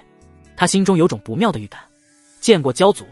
霍云海赶忙躬身，身旁几个霍家半妖更是低垂着头颅，不敢直面巨蟒。尽管霍云海真身也是一位元婴大妖，但在这位面前，他终究是一个小辈。巅峰期的魔妖教祖，堪称化神之下无敌的存在。这个女人有点问题，杀了她。巨蟒吐着信子，语气沧桑威严。至于这个人能将天煞真魔功修炼到如此地步，正好当作容器，本尊亲自动手。教祖，魔妖，不是真正的魔妖，他还无法从封印中脱困，只是他一丝神魂附着在青灵蟒身上罢了，算是分身。颜如玉吐气如兰，解释了一句。他顿了顿，美眸看向叶不凡。但是即便是分身，也有金丹初期的实力。这个张老三很强，他隐隐能察觉，但他可不认为是魔妖分身的对手。3000年没死，虚弱成这样了，一丝神魂附着青灵蟒，还能这么强？叶不凡嘴唇干涩，他难以想象全盛时期的魔妖到底有多恐怖，同时他也明白了对方抓自己的目的。天煞真魔功，容器，你我能不能逃出去，各凭本事吧。颜如玉气质清丽，娇斥道，随后摇动小蓝旗，顿时间狂风大作，小蓝旗爆发道道蓝光，摄人心魄。他朱唇动了动，暗中则是向叶不凡传音。叶不凡见状，眸光一闪，微不可察的点点头。你们杀了他，此人本尊来。青灵蟒一双树瞳冰冷，巨大的尾巴卷向叶不凡，巨尾如钢筋铸就，随意一击足以震杀小剑仙柳望川之流。急！叶不凡一拍储物袋，从月中飞出，照在他身上，不理会对方攻势，记起15把飞剑，合成一柄巨剑，猛地刺向青灵蟒的眼睛。当！青灵蟒闭眼，巨剑击在其眼皮上，发出金戈之音，阵阵魔光覆盖眼皮，足以斩杀假丹的巨剑，居然只是刺破了一片蟒鳞。不到结丹，就掌握了剑势，你是上清宫的圣子，青灵蟒很是惊疑，明明修炼的是魔道功法，结果施展的却是上清宫的正派剑典。叶不凡没有回应。恰在此时，巨大尾巴砸在铜月钟上面，发出震耳欲聋的钟鸣，钟体隐隐开裂，违法宝都扛不住。叶不凡脸色阴沉，铜月钟这宝物估计要报废。这青灵蟒的肉身已经堪比法宝了，别说小剑仙他们了，就连假丹修士恐怕也只有被虐杀的份儿。除了剑鹤真人，可以说是他遇见的最强大的对手。叶不凡运转天煞真魔功，一层甲胄覆盖其身，同时又贴了上百张二阶防御符箓，层层光幕笼罩，像是千层饼，把青灵蟒都给看愣了。套几层乌龟壳就管用吗？青灵蟒冷哼，口吐一道黑色光柱，击碎几十张符箓光幕。叶不凡神情木然，又掏出200张防御符箓，咔咔这么一贴，防御力大增。同时操纵巨剑不断地击向青灵蟒的弱点，7寸、眼睛、眉心，犹如雨打芭蕉，爆发出一连串的火星。随着时间流逝，飞剑威力越来越强，巨蟒身上的鳞片大范围碎裂。这惊得青灵蟒恼火不已，明明只是筑基圆满，这种货色他随意虐杀，但眼前这人法力远超常人，飞剑威力更是足以威胁金丹初期。最让他愤怒的是，对方的符箓好似用不完，打碎几十张，对方立马掏出几百张。你真该死！吼！青灵蟒口吐人言，猛地怒吼，声音犹如实质，化作强烈的音波，震碎数百张符箓，甲胄都裂开了一条缝。人族的金丹音波法术，叶不凡有些震惊，明明是妖族，修炼魔道功法就算了，居然能施展人族的法术。当！巨大的尾巴如钢铁，砸在飞剑之上，巨剑浮现裂纹，灵性大损，眼看就要碎裂。你更该死！叶不凡心疼的滴血，眼睛都红了。自己辛辛苦苦搞来的铜月钟，成套飞剑先后报废。唰！叶不凡祭出5把顶尖法器，犹如闪电击在青灵蟒身上，撕开道道血口子，鳞片早前被击碎大一片，蟒妖防御力减弱了不少。与此同时，他一拍储物袋，掏出1000多张符箓贴在身上，全身上下包括脚面上全是符箓。人类！哈哈！青灵蟒吃痛，大声咆哮。再看到叶不凡身上一堆的符箓，更是怒火中烧。第一次遇见这么难缠的筑基修士，比金丹真人还要难缠。另一边，颜如玉操纵小蓝旗和霍云海等人站成了一团，各种妖光覆盖，皆被小蓝旗的光芒挡下。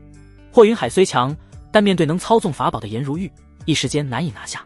他法力薄弱，支撑不了法宝的消耗，速速杀了他。霍云海眼角余光看到叶不凡这边的战场，心头震撼。他想过这家伙不俗，但没想到这么强，没有法宝，硬生生和魔妖教主的分身拼成这样，这实力已经超越颜如玉，不弱金丹真人。这家伙还是人吗？妖异青年看得胆战心惊，庆幸自己没冲上去。而颜如玉也是没有料到，他眼中惊喜，心中对击杀这几个妖族的把握大了几分。砰砰，2个战团越来越激烈，逐渐白热化。没人注意到霍云海背后的一个霍家女修用法器攻击颜如玉的同时，小手悄然拿出一个小玉瓶，撒出点点粉末，粉末带着一丝若有若无的香味融入空气中。其眼眸闪过一丝狡黠，还有兴奋。妖光、符神。战场中，眼见颜如玉俏脸苍白，霍云海露出狠色，肉身直接爆开，竟是化作一头数丈长的青凤。刷刷，凤羽射出道道神光，威势骇人。人族的第一美人，不管你是什么来历，今日都要死。青凤口吐人言，言辞森冷。凤族神通。颜如玉俏脸色变。轰！就在青凤施展神通的刹那，一道雷霆突然激射而来，其速度快到了极致，像是一束光。咚！云雷剑钉入青凤的头颅，带出10丈远，将其整个身子钉死在石壁上，鲜血喷溅。啊！叶不凡！青凤惨嚎，血淋淋的头颅转向另一边的战场，充满了愤怒与不可置信。他怎么都没想到，和魔妖分身交战的叶不凡，竟然还能抽空他给致命一击。捉！另一边的叶不凡念咒，身躯虚化成3个，一晃之间，本尊向着颜如玉这边掠来，而另外2道化身则是冲向攻击来的青灵蟒。这是天煞真魔功的第2个法术，真魔幻影。噗噗2声，2道化身被青灵蟒的尾巴碾碎。青灵蟒阴冷的树瞳转向叶不凡，充斥着怒火与杀机。和他对战，还隐藏实力，且有心思算计青凤。堂堂魔妖，何时被人这般侮辱过？而妖异青年等人早已后退，看向叶不凡的目光又惊又惧，太恐怖了。对方之强，完全超出了筑基的范畴。多谢了。颜如玉轻舒口气，美眸凝视叶不凡，微微欠身，曼妙身躯玲珑有致。之前传音，他只是想让此人有机会骚扰青凤一二，好让他祭出福宝。没想到青凤直接被一击震杀了。这种实力，哪怕是在记忆碎片中的世界，也是绝无仅有的。这魔妖的分身皮肉太厚，难以杀死。现在你我联手，可以解决。叶不凡忍不住瞥了一眼颜如玉露出的白皙脖颈，体内气血隐隐躁动，鼻间萦绕上一丝莫名的香味。颜如玉似有所察，绝美的脸颊浮现红晕，清冷的气质隐隐透着一丝妩媚，动人心魄。叶不凡目中闪过惊艳之色，旋即眉头皱起，感觉哪里不对劲。临时一扫，并未发现异常。沉吟片刻，叶不凡摇摇头，随手将一旁属于霍云海的储物袋捡起，揣进怀里，一点儿也没有跟颜如玉分享的意思。叶不凡，这个仇本座记下了。青凤恶狠狠地瞪了叶不凡一眼，身躯虚化，逐渐消散。叶不凡理都没理，转头看向妖异青年等人，快逃！妖异青年见此，迟疑地看了眼青灵蟒，随后果断跑路。一阵青色妖风裹挟着他，飞快地朝着通道外掠去。其余霍家人也是慌忙跟上。走得了吗？叶不凡眼中寒光一闪，驾驭云雷剑追了上去。他的速度犹如闪电，顷刻追上，剑光横扫，10几个筑基圆满，连反抗之力都没有，当场被震杀。叶不凡，放我走，我可以告诉你。妖异青年惊恐大叫，可话没说完，眉心浮现一道血洞与焦痕，身躯轰然倒地。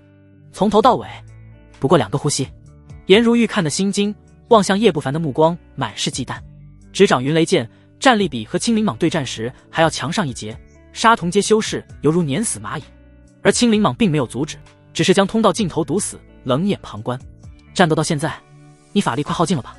青灵蟒树瞳冰冷，滚滚魔气从体内爆发，威势竟是比之前还要强出一筹。闻言，颜如玉俏脸微变，赶忙看向叶不凡。果然，接连战斗，再加上使用极耗法力的云雷剑，叶不凡的脸色已经浮现苍白了。确实，法力将尽。叶不凡平静道，没有反驳。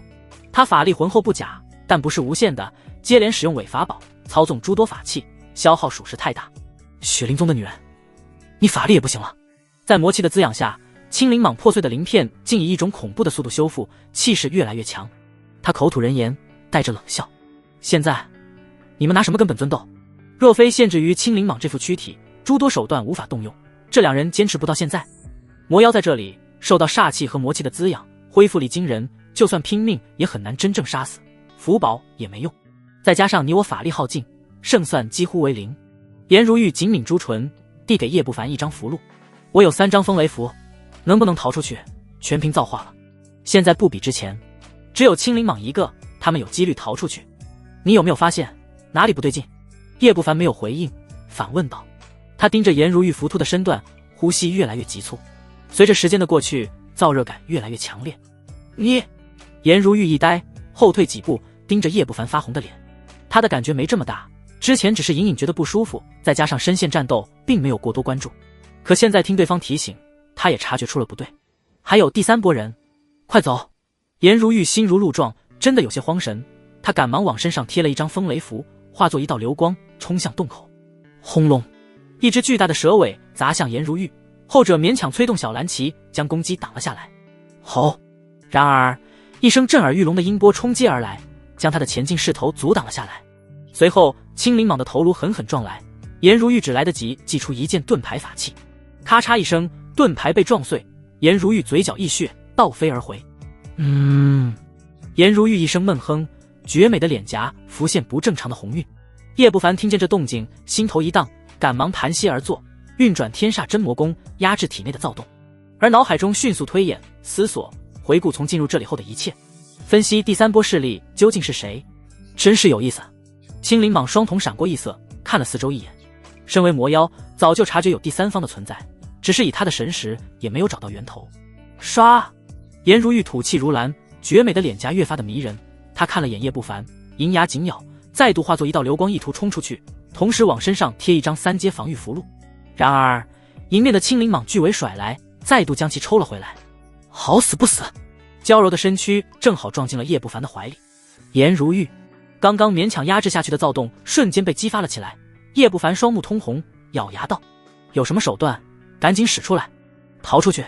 如果是绿萝或者其他筑基女修，叶不凡才不会做柳下惠。”可颜如玉不同，这女人来历莫测，过于神秘，碰她那就是惹火烧身。在深渊之时，手段早就尽出，哪还有什么手段？颜如玉嗅到叶不凡身上男子气息，俏脸血红，赶忙从其怀里挣脱出来，娇斥道。轰隆一声巨响，青灵蟒甩动庞大的巨尾，狠狠朝着两人砸了下来，势大力沉，威势惊人。不管是谁搞鬼，现在你们俩都得死！青灵蟒冷笑，双瞳如寒冰。操！叶不凡心头恼火，猛地看向青灵蟒，只是一个附身，真以为我杀不了你吗？说完，从储物袋里掏出金光符，就凭你！青灵蟒冷笑，话音未落，他的树瞳猛地一缩，气急败坏的怒吼：你怎么还有3阶符箓？如果是1张，那也就罢了，可面前之人直接砸过来30多张符箓，轰隆隆，金光万道，狠狠洞穿青灵蟒的鳞片，鲜血狂涌，一颗脑袋更是被打成了筛子，偌大的通道当场崩溃，大量的碎石将其淹没。这么多3阶符箓，哪怕是金丹初期也不敢硬接。我不信你！青灵蟒的半截残躯从碎石中爬出，仅剩的一只眼珠子充满了怨毒。不得不说，魔妖附身的青灵蟒生命力惊人，换做其他金丹真人早就被当场轰杀了。咚！青灵蟒刚刚爬出来，又是数十道金光砸来，在阵阵惊怒声中将其淹没，滚滚浓烟飘散，青灵蟒彻底被震杀，终于死了。叶不凡剧烈的喘息，3阶符箓他总共就100多张，斥以巨资从流云城到天魔教，耗时1个月，不到万不得已，真不舍得用。然而就在这时，一道虚影从青灵蟒尸身中遁出，闪电般的击向叶不凡的头颅。小子，真以为本尊这么好杀？现在的你手段尽出，拿什么防御本尊的这丝神魂？这一刻，我等了很久。一头半人半蛇的虚影狰狞狂笑着，直接扎进叶不凡的体内。从头到尾，他都在等一个时机，一个叶不凡最虚弱、最容易被夺舍的时机。你这具身体，本尊要了，待到我离开遗迹，筹备1、2，真身就可以脱困。哈哈！魔妖在叶不凡体内传出疯狂的大笑，可很快大笑变成了惨叫，像是发现了什么不可思议的东西。不巧，我也在等这一刻。叶不凡面色潮红，压制体内越来越大的躁动。之前在听到魔妖谈及容器2字，他就知道对方想夺舍。丹田中天道筑基爆发阵阵玄光，将入侵进来的神魂撕成了碎片。天道筑基？怎么可能？半人半蛇的魔妖难以置信。不管你是什么来历，待本尊出世，必夺你天道道台。魔妖发出不甘的怒吼，彻底的消亡，化作点点金光，融入叶不凡的灵石当中。本就堪比金丹初期的灵石，像是吞了大补药，猛地壮大了一截。同时，脑海中多出了一些记忆碎片，很残碎，并不多。叶不凡来不及探查那些残缺的记忆碎片，在激发一堆3阶符箓后，意识开始模糊。视线中，颜如玉娇嫩的躯体爬起来，朝着被碎石堵住的通道挪动。一张绝美的脸颊通红，白裙破碎，露出大片的雪白。叶不凡呼吸粗重，缓步走了过去。与此同时，没了法力维持，造出术退去，回归叶不凡本来的面貌。你想干什么？颜如玉压制内心的浮动，慌乱的后退。他体质特殊，能对欲望有一定的压制作用，情况比叶不凡好一点，但不多。叶不凡双目通红，一把搂住颜如玉盈盈一握的腰肢，嘴巴直接吻了上去，娇嫩柔软，带着亲和香味。颜如玉瞪大了美眸，试图反抗，但男子气息钻入穷鼻，压制的欲望直接冲垮了内心防御，情不自禁的回应。肌肤如暖玉，衣衫片片掉落。片刻后，人影交织，一声带着叹息的痛哼回荡在空荡荡的通道中。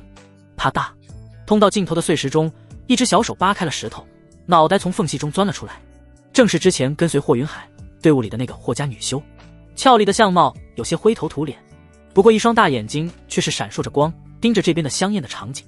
哥哥了，冰清玉洁的你也有今天。女修看着陷入迷乱中的颜如玉，笑出声来。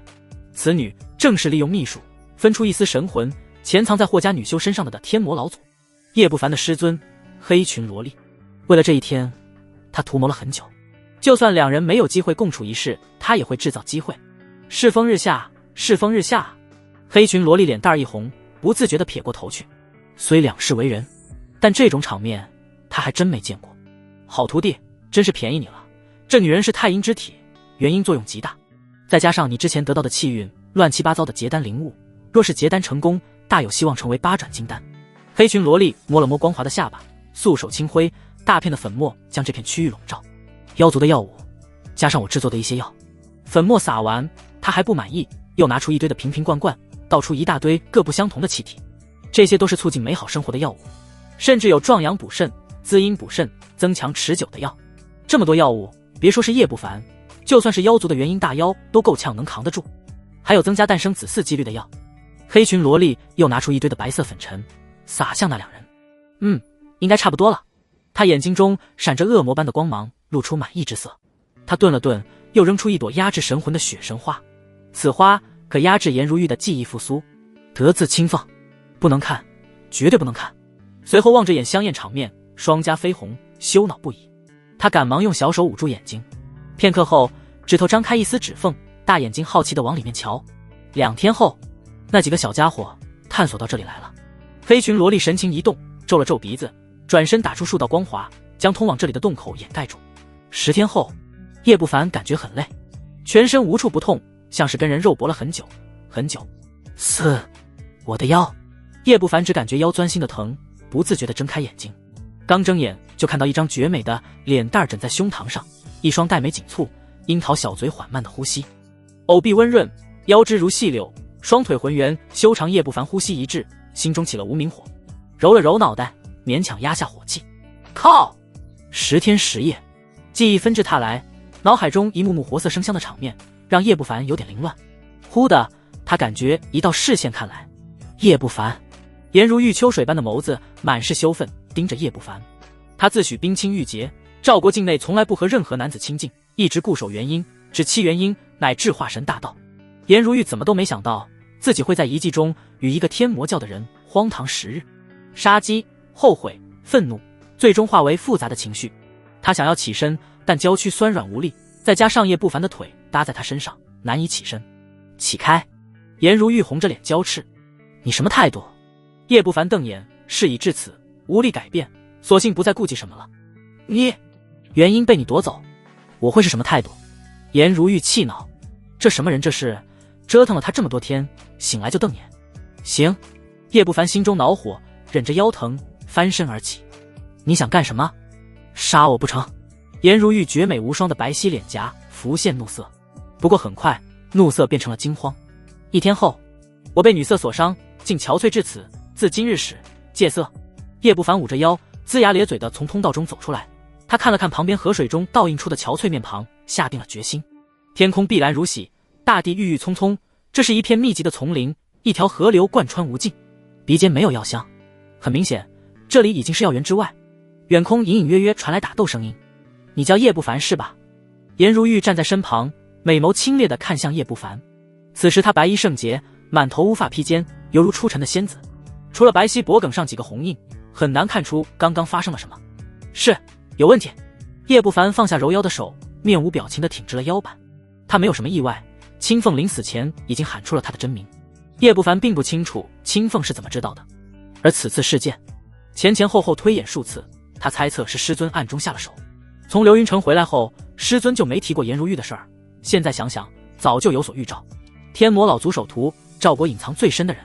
颜如玉捋了捋青丝，言语平缓，气质清朗。深？没你深。叶不凡不咸不淡的回应。清冷的气质被打破，颜如玉的小脸疼得一下子血红，一双美眸几乎要喷火。唰！一只袖拳砸了过来，叶不凡赶忙移开。你干什么？信不信我把你拖进去，再来几天？叶不凡有点懵逼，瞪着眼威胁道。终究是跟自己颠倒了好多天的女人，他狠不下心将其杀了。哼！颜如玉羞愤欲绝，深吸口气，指了指叶不凡的腰一眼，冷哼不语。叶不凡瞬间炸毛，他觉得自己被这眼神侮辱了。第一，这件事永远烂在心里；第二，你我永远不要再见。颜如玉紧抿樱唇，盯着叶不凡。第一次跟一个人有了夫妻之时，心绪复杂难明，他不知道该怎么办。下意识的，他就想逃避，永远不见这个人。最终，他驾驭一柄飞剑离去，身影有些踉跄，显然这么多天受创不小。叶不凡见状，沉默良久，最终摇头一叹。就在这时，一道红影飞来，落在叶不凡肩头。我说你怎么这么多天不见影？原来是跟美女渡春宵去了。红毛鸟嗅了嗅叶不凡身上的味道，呸了一声。呸！男人没一个好东西。咋的？你被哪个渣男伤了？心有感触？叶不凡斜眼，他和朱雀有灵气在，互相能感应到大概位置。伤，世界上还没有哪个人能入姑奶奶的法眼。红毛鸟昂起脑袋，傲娇道：“你在药园收获的差不多了吧？等一季开启，你我离开这里之后解除灵气，分道扬镳。”叶不凡转移了话题，身影重新恢复张老三的模样，迈步向前走去。他能感觉到红毛鸟的气息强大了一些，堪比金丹，或许用不了多久就能恢复曾经的实力。这种神兽，叶不凡不想招惹。言而有信，好。红毛鸟啾啾了2声，点头道：“这些时日身心俱疲，法力空虚，先找个地方恢复法力再说。”叶不凡没有飞行，小心谨慎地用肉身力量前行。他现在连1%的法力都没有。2阶符箓、3阶符箓差不多消耗殆尽，成套的蓝影剑、铜月钟，还有一些顶级法器都在战斗中报废了，攻击和防御手段大损，可谓损失惨重。现在的他，随便遇到一个筑基后期修士，都会有性命之忧。途中遇到几波杀人夺宝的追逐戏码，天魔教的人追杀真蓝楼，或者上清宫的人追杀万寿谷。如今1个半月过去，各处宝地差不多都被各大势力探索完了，包括古药园，没有宝物可寻，各大势力的弟子只有抢。如今的遗迹彻底成为了杀戮场。好在叶不凡有神隐术造出术遮蔽气息，多次躲藏，直到那些人远去，这才冒头继续前进。这赵国修仙界怕是要乱。一路上，叶不凡回顾自己近1季前后所遇到的事情，隐隐不安。妖族明显对1季早就有所图谋。霍云海一行人进封印之地前，足足1个月不知所踪，该办的事儿估计早就办完了。再加上魔妖的一丝分魂临死前说出的那番话，这魔妖该不会真要脱困了吧？叶不凡忧心忡忡，被这么一个家伙盯上，谁心里能安稳？魔妖本尊脱困后恢复巅峰修为，那实力恐怕要突破天际。天魔老祖这位天字号元婴，8成也不是对手。尽快突破结丹，增加保命手段，然后苟着观望情况。如果还不行，那就直接跑路去邻国。叶不凡琢磨，打定了主意，君子不立危墙之下，等他成化神了，再回来干魔妖。叶不凡跨山越湖，回到遗迹外围，四处寻摸了半天，直到确定此地安全，这才挖的小山洞钻了进去。我说，你不用这么苟吧，有我在，你怕啥？红毛鸟翻了翻白眼，堂堂朱雀跟着眼前这厮像个遁地鼠一样东躲西藏。哼，就是有你在，我才这么苟。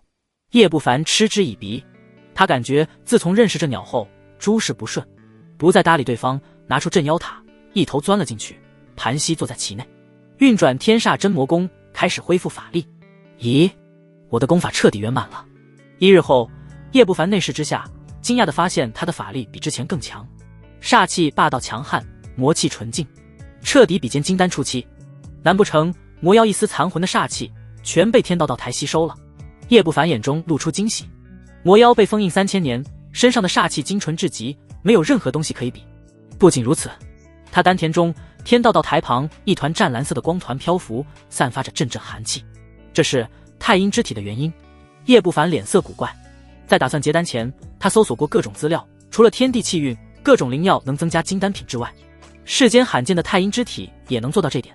修仙界的特殊体质，修行速度奇快，难修士的最佳炉鼎。其原因不但能增加结丹几率，还能增高金丹品质，甚至能增加结阴化神的几率。能与之媲美的只有太阳之体。这种体质，某种意义上来说，是叶不凡阳灵根的升级版。金丹8转，有望。叶不凡深吸口气，有些激动。修仙上万年来，7转都罕见，8转只有仙堂才有寥寥几人能达到。至于9转，又称完美金丹，古往今来没人能达到，就算是仙堂的化神天君也不行。古籍记载，欲成9转，破而后立，且需要特定的物质，具体是什么，无人知晓。叶不凡收敛心神，迅速恢复法力。直至1天后，叶不凡除了腰子有点痛之外，其他方面恢复到了巅峰。距离遗迹重开还有1个多月，来此的目的除了干掉柳望川这几个潜在威胁，其他便是收除紫雪为奴，树立一个圣女傀儡。这件事先不急，叶不凡摇了摇头，随后拿出一堆的储物袋，双眼放光，开始整理自己战利品。虽说此次损失很大，但收获更大。与此同时，距离此地数百里外，真兰楼的少楼主带着一众弟子追逐着一个女修。如果叶不凡看到，定能认出此女正是当初在天魔教追击他的上官青瑶。3000年的灵药1200株，4000年的灵药300株，6000年的真药凝阴草1株。叶不凡喜滋滋地倒出一堆的灵药，跑出山洞，砍伐几棵万年青木，制作成木盒子，将这些灵药全部小心装好。青木虽普通，但能活万年，灵性十足，能暂时保存灵药的药性。但这些灵药价值就不下上亿中品灵石，关键是有价无市。结丹之后，除了结印的灵药，其他的能直接生吃，提升修为。可惜没有丹方。叶不凡盘算着，生吞灵药副作用极大，搞不好中毒重伤。但身怀逆转副作用的他压根不怕。他又翻开其他10几个储物袋，这些都是从妖殿那些修士身上得来的灵药、炼器材料、辅助修炼的灵液、法器、丹药、功法等等，还有一些结丹灵物，总价值超过500万下品灵石。光这些身价就不下金丹后期的大修了，再加上林林总总的灵石高达160万，其中价值最高的莫过于万寿谷圣子那位骑牛青年的储物袋，灵石20万，万寿谷的御兽秘法、功法。咦，这是地图？叶不凡拿起角落中明显被郑重对待的长条玉盒，其中是暗黄色的人皮纸。让他惊疑的是，不像藏宝图，也不像遗迹图，只有一个红色箭头一样的标识，剑指东方。叶不凡调整身位，箭头依旧指向东方。引路图吗？真是神妙。这东西跟高德导航唯一的区别，就是没有距离语音播报。等结丹了，沿着箭头找找。叶不凡想了想，郑重收起。除了这些，万寿谷圣子还有一个灵兽袋，里面都是2阶妖兽，少说的有几10只。在妖殿的时候都没来得及叫这些妖兽出来，就被叶不凡瞬杀了。回头研究一下御兽秘法，这些妖兽当马仔用。还有法宝雏形，成型的法宝共11件，结丹后武器不缺了，而且短时间内修炼资源也不缺，正好避一避风头。叶不凡将所有物品收起，轻舒口气。总的来说，遗迹之行收获极大，堪称往年遗迹的历史之最，但潜在危险更多。第一，都知道他张老三身怀众多灵药，势必引起一群金丹真人的眼红。第二，杀了万寿谷圣子，这个庞然大物更是会不惜代价的搜索他的踪迹。再加上镇妖塔，等他出去后，整个赵国修仙界都会盯上他。知道我身份的只有妖族，还有颜如玉，后者与我关系莫名，应该不会暴露。但妖族，叶不凡紧皱眉头，他得提前做好准备，留个后手。纸人傀儡该提上日程了，万一曝光，成千上万个叶不凡散出去，元婴不出动，谁能找到我的真身？他师尊虽是赵国第一元婴，有能力保护他，但很可惜对方有精神分裂症，指望一个精神病，还不如指望自己。一切计划完毕后，叶不凡这才站起身，解决了柳望川、楚子雪，此行一计彻底结束。叶不凡眯着眼收起了镇妖塔，柳望川这仇他可没忘。他拿出天魔教的身份令牌，闭眼感应了一下，足足300多个天魔教修士，除去死亡的也有100多，分散在遗迹各个角落。这一个个找到猴年马月去。叶不凡皱眉，得找人问。还没等他琢磨完呢，只感觉黑暗的石洞猛地大亮，整个小山地动山摇，半截山头都被削了去，将躲在里面的叶不凡露了出来。叶不凡眼皮抽搐，看向远方，只见10几个修士正追逐着一个气质清丽的身影。真兰楼少楼主，其追逐的修士是叶不凡的老熟人。上官青瑶，将紫菱花交出来，我可以给你一个痛快的死法。真兰楼少楼主许墨风冷声道，脚下踩着一柄飞舟，速度堪比假丹。在他身边还有10几个同门修士，祭出法器，不断的攻击上官青瑶，阻挠对方的遁逃速度。少楼主，等抓住这魔女，让我严刑拷问天魔教的秘辛如何？旁边一个干瘦青年眼珠子一转，嘿嘿笑道，论美艳程度，上官青瑶足以排进赵国修仙界前10，不知道多少魔道天骄想要一清芳泽。这可是魔女，真不怕死啊你！废了修为就行。好，反正没人知道。非洲上一众真兰楼年轻修士纷纷大笑，就连少楼主也是眼前一亮，点头赞同。于是攻击起来更起劲儿了，各种法器打出，将一些大树击得粉碎，甚至铲平了几个山头。此刻，在没人管教的遗迹中，正魔已经难以分清，人性的阴暗面展现得淋漓尽致。只不过和魔道不同的是，正道中人总会给自己卑劣的行为披上一层光明正大的外衣。上官青瑶一言不发，眼眸冷森，血遁术施展到极致，朝着叶不凡的方向飞遁而来。师兄，救我！青瑶一定以身相许。上官青瑶看到一道身影站在山峦上，惊喜喊道。说罢，他脸颊羞红，露出楚楚可怜的模样。早在之前，他就通过令牌感应到这里有同门修士，只要能让同门抵挡1、2，就能给他争取逃脱的时间。之前这种事已经干了好几次，依仗美貌，每次都能成功。至于替他阻挡强敌的同门，全被许墨风轰杀了。又是一个天魔教的，滚开！别浪费我们的时间。许墨风看都没看远处的人影，不耐烦的厉喝。紫菱花这种结丹灵物是重中之重，他不想在一个小角色身上浪费法力。是他。等上官清瑶看清那人面貌，一愣之下更加惊喜了。张老三，他在古药园见过奇人。张老三的强大早就名震整个遗迹，小剑仙之流都不敢惹。张师兄，救我！师妹愿做你的道侣，助你修行。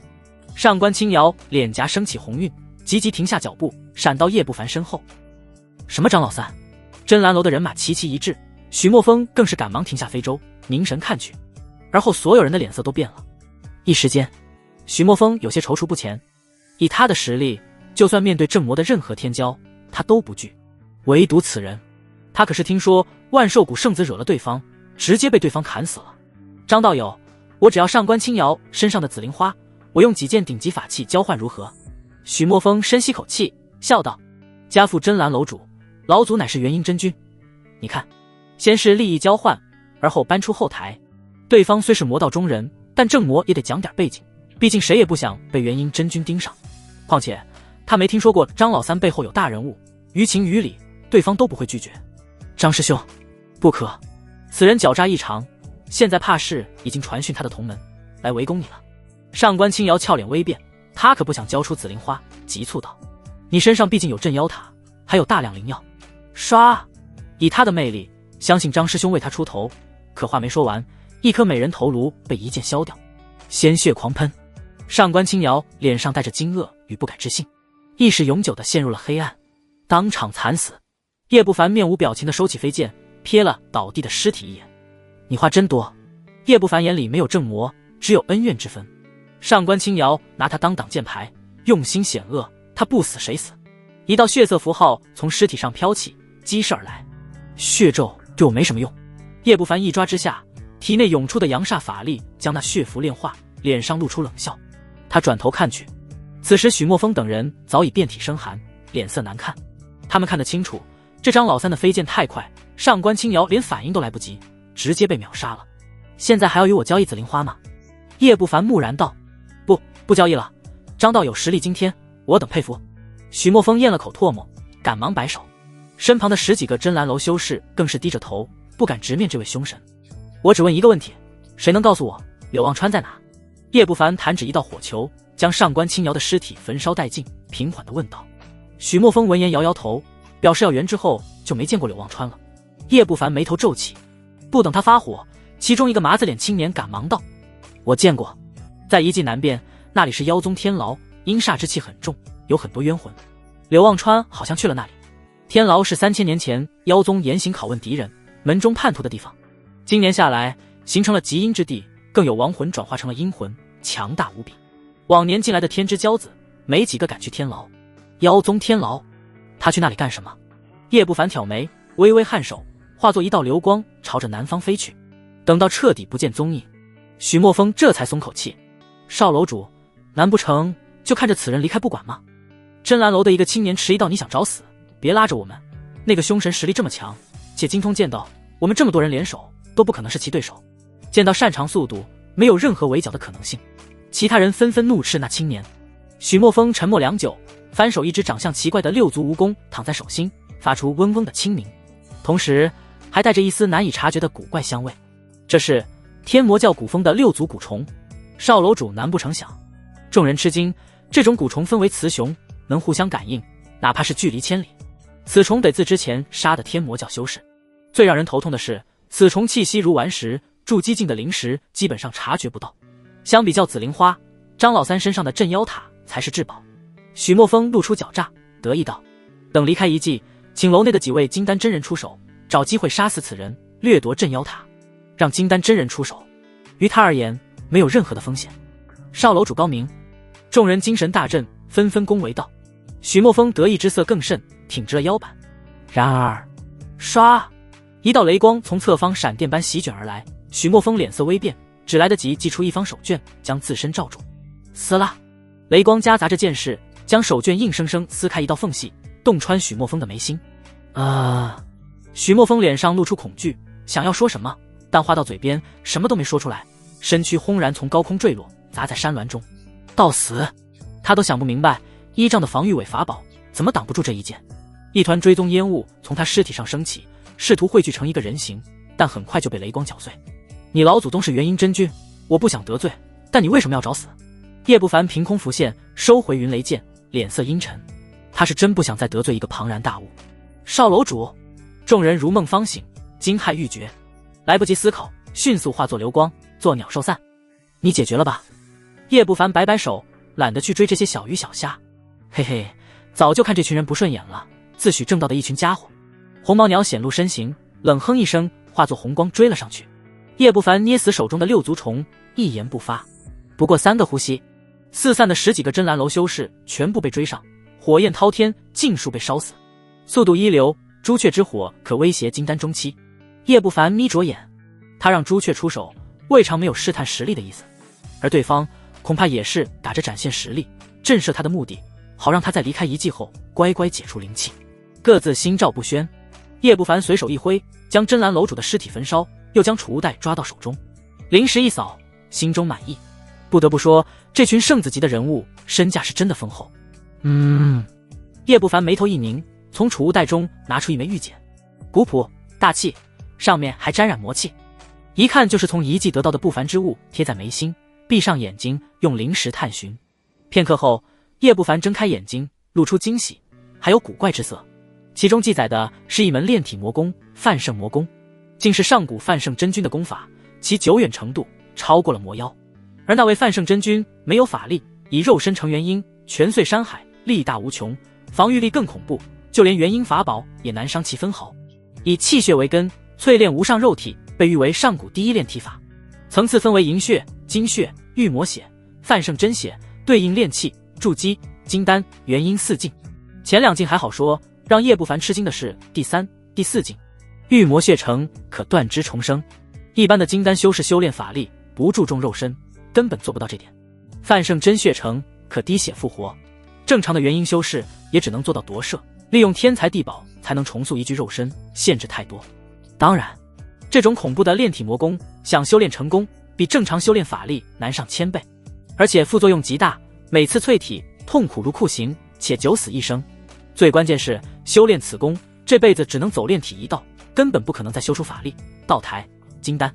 不过这副作用对叶不凡不起作用，副作用越大越好。结丹后必须修炼。叶不凡手掌颤抖，赶忙将其收起。他惜命，这功法无疑最合适。处理完了，红毛鸟叼着10几个储物袋，倒出一堆的灵药，咔咔一顿狂炫。其他的则是分赃给了叶不凡。后者收起，想了想，没有动用真蓝楼少楼主的飞舟。这种飞舟速度堪比架丹，需要灵石催动，不用法力，赶路非常方便。但此物终归见不得光，随手扔出一柄扇子法器，踩在上面，转身朝着南方飞掠而去。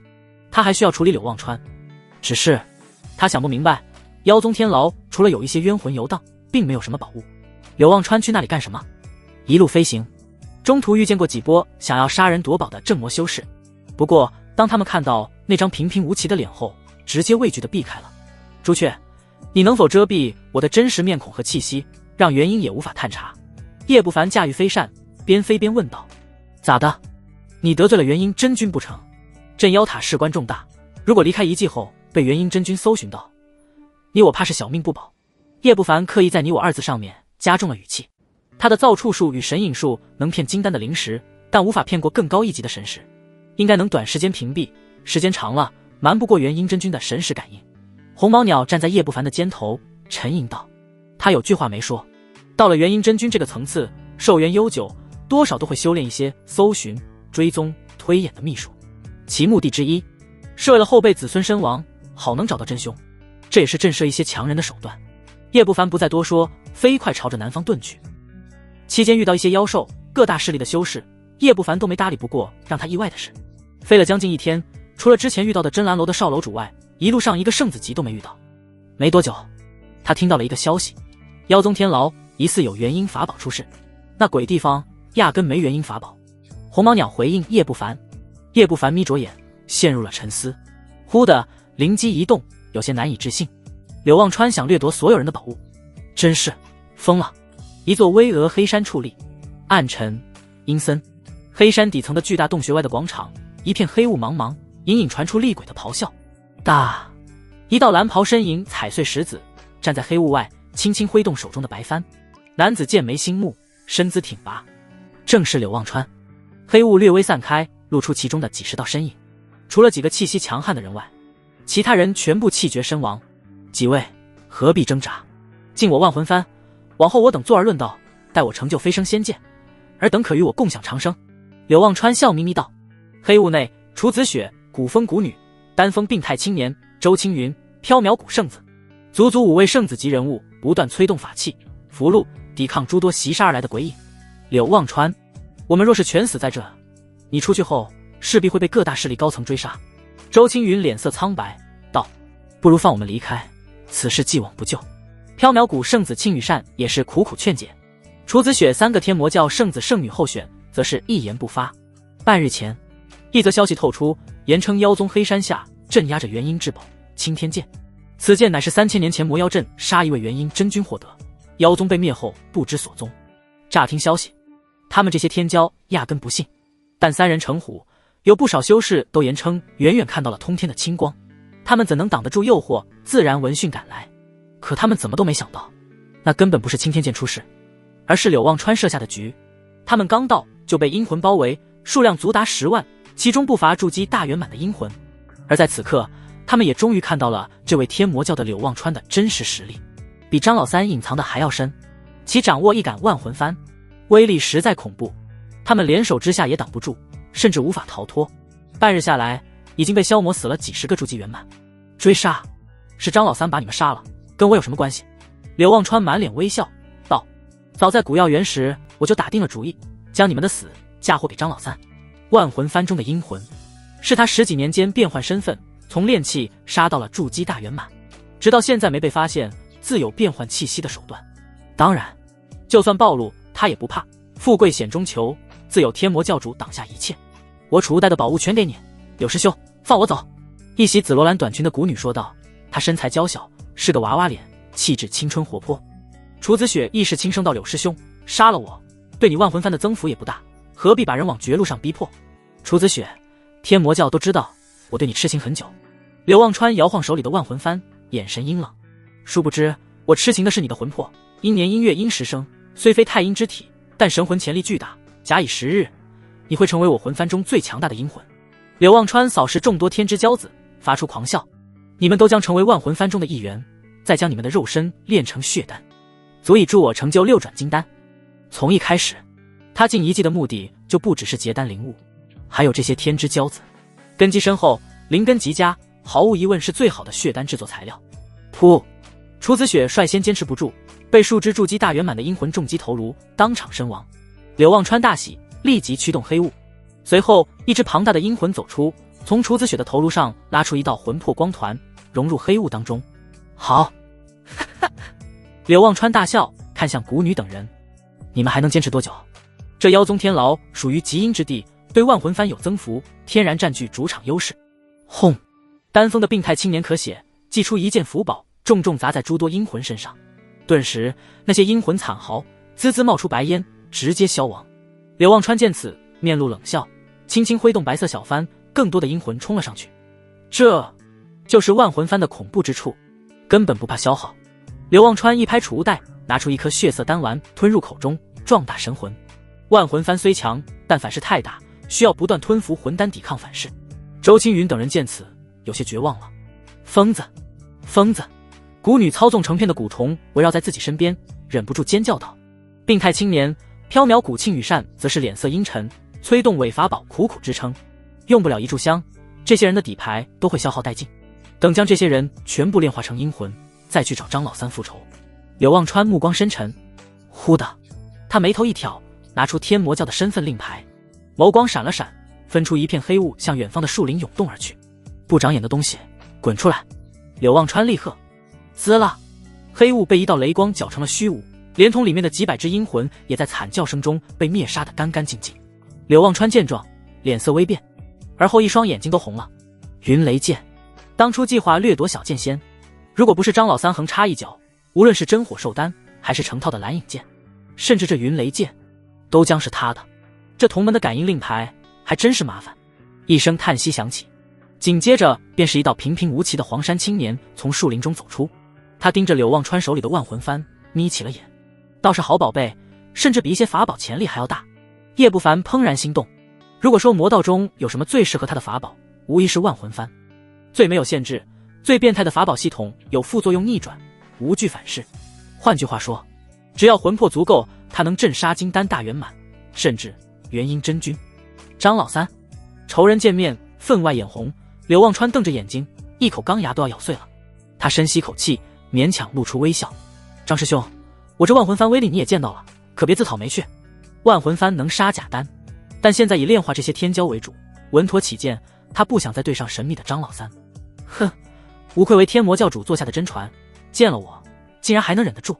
叶不凡嘴角一撇，讥讽道：赵国年轻一辈，柳望川城府最深，如果没有自己，小剑仙早就被阴死了。在这偌大的遗迹，此人持有万魂幡，几乎无敌，潜在威胁实在太大，必须死。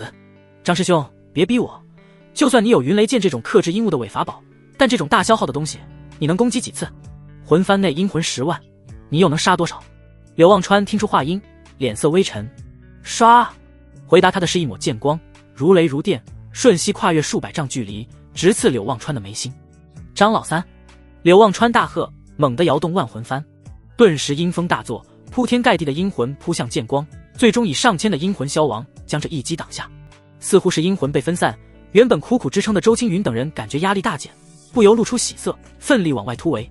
柳望川眼睛赤红，大吼道：张老三别找死，给我滚！嗖！叶不凡不理，以飞剑为首，身躯紧随其后，直击柳望川。你！柳望川咆哮，不得不挥动万魂幡，从围攻周青云等人的黑雾中分出大量的阴魂，铺天盖地的涌向叶不凡。嘶吼、尖叫、厉笑，阴风阵阵，3万阴魂悍不畏死的撕咬云雷剑，顷刻间将叶不凡淹没在其中。轰！一道爆炸震散了黑雾，叶不凡的身影从其中冲出。这家伙当真是变态！快走！周青云那边压力再减，他惊骇地望向张老三，祭出最后一枚符宝，形成滔天火龙，冲出黑雾。丹峰的病态青年、古风少女等人也是拼了命，纷纷遁逃出黑雾。不过片刻间，这些圣子级的人物逃之夭夭。叶不凡见状，眸光闪了闪，没有阻拦。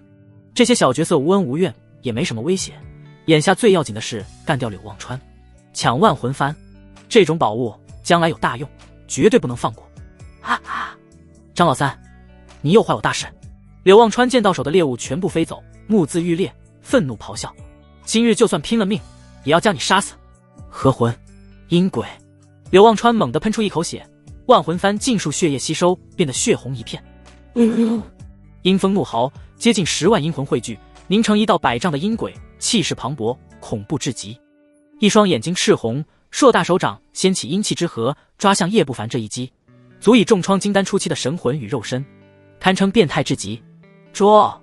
叶不凡脸色凝重，狠狠斩出一剑，剑气纵横，与阴鬼手掌撞击，大片的雷霆乱窜，将手掌洞穿，但很快就被修复。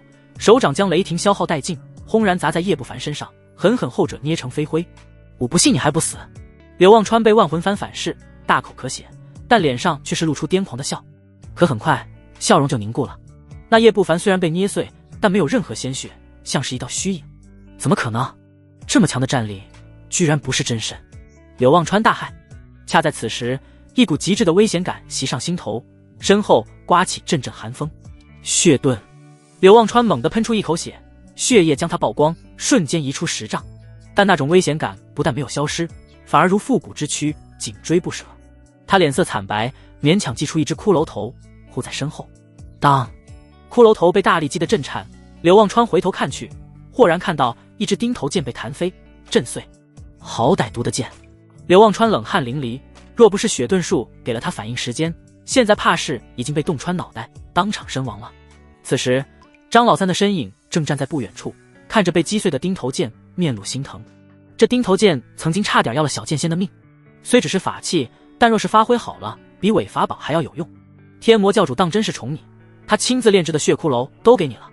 叶不凡看向血骷髅，冷冷道：此物乃是当年天魔教主在筑基大圆满时，请炼器大师锻造的伪法宝，威力极强。轰！柳望川脸色狰狞，没有废话，催动万魂幡，巨大阴鬼转身，狠狠朝着叶不凡撞了过去。叶不凡面无表情，一点反抗的念头都没有。不对！柳望川见状，脸色陡变，他忽然想起了一部功法——天煞真魔功。此功附带的法术极度强悍，其一是天魔铠，其二是真魔幻影，其三是天煞真魔法相。其中真魔幻影能分出3道幻影，每个都有自身3成实力，真假难辨。之前击杀的张老三很符合真魔幻影的特性，近年来只有一个人接触过此功，难不成？柳望川直勾勾盯着张老三，心头翻江倒海，难以置信。来不及多想，他迅速将巨大阴鬼召回来。可已经晚了，柳望川只感觉心口一痛，低头看去，不知何时一柄飞刀从背后插入，在胸前露出了刀尖。柳望川嘴角溢血，艰难地转头看去，只见第3个张老三无声无息地站在他身后，面无表情地伸出手，缓缓拔出飞刀。你很聪明，能这么快察觉幻影的本质，很可惜自身实力不行。叶不凡脸色冷漠，收回飞刀。噗！柳望川以最后的力量喷出一口血剑，化作骷髅头的模样，试图印在叶不凡的额头，不过却被滚滚阳煞魔气阻挡，生生炼化。你果然将此功修炼到了圆满。阳煞魔气极其霸道，可抹除追踪标记与咒法。柳望川身为天魔教主真传，对天煞真魔功很了解。他惨笑一声，眼神逐渐暗淡，成王败寇，无话可说。我愿化为万魂幡的阴魂，他日师弟若是结因和天魔教主起了冲突，还望放他一命。话音落下，柳望川的尸体上浮现一道光团，融入手中的万魂幡中，而没了主人，那巨大阴鬼化作滚滚黑雾，尽数钻入魂幡内。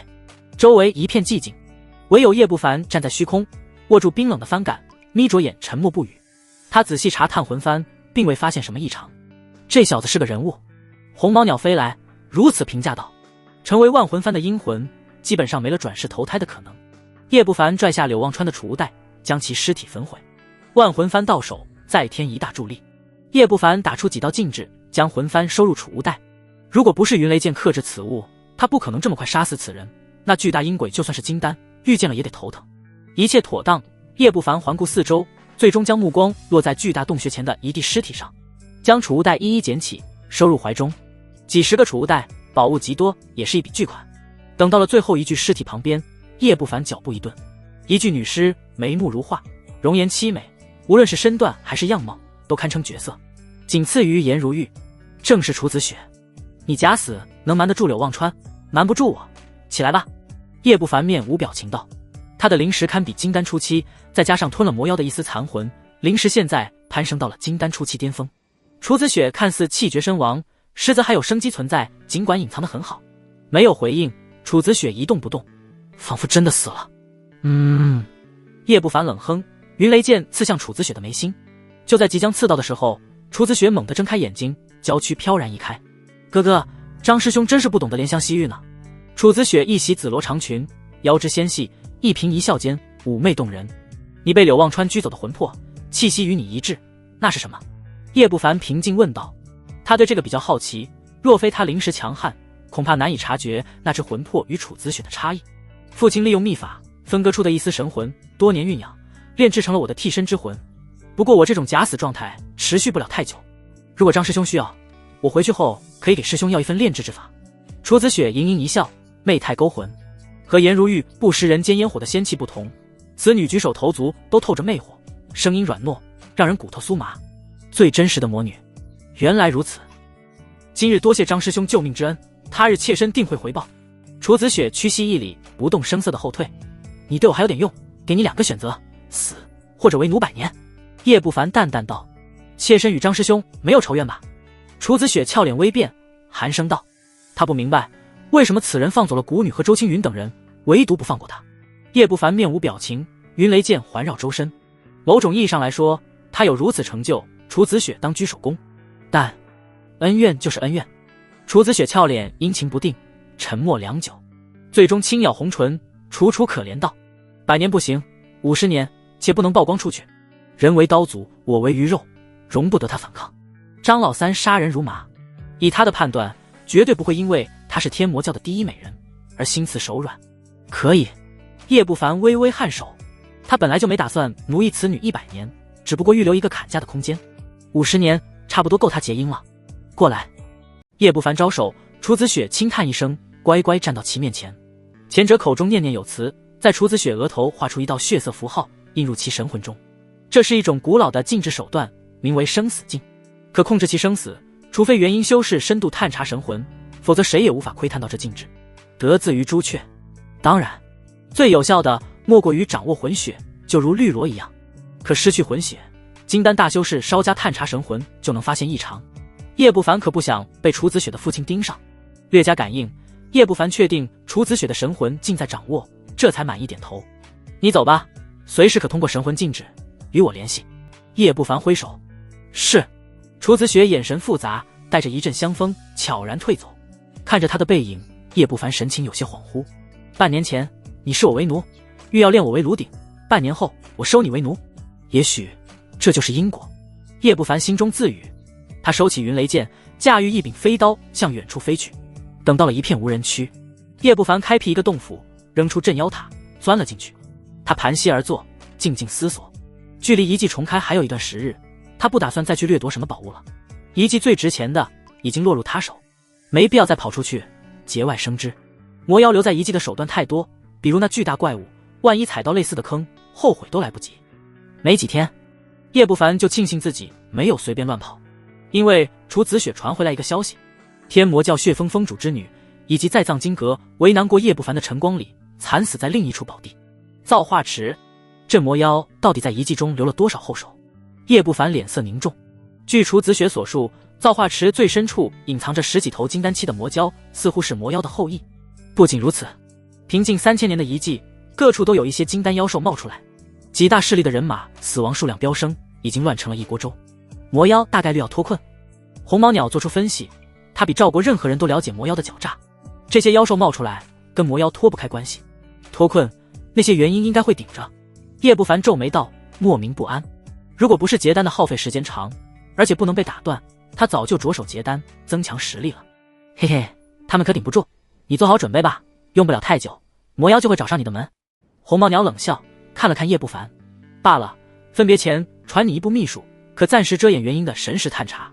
近日来，他看到了此人的潜力，此举算是结个善缘，说不定哪天用得着。好，叶不凡眼前一亮，此术名为瞒天术。红毛鸟传音，将这门古秘术传给叶不凡。叶不凡颔首，闭目参悟，修炼秘术。这种秘术没什么副作用，按常理来说，修炼速度平常。好在叶不凡修炼过断灵诀，其中的副作用能提升悟性，修炼速度很快。几日后，瞒天术入门。叶不凡轻舒口气，看向系统面板。魔龙功，筑基期顶级魔功，元婴期魔妖地祖经的子功法，修炼速度奇快，以魔焰花为结丹灵物，必成假丹。负面逆转，假丹变金丹，神智清醒。身份逆转，魔妖地祖经的修炼者成为人药，以一身的神魂修为，肉身为养料。功魔龙功，修炼者吞噬滋养境界修为。注意，如果修为差距过大，无法吞噬。叶不凡眯着眼，着手修炼魔龙功。之前在药园，叶不凡趁机捞了一些魔焰花，足以将功法修炼圆满。某一日，时隔3个月，遗迹终于再次开启，魔龙功圆满，瞒天术大成，离开遗迹准备结丹，修为上已经到了筑基的极限。魔龙功并未在这方面增幅，不过叶不凡隐隐能感应到古药园魔妖的存在。随着功法圆满，魔妖与他身份逆转，对方现在就是他的一副通天大药。叶不凡收起镇妖塔，站起身。遗迹外，山谷中，各大势力面色铁青，死死盯着前方的巨大门户。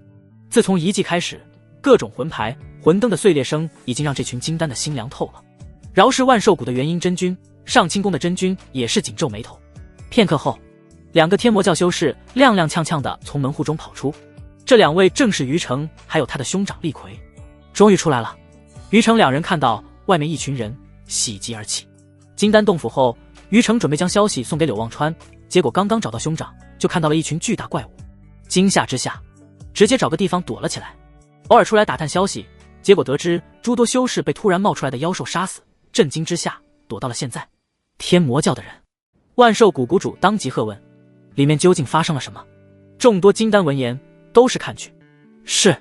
厉逵当即就要说出张老三的名字，可却被弟弟于成抢先打断了话头。回前辈，遗迹中莫名出现很多三阶妖兽，大约30-40只，很多修士都被杀死。三阶妖兽，各方势力脸色都变了。往年遗迹虽说偶尔有三阶妖兽，但顶多有1-2个，这么多完全出乎他们的预料。我是谁杀的？可别说是什么妖兽。万寿谷主眼神冰冷，不知，我们一直躲着，不敢出来。于成眼帘低垂，立即道。和厉逵嚣张的性子不同，他处事谨慎。他要是第一个说出张老三的名字，后者如果不死，倒霉的就是他。万寿谷主脸色阴沉，正欲逼问，天魔教主冷眼看来，将他的话头直接堵了回去。就在这时，一道道身影从门户中仓皇逃出，正魔都有，其中有雪灵宗颜如玉、小剑仙江一剑、青云门的周青云、缥缈谷的庆女善、合欢宗的圣子圣女等等。上清宫的剑鹤真人见此，心头松口气。又等了片刻，直到彻底没人出来，各方势力这才真正看到了遗迹的残酷。进去的有数千，可出来的只有500-600，损失之大超越往年。同时在弟子的口中，他们也知道了在遗迹中发生的事情。天魔教还真是了不起啊，柳望川一人灭了几10个筑基圆满，差点干掉5个绝顶天骄，连自己人都不放过。还有一个张老三杀了万寿谷圣子，夺了镇妖塔，综合实力堪比贾丹。众人被消息震得不轻，而后冷眼看向天魔教主。柳望川有万魂幡，说得通，但张老三就太邪门了，单以修为，杀童皆如杀鸡，古往今来都没出现过如此妖孽。当然，叶不凡干掉霍云海与魔妖分身的事情没人知道，否则就不止堪比贾丹了，而是比肩金丹。我也想知道怎么回事。天魔教主冷漠道。柳望川死了，死了，看来是张老三做的，这家伙居然扛得住万魂幡。剑鹤真人凝眉思索，这个家伙比他想象中成长快得多，当初江一剑和其做过一场，实力其实差不多，现在对方修为没变，实力却是大涨。我儿子也死了，诸位可知是谁干的？真兰楼主目光充斥怒火，扫视全场。然而周青云等人面面相觑，无人回应。他们还真不知道，严仙子，这件事大概率是张老三做的，你见过他没有？江一剑看向颜如玉，低声道。没有。颜如玉眉目如画，气质更加清冷，声如风铃，清脆动听。轰！就在这时，一股恐怖的神识将所有从遗迹中逃出的修士笼罩。大青牛脊背上，玉清真君默然俯视，犹如高高在上的神奇。神识肆无忌惮，但却没一人敢说什么。我赵国修仙界倒是出了一个妖孽，不知是天魔教的哪位。他脸色平静，看不出喜怒，神识在每个人身上仔细搜索。上清宫的屠剑真君亦是动用了神识，然而让他们没想到的是，即便以他们的神识都没找出张老三，随后动用了追踪术，还是没找到。有意思。屠剑真君眼睛深邃，平静道：小辈，你杀了多少人我没兴趣管，不过镇妖塔事关重大，你拿着早晚引出大祸交出来吧。玉清真君捋着长须，显然也是同样的心思。活了近1000年，早就看淡了很多东西，后辈子嗣众多，死了一个没什么，但镇妖塔牵扯的太多，关乎赵国修仙界。话音落下，没有任何回应。你的遮眼秘术虽惊人，但想靠此瞒天过海还差了点儿。屠剑真君拿出一片龟甲，其上符文密布，极其玄奥。玉清真君目光闪过异色，不再动用神识搜索。天魔教的人群中，藏在古河衣服里的红毛鸟瞬间炸毛。推演秘宝，不好！红毛鸟惊叫，立即向叶不凡传音：快跑！这是推演天机之物，能测算出你的真身。你那点气运挡不住天机推演。叶不凡闻言，一颗心骤然下沉，但他城府很深，脸上不动声色，更没有逃遁。你觉得在一个元婴真君面前，我能逃得了？叶不凡阴沉道：金丹真人寿元600，终究是属于人的范畴，但元婴真君寿元1200年，完全是另一个维度的存在。红毛鸟沉默，他属实没想到那个元婴居然有推演之物，这东西在上古时期都很少见。嗡嗡，屠剑真君轻轻敲击龟甲，每次指尖落下，鬓角白发都会多出一丝，这是减寿的表象。镇妖塔内的天地气运还真是麻烦。屠剑真君心中叹了口气，继续敲击，阵阵玄妙之光散发。屠剑真君闭目推演，自从跟着你，姑奶奶就一直倒霉。红毛鸟恨恨道：准备好了，姑奶奶带着你跑。显然他要玩命了。能在镇妖塔中3000年不死，他的保命手段某种意义上来说比魔妖还要强。嗡！就在这时，屠剑真君敲击龟甲的动作猛地一顿，玄妙之光瞬间溃散。一道冷悠悠的清脆女声响起：“图鉴，过界了，你再敲一下，我打断你的狗腿。”推演被干扰，图鉴真君嘴角微微一血，他眸光深沉，转头看向天际尽头。镇妖塔这上古之物，有缘者得之，我不会拿，可你应该知道，里面的东西对仙堂的某些人至关重要，这个货你天魔教扛不起。这样吧，让他命令塔灵把里面的东西拿出来，我上清宫有一个能容纳那东西的容器。图鉴真君声音有些嘶哑，低声道：“闭嘴，有货我抗。”一个身影被白雾笼罩，看不真切，闻言不耐烦道：“图鉴真君一滞。”这口气明显是那个黑裙子，那个女人是个疯子，完全没办法正常交流。他转头看向玉清真君，玉清真君仿佛没看见他的眼神，望着天空，仿佛那上面有什么值得关注的东西。图鉴真君见状，额头青筋跳了跳。镇妖塔里的气运，我们主动交出还好说，倘若让他们亲自过来取，那就不只是取走气运这么简单了。图鉴真君无奈，耐着性子传音：3000年前仙堂灭掉妖宗，唯独遗留镇妖塔在此，不只是担心塔灵自爆毁掉气运的缘故，还有另一层意思。既然取不走，那就放在赵国暂存，以免被仙堂的其他势力觊觎。他们是在等镇妖塔认主，将气运都带走。这也是镇魔高层一直对天地气运保密的主要原因。是，仙堂那群人已经跟边牧仙国打起来了，人脑袋打成了狗脑袋，哪有功夫理会这里？白雾中的天魔老祖嗤之以鼻：“什么？这是什么时候的事情？是何缘故？”前不久，不知道什么缘故，兴许是仙堂皇帝的老婆被抢了吧？图鉴真君脸色僵硬，无语至极，白白浪费几个月寿命。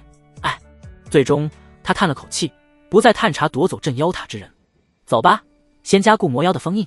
和玉清真君传音几句，瞬移至遗迹上空，撕开一道大裂缝进入。见过老祖。天魔教主带着楚子雪等人上前，恭敬开口。随后天魔教主犹豫了一下，传音道：“柳望川毕竟是圣子候选，如今被同门所杀。刚才几位元婴真君是传音，他并未听到什么东西。技不如人，死了也就死了。你想给你那私生子报仇？”白雾中的黑裙子冷哼：“天魔教的规矩你忘了？结丹之上禁止掺和弟子间的争斗，收起你那点歪心思。天魔教弟子的争斗，这类似于阳谷，胜者为王。但结丹之上并不是，高层如果乱来，天魔教早就乱成一锅粥了。”是。天魔教主沉默，恭敬称是。黑裙萝莉笼罩在白雾中，转身离去，临走前向叶不凡传音：“徒弟，这次干得不错，我真是越来越喜欢你了。我知道你对我心存芥蒂，既如此，你自己找个地方结丹吧，回来让我瞧瞧你能不能成就8转金丹。”黑裙萝莉顿了顿，传音补充：“对了，你自己小心赵国那些个元婴，你那个善良的师尊最近不安分，我要镇压，无暇他顾。”藏在人群中的叶不凡闻言，嘴角一扯，无言以对。结丹动静可能有些大，得跑远点儿，还得找一套顶级的阵法，以防不测。叶不凡沉吟，想到了一个地方。天魔教弟子都跟我走。天魔教主脸色冷峻，扔出巨大的骷髅头。楚子雪、丹峰病态青年、孤女等80多人踏上骷髅头，有人兴奋，有人落寞。这次遗迹收获不好说，但他们天魔教死伤惨重是事实，只剩1/3不到。柳望川、上官青瑶、陈光礼、血风之女全死了。骷髅御空而行，站在最前方的天魔教主沙哑道：“规矩你们懂吧？收获而来的天才地宝，6成上交宗门。”说完，让唯一圣子候选丹峰病态青年去收取储物袋。没人敢说什么，乖乖交上。而已融成古河的叶不凡修为低劣，储物袋里面的东西不多，9成9都在红毛鸟身上。收取完毕后，天魔教主意兴阑珊，鬓角白发丛生，似乎老了很多。望着天魔教众离去，众势力纷纷低语。天魔老祖现身，没人敢责问张老三，但以后免不了追踪此人。不提镇妖塔这种上古神物，张老三杀了这么多人，仇家太多，势必会不计代价的找到此人，找他拼命。真兰楼少楼主无法确定是不是张老三杀死，但万寿谷圣子被其所害，不少人亲眼所见。今日之后，张老三之名必然响彻赵国修仙界。片刻后，各方势力散去。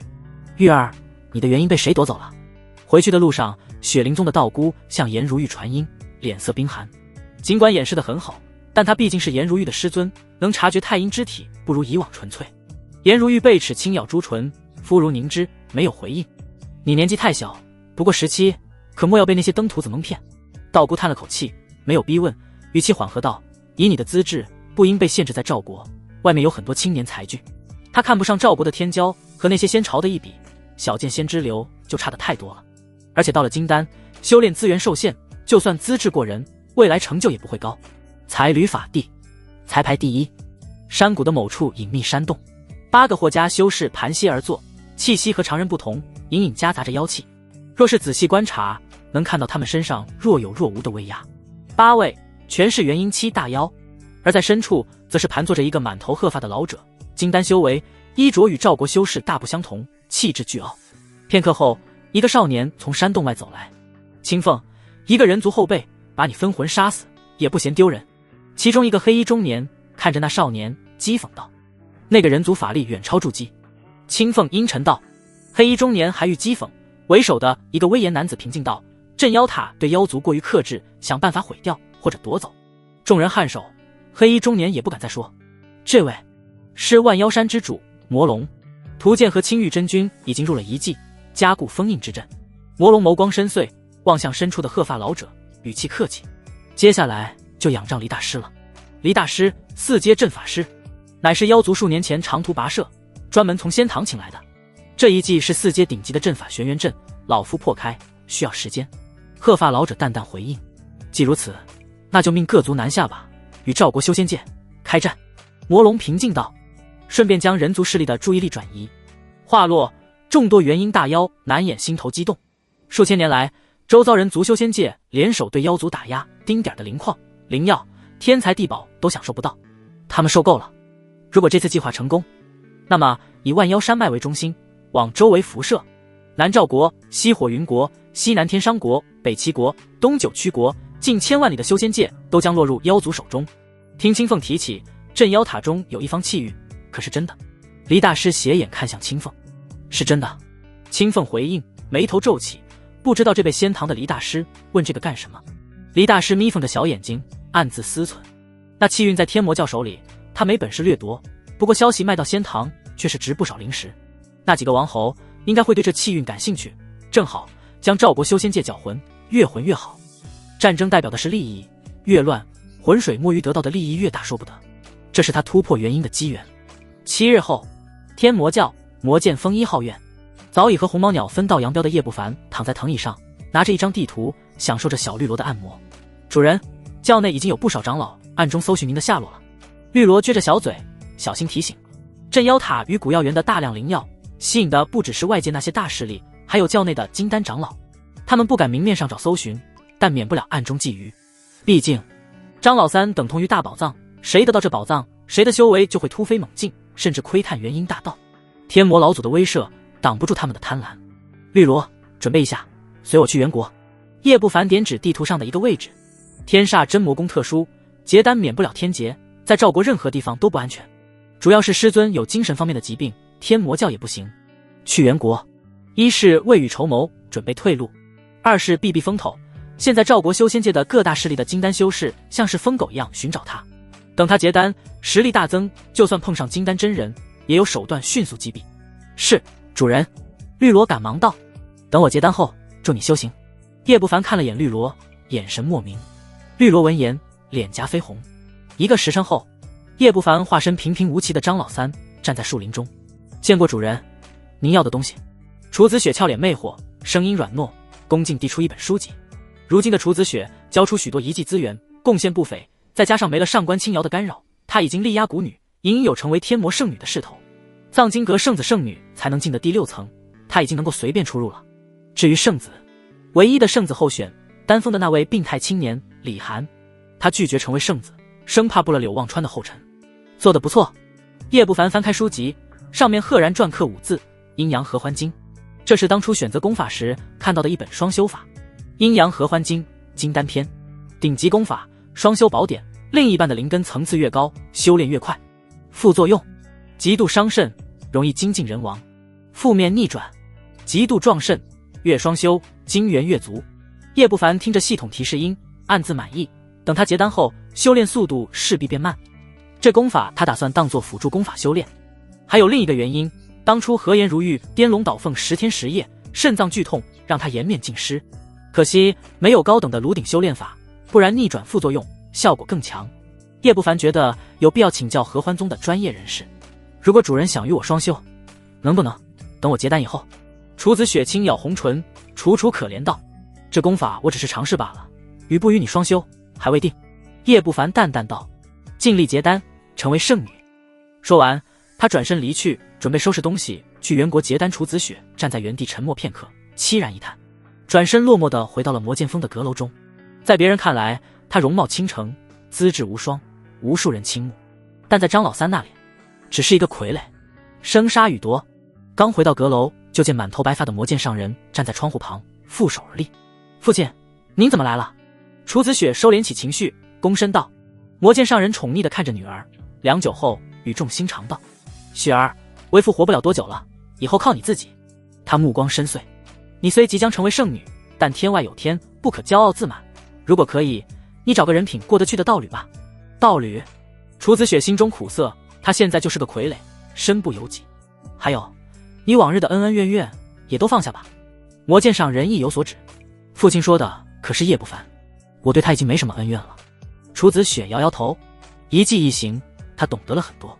回顾以往，叶不凡经历一次任务，结果为他独活，换做他未必能活着回来。这种人心机深沉，再加上背靠老祖，他不想再招惹。当然，他最忌惮的是张老三，心机深不说，实力还强，强悍如柳望川都在了。明日你去拜访他，送上一些零食，化解往日的恩怨。魔剑上人赞扬道。是。楚子雪尽管不理解，但还是点头答应。魔剑上人颔首走出阁楼，往叶不凡所在的1号院看了看。叶不凡。魔剑上人双目眯起，若有所思。他不是自己楚子雪，没有心机。身为魔剑锋锋主，对锋内一切都太了解了，能看到别人看不到的东西。当初柳望川和岳长老潜藏在1号院，就在他眼皮子底下。叶不凡第一次出任务去了在流云城，张老三恰好在流云城。遗迹开始，叶不凡闭关3个月。闭关期间，张老三又从遗迹冒出来。叶不凡闭关结束，出关后，张老三又没了踪迹。这两人从未出现在同一个时间和空间上。天魔教其他人注意不到这个细节，甚至没有关注这低调的老祖首徒。但自从对方入住1号院，他一直在关注此人，长达半年。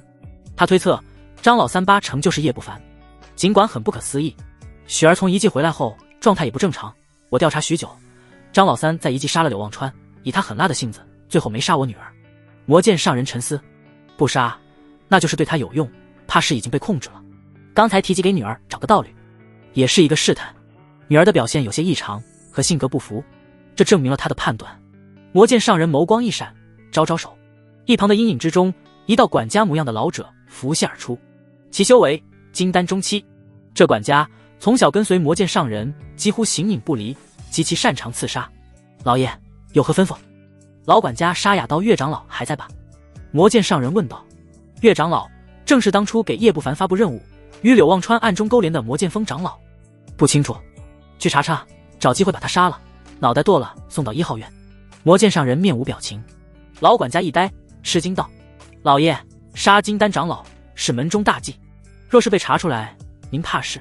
一个金丹长老屡次插手弟子间的争斗，他坏了规矩，查出来又如何？况且他插手的还是老祖首徒的事情，闹到上面去，老祖只会赞许，而不是惩戒于我。”魔剑上人冷笑，有一点他没说，这颗人头是买自己女儿的命。叶不凡真是张老三，以他睚眦必报的性格，女儿早晚得死，就像莫名其妙死在遗迹中的上官青瑶。而他投鼠忌器之下，根本不敢对叶不凡下手，与其如此，还不如卖个好。是。老管家闻言不再多说，转身消失。等魔剑上人回到自己的洞府，老管家回来禀报：“老爷，岳长老不在教中。”不在？难不成像那些长老一样去搜查张老三的下落了？魔剑上人皱眉。天魔教内包括其他势力的金丹真人对张老三身上的宝物很热衷，真是猪油蒙了心。那个狠小子若是结丹，这群家伙都得被清算。魔剑上人冷笑：“张老三没结丹，实力力压柳望川，小剑仙之流突破金丹后有多强，他难以想象。最起码，一般的金丹初期不会是对手。把这个消息送到1号院。”魔剑上人挥挥手。片刻后，老管家回来，脸色古怪。叶不凡也不见了。什么？魔剑上人一愣，有些不可思议。现在这关头，那家伙不在天魔教老老实实结丹，跑出去是找死吗？如今盯着他的金丹真人数都数不过来，这家伙到底想干什么？魔剑上人感觉头疼，叹了口气道：“以他的谨慎，应该无事。另外，这件事保密，除了他，没人会将张老三和叶不凡联系在一起。毕竟，两人修为差距太大，没人会相信。他也是观察了半年才有察觉。天魔山脉外，一个筑基一重的中年文士慢吞吞地驾驭飞刀法器，身边跟着一个美妇人，同样是筑基一重，似是一对夫妻。夫君，这次去流云城可得给我买一枚破结丹，妾身卡在一重好久了呢。美妇人搂住中年文士的臂膀，撒娇道。中年文士苦笑道：你又不是不知道破结丹多贵，咱们攒了这么久的灵石也买不起，还得供儿子修炼，入不敷出。要不咱们去当劫修吧？你我这修为，当劫修不被劫就不错了。中年文士无语道。美妇人嘴角一撇，富贵险中求嘛。说着，两人渐行渐远。片刻后，几道身影从山脉中掠出，站在虚空，盯着那两人离去的背影，每一位气息都极强，全是金丹真人。那两人没什么异常，不是张老三。未必，张老三疑似身怀秘宝，擅长隐匿和改变气息。如果是他，不会大摇大摆地从天魔叫出来。况且张老三擅长隐匿，是孤身一人，不是两人。那个女修，难不成也擅长？能瞒过堂堂金丹真人的灵石？几人对视片刻，无奈摇头。他们中有万寿谷的金丹真人，亦有缥缈谷的真人，在此蹲守了数日之久，碰见数百个天魔教弟子，可惜探查过后都不是张老三。任何隐匿手段都会有破绽，慢慢等吧。如果得到他手里的大量数千年份的灵药，甚至镇妖塔，我们未必不能一窥元婴大道。这个机会来之不易，我们等得起，几年都行，他早晚会出来。其中一个白眉老者默然道：要我说，直接见一个杀一个，我就不信张老三一直龟缩天魔教。你想死，别拉着我们在天魔山脉外大肆杀戮天魔教弟子，你这是挑起天魔教与我们的战争。有合欢宗的真人目泛厉色，但很快这话就被其余人否决了。沉默片刻，众人散去，周围重归平静。而远处的中年文士离开了数百里范围后，旁边的美妇人松了口气，拍了拍胸脯，波涛起伏。吓死我了，一路过来像是被洪水猛兽窥伺一样。金丹真人对他来说，就像是天上的神龙，强大的无法想象，几个弹指就能要了他的命。中年文士掐诀收回了瞒天术，美妇人变成了绿萝的清丽模样。此术乃是当初朱雀遮蔽镇妖塔用的秘术，不限人族和妖族。若非如此，他能瞒过那些金丹，可绿萝瞒不过。主人，总感觉这次太冒险了，在天魔教结丹不好吗？有老祖看着，绿萝心有余悸，看向中年文士，他自己都自顾不暇。叶不凡摇摇头，结丹事关重大，而且当初拜见师尊，结果2个师尊自己掐起来了，根本不靠谱。如果出了问题，他真身就会曝光，而且突破结丹引动天劫，消息走漏，赵国修仙界的那群元婴都得将目光聚集在他身上，后果无法掌控。至于冒险，无奈之举。叶不凡叹了口气，天魔山脉外的金丹真人少数有40多位，想在他们眼皮子底下化身动物离开，那是痴人说梦，还不如反其道而行，光明正大的带着绿萝离开来的安全。所幸没什么意外。走吧，赶紧结丹。叶不凡回头看了眼，眼神闪过冰冷，旋即拿出飞舟，带着绿萝迅速朝着元国的方向行进。赵国南方便是元国，也有修仙势力，只不过和赵国不同的是，没有正魔之分，也没有宗派，只有8大修仙世家，屹立数千年，每个都有元婴老祖。靠近赵国的势力是落云中家，极其擅长阵法之道，其边境乃是狼牙仙城，有数位中性金丹真人坐镇。狼牙仙城中，街道两旁店铺林立，炼器、筑基修士来来往往，热闹非凡。仙城中心名为云气阁的3层小楼中，一个身着华贵的青年坐在长椅上，品着香茗，神情淡然。旁边模样俏丽、侍女打扮的少女捏肩敲背，俨然一副仙家大少的气派，这让远处来云气阁来买阵旗的一些人羡慕不已，暗自揣测这是8大世家哪家的大少爷。你们阁主还没来吗？华贵青年不耐烦道。站在远处的小厮赶忙点头哈腰，林公子快来了。来了来了，不知是林家的林公子莅临本店，范某真是失敬。恰在此时，一个肥胖的中年走来，笑呵呵的拱手，脸上油腻的肥肉将眼睛挤成了一条缝。他的修为不低，乃是筑基9重。我要的3阶布阵法器呢？华贵青年淡淡道，眼神略微眯起。这人正是花费小半个月赶来狼牙仙城的叶不凡，旁边自然就是绿萝了。3阶布阵法器能挡住金丹真人的攻击，价格不菲。叶不凡为了结丹不被打扰，布阵器具是必需品，这种东西极其昂贵，如果低调购买，反而让人起疑。袁国极难的是大势力林家，叶不凡索性扯个虎皮，装扮成林家人的少爷，免得一些人起歪心思。林家距离此地上千里，子嗣多如牛毛，云气阁的人想分辨也无从分辨。在这只是布阵法器价格昂贵，不知林少爷可带够了灵石。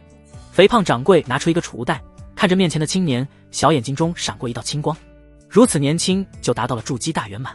范掌柜暗自吃惊，一套3阶幻阵九影幻阵，一套3阶防御阵法青莲玄天阵，皆是出自云气阁背后的东家、钟家，总共20万灵石，童叟无欺。范掌柜笑呵呵道，眉宇间颇为自傲。袁国落云钟家的阵法，在周围列国都是首屈一指的。叶不凡微微颔首，价格还算公道。这种阵法都能当作大修仙家族的护山大阵了，在赵国价格只会更高。叶不凡拿起储物袋，灵石仔细在里面检查，直至确认无误，这才将自己的储物袋递了出去。不愧是林家人，果真豪爽。范掌柜接过储物袋，扫了一眼，不禁笑道：20万灵石，就算是在修仙世家，也是一笔巨款。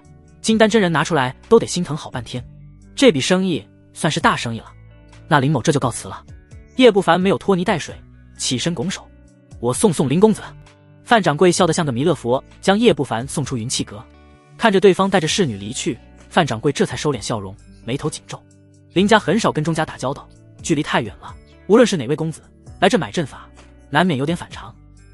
要不要跟上去？旁边闪出一道人影，低声道：算了，万一真是林家人，你我吃罪不起。范掌柜摇头，他忽然看向街道上出现的几道身影，脸上露出冷笑。一群蠢货，他若是真是林家天骄，大老远跑过来，身边必定跟着金丹真人，想劫财，找死。云气阁不是一般人消费得起的，能出入非富即贵，经常有赵国势力来买布阵法器。雪灵宗靠近袁国，不过大部分都是小势力来购买，久而久之，一些本地的节修就应运而生。毕竟来钱太快，就像大风刮的一样。大哥，这厮身着华贵，还带个侍女，身份怕是不简单。7个节修悄然追踪华贵青年出了狼牙仙城，其中一个账房先生打扮的干瘦中年，露出疑色。他们青山会7人从筑基一重劫到大圆满，职业节修，能活到现在的都不是傻子。这贵公子模样的家伙，从云气阁出来后，大摇大摆的出城，不得不让人生疑。不简单，方圆千里，有头有脸的人物我都记在脑子里了，没这号人物。为首的阴翳老者是个假丹修士，闻言冷笑，笃定道：多半是狐假虎威，震慑我们。这侧面也证明了他身价不菲。这种人他见多了，自以为聪明，最后还不是成为了他们的肥羊。有道理，赶紧追上去。快！众人闻言深以为然，脸上露出狞笑。正欲追上，忽然一道金丹初期的灵石轰击而来。一群蝼蚁，老夫今日心情不错，懒得杀你们，滚！声音如平地惊雷，在7人耳畔炸响，惊得他们赶忙止步。是个金丹老怪，居然伪装成了筑基修士，风景扯呼，速走！7人色变，转身就逃。为首的白发老者跑得最快，健步如飞，卷起大片尘土，眨眼不见了踪影。远方，叶不凡看着面前阵阵烟土，无言以对。他只是动用比肩金丹初期的灵石，没想到这几个这么不惊吓，跑得真快。主人，为什么不杀了他们？绿萝冲着几人离去的方向做个鬼脸，好奇地问道。如今的主人，金丹之下几乎没对手，这几个都是穷鬼。叶不凡摇摇头，一般的职业节修身上捞不出几两油水，他们做完一票，立马提升修为或者装备，压根不会给别人做嫁衣。他若是出手，除了让狼牙仙城那几位金丹注意，没别的好处。走吧。叶不凡转身扔出飞舟，开始在赵国与袁国中间四处寻找闭关地。两国边境线上修士最少，几百里都找不到一个势力。7日后，叶不凡暗中打听，加上自己摸索，终于选定一处闭关地。浪浪山背靠袁国山脉，因为灵气浓度很低，方圆100里渺无人烟，只有一些低级妖兽。之所以叫浪浪山，那是因为这座山像是波浪，高低起伏，占地极广。叶不凡在山腹开辟出一个洞府，内围用防御阵法覆盖，外围则是用幻阵，让人看不出异常放出从万兽谷圣子手里得到的几十只妖兽，让绿萝定时喂养。又给了他几十张3阶符箓。回到洞府后，迅速掏出近100万灵石放在四周，又布置聚灵阵，顿时间周围灵气如雾气，修炼环境堪比大型灵脉福地。突破金丹需灵气充足之地，他没有，但有灵石可以造一个。而后叶不凡盘坐在石床上开始闭关。先是拿出魔焰花，塞进嘴里大口咀嚼，运转魔龙功，体内魔气滚滚，丹田中9座道台旋转，开始融合。金丹为天地之始，像是孕育世界生命的胚胎。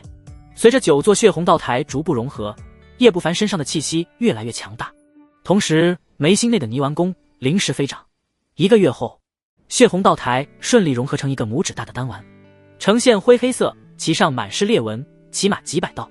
周围灵物逐渐形成漩涡，被丹丸吸收。一股强悍的假丹气息从叶不凡体内爆发，向周围扩散，席卷浪浪山。魔龙宫修炼者必成假丹。假丹。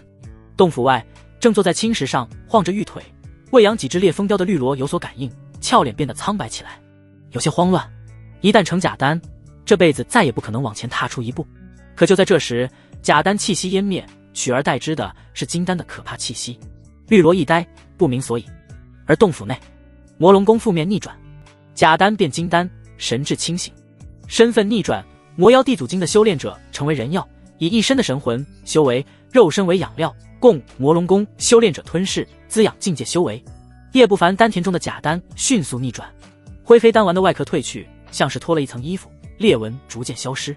不过呼吸间，假丹逆转成金丹，法力浑厚，超出筑基大圆满近100倍，质量更是上了一个大台阶。现在的他足以轻松杀死之前的自己。而头顶漩涡迅速扩大，延伸至洞府外，形成1000丈漩涡，几乎覆盖了半个浪浪山，阵法都难以遮掩。洞府内100万灵石的灵气更是迅速被鲸吞。系统牛逼！叶不凡脸色狂喜。换作旁人，不可能顺利凝丹，道台的碰撞随时会导致爆炸，经历数次生死。而他靠魔龙功直接避过这个阶段，最后逆转，无丝毫风险。血色金丹眼珠大小，其上有着5颜6色的斑点，依旧有几十道裂纹。裂纹和斑点越多，代表的金丹品质越低。此为一转金丹，真火兽丹。叶不凡继而运转天煞真魔功，口吞一颗火红丹丸，一股热流滚滚涌动，融入金丹中。此物得自小见鲜。金丹滴溜溜转动，裂纹和斑点逐渐减少。3转金丹。叶不凡面前摆放几十道结丹灵物，他迅速拿起一个玉瓶往嘴里倒灌。结丹灵物净天水。从流云城拍卖会所得一股清凉的液体，顺着4肢百骸融入金丹。负面逆转，因其属性可大幅度提升品质，最高2转，概率100%。金丹冻毙的概率为0，没有任何损伤。金丹再度进化，裂纹与斑点骤减。片刻后，5转金丹。浪浪山上空，漩涡已经延伸至6000丈，还在继续扩大。绿萝仰头，一双妙目瞪得溜圆。赶紧再提升。金丹很快就会固化，中间给叶不凡提升品质的时间并不多。天山雪莲。结丹灵物有极小概率提升金丹品质，因极阴极寒，容易对冰冻5脏6腑造成重创。负面逆转，有极大概率提升金丹品质，容易强化5脏6腑，有极强疗伤效果。真阳极火。结丹灵物有1成几率提升金丹品质，容易焚烧己身，当场焚化而亡。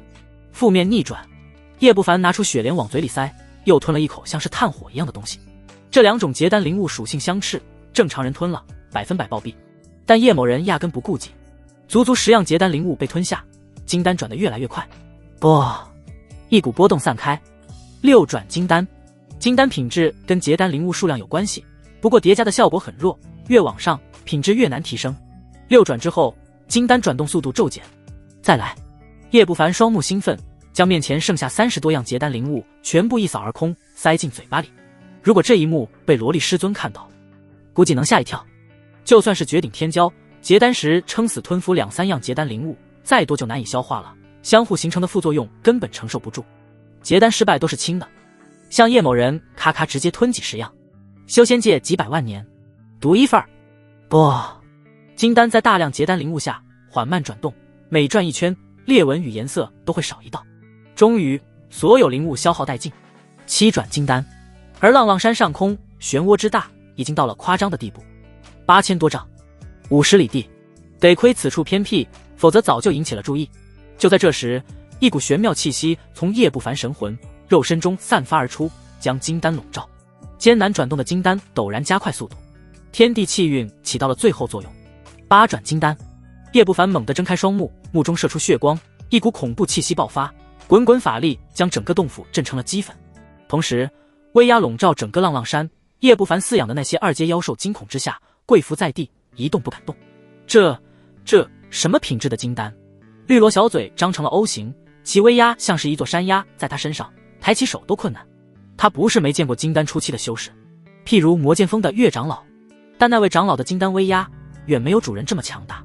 再看高空，此刻巨大漩涡疯狂旋转，一记蔓延至9000多丈了，一眼看不到头。不妙！绿萝俏脸微变。如此大的范围，距离这里数百里外的修士都会有感，应有资格结丹的身价绝对不菲。若是聚集过来，阻挠之下导致结丹失败，要么死，要么状态将虚弱到极点，杀人夺宝根本避免不了。这也是叶不凡为何花大力气购买阵法器具，特意在偏僻的浪浪山结丹的原因。灵石强度堪比金丹中期，搜查范围400里。叶不凡暗自满意。上古年间，金丹真人的修为只有大概，分为初中后大圆满4境。历经无数年，如今修为分化得更细致，共7重。叶不凡未踏入金丹前，灵石相当于金丹1重，现在的灵石差不多是4重，也就是中期巅峰的水准。想趁我病，要我命。叶不凡忽然眉头微皱，露出冷笑。灵石感应中，300里外10几道身影迅速接近，都是筑基大圆满，甚至还有熟悉的家伙。正是在狼牙仙城外盯上他的那7人中的2个，职业结修，真是一群把脑袋别在裤腰带上的家伙。叶不凡正欲收回灵石，眼睛骤然眯起。300里外，忽然几道强大的金丹气息迅速接近，不过在200里外就停了下来。不仅如此，还把那10几个筑基修士尽数拦截。这是什么意思？叶不凡若有所思，随后就不再注意了。浪浪山外，2重3阶阵法在，不管是筑基还是金丹，短时间内不可能破开。而最外围的幻阵可阻拦灵石，只要不近距离观察，他结丹的具体情况别人很难摸清。8转金丹已经是极限了，结丹开始收尾。叶不凡想了想，运转天煞真魔功，做最后一步的金丹固化。他没想过成就9转金丹的问题。9转又称完美，金丹完美无瑕。传闻需要一些特定的物质，这种物质他压根不知道是什么东西。煌煌仙堂的化神天君都未必知晓。然而就在他准备运转天煞真魔功，准备收尾渡天煞真魔功的雷劫时，丹田中的金丹内散发出阵阵玄光，金丹上最后一丝裂纹和斑点逐渐消失，取而代之的是玄奥的大道纹路，浑然天成，犹如一颗世界种子。耳畔梵音禅唱，似仙人的呢喃，又似大道的禅音。其金丹更是从眼珠大骤然扩张到了婴儿拳头大小。叶不凡的法力暴涨一大截，连同灵石也从之前的400里扩张到了600里。9转金丹成。叶不凡浑身巨震，简直不敢相信9转金丹所需的物质是天道筑基。叶不凡能清晰地感应到那一丝玄光气息是什么，奇玄奇妙。当初魔妖夺舍他，就是被这丝天道筑基的玄光气息撕成了碎片。他瞪大了眼睛，脑海中骤然划过一道闪电，只有天道筑基才能成就9转金丹，这是一条为世人不知的大道。天道筑基、完美金丹以及传闻中的5色元婴。叶不凡有种感觉，化神也有类似的境界，独属于天道筑基的通天之路9转金丹在体内颤动，大量的灵气被鲸吞，外面的大漩涡已经延伸至万丈，堪称历史之最。似乎是灵气不够吸，9转金丹隐隐不稳。不好！叶不凡举目四望，100万灵石都被吸干了，他在这贫瘠之地，灵气根本不够用。他连忙掏出大量灵石，而后这些灵石肉眼可见的被吸干，叶不凡的脸都白了。近300万灵石是一技之行的总获得，完全够他成就8转金丹。9转金丹打破了计划，根本不够用。最终叶不凡无奈之下，只能拿出从古药园薅来了灵药，直接往嘴里塞。雪灵花，3000年份炼制丹药所用，助长修为，副作用生吞会造成金丹驳杂。血燕草，一株株灵药当作灵石来吞，逆转副作用后，药力代替灵石的灵气。半天时间，200株3000年份的灵药下肚，金丹终于停止鲸吞，彻底稳定了下来。叶不凡长舒口气后，看着满地药渣，心疼的滴血。这些可都是他增进修为的灵药，如今代替灵石，白白浪费。早知道闭关前兑换大量灵石了。叶不凡盘膝而坐，开始运转天煞真魔功。轰隆隆，高空漩涡骤然溃散，取而代之的是100丈雷劫，滚滚乌云密布，道道雷霆像是雨点一样洞穿防御阵法。雷劫，主人！绿萝俏脸惨白，惊恐地看向洞府废墟。那片地带直接被雷霆覆盖了。怎么会？怎么会？绿萝一颗心冰凉。这雷劫虽然不如传说中元婴这么恐怖，但绝对不是金丹能够承受的，势必痛苦不堪，从而重创。主人能活下来的希望渺茫。天煞真魔功禁忌功法，等级不详，收集天地极阴极煞之气，融入道台，煞气越多，法力威力越强，最高可超越铜镜1倍。副作用：融合极煞之气将会痛苦不堪，九死一生，且修炼困难无比，谨慎修炼。负面逆转：每提升一重境界都会引下云雷，以雷霆淬炼修为，舒爽不堪，让法力更加精纯强大。天雷克制煞气，但不可能被劈死，谨慎修炼。卧槽，这次的天劫足以轰杀金丹真人，这种爽感远超筑基期，受不了了。黑云翻滚，来得快，去得更快，似乎是紧急撤退，无法忍受着人类的身影。而在天劫淬炼过后，叶不凡体内金丹夯实无比，法力质量更是上涨一截，灵石堪比结丹后期，法力比肩中期巅峰，接近5重。叶不凡大汗淋漓，开始适应体内一切。金丹和筑基不同，7重内每一重的差距都极大，非要形容，那就是筑基1重和筑基9重的差距。绝顶天骄，单纯用法力交手，因为功法、金丹品质的缘故，顶多越1重战斗，越的还是普通金丹修士，像叶不凡这种刚踏入金丹就能以单纯的法力和中期硬汉的，整个修仙界一个没有。现在的实力，金丹中期能杀，后期打不过也能跑，叶不凡很是满意。如此战力，只要不遇到大圆满或者元婴，基本上没人能杀他了。而他拼不了金丹后期，主要是装备实在稀烂，法器、伪法宝明显跟不上修为了，对付不了真正的法宝。3阶符箓也只有单一的金光符，而且全给了绿萝。法术方面，金丹法术压根没有。云雷剑不错，再加点材料，请炼器大师打造成真正的法宝，当本命法宝用。叶不凡沉思，本命法宝需要酝养，时间越长，威力越强，伴随修士的一生。而从别人手里得来的法宝，非本人酝养，发挥不出全部的威力。他身上有好多剑，有叉子、手帕、骷髅等等，下中上品都有，但都不适合，毕竟叶某人修炼高大上的剑道需要飞剑法宝。云雷剑如果打造成法宝，威力绝对比一般飞剑法宝强得多。等回狼牙仙城寻找炼器师强化云雷剑，还要买防御法宝，其他3阶顶级的符箓制作法。叶不凡打算将整体装备升级一下。不仅如此，天煞真魔功的金丹篇、阴阳合欢经也要提上日程。他还要想办法搞来上清妙真剑典的金丹期修炼法。叶不凡站起身，挥挥衣袖，飘然飞起。金丹后，法力如汪洋，不用法器也能御空飞行。历时1个月，终于结束。116岁，金丹大成，寿元800年。叶不凡感受体内的勃勃生机，仰天长啸，难言喜悦。正常金丹撑死活600年，他不同，最初血灵功的修炼让他多了几十年寿命，现在的完美金丹对寿命也有加成，高达800年。如小剑仙、周青云之流比他年轻得多，但就算结丹也活不过他。600年后，他可以踩在这几个年轻人的坟头上蹦迪。如果小剑仙这群人再有暗伤什么的，400年后就能踩他们的坟头了。回头再找找金丹修士能练的减寿魔功，虽说不好找，但总能找到。再买几颗增寿丹药，将寿命增加到1300年，元婴都活不过我。叶某人充满了自信，他想到了目的不明的萝莉师尊，那个精神病，他打不过对方，但能熬死他。主人刚从废墟里飞出来，就看见绿萝趴在碎石头上哭丧。叶不凡脸一黑，斥道：哭什么哭？绿萝哭声一停，赶忙抬起头，豁然看到一袭白衣、容貌俊美的青年，完全不像修炼魔功的大魔头，充满青春与活力，气质出尘，犹如谪仙，比以往更加吸引人。绿萝一呆，有些恍惚：主人你没死，我还以为你被雷给劈死了。绿萝穷鼻抽了抽，一双眸子泛着光，宛如一汪秋水，梨花带雨的模样，别有一番韵味。他破涕为笑，掀起绿色裙摆跑了过来。哪能这么容易死？叶不凡捏了捏绿萝白皙的小脸，低头看了看衣领深处若隐若现的宏伟白腻。带魔女，我要你助我修行。叶不凡忽然喝道，脸上满是笑意。正常苦修的情况下，极品灵根从金丹初期到大圆满需要200-300年，若是心境不顺，甚至更久。而他有天煞真魔功副作用加持，但灵根太差，一味苦修的话，他想大圆满300年打底。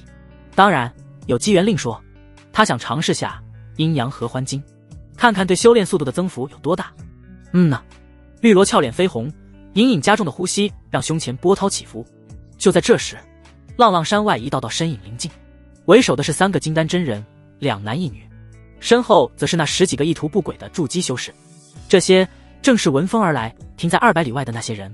最前方的一个红袍中年朝着浪浪山方向拱手，爽朗大笑道：哈哈，恭喜道友结丹成功，我元国再添一位真人。在下落云中家身居长老之职，钟青红。红袍中年虽是金丹中期，但言辞很是客气。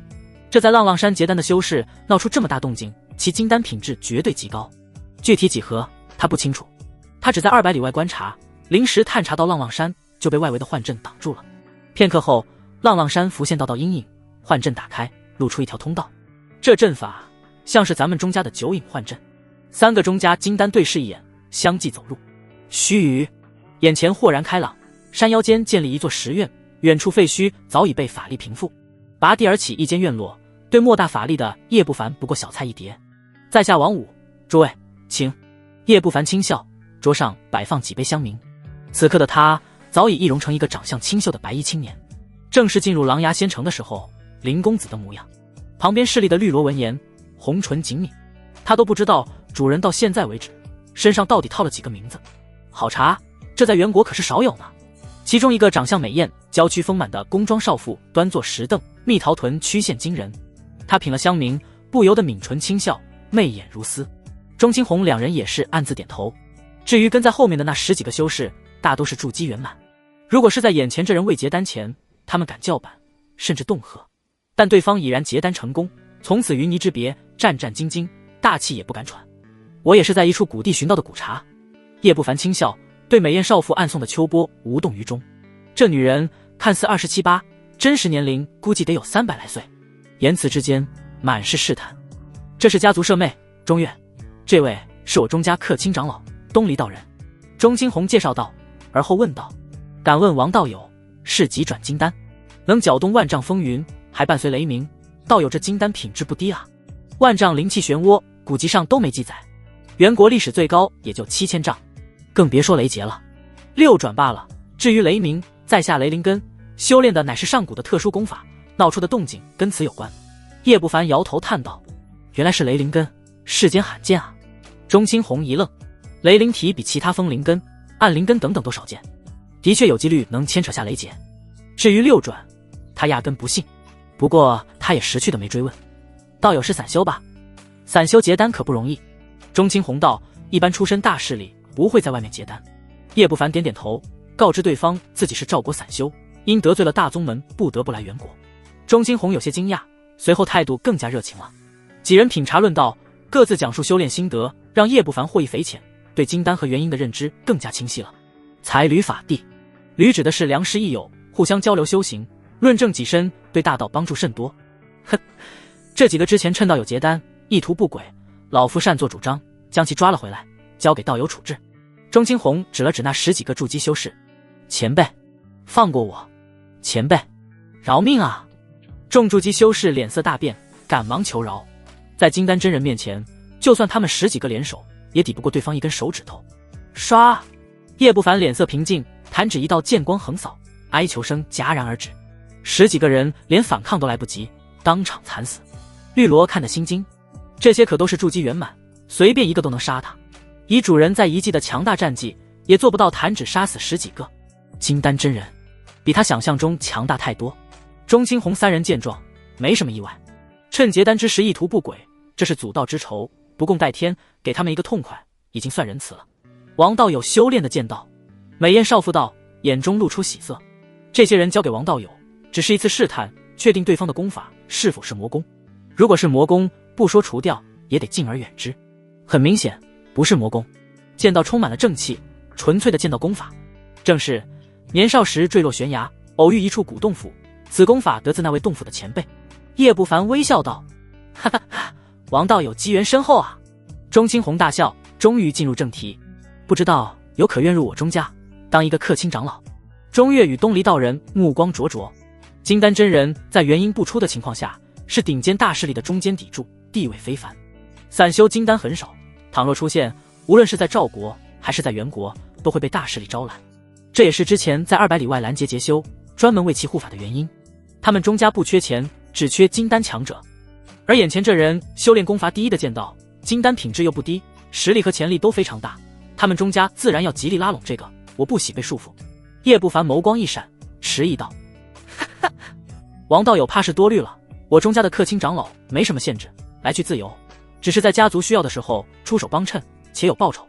钟清红顿了顿，咬牙道：只要道友愿入我钟家做长老，每年给道友20万灵石，如果需要购置灵药阵法7折价优惠，我钟家有筑基女修，也可做道友的事钱。若是王道友对家族有贡献，可卖给道友4阶阵法。许诺的条件极其丰厚，东篱道人都听得呼吸急促，有些羡慕嫉妒。他在钟家做了10年客卿，每年灵石10几万，灵药8折，其他的一个没有，这是正常客卿的条件。钟清红为了拉拢眼前这人，条件超出客卿一大截，更别说还有4阶阵法，这是钟家的立足根本，从不外流。就连元国的其他7大修仙世家的元婴真君都眼热，这就是金丹的待遇。绿萝眼睛发亮，艳羡不已。丹灵石筑基拼死拼活一辈子都未必能攒够20万灵石，不过听到侍妾2字，绿萝露出了警惕。叶不凡呼吸也急促了，大为心动，尤其是4阶阵法，他若是有此，说不定能困住元婴真君。至于自己成阵法师，他想都没想过。虽有副作用加持，可你连4阶阵法传承都找不到，加持啥？此事容我想想。叶不凡没有将这条路堵死，他修炼特殊，需要魔功，副作用大的丹药，元国这方面的东西可没照顾多。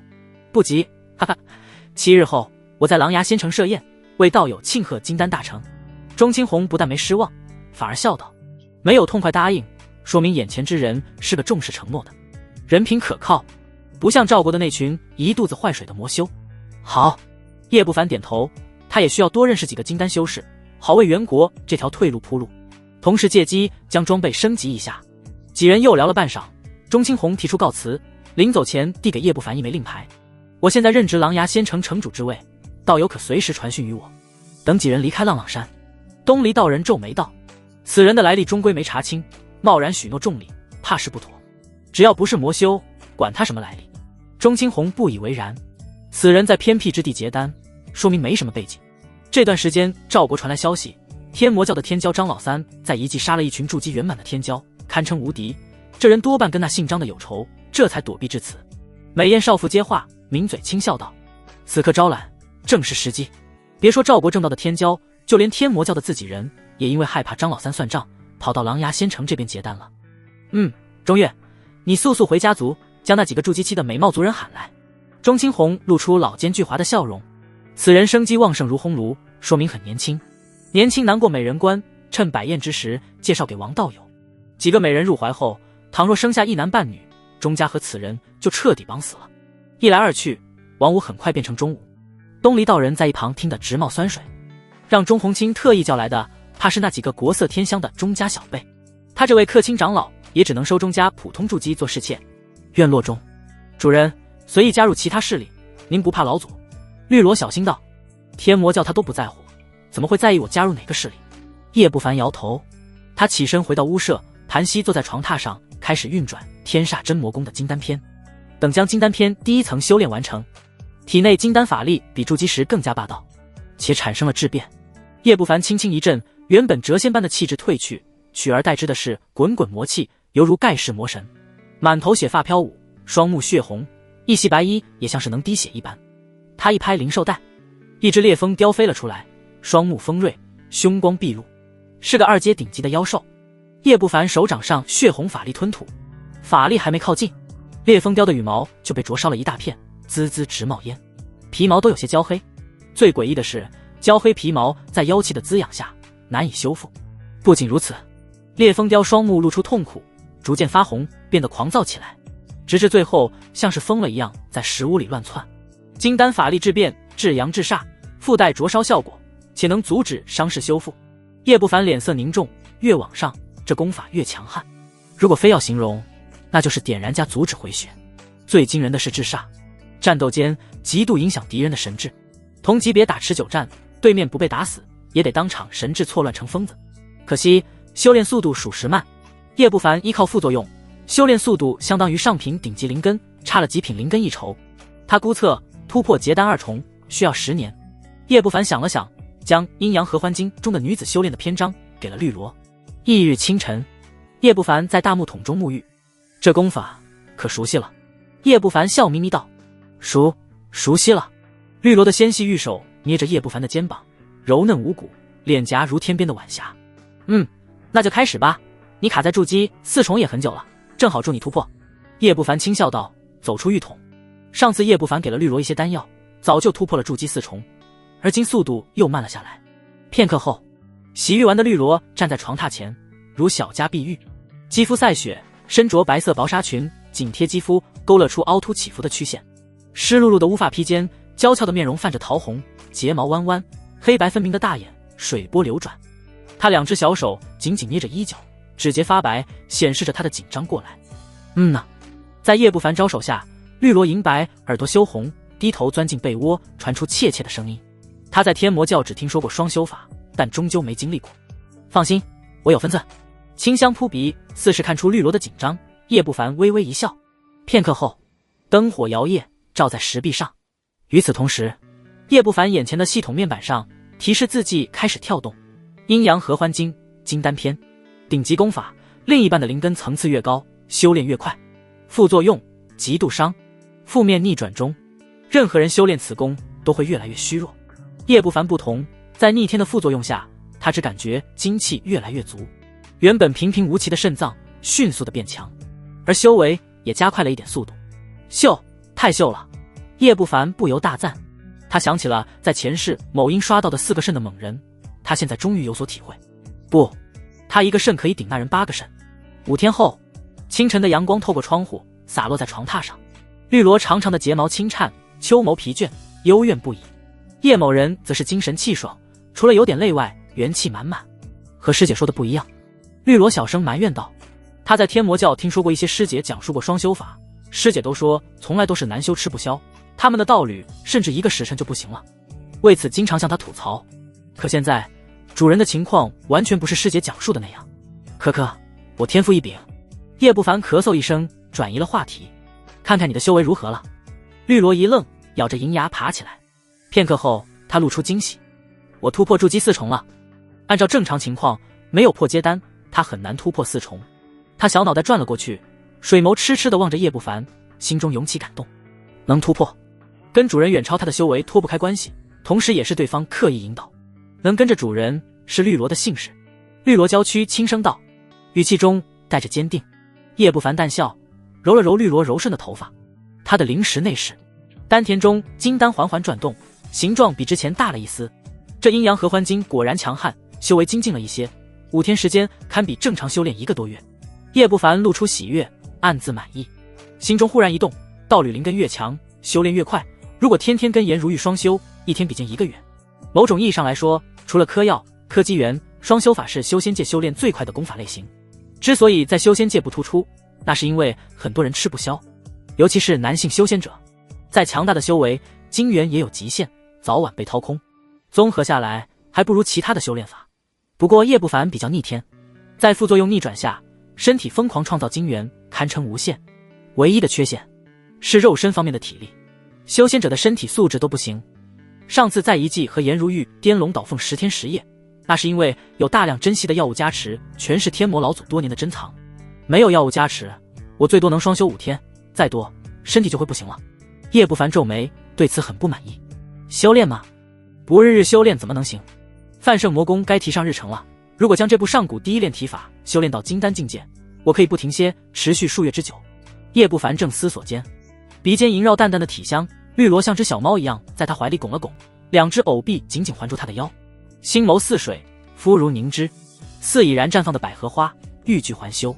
片刻后，叶不凡勉强攒够了力气，道：绿萝，你绑个双马尾。2夜无话，直至清晨。叶不凡一袭白袍，收起2座阵法，甩出飞舟跳了上去。一袭绿色长裙的绿萝紧随其后，她秀眉紧蹙，站姿有些不自然，俏脸上浮现2个黑眼圈。狼牙仙城城主府，钟青红大摆宴席，为王五庆贺。几乎全城具有身份与修为的都来了，宾客络绎不绝，足有上千，且没有低于筑基的。能来的筑基修士都不蠢，钟城主如此招待，说明这位金丹真人深受钟家重视。他们这些人自然要巴结，最起码混个脸熟，免得后辈子孙不长眼冲撞了这位。宴席中最显赫的莫过于那7位金丹真人，所过之处，诸多筑基修士尽皆躬身，不敢直视。等叶不凡到来，钟青红赶忙迎上，哈哈大笑道：“王道友，好叫我苦等啊！来来来。”最深处的宴客厅，那几个金丹真人见状，远远打量叶不凡，眉头紧皱。他们这几个，要么是不依附任何势力的散修，要么是中等势力的老祖。因为道场距离狼牙仙城近，与钟城主有利益上的往来。多谢了。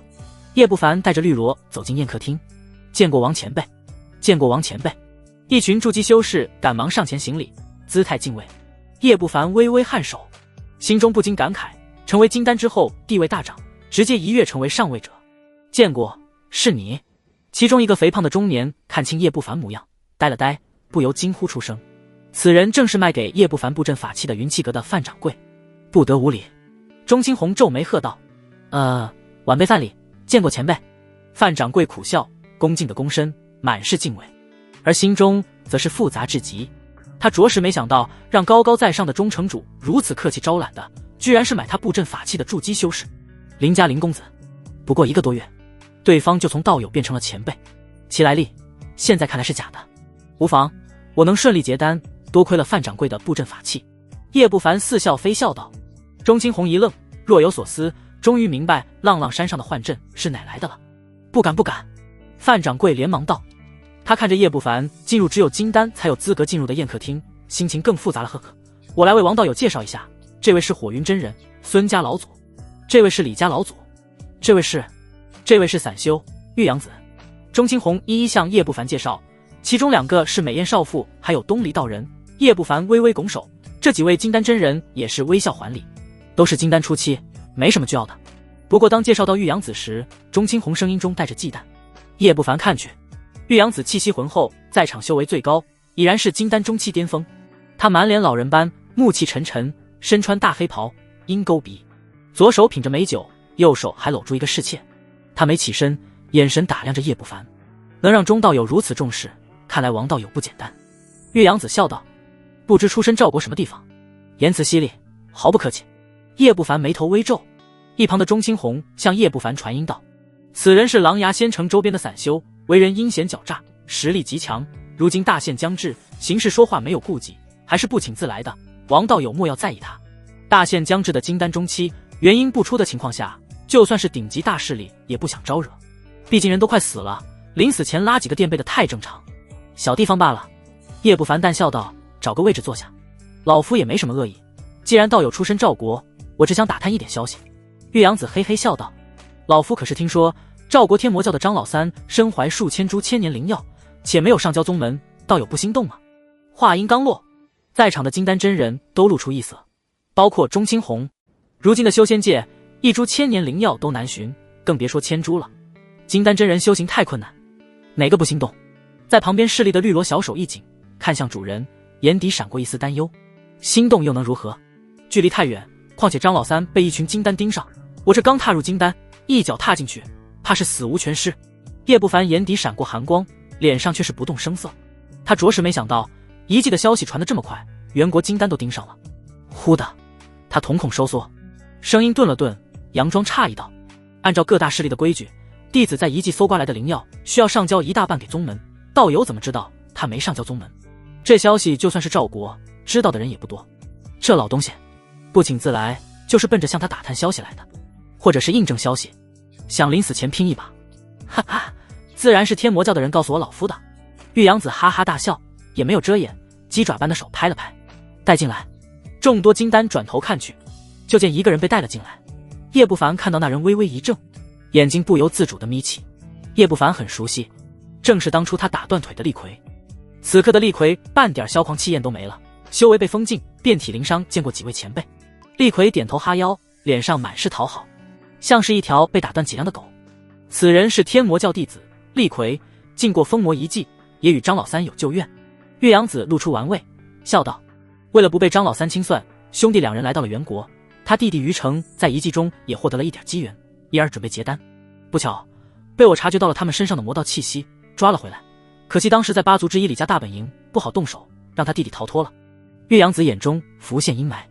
叶不凡察觉到绿萝的紧张，搂住后者纤细的小蛮腰，笑道：“不知玉阳子今日到来，什么意思？”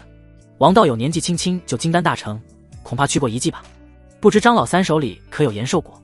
玉阳子这话一出，其他几位金丹呼吸粗重起来。延寿果，尤其是数千年份的延寿果，要是炼制成延寿丹药，最起码能延长50年寿命，这对临近大限的金丹真人诱惑太大。遗迹我一个散修哪里能进去，并不清楚。不过玉阳子既然说出延寿果，恐怕已经得到了确切消息。叶不凡摇头，心中有些好笑。向张老三打听张老三，这事儿有点荒诞。不过他的确有延寿果。我今日来，就是邀请诸位与我一同前往赵国，捕杀张老三。王道友、火云道友、李道友，几位意下如何？岳阳子捋须笑道：“有王道友与厉魁帮助，能省去不少麻烦。据我所知，张老三被一群金丹盯上，我们怕是没有机会。”火云真人苦笑道。岳阳子却是冷笑：“几日前，我潜入赵国探查消息，得知就在半月前，万妖山的妖兽群大批南下，攻击距离最近的古云城，其中不乏3阶妖兽，正魔两道都派出真人去抵挡了。他们自顾不暇，现在正是浑水摸鱼的好时机。”什么？钟青红等人震惊，能让正魔联手，这次受潮恐怕远超往年。叶不凡脸色也是微变，心中有种不妙的预感，他感觉此事跟遗迹的魔妖有关系。古云城守住了吗？叶不凡有些好奇地问。古云城在万寿谷的势力范围，只要守不住，下一个遭殃的就是万寿谷。守住了，不过看万妖山这势头，万寿谷怕是挡不住，到时候整个赵国怕是都要乱起来。玉阳子冷笑，表示对正魔两道不看好，另外告知几人，围攻古云城的妖兽群族有上万。众人听得心惊肉跳。叶不凡凝眉沉思，原本晋升金丹放松下来的心神再次紧绷。等过段时间必须回去。叶不凡打定了主意，短时间内赵国境内还是安全的，他得趁机找到天煞真魔功的后续功法，线索也行。天魔教的藏经阁可只有筑基和金丹2篇，还有上清妙真剑典的后续功法，需要处理的事情实在太多，处理完立马跑路。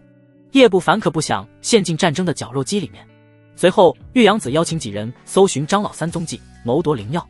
除了钟青红3个钟家人，岳阳子、火云道人、李家老祖、徐老祖4人联手准备潜入赵国，叶不凡则是拒绝了。片刻后宴席开始，推杯换盏，期间岳阳子不死心，多次邀请，甚至最后向叶不凡透露秘辛：我前不久得知一个密的，疑似有重宝，我们打算先去那里，有此宝在，我们潜入赵国安全无虞。叶不凡眼皮都没眨，再次拒绝，这让玉阳子脸色阴沉了下来，看向叶不凡的目光都有些不善了。不过这是在钟家地盘，他也没发作。片刻后与火云道人几人离去，厉魁也被死狗一样的带走。叶不凡没理会，虽说当初和厉魁的矛盾早就不在意了，但他也不会救对方。是我疏忽了，没想到此人会盯上王道友。等宴会散尽，钟青红露出歉意：没什么。叶不凡哑然失笑，摆摆手道：不知钟道友可认识3阶炼器师？我想炼制法宝。这个有，狼牙仙城就有一位，曾经是钟家的供奉，如今在仙城颐养天年。钟青红热情道：安排范掌柜下去，我这就请他过来。多谢了。4人于客厅谈笑风生，品茶论道。片刻后，几个气质绝佳的女修袅袅婷婷地走进来。这几位都是我钟家的女修，资质不错，听闻王道有结丹品质奇高，特来请教。钟青红笑眯眯道的介绍：这是钟灵溪，我孙女儿。那少女约莫28年华，肤白貌美，像是含苞待放的花骨朵，娇嫩无比，气质如兰似麝，让人心旷神怡。而修为竟是达到了筑基大圆满，无论是相貌还是资质，都不弱于上官青瑶。叶不凡都惊了，心说这信中的为了招揽他，真舍得下血本。见过王前辈。钟灵溪屈膝一礼，似是没想到祖父带他见得王前辈如此年轻，一时含羞带怯，声音清脆如风铃：这是我钟家嫡系的钟可儿。钟青红见叶不凡眼睛微亮，不由心头得意，再次介绍：钟可儿身着红裙，是个娃娃脸，乌发盘起，形成一个丸子头，杏眼圆润，颇为的古灵精怪。他大眼睛偷偷看着叶不凡，俏脸微红。这是我钟家一共5个少女，有御姐、萝莉、清纯、水蜜桃类型的，一时间映照的大厅都亮堂了不少，像是进了盘丝洞。少女们围绕着叶不凡，一口一个前辈，声音悦耳，请教结丹心得。当然也没太过接近，毕竟这些也都是钟家的天之娇女，很是矜持。这把旁边的东篱道人看得直冒酸水，嫉妒不已。很明显，这不仅是钟清红的主意，同时也是钟家家主的主意。绿萝更是感到危机，小手揪着叶不凡的衣角，水汪大眼很是幽怨。叶不凡咳嗽一声，微笑地应付这些家人。直到深夜，那位3阶炼气师才姗姗来迟。炼气师垂垂老矣，姓何，在元国名声不小，号称何大师。他虽是筑基修为，但见多了金丹真人，对叶不凡的态度不冷也不热。叶不凡混个脸熟，约定了7日后炼气，这才告辞离去，离开狼牙仙城。非洲上，绿萝耷拉着小脑袋，沉默不语。怎么，吃醋了？叶不凡淡笑道，只是觉得绿萝做侍妾也配不上主人。绿萝黯然道，她虽然容貌不俗，但天赋远不如那几个钟家娇女。她小声道，刚才绿萝可是看到主人大为心动，讲了半天结丹心得，临走时还恋恋不舍。绿萝只希望主人不要抛下我，哪怕在身边做些杂活也好。他抬头望着叶不凡，眼圈发红。钟家想钓鱼演戏，我陪着他们演罢了。叶不凡宽慰道，脸上露出冷笑，让几个女修资质容貌都是绝顶，地位在钟家不会低，就算我成为钟家的客卿也吃不到。说白了，像是掉在驴子面前的胡萝卜。绿萝一呆，我出身赵国，只有钟清红他们清楚，玉阳子是怎么知道的？是他们透露给玉阳子我赵国修士的身份，玉阳子想得到更多张老三的消息，自然找上门来，于是会对我造成威胁。叶不凡冷哼，讥讽道，外有玉阳子威胁，内有钟家天之娇女的诱惑，我只能成为钟家客卿，而且还得感恩戴德。这种隐晦的设局，年轻天骄看不清，会被拿捏得死死的。可惜钟清红看走了眼。叶某人生机比20多岁的年轻人旺盛，但实际年龄100多岁了，经历太多。绿萝心头微寒，不过很快就笑逐颜开，那主人不加入钟家了，虽有算计，但并无太大恶意，有利可图，为何不加入？只是现在不是时机罢了。叶不凡眼睛深邃，偌大修仙界，只要露头，免不了和修士打交道，必是永远避不开的。与其如此，不如选个安全的后路，同时利益最大化。至于用美貌族人钓鱼，腿长在他身上，叶某人白嫖完就走，钟家也只能干瞪眼。听完，绿萝小嘴一扁，叶不凡揉着他的脑袋，传音了2句。绿萝小脸顿时血红，脑袋摇得像拨浪鼓。他真怕了。叶不凡在狼牙仙城附近100里选定了一处风景秀美的山谷，开辟洞府，布置阵法，入住了进去。他有很多妖兽在仙城没法养，反正距离不远，买材料和灵药都很方便。风雷剑有希望炼制成中品法宝。闭关室中，叶不凡从储物袋中找出一堆的材料，都是从遗迹获得，打造5、6把中低品法宝都没问题。之所以不是顶级，是因为3阶炼气师本就少，何大师也只是3阶中品炼气师，准备妥当。叶不凡露出思索，想起了宴席上玉阳子的不善目光，虽有把握干掉金丹中期巅峰，但还是谨慎一点。那厮大限将至，天知道会发什么疯。叶不凡开始装备升级，拿出10件法宝，在遗迹总共20多件法宝，还有几件法宝雏形。叶不凡手里的是5件防御法宝：玉如意、手帕、绿钟、蓝砖、金丝软甲。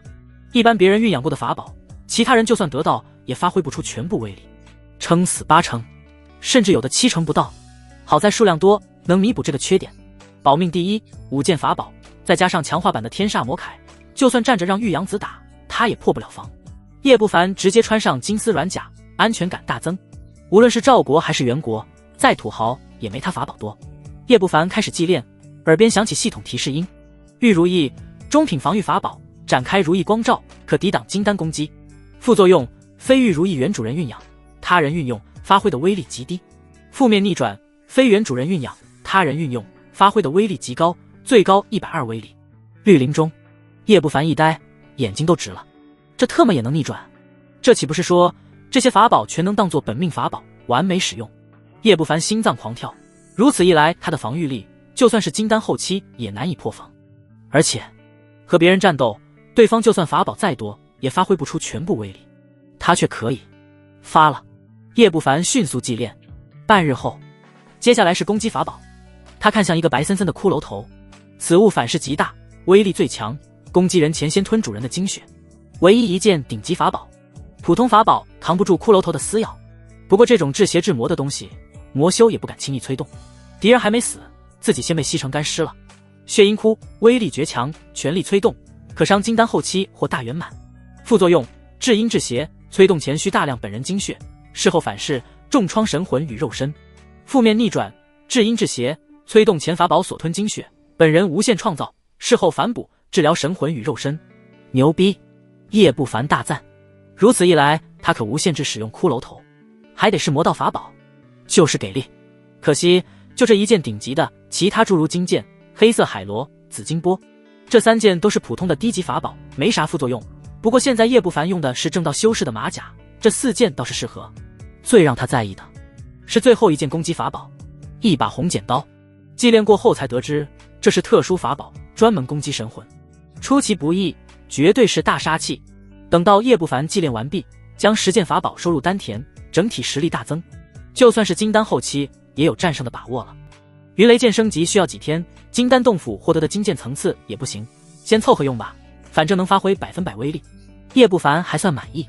随后他又修炼法术，这方面他现在缺乏，不过有2门威力大的，一个是上古10大金丹法术之一，号称压制剑道，能污染法宝，来自遗迹的金丹洞府天罡魔焰；一个是本命功法附带的第3道法术天煞真魔法相，威力一个比一个强。叶不凡开始修炼金丹顶级法术天罡魔焰，修炼大成，威力可污染法宝，副作用修炼时有焚烧之痛，施展时消耗法力极大，只可当作底牌。副作用逆转，清凉舒适，施展时消耗法力很小，只可当作底牌。叶不凡感觉像是吃了冰淇淋，体内清凉舒服，修炼速度倒是平平。随后又修炼真魔法相，1天时间过去，勉勉强强入门。断灵诀这门能提升灵识的功法得赶快大成。叶不凡感觉金丹法术的修炼难度比筑基法术大得多，想圆满起码10年。断灵诀筑基篇得自周王臣，副作用逆转，可提升悟性。他现在的悟性从平庸已经提升到了上等，断灵诀圆满应该能将悟性提升到顶级，再修炼金丹法术会轻松得多。叶不凡转而修炼断灵诀。等到了第2天，叶不凡忽然睁开双目，眉头微皱。他一拍储物袋，拿出一张人皮地图，这东西得自万寿谷圣子，上面画着一个红色箭头。当初他一直搞不清楚这是箭头指引到底是什么东西，此刻剑指南方，散发红光，这引路图一样的东西不是一直剑指东方吗？叶不凡眉头紧锁，刚拿到手的时候，地图除了箭头没其他反应。叶不凡思索片刻，站起身来，看了看绿萝，想到玉阳子那个老色鬼，他还是不放心。片刻后，带着绿萝驾驭金色飞剑法宝向南方疾驰，其速度比筑基时快了太多，眨眼几10里，约莫行至300里。遇到一个金丹初期的修士追杀几个筑基，叶不凡脸色平静，压根没有出手的意思，从他们上空经过。刚飞出10里，他豁然瞧见手中的地图箭头改变了方向，指向了后方。这玩意儿指向的是人。叶不凡停下遁光，难以理解，能被万寿谷圣子如此珍重的地图绝对非凡，可指向人。他转头看去，就见远方那金丹初期的女修士依旧在追杀几个筑基，那几个筑基身上有着3阶盾符，一时间就连金丹女修也追不上。叶不凡眯着眼，这才发现其中一个筑基很是熟悉，那不是于成吗？绿萝惊呼道：这家伙为了躲我，跑到元国来结丹，不但没成功，兄长反而被玉阳子抓走，自己也被追杀。叶不凡不仅无语，在遗迹中的金丹洞府前，此人看到他张老三的面容，立马遁走。叶不凡当时察觉到了，不过没在意，如果不是玉阳子提及，他甚至都不知道这2个是亲兄弟。小子，将灵药乖乖交出来，我正好缺个双修童子，可以对你网开一面。金丹女修是个红衣叔父，驾驭着一柄飞叉法宝，紧追不舍。她盈盈娇笑，声音如铃，向周围扩散，自然而然散发出一股极致的魅惑。在前逃亡的一个筑基修士下意识地回头，这是合欢宗的天幻魅音，别回头看。于成头皮发麻，赶紧厉喝，可已经晚了。同伴看到金丹女修的模样后，瞬间痴傻起来，浑浑噩噩。扑哧一声，红衣叔父弹指一道红霞飞出，将于成的同伴脑袋击爆，连一丝反抗的能力都没有。哥，真是脆弱呢。红衣叔父掩着嘴轻笑，眼神却一片冷漠。于成剩下的2个同伴见状，有些绝望。他们之前探寻宝地，得到不少好处，其中有一些3阶符箓，可再能跑，也跑不过一个金丹真人。红衣叔父转头看向于成，天魔教的小子，乖乖回来，姐姐真的不杀你。于成脸色阴沉，一言不发，又往身上贴了一张3阶符箓，遁速再次涨了1阶。不识好歹。红衣叔父冷哼，唰！就在这时，一道剑光闪电般的越过红衣叔父，将于成3人拦截。又一位金丹，还是见到的真人。于成勃然色变，嘴里发苦。除了有限的几种3阶盾符，其他的符箓根本躲不过剑道真人的追击，他们的速度太快了。这位道友，做个交易如何？这个人我带走。叶不凡微笑地看向红衣叔父。一个合欢宗金丹莫名其妙地来到元国，在不知道对方背后还有没有其他人的情况下，他不想动手。道友面生，不知出自哪个势力。红衣叔父皱眉，眼中闪过一丝忌惮。虽看似结丹没多久，但那一丝剑光着实太快。元国林家。叶不凡拱手道：林家。红衣叔父一顿，娇笑道：我只要他储物袋里面的灵药，人你可以带走。小辈，储物袋交出来，我保你们的命。叶不凡瞥了3人一眼，地图指引的是于城，不过在没搞明白原因前，3个他都要保下。多谢前辈。于城3人脸色阴晴不定，最终咬牙将储物袋奉上。叶不凡拿起储物袋往里面一扫，除了几件法器和10几株700-800年的灵药外，没什么特殊的。正欲丢过去，叶不凡眉头微皱，从于城的储物袋中拿出一件法器，形似罗盘，微微发着红光，气息和地图指引一致。地图指引应该指的是此物。不仅如此，拿到罗盘后，体内天煞真魔功自动运转，似乎有些雀跃。这些东西和我的功法有关。叶不凡瞳孔微缩，他的功法来历迄今为止都没找到源头，如果有关系，那真是意外之喜。绝对不能放过这东西，我要了。叶不凡拿着罗盘冲红衣叔父微笑道。红衣叔父盯着罗盘，瞳孔一缩，他仔细盯着叶不凡，眼珠子一转，笑道：可以，不过你得拿10件顶级法器换。可以。叶不凡眉头皱起，懒得计较对方敲竹杠，随手丢过去10件法器，还有那3个储物袋。对他来说，这些不值钱。哥哥，道友大气。红衣叔父将储物袋和法器接过，露出笑意。这小辈身上的东西都是来自真魔殿，那里宝物不少，道友可愿与妾身一起去寻访宝地？红衣叔父见叶不凡要将3人带走，眼睛闪了闪。真魔殿。叶不凡心中一动，传闻真魔殿和第1代天魔教主有关，只有手持血影才能进去。这小子不知道从哪得到了真魔殿的位置，这才远赴元国碰碰机缘。你不知道吗？红衣叔父笑盈盈道，仿佛要将叶不凡看透。那罗盘可是跟天魔教有关系，眼前这人独要那罗盘，又说自己是元国林家人，鬼都不信，8成是天魔教的长老。叶不凡眯了眯眼，看了眼一言不发的于城，大概明白了于城兄弟2人为什么跑元国来了。只是道友是怎么知道这么多信息的？叶不凡眯着眼，真魔殿并非势力，只是一个地方，他只在天魔教的典籍上看到过，第1代天魔教主出身于此，具体是宝地还是什么，天魔教记载寥寥无几。自然是。红衣叔父一怔，正欲说话，忽然叶不凡冷不丁地问道：岳阳子和你什么关系？你怎么知道我师兄？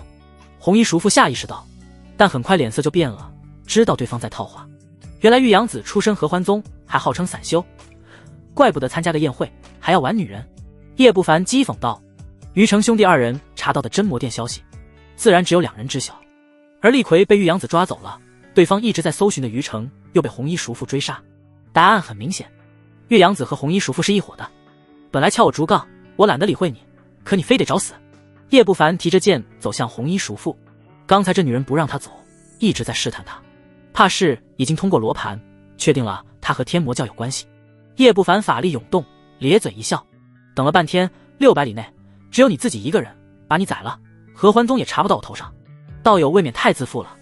红衣叔父祭出飞叉，讥讽道：再怎么说他在金丹2重也有200年之久了，对方气息比他弱，分明是刚刚踏入金丹没多久的。他忌惮的只是剑修这层身份。我不想和你打，道友放过我好吗？我可以扫他以待，服侍你呢。红衣叔父脸色变幻，媚眼迷离，望着叶不凡那张清秀的脸。他丰臀摇摆，衣裙解开，半掩半露。他舌头舔了舔红唇，媚眼如丝，娇笑道：来啊，与妾身快活。呼呼。于城3个筑基修士见状，顿时血脉喷张，呼吸急促。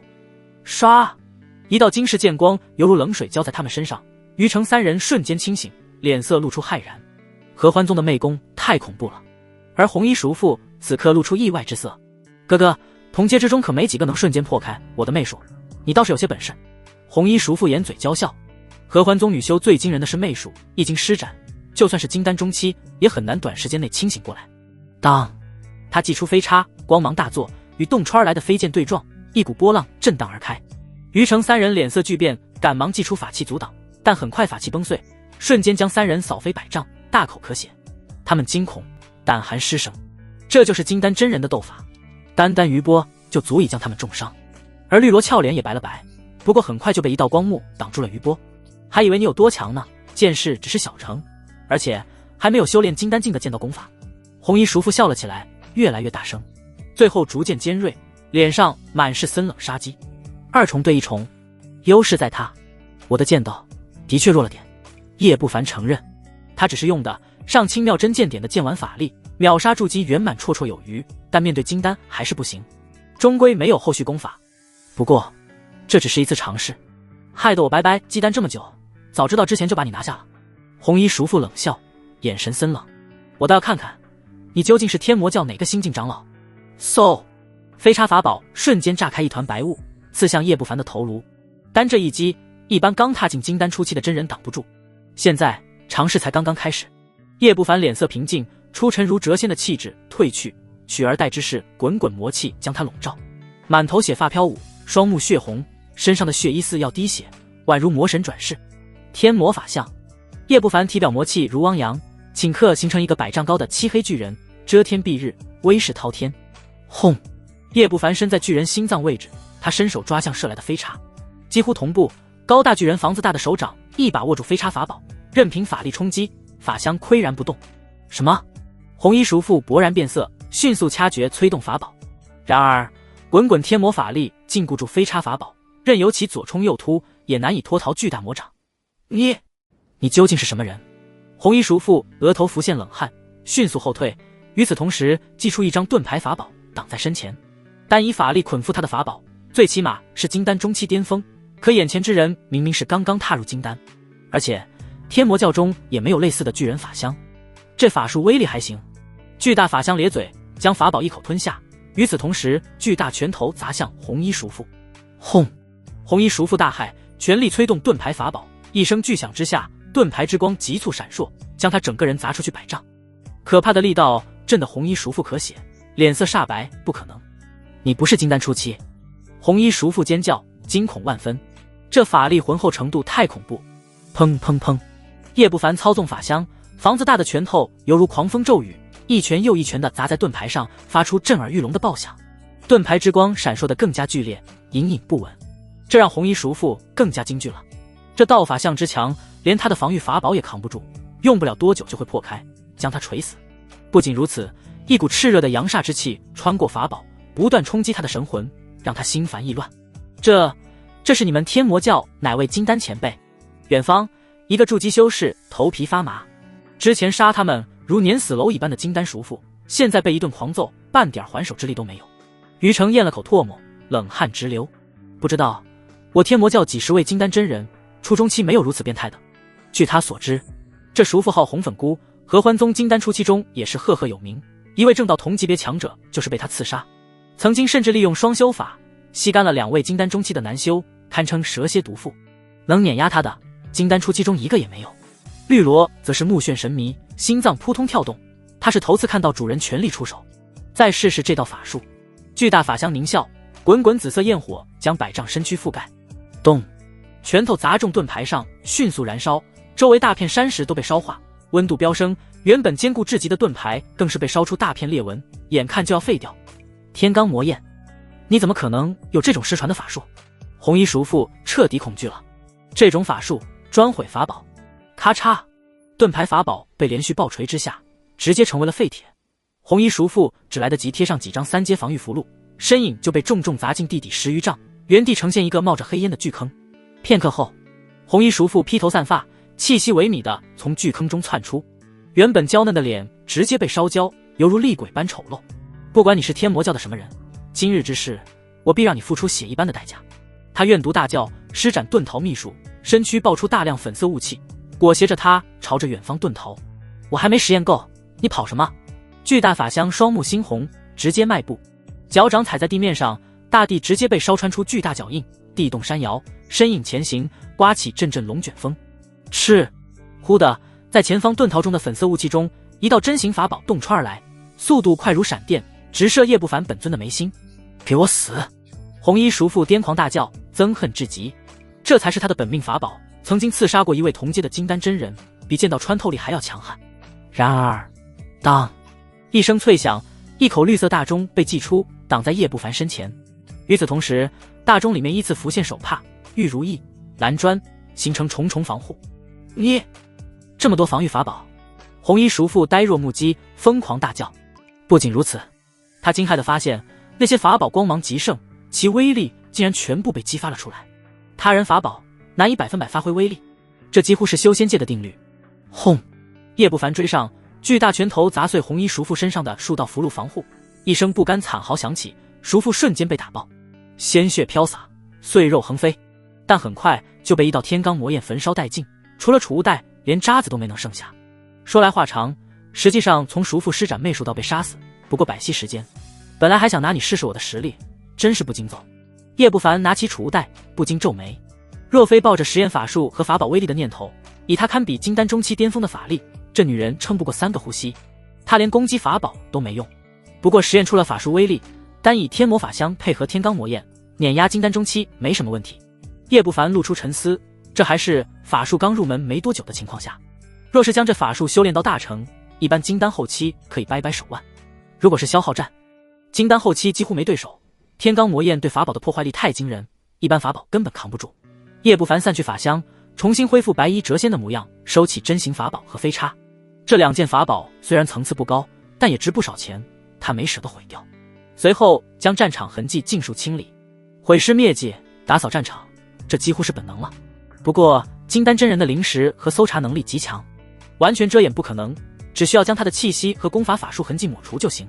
一切做完，转身扔出非洲，将于成3人带走。非洲上，弟子于成见过前辈。于成只感觉一股威压压在头顶，浑身发颤，他脸上满是敬畏，躬身90度。别说他还没晋升金丹，就算晋升了，在这位堪比金丹中期的狠人面前，也不敢造次，似怕被杀死。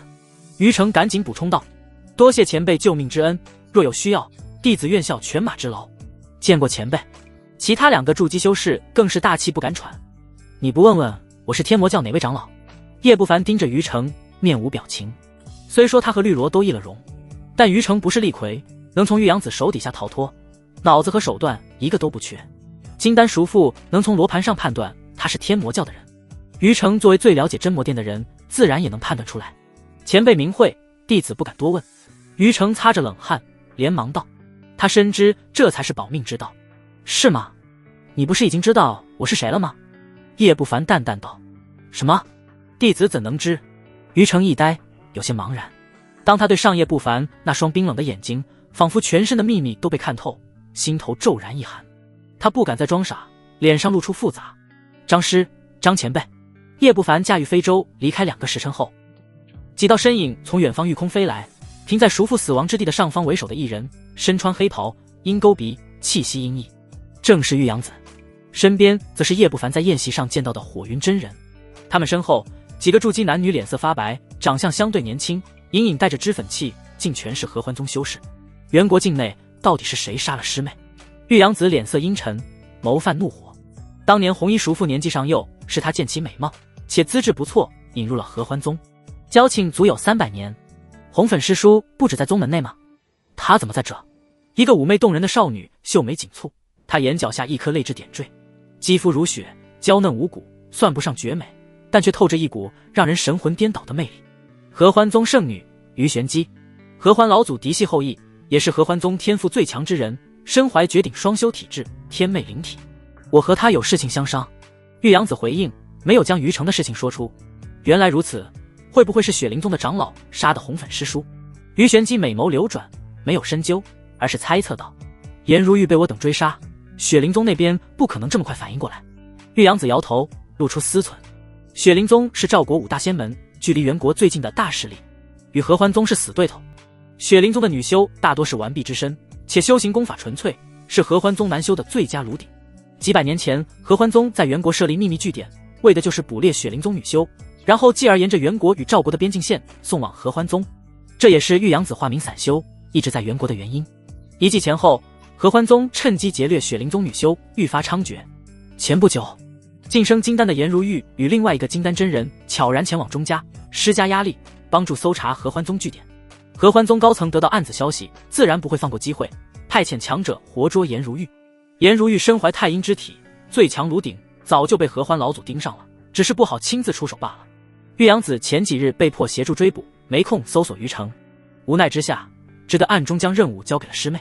只是没想到，师妹死了，气息被消除得干干净净，看这战场，应该是金丹中期的强者。火云真人皱眉道：“金丹中期，一样也要死。”玉阳子老眼闪过凶光，一字一顿：“我要将他碎尸万段。”此仇太大，而且余城身上的奇摩罗盘事关重大，他得弄到手。就在这时，一道遁光射来，眨眼到了近前。见过大长老。火云真人拱手，眼露畏惧。他这位元国孙家老祖，当年就是被合欢宗大长老冲虚子威逼利诱，这才加入其中的。玉阳子深吸口气，也是拱手。唯有合欢圣女于玄机神情淡淡，只是瞥了冲虚子一眼。他虽是筑基大圆满，但以他合欢老祖嫡系后裔的身份，见了合欢宗主也不用这行礼。冲虚子是个英俊中年，眸光深幽，淡淡到附近千里搜索颜如玉的踪迹，此事关乎老祖突破结阴中期。他垂手看了看附近数里的狼藉，眉头微皱，同时搜查杀死红粉姑的真凶，不管什么原因，杀我合欢宗长老，他都得死。颜如玉逃了，玉阳子脸色更阴沉了。他没想到金丹圆满的大长老都失败了，那个女人不过刚刚结丹，怎地如此难抓？逃了，此女身上秘密不小。冲虚子脸上闪过一丝异色。颜如玉结丹后施展的法着实不可思议，完全不像是赵国修仙界该有的。我这就安排族人暗中调查。火云真人拱手道。他顿了顿，试探道：“要不要通知钟家族长？”表面上钟家与合欢宗没什么关系，但暗中却有利益往来。合欢宗这数百年来更是渗透了许多女弟子加入钟家，其目的有朝一日自是将这个顶尖大势力掌握在手。颜如玉的消息走漏，便是渗透进钟家的案子发出来的。不必，我亲自走上一趟。冲虚子淡淡道。说完，他挥挥手，化作一道遁光消失。火云真人同样带于玄机几个筑基修士掠向远方，唯有玉阳子脸色阴晴不定。于城被抓走，真魔殿的消息保不住了，得尽快想办法进去。玉阳子自语：这个消息合欢宗不清楚，让那些金丹后期的家伙知道，宝物还有他什么事儿？为此，他甚至拉拢火云真人等几个金丹初期当作盟友。可计划赶不上变化，颜如玉的出现和师妹的死打乱了部署。没多久，火云真人的孙家开始派出人手搜索颜如玉和杀死红粉姑的凶手。随后，冲虚子似乎和钟家谈妥了条件，同样暗中追查。对此，叶不凡并不清楚。山谷内，叶不凡坐在石凳上，津津有味地观看着手里的功法典籍。他从叔父储物袋里翻出不少功法典籍，双修法什么的。叶不凡有阴阳合欢经，对这功法没兴趣。不过从一本手札中得到了一些有关炉鼎法的相关信息。合欢宗的正宗宝典合欢炉鼎功，金丹筑基2篇，修炼后成为炉鼎，供他人修炼。唯有合欢宗主、大长老、圣子圣女才能得到此功的传承。合欢老祖能成就元婴，合欢炉鼎功当居首功。数百年前不知道强迫了多少女修修炼此功，炉鼎堪称无数。每一个炉鼎下场极其惨烈，全成了干尸。干掉大长老与合欢宗主不太可能，不过圣子圣女倒是可以，得打探这两个家伙的消息，这功法一定弄到手。叶不凡眼睛灼灼，别人成炉鼎成为干尸，他不一样。如果他成为炉鼎，副作用逆转之下，和女修夜夜笙歌，修炼速度天知道有多恐怖。除此之外，储物袋里还有60万灵石，一堆的丹药，不是催情的，就是滋阴补阳的。收获不错，正好填补了灵石空缺。叶不凡对此次收获非常满意，更别说还有和天煞真魔功有关的罗盘。他抬眼看向在一旁战战兢兢的余城3人。张前辈，我之所以来元国，一是为了结丹，二是为了躲避您的追杀，三是真魔殿。余城苦笑，神情复杂至极。当初一计之后，他就害怕张老三算账，毕竟当初他和厉逵搜索了对方很久，于是远赴元国。没想到张老三居然早就跑元国来了，不但结丹成功，战力更是恐怖，老牌金丹初期转眼就被击毙了。反观自己，结丹没成，找本地的几个同道探索真魔殿，反被玉阳子追杀，一路逃亡，差点又被红粉姑杀了，最终却被张老三救了。有意思。叶不凡神情古怪，他被认出来并不奇怪，自己正道的剑法和魔功结合，特点太明显，再加上自己刚结丹，只要熟悉他的，稍加推测都能看出来。易容根本没用。你怎么知道真魔殿？回章前辈从遗迹中的一个古洞府得到的手札，当年第一代天魔教主还是金丹修士，和一个名叫松柏上人的金丹真人在元国建立真魔殿后才入的赵国。松柏上人拜入了妖宗，第一代天魔教主创立了天魔教。之后大战，松柏上人被先朝灭杀，遗留一个古洞府。于成老老实实的说道。叶不凡眯着眼，猜测此人没有说谎。万寿谷圣子手里的指引图多半也来自松柏上人。当初指的东方，指的就是于成手里的罗盘。真魔殿到底是什么？叶不凡皱眉。一个空间节点，当年第一代教主和松柏上人并非赵国之人，而是来自南红域，通过节点传送到这里的。传送回去需要这奇摩罗盘以及血影图护身，否则会被空间乱流撕碎。于成躬身道，眼神炽热。赵国地处偏僻，资源贫瘠，若是传送到其他灵气浓厚的修炼之地，他未来可期。什么？叶不凡猛地坐起，难以置信。这修仙界之大，广袤无垠，势力更是无尽，欲指的是修仙界的一片地界。赵国、元国周边无数个国家，包括仙堂，都在北域，可见范围之大。叶某人飞个100年都不一定能飞得出北域。而南红域是北域南方的大域，中间隔着黑海，传闻那里有炼虚境天尊，无论是资源还是地界都比北域大很多。想从赵国利用传送阵传送过去，也得好多年。空间节点不同，传送的跨度之大，难以想象。好，叶不凡有些激动，来回踱步。如今赵国眼看要大乱，甚至可能牵扯赵国附近的几个大国，到时候这片地界就是杀戮场，就算是元婴真君都有陨落的可能，属实太危险。更别说他还身怀重宝，南红域无疑是最大的退路。更关键的是，他的功法来历似乎搞明白了，就是那里。而罗盘在手，血影图疑似是手里的指引图，两者具备，他完全能够做到在北域和南红域之间来回传送。这个真魔殿的事情都有谁知道？叶不凡一顿盯着于成，眼神眯起。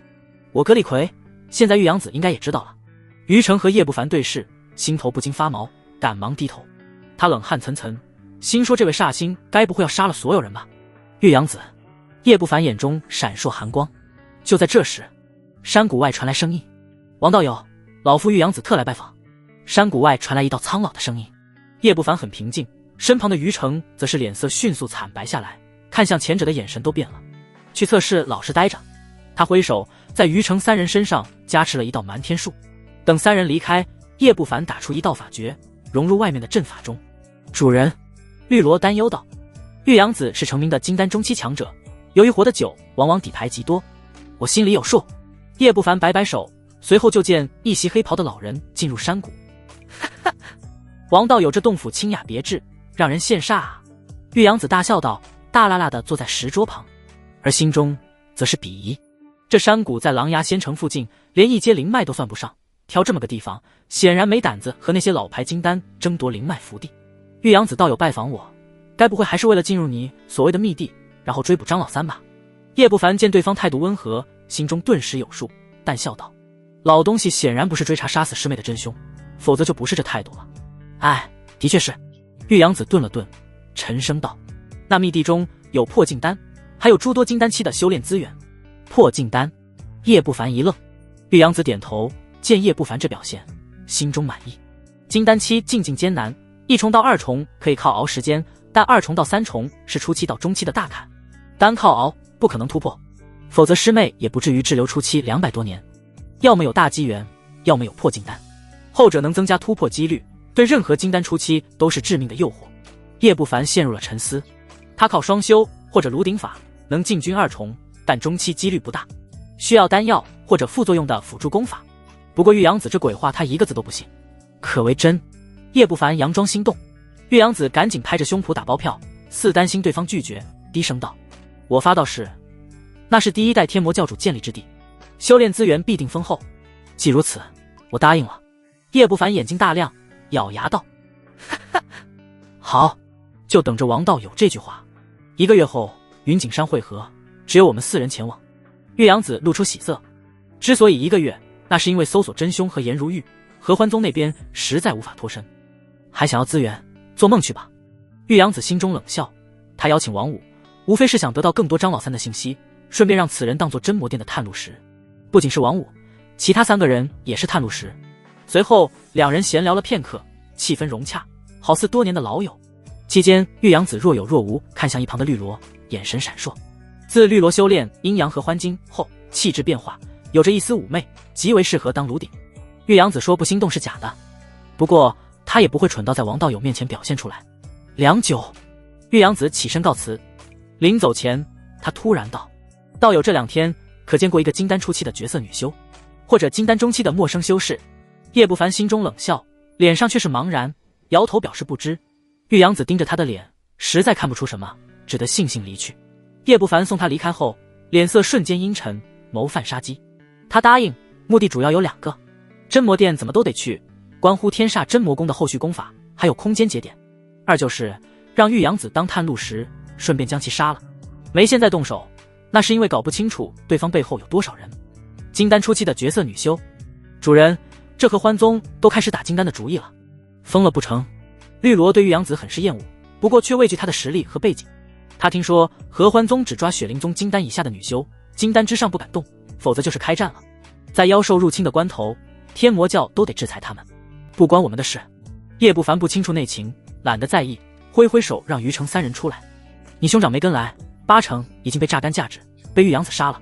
于成闻言，眼圈通红，拳头紧握，心中满是仇恨。他猛地双膝跪地，叩首道：“请张前辈出手，为我哥报仇。此生我甘愿做牛做马。”他是魔修，但不是畜生。人活在这世界上都有善恶2面，只不过占据的比例不同。尽管这请求很过分，刚踏入金丹的张老三很难击败玉阳子，但他别无选择。我尽力而为，此事过后，你帮我守着真魔殿。叶不凡平静道：“多谢张前辈。”于成连磕3个响头，哽咽道。随后不等叶不凡发话，他直接取出自己的混血奉上，旁边一高一矮2个筑基有样学样，奉献混血。他们也不傻，知道了这么多秘密，想活着离开根本不可能。这2人是堂兄弟，高的叫高丽，矮的叫高俅。接下来的一段时间，叶不凡让于成尽量突破金丹，自己则是每日12个时辰修炼，10个时辰和绿萝双修，修行进度缓慢推进，2个时辰塞嘴里6株千年灵药，加快修炼速度。2方面加持，他的修炼速度远超极品灵根。不过想进入2重，还得10年时间，看起来慢，实际上够逆天了。如颜如玉那等特殊体质，想进2重，没有机缘的情况下，也得几10年。小剑仙之流，100年打底，而这般高强度双修，绿萝扛不住了。几日后的清晨，床榻上，绿萝埋进叶不凡怀里，嘤嘤哭泣：“主人，你再找个侍女吧。”叶不凡也有些心疼，范圣魔功得提上日程了，顺便和钟家增进一下关系，还有炉鼎法。随后，叶某人斥巨资，暗中在琅琊仙城搜罗药材，准备范圣魔功的药语。没事和钟青红几人谈论金丹大道，顺便勾搭一下钟家的天之娇女，一来二去，俨然要成为钟家客卿的架势。同时，叶不凡又让高俅2兄弟暗中打听合欢宗炉鼎法，有玉阳子，有红粉菇，明显在元国有据点。他准备抓几个合欢宗修士，打探他们圣子圣女的下落。因为据点隐蔽，消息进度缓慢。不过叶不凡倒是从钟家打听到了赵国的消息。赵国的正魔联手抵挡住了万妖山的第一波攻势，伤亡相对较多。不过也因此，赵国筑基金丹的资源大涨了一些，妖兽魂魄、妖丹都是极佳的炼丹材料，皮毛、骨骼都是制服、炼器的材料。一些天骄也从战争中脱颖而出，如晋升金丹的小剑仙周青云、合欢圣子、天魔圣女楚子雪、缥缈谷庆羽扇等等。此时距离遗迹事件已经2个多月，反倒是冠压群雄的张老三至今未曾露面，逐渐有泯然众矣的意思。对此，叶某人喜闻乐见，他的风头过去，盯着他的人会越来越少，安全性大大增加。叶不凡打算处理完元国的事情，就暗中潜回赵国抓合欢圣子。在此之前，他得提升实力，起码面对金丹大圆满能活命。这种金丹天花板，法术、法宝各方面的手段都达到了极致，完全不是金丹后期可以比的。很快，1个月眨眼过去，就在约定期限的前一天，闭关室内，范圣魔功，法力融血，以身为道台，金丹、元婴，肉身成圣，力可拔山，身比法宝，不死不灭。副作用：修炼肉身，在无法修炼法力，以大量药浴为辅，锤炼己身。前期淬炼肉、血、骨、经脉、内脏，后期粉碎五指、手臂、双腿、躯干、头颅等，痛苦无边，死亡率高达9成9%。肉身之道比正常修炼艰难万分，谨慎选择。叶不凡啧舌，怪不得这上古第一炼体法没人修炼。负面逆转，修炼肉身可修炼法力，以药浴为辅，锤炼己身。前期肉、血等无需粉碎，可直接淬炼重塑；后期无需粉碎五指、手臂、双腿等，直接重塑，舒服无边，生还率高达9成99%。肉身之道比正常修炼轻松万分，谨慎选择。叶不凡眼睛火热，心中大赞：别人修炼此功艰难无比，再难修炼法力，他可兼修法力且轻松无比，真他妈逆天！叶不凡跳入早就准备好的药桶，像是泡进中药罐子里，刺鼻难闻，滚烫无比。这些都是魔功附带的药方，炼器和筑基的药材很平常，但也花了40万灵石丹，从此就能看出此功有多不凡了。而后运转泛圣魔功，开始吸收药力，浴桶中滚烫粘稠的黑色液体颜色逐渐变浅。叶不凡有副作用加持，再加上以前就修炼过炼体法，体魄直追筑基，因而在炼器篇的修炼进度相当恐怖。皮肤、血肉不断淬炼重塑，顷刻达到1层，血液由红转银，肉身力量节节攀升。炼器2重、3重、4重、13重，体内血液彻底呈现银色，皮肤坚韧如树皮，干肉身可战筑基。叶不凡眼看药液成了清水，又换了一个药桶，重新做药浴。半晌后，在周围布置好聚灵阵以及10万灵石，跳进去再次修炼。不，像是突破某种屏障，叶不凡头顶浮现漩涡，整个人仿佛一座筑基道台，疯狂吸收周围的灵气。灵石化为粉末，药液被吸收殆尽。以肉身为道台，肉身之力为法力，肉身筑基成功。叶不凡露出喜色，体内血液已然浮现一丝金色，体魄越过一个大台阶，单以肉身可碾压筑基1、2、3重，力量、体力、反应速度、爆发力暴涨数倍。叶不凡感觉在双修，他能持续半个月不停歇，肉身变强对双修有帮助。毕竟肉身代表阴阳中的阳，阳盛，双修效果自然增幅。可惜肉身层次太低，对实力没多少增幅。叶不凡琢磨了下，不停换药浴，提升肉身。40万灵石加上聚灵阵所需的10万灵石，消耗可谓惊人至极。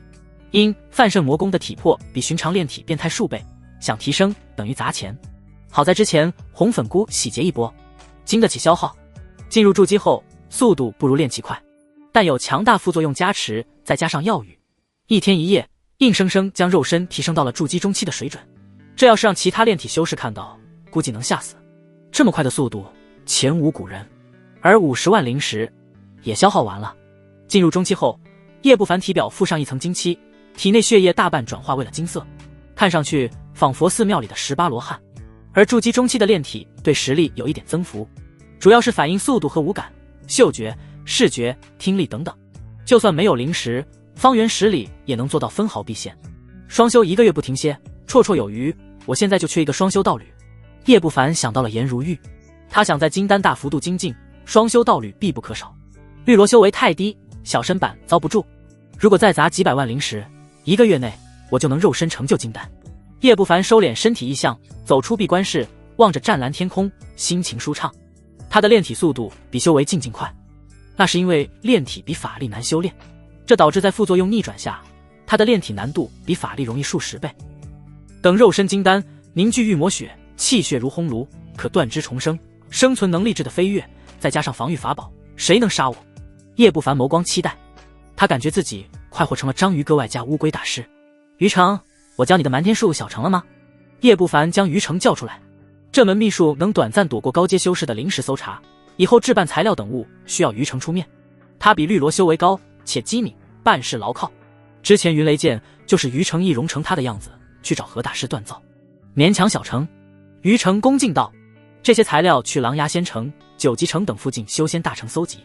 叶不凡扔给他一张泛圣魔功的药浴方子，想了想，又给了他几株千年灵药，都是养颜丹的主材料，价格比寻常千年灵药高得多。毕竟那些金丹女修对容貌太在意，恰好他用不上。他没钱了，只能用灵药卖出去换灵石。千年灵药太罕见，其中有一定的风险。主人放心，我一定谨慎。于成见状，心头一紧，赶忙接过，转身离开山谷。都到了金丹，还是他妈缺钱。叶不凡叹了口气，他几千株灵药价值太大，如果大量出售，搞不好会被元婴真菌盯上。而且这些灵药他还得辅助自己修行，不舍得卖掉。于成走后没多久，玉阳子携2个金丹真人到访，前往真魔殿的日期到了。叶不凡眼前一亮，钱来了，老实在山谷内待着，别出去。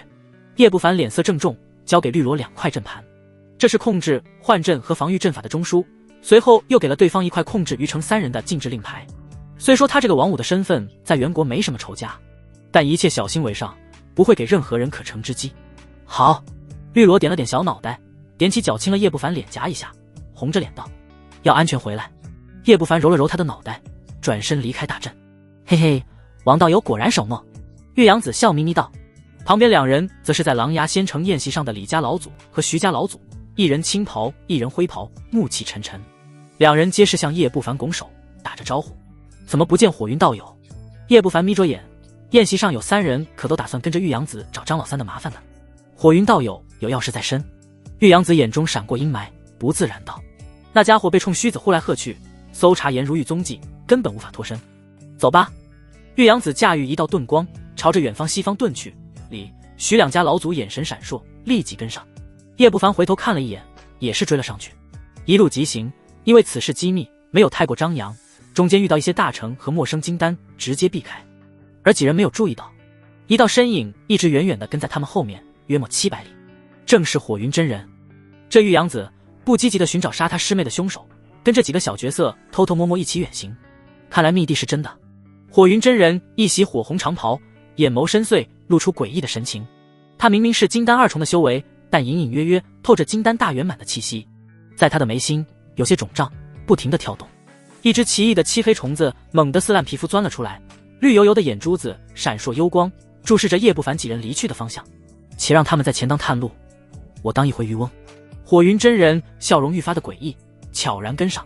途中，李、徐2位老祖向叶不凡暗中传音：王道友，此行你我3人都是金丹初期，这玉阳子可是金丹中期，如果不联手，怕是会被此人吞的骨头都不剩。李老祖捋着胡须看向玉阳子，露出忌惮。这姓王的刚结丹，还不如他们联手对其最有利，没有理由拒绝。李道友说的没错，王道友意下如何？我们联手才有生存的希望。徐老祖是个中年人，附和道。叶不凡眼神眯起，不知道这2个是试探还是真想联手，他给了模棱两可的回答。玉阳子道友应该不是那种人，不过他真起了心思和2位道友联手，亦无不可。李、徐2组颔首，只当叶不凡答应了，于是一路上3人暗中传音。叶不凡则是趁机旁敲侧击真魔殿的消息都有谁知道，最后回答让他心中大定。除了他们几人，只有没来的火云真人知晓。看来这玉阳子想独吞真魔殿。叶不凡心中冷笑，暗中计划怎么干掉玉阳子。只要动手，他或许能杀此人，但他的缺陷太明显，没修炼上清妙真剑典的金丹篇，速度是短板。若是让这家伙拼命之下跑了，以对方合欢宗的背景，威胁属实太大。他可不想再如当初的小剑仙一样，打了小的，来了老的，被剑鹤真人一路狂追，差点被砍死。真魔殿内外的阵法是优势。叶不凡谋犯杀机，约莫行进了上千里，几人来到一片山脉，最终落在其中一座不起眼的矮山中。这里是元国钟家和宋家势力的接壤之处，入口有一个3阶隐秘阵法。之前厉魁2兄弟和几人联手破阵，其中一人是阵法师，用了数日勉强撕开一道缝。玉阳子站在山腰位置，拿出一个罗盘，轻点了几下，射出光芒打在石壁上，顿时石壁光滑流动，一道洞口显露而出。玉阳子得意道：这破阵盘可是我花高价买来的，一般人得不到。叶不凡眯了眯眼，多看了阵盘2眼，的确是个宝物。由此在配合破阵符3阶顶级阵法，他都能破开。为了此行，他可是刻意画了10几张破阵符。几人顺着光华进入洞口，眼前豁然开朗。前方是个环形的巨大水池，水池内是一座广场，中心位置则是紫金色的大殿，其上一道光照像是倒扣的碗，将大殿护在其中，光照上水波荡漾，流光溢彩。3阶顶级阵法，还是攻防一体的。李老祖惊呼道，身在钟家势力的范围，对阵法有些了解。眼前这阵法极其古老，不知来历。嘿嘿，不然怎么请3位道友来与我联手破阵？玉阳子眼底深处闪过一丝阴狠，脸上却是不动声色。到了阵法前，几人开始研究破阵。虽然不是阵法师，但依靠不断的试探，有很大的概率找到阵法薄弱的地方。王道友的剑道具有穿透性，能试探薄弱处，这方面就请你出手了。岳阳子拨动罗盘，笑道：当然，还有李、徐2位道友配合。可以。叶不凡眸光微闪，笑着答应。根据于成所述，当初他们破此阵，差点被这阵法击毙，再加上被追踪上，无奈之下只能退走。随手拿出金剑，法力涌动，一剑斩在阵法光照上，顿时水波荡漾，一股反震之力传来，同时光幕中一条水龙若隐若现。叶不凡微微退后，呵，李、徐两人分别在不同的方向出手，前者驾驭的是一柄鱼钩样的法宝，后者则是一颗五彩斑斓的珠子。吼！法宝撞击阵法，龙吟响起，紧接着3条水龙从光幕中涌出，朝着3人飞扑而来，每一条都有金丹初期的威力。李、徐两人脸色微变，赶忙祭起法宝阻挡，顿时间爆炸声不断。若非山父有隐匿阵法挡下余波，估计3两下这矮山就得法宝之光被夷为平地。得亏让这3人来了，否则单凭我自己，就算能破开，不死也得重伤吧。玉阳子为自己的决定感到明智，这仅仅是阵法第一重反击，后面更甚。如此阵法里面定有重宝，他眼神火热，赶紧用罗盘测试阵法薄弱点。得亏跟着玉阳子来了，否则想破开得烧多少钱。叶不凡见此，暗自庆幸，3阶破阵符太烧钱，他积累的兽皮和朱砂早就耗尽了。随后叶不凡装模作样的记起飞剑，与水龙交战，脸色涨红，一副相当吃力的样子。而灵石则是悄然延伸至山谷各处，以防万一。他是谨慎惯了。叶不凡的灵石正欲扫向一处角落，忽然警兆大起，汗毛都竖了起来。什么鬼？叶不凡的泛圣魔功自筑基中期后，五感敏锐，自带预警功能。灵石靠近角落的刹那，有种靠近洪水猛兽之感。眼角余光扫过，那里连个鬼影子都没有，个个都是老六。叶不凡警觉，能让他感觉危险的绝对是个狠茬子。忽的，玉阳子一声大叫，兴奋道：找到薄弱点了，快攻击此处。说完，率先祭出一杆长矛，狠狠扎在光幕的一个点上。轰隆隆，阵法动荡，水龙愈发的狂躁，攻势凶猛至极。李、徐2个老祖阻挡水龙的同时，大喜之下连忙再次祭出几柄法器，击在薄弱点。叶不凡也是有样学样，心中不断思考对策。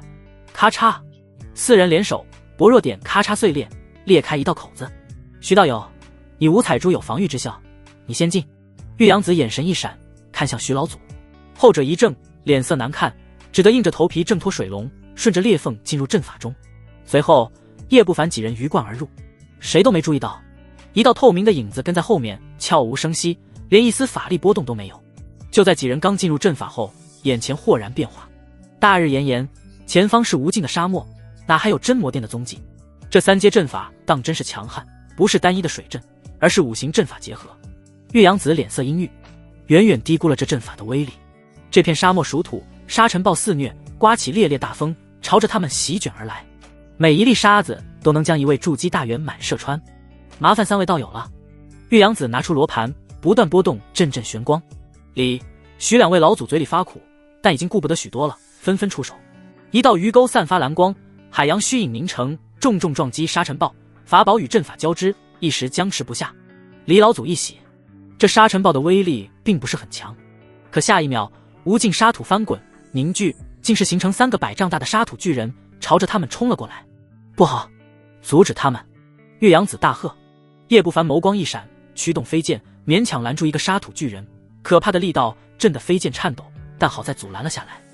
你真是……徐老祖见叶不凡这么不中用，只能挡住一个，气得呕血，只得自己祭起五彩珠，形成五彩光罩，将另外2个沙土巨人阻挡在10丈外。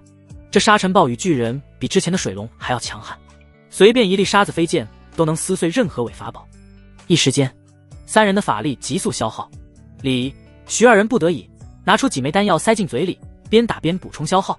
叶某人也是有样学样，塞嘴里几颗丹丸。不同的是，他吞的是壮阳药，自个儿法力堪比金丹中期巅峰，这点消耗实在不算什么。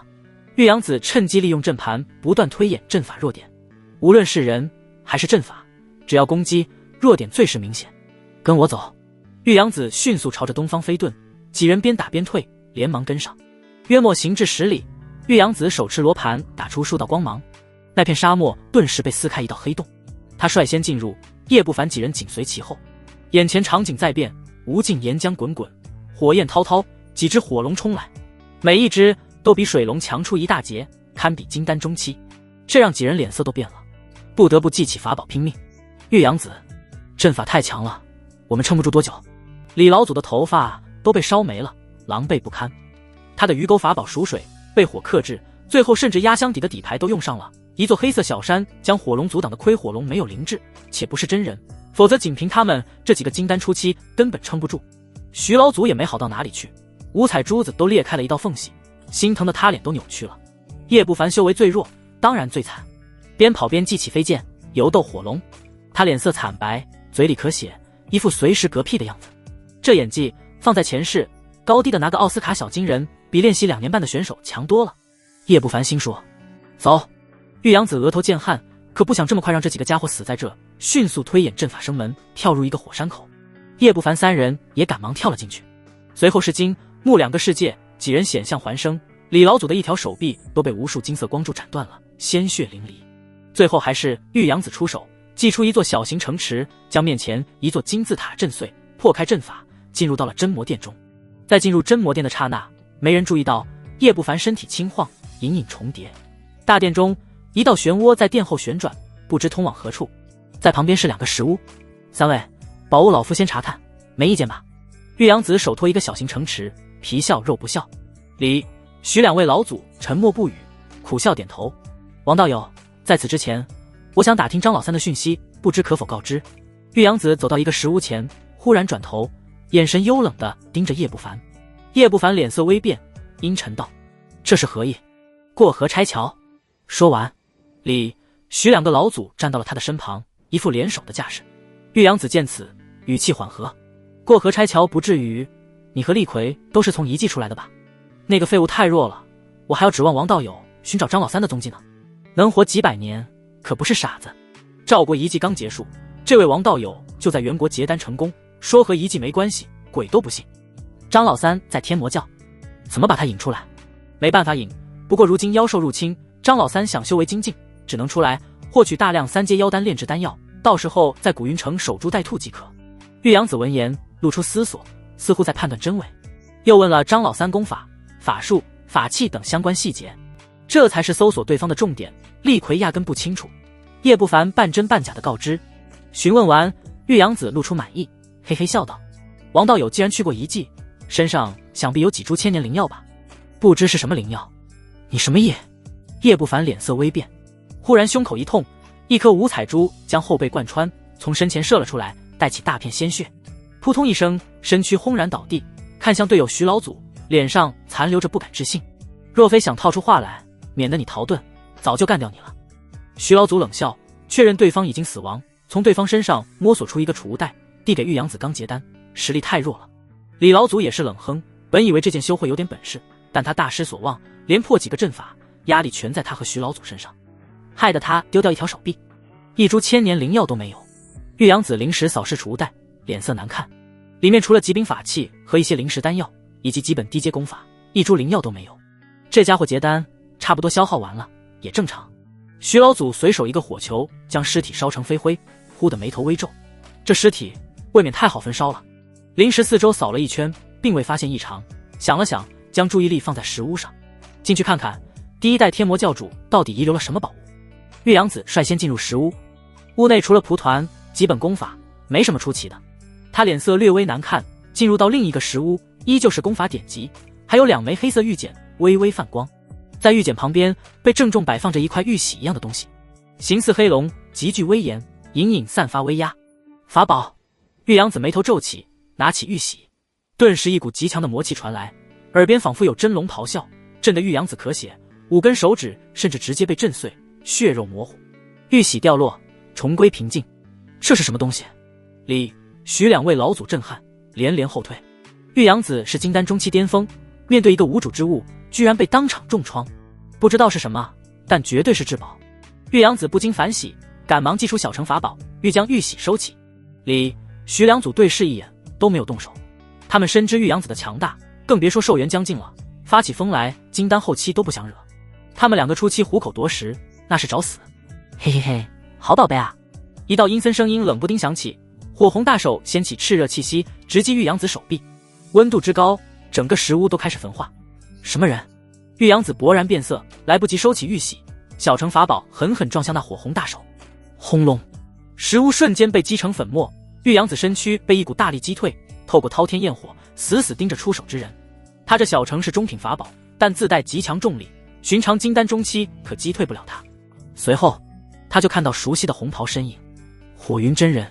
徐老祖惊呼出声，旁边的李老祖反应极快，迅速察觉出了不对劲，不是火云真人。此刻的火云真人眉心一只黝黑虫子嵌在里面，浑身散发诡异的气息，像是两个人的合体，法力波动有些驳杂，怪不得隐隐不安，原来后面缀了个尾巴。玉阳子面色铁青，法力汹涌而起，小城迅速变大，眨眼10余丈，可怕的重力压得空气炸开。他盯着火云真人，脸色忽然微变。冲虚子。火云真人驳杂的气息中有一道与合欢宗大长老一模一样，是也不是。火云真人咧嘴一笑，神情愈发的诡异，一双黑漆漆的眼珠子转动，森然笑道：几位一起上路吧。轰！滔天的法力波动席卷整个大殿，火焰滔滔，映衬的火云真人像是一尊火神。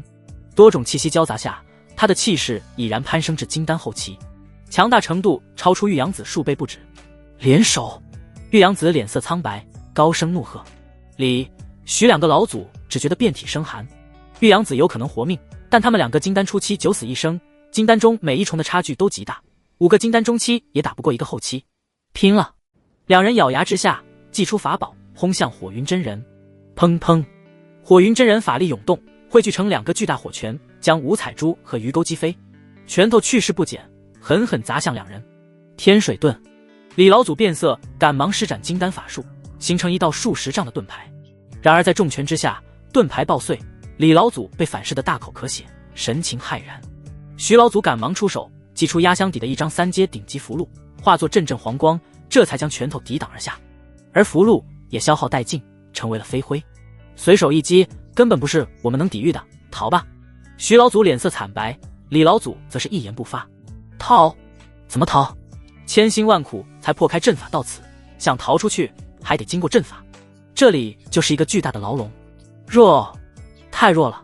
火云真人狞笑，挥手一道火红大印飞出，将撞来的小乘法宝抵挡而下。岳阳子脸色铁青，不断催动法宝攻击，可怕的重力足以压垮任何一个金丹初期，但面对堪比后期的火云真人，所有攻势尽数被挡了下来，且被不断的压制。噗！岳阳子一口血喷在小城上，光芒大涨，勉强与火云真人的大印法宝分庭抗礼，但两者法力相差甚远，长此以往，早晚扛不住。火云，这里的宝物都归你，放我们走。岳阳子深吸口气，否则我拼命之下，你也不好受。走，你们几个都要死。火云真人狂笑，讥讽道。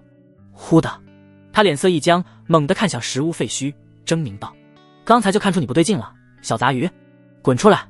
说罢，他双手掐诀，一只朱雀幻影扑向废墟，所过之处空气爆开，温度足以烧化金刚。唰！一道身影闪电般的从废墟中掠出，手中拿着玉玺和那几本功法和玉简。轰的一声，废墟被焚烧出一个数10丈的大坑，滚滚黑烟弥漫。好狗胆！火云真人眼神森寒，脸色狰狞，转头看向大殿角落。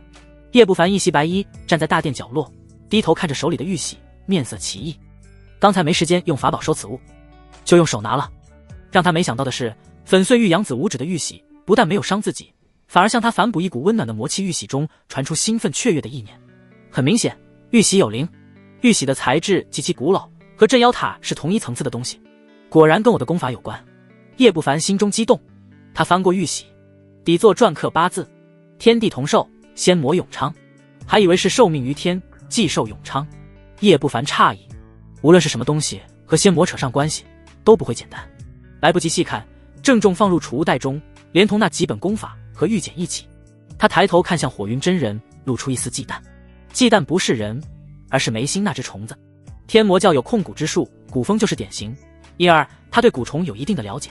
这虫子是蛊，和一般蛊虫不同的是，这虫子是蛊控人，名曰神有蛊。修仙界足以让元婴乃至于化神都闻风丧胆的蛊，本身没什么威力，母蛊神游四方，期间分化万千子蛊，钻入人的脑子里，控制身体、神魂、记忆、思维。子蛊之间还能分化法力到另一个子蛊身上，为其所用。火云真人这么强，明显分化了一部分他人的法力。你竟然没死！李老祖仿佛见鬼，他下的手更是将尸体焚烧了。岳阳子和徐老祖也是不敢置信，杀我是不是想多了？叶不凡面无表情，在进入大殿的一刹那，他就释放出了一道真魔幻影，融入了纸人傀儡当中。一击之后，他就着重修炼了扎纸宝典，再配合瞒天术、造处术，同境界很难分辨出来。不过火云真人非比寻常，很难骗过去，否则他早就在一旁当黄雀了。你，李长老面色涨红，王道友，此人极强，不如我们联手，你我的恩怨之后再算如何？玉阳子收起小觑之心，老脸浮现笑容。叶不凡瞥了他一眼，扭动脖颈，咔嚓作响，体内魔气涌动，满头血发飘扬，双目血红，不屑道：被玉玺重创，就凭现在的你，也配和我联手？法香，魔焰。眨眼，一尊100丈巨人瞬间将整个真魔殿撑爆了，碎片乱飞，恐怖的法力波动震得山腹阵法晃动。玉阳子听见叶不凡的话语，先是一怒，但很快就傻了眼。这是什么鬼？李、徐2位老祖仰着头看着庞大魔躯，有点懵逼。扑面而来的压迫感比玉阳子全盛时期还要强，难以想象，这是那个应对一条水龙都费劲的王五。魔宫，你是天魔教的人？火云真人皱眉盯着叶不凡。除了天魔教，合欢宗与万寿谷魔气没这么纯粹。杀！叶不凡懒得废话，房子大的巴掌朝着火云真人的脸呼了过去。飙风呼啸，压得空气炸出团团白雾，像是超音速导弹。不管你是什么人，金丹初期而已。火云真人讥讽道，甩手一道赤炎朱雀狠狠与魔掌对撞，噗！朱雀将整个魔躯焚烧，顷刻成为了飞灰。不好，快退！远处准备悄然退走的玉阳子感觉不对劲，勃然变色之下，连忙掐诀，拉出一道残影，躲避开来。李、徐2个老祖可没玉阳子这般遁术，脸色惨白之下，赶忙祭出法宝抵抗。轰隆！一只巨大的魔拳从头顶镇压而下，重重砸在鱼钩和五彩珠上面。天罡魔焰如海浪，2道法宝连几个呼吸都没撑住，当场被污染成了废铁。李老祖赶忙祭出一座小山，但很快也被污染毁掉。玉阳子，救我！2人惊骇欲绝，高声大叫。这王五太恐怖了，之前表现的实力连1/10都没有，完全是披着羊皮的洪荒野兽。再加上他们之前破阵受创，底牌耗尽，根本挡不住。可笑他们还自认为对方弱。玉阳子又惊又惧，哪敢上前？砰！李、徐2个老祖当场被锤成了柿子饼，鲜血染红了广场。2个金丹出气，死！万魂幡收！叶不凡扔出一杆魂幡，厉鬼咆哮，从尸体上抓出2道光团，随后喷出一口血，顷刻将2道金丹魂魄炼化。原本只是筑基威力的万魂幡，气势瞬间大涨。2只金丹阴魂在其中咆哮怒吼：嘿嘿，玉阳子，你不是要和我联手吗？尽我人黄幡，与我联手斩杀火云真人，岂不妙哉？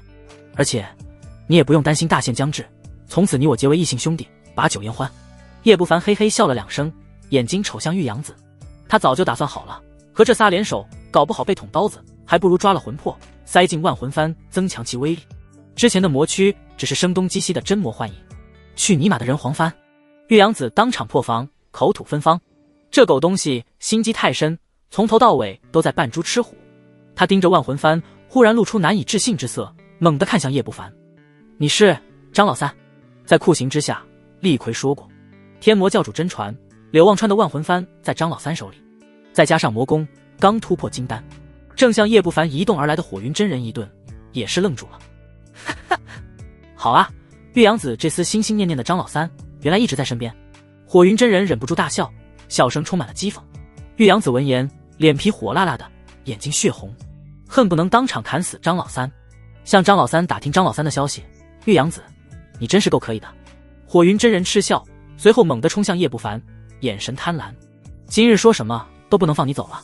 张老三身上有大量数千年份的灵药，价值太大。巧了，今日2位谁也别想离开。叶不凡冷笑，火云真人身上的子骨必须毁掉，否则任凭他逃脱，与其他子骨共享他的信息，下半辈子别想安生了。被一个不知道控制了多少人的神幽谷盯上，太恐怖，先给你上一道菜，最后再解决你。叶不凡冷冷扫了眼玉阳子，甩手将万魂幡扔出，滚滚黑雾瞬间将后者包围。10万厉鬼呼啸，阴风阵阵，悍不畏死地冲向玉阳子。后者嗤笑一声，立即驱动小乘法宝迎击，大片阴魂被磨灭。不过很快他的脸色就变了，2个明显大几号的阴魂无惧小乘法宝，不停地冲撞。正是李、徐2位老祖阴魂。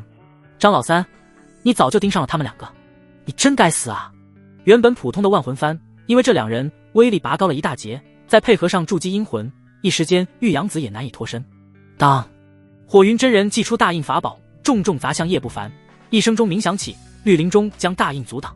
两个法力对冲，大印隐隐压制绿灵钟。火云真人的法力终归是堪比金丹后期，天然比他强出一筹。不过随着一个玉如意飞出，形成光罩，将压制之势搬了回来。轮到我了。叶不凡眼神冰冷，硕大魔躯一动，地动山摇。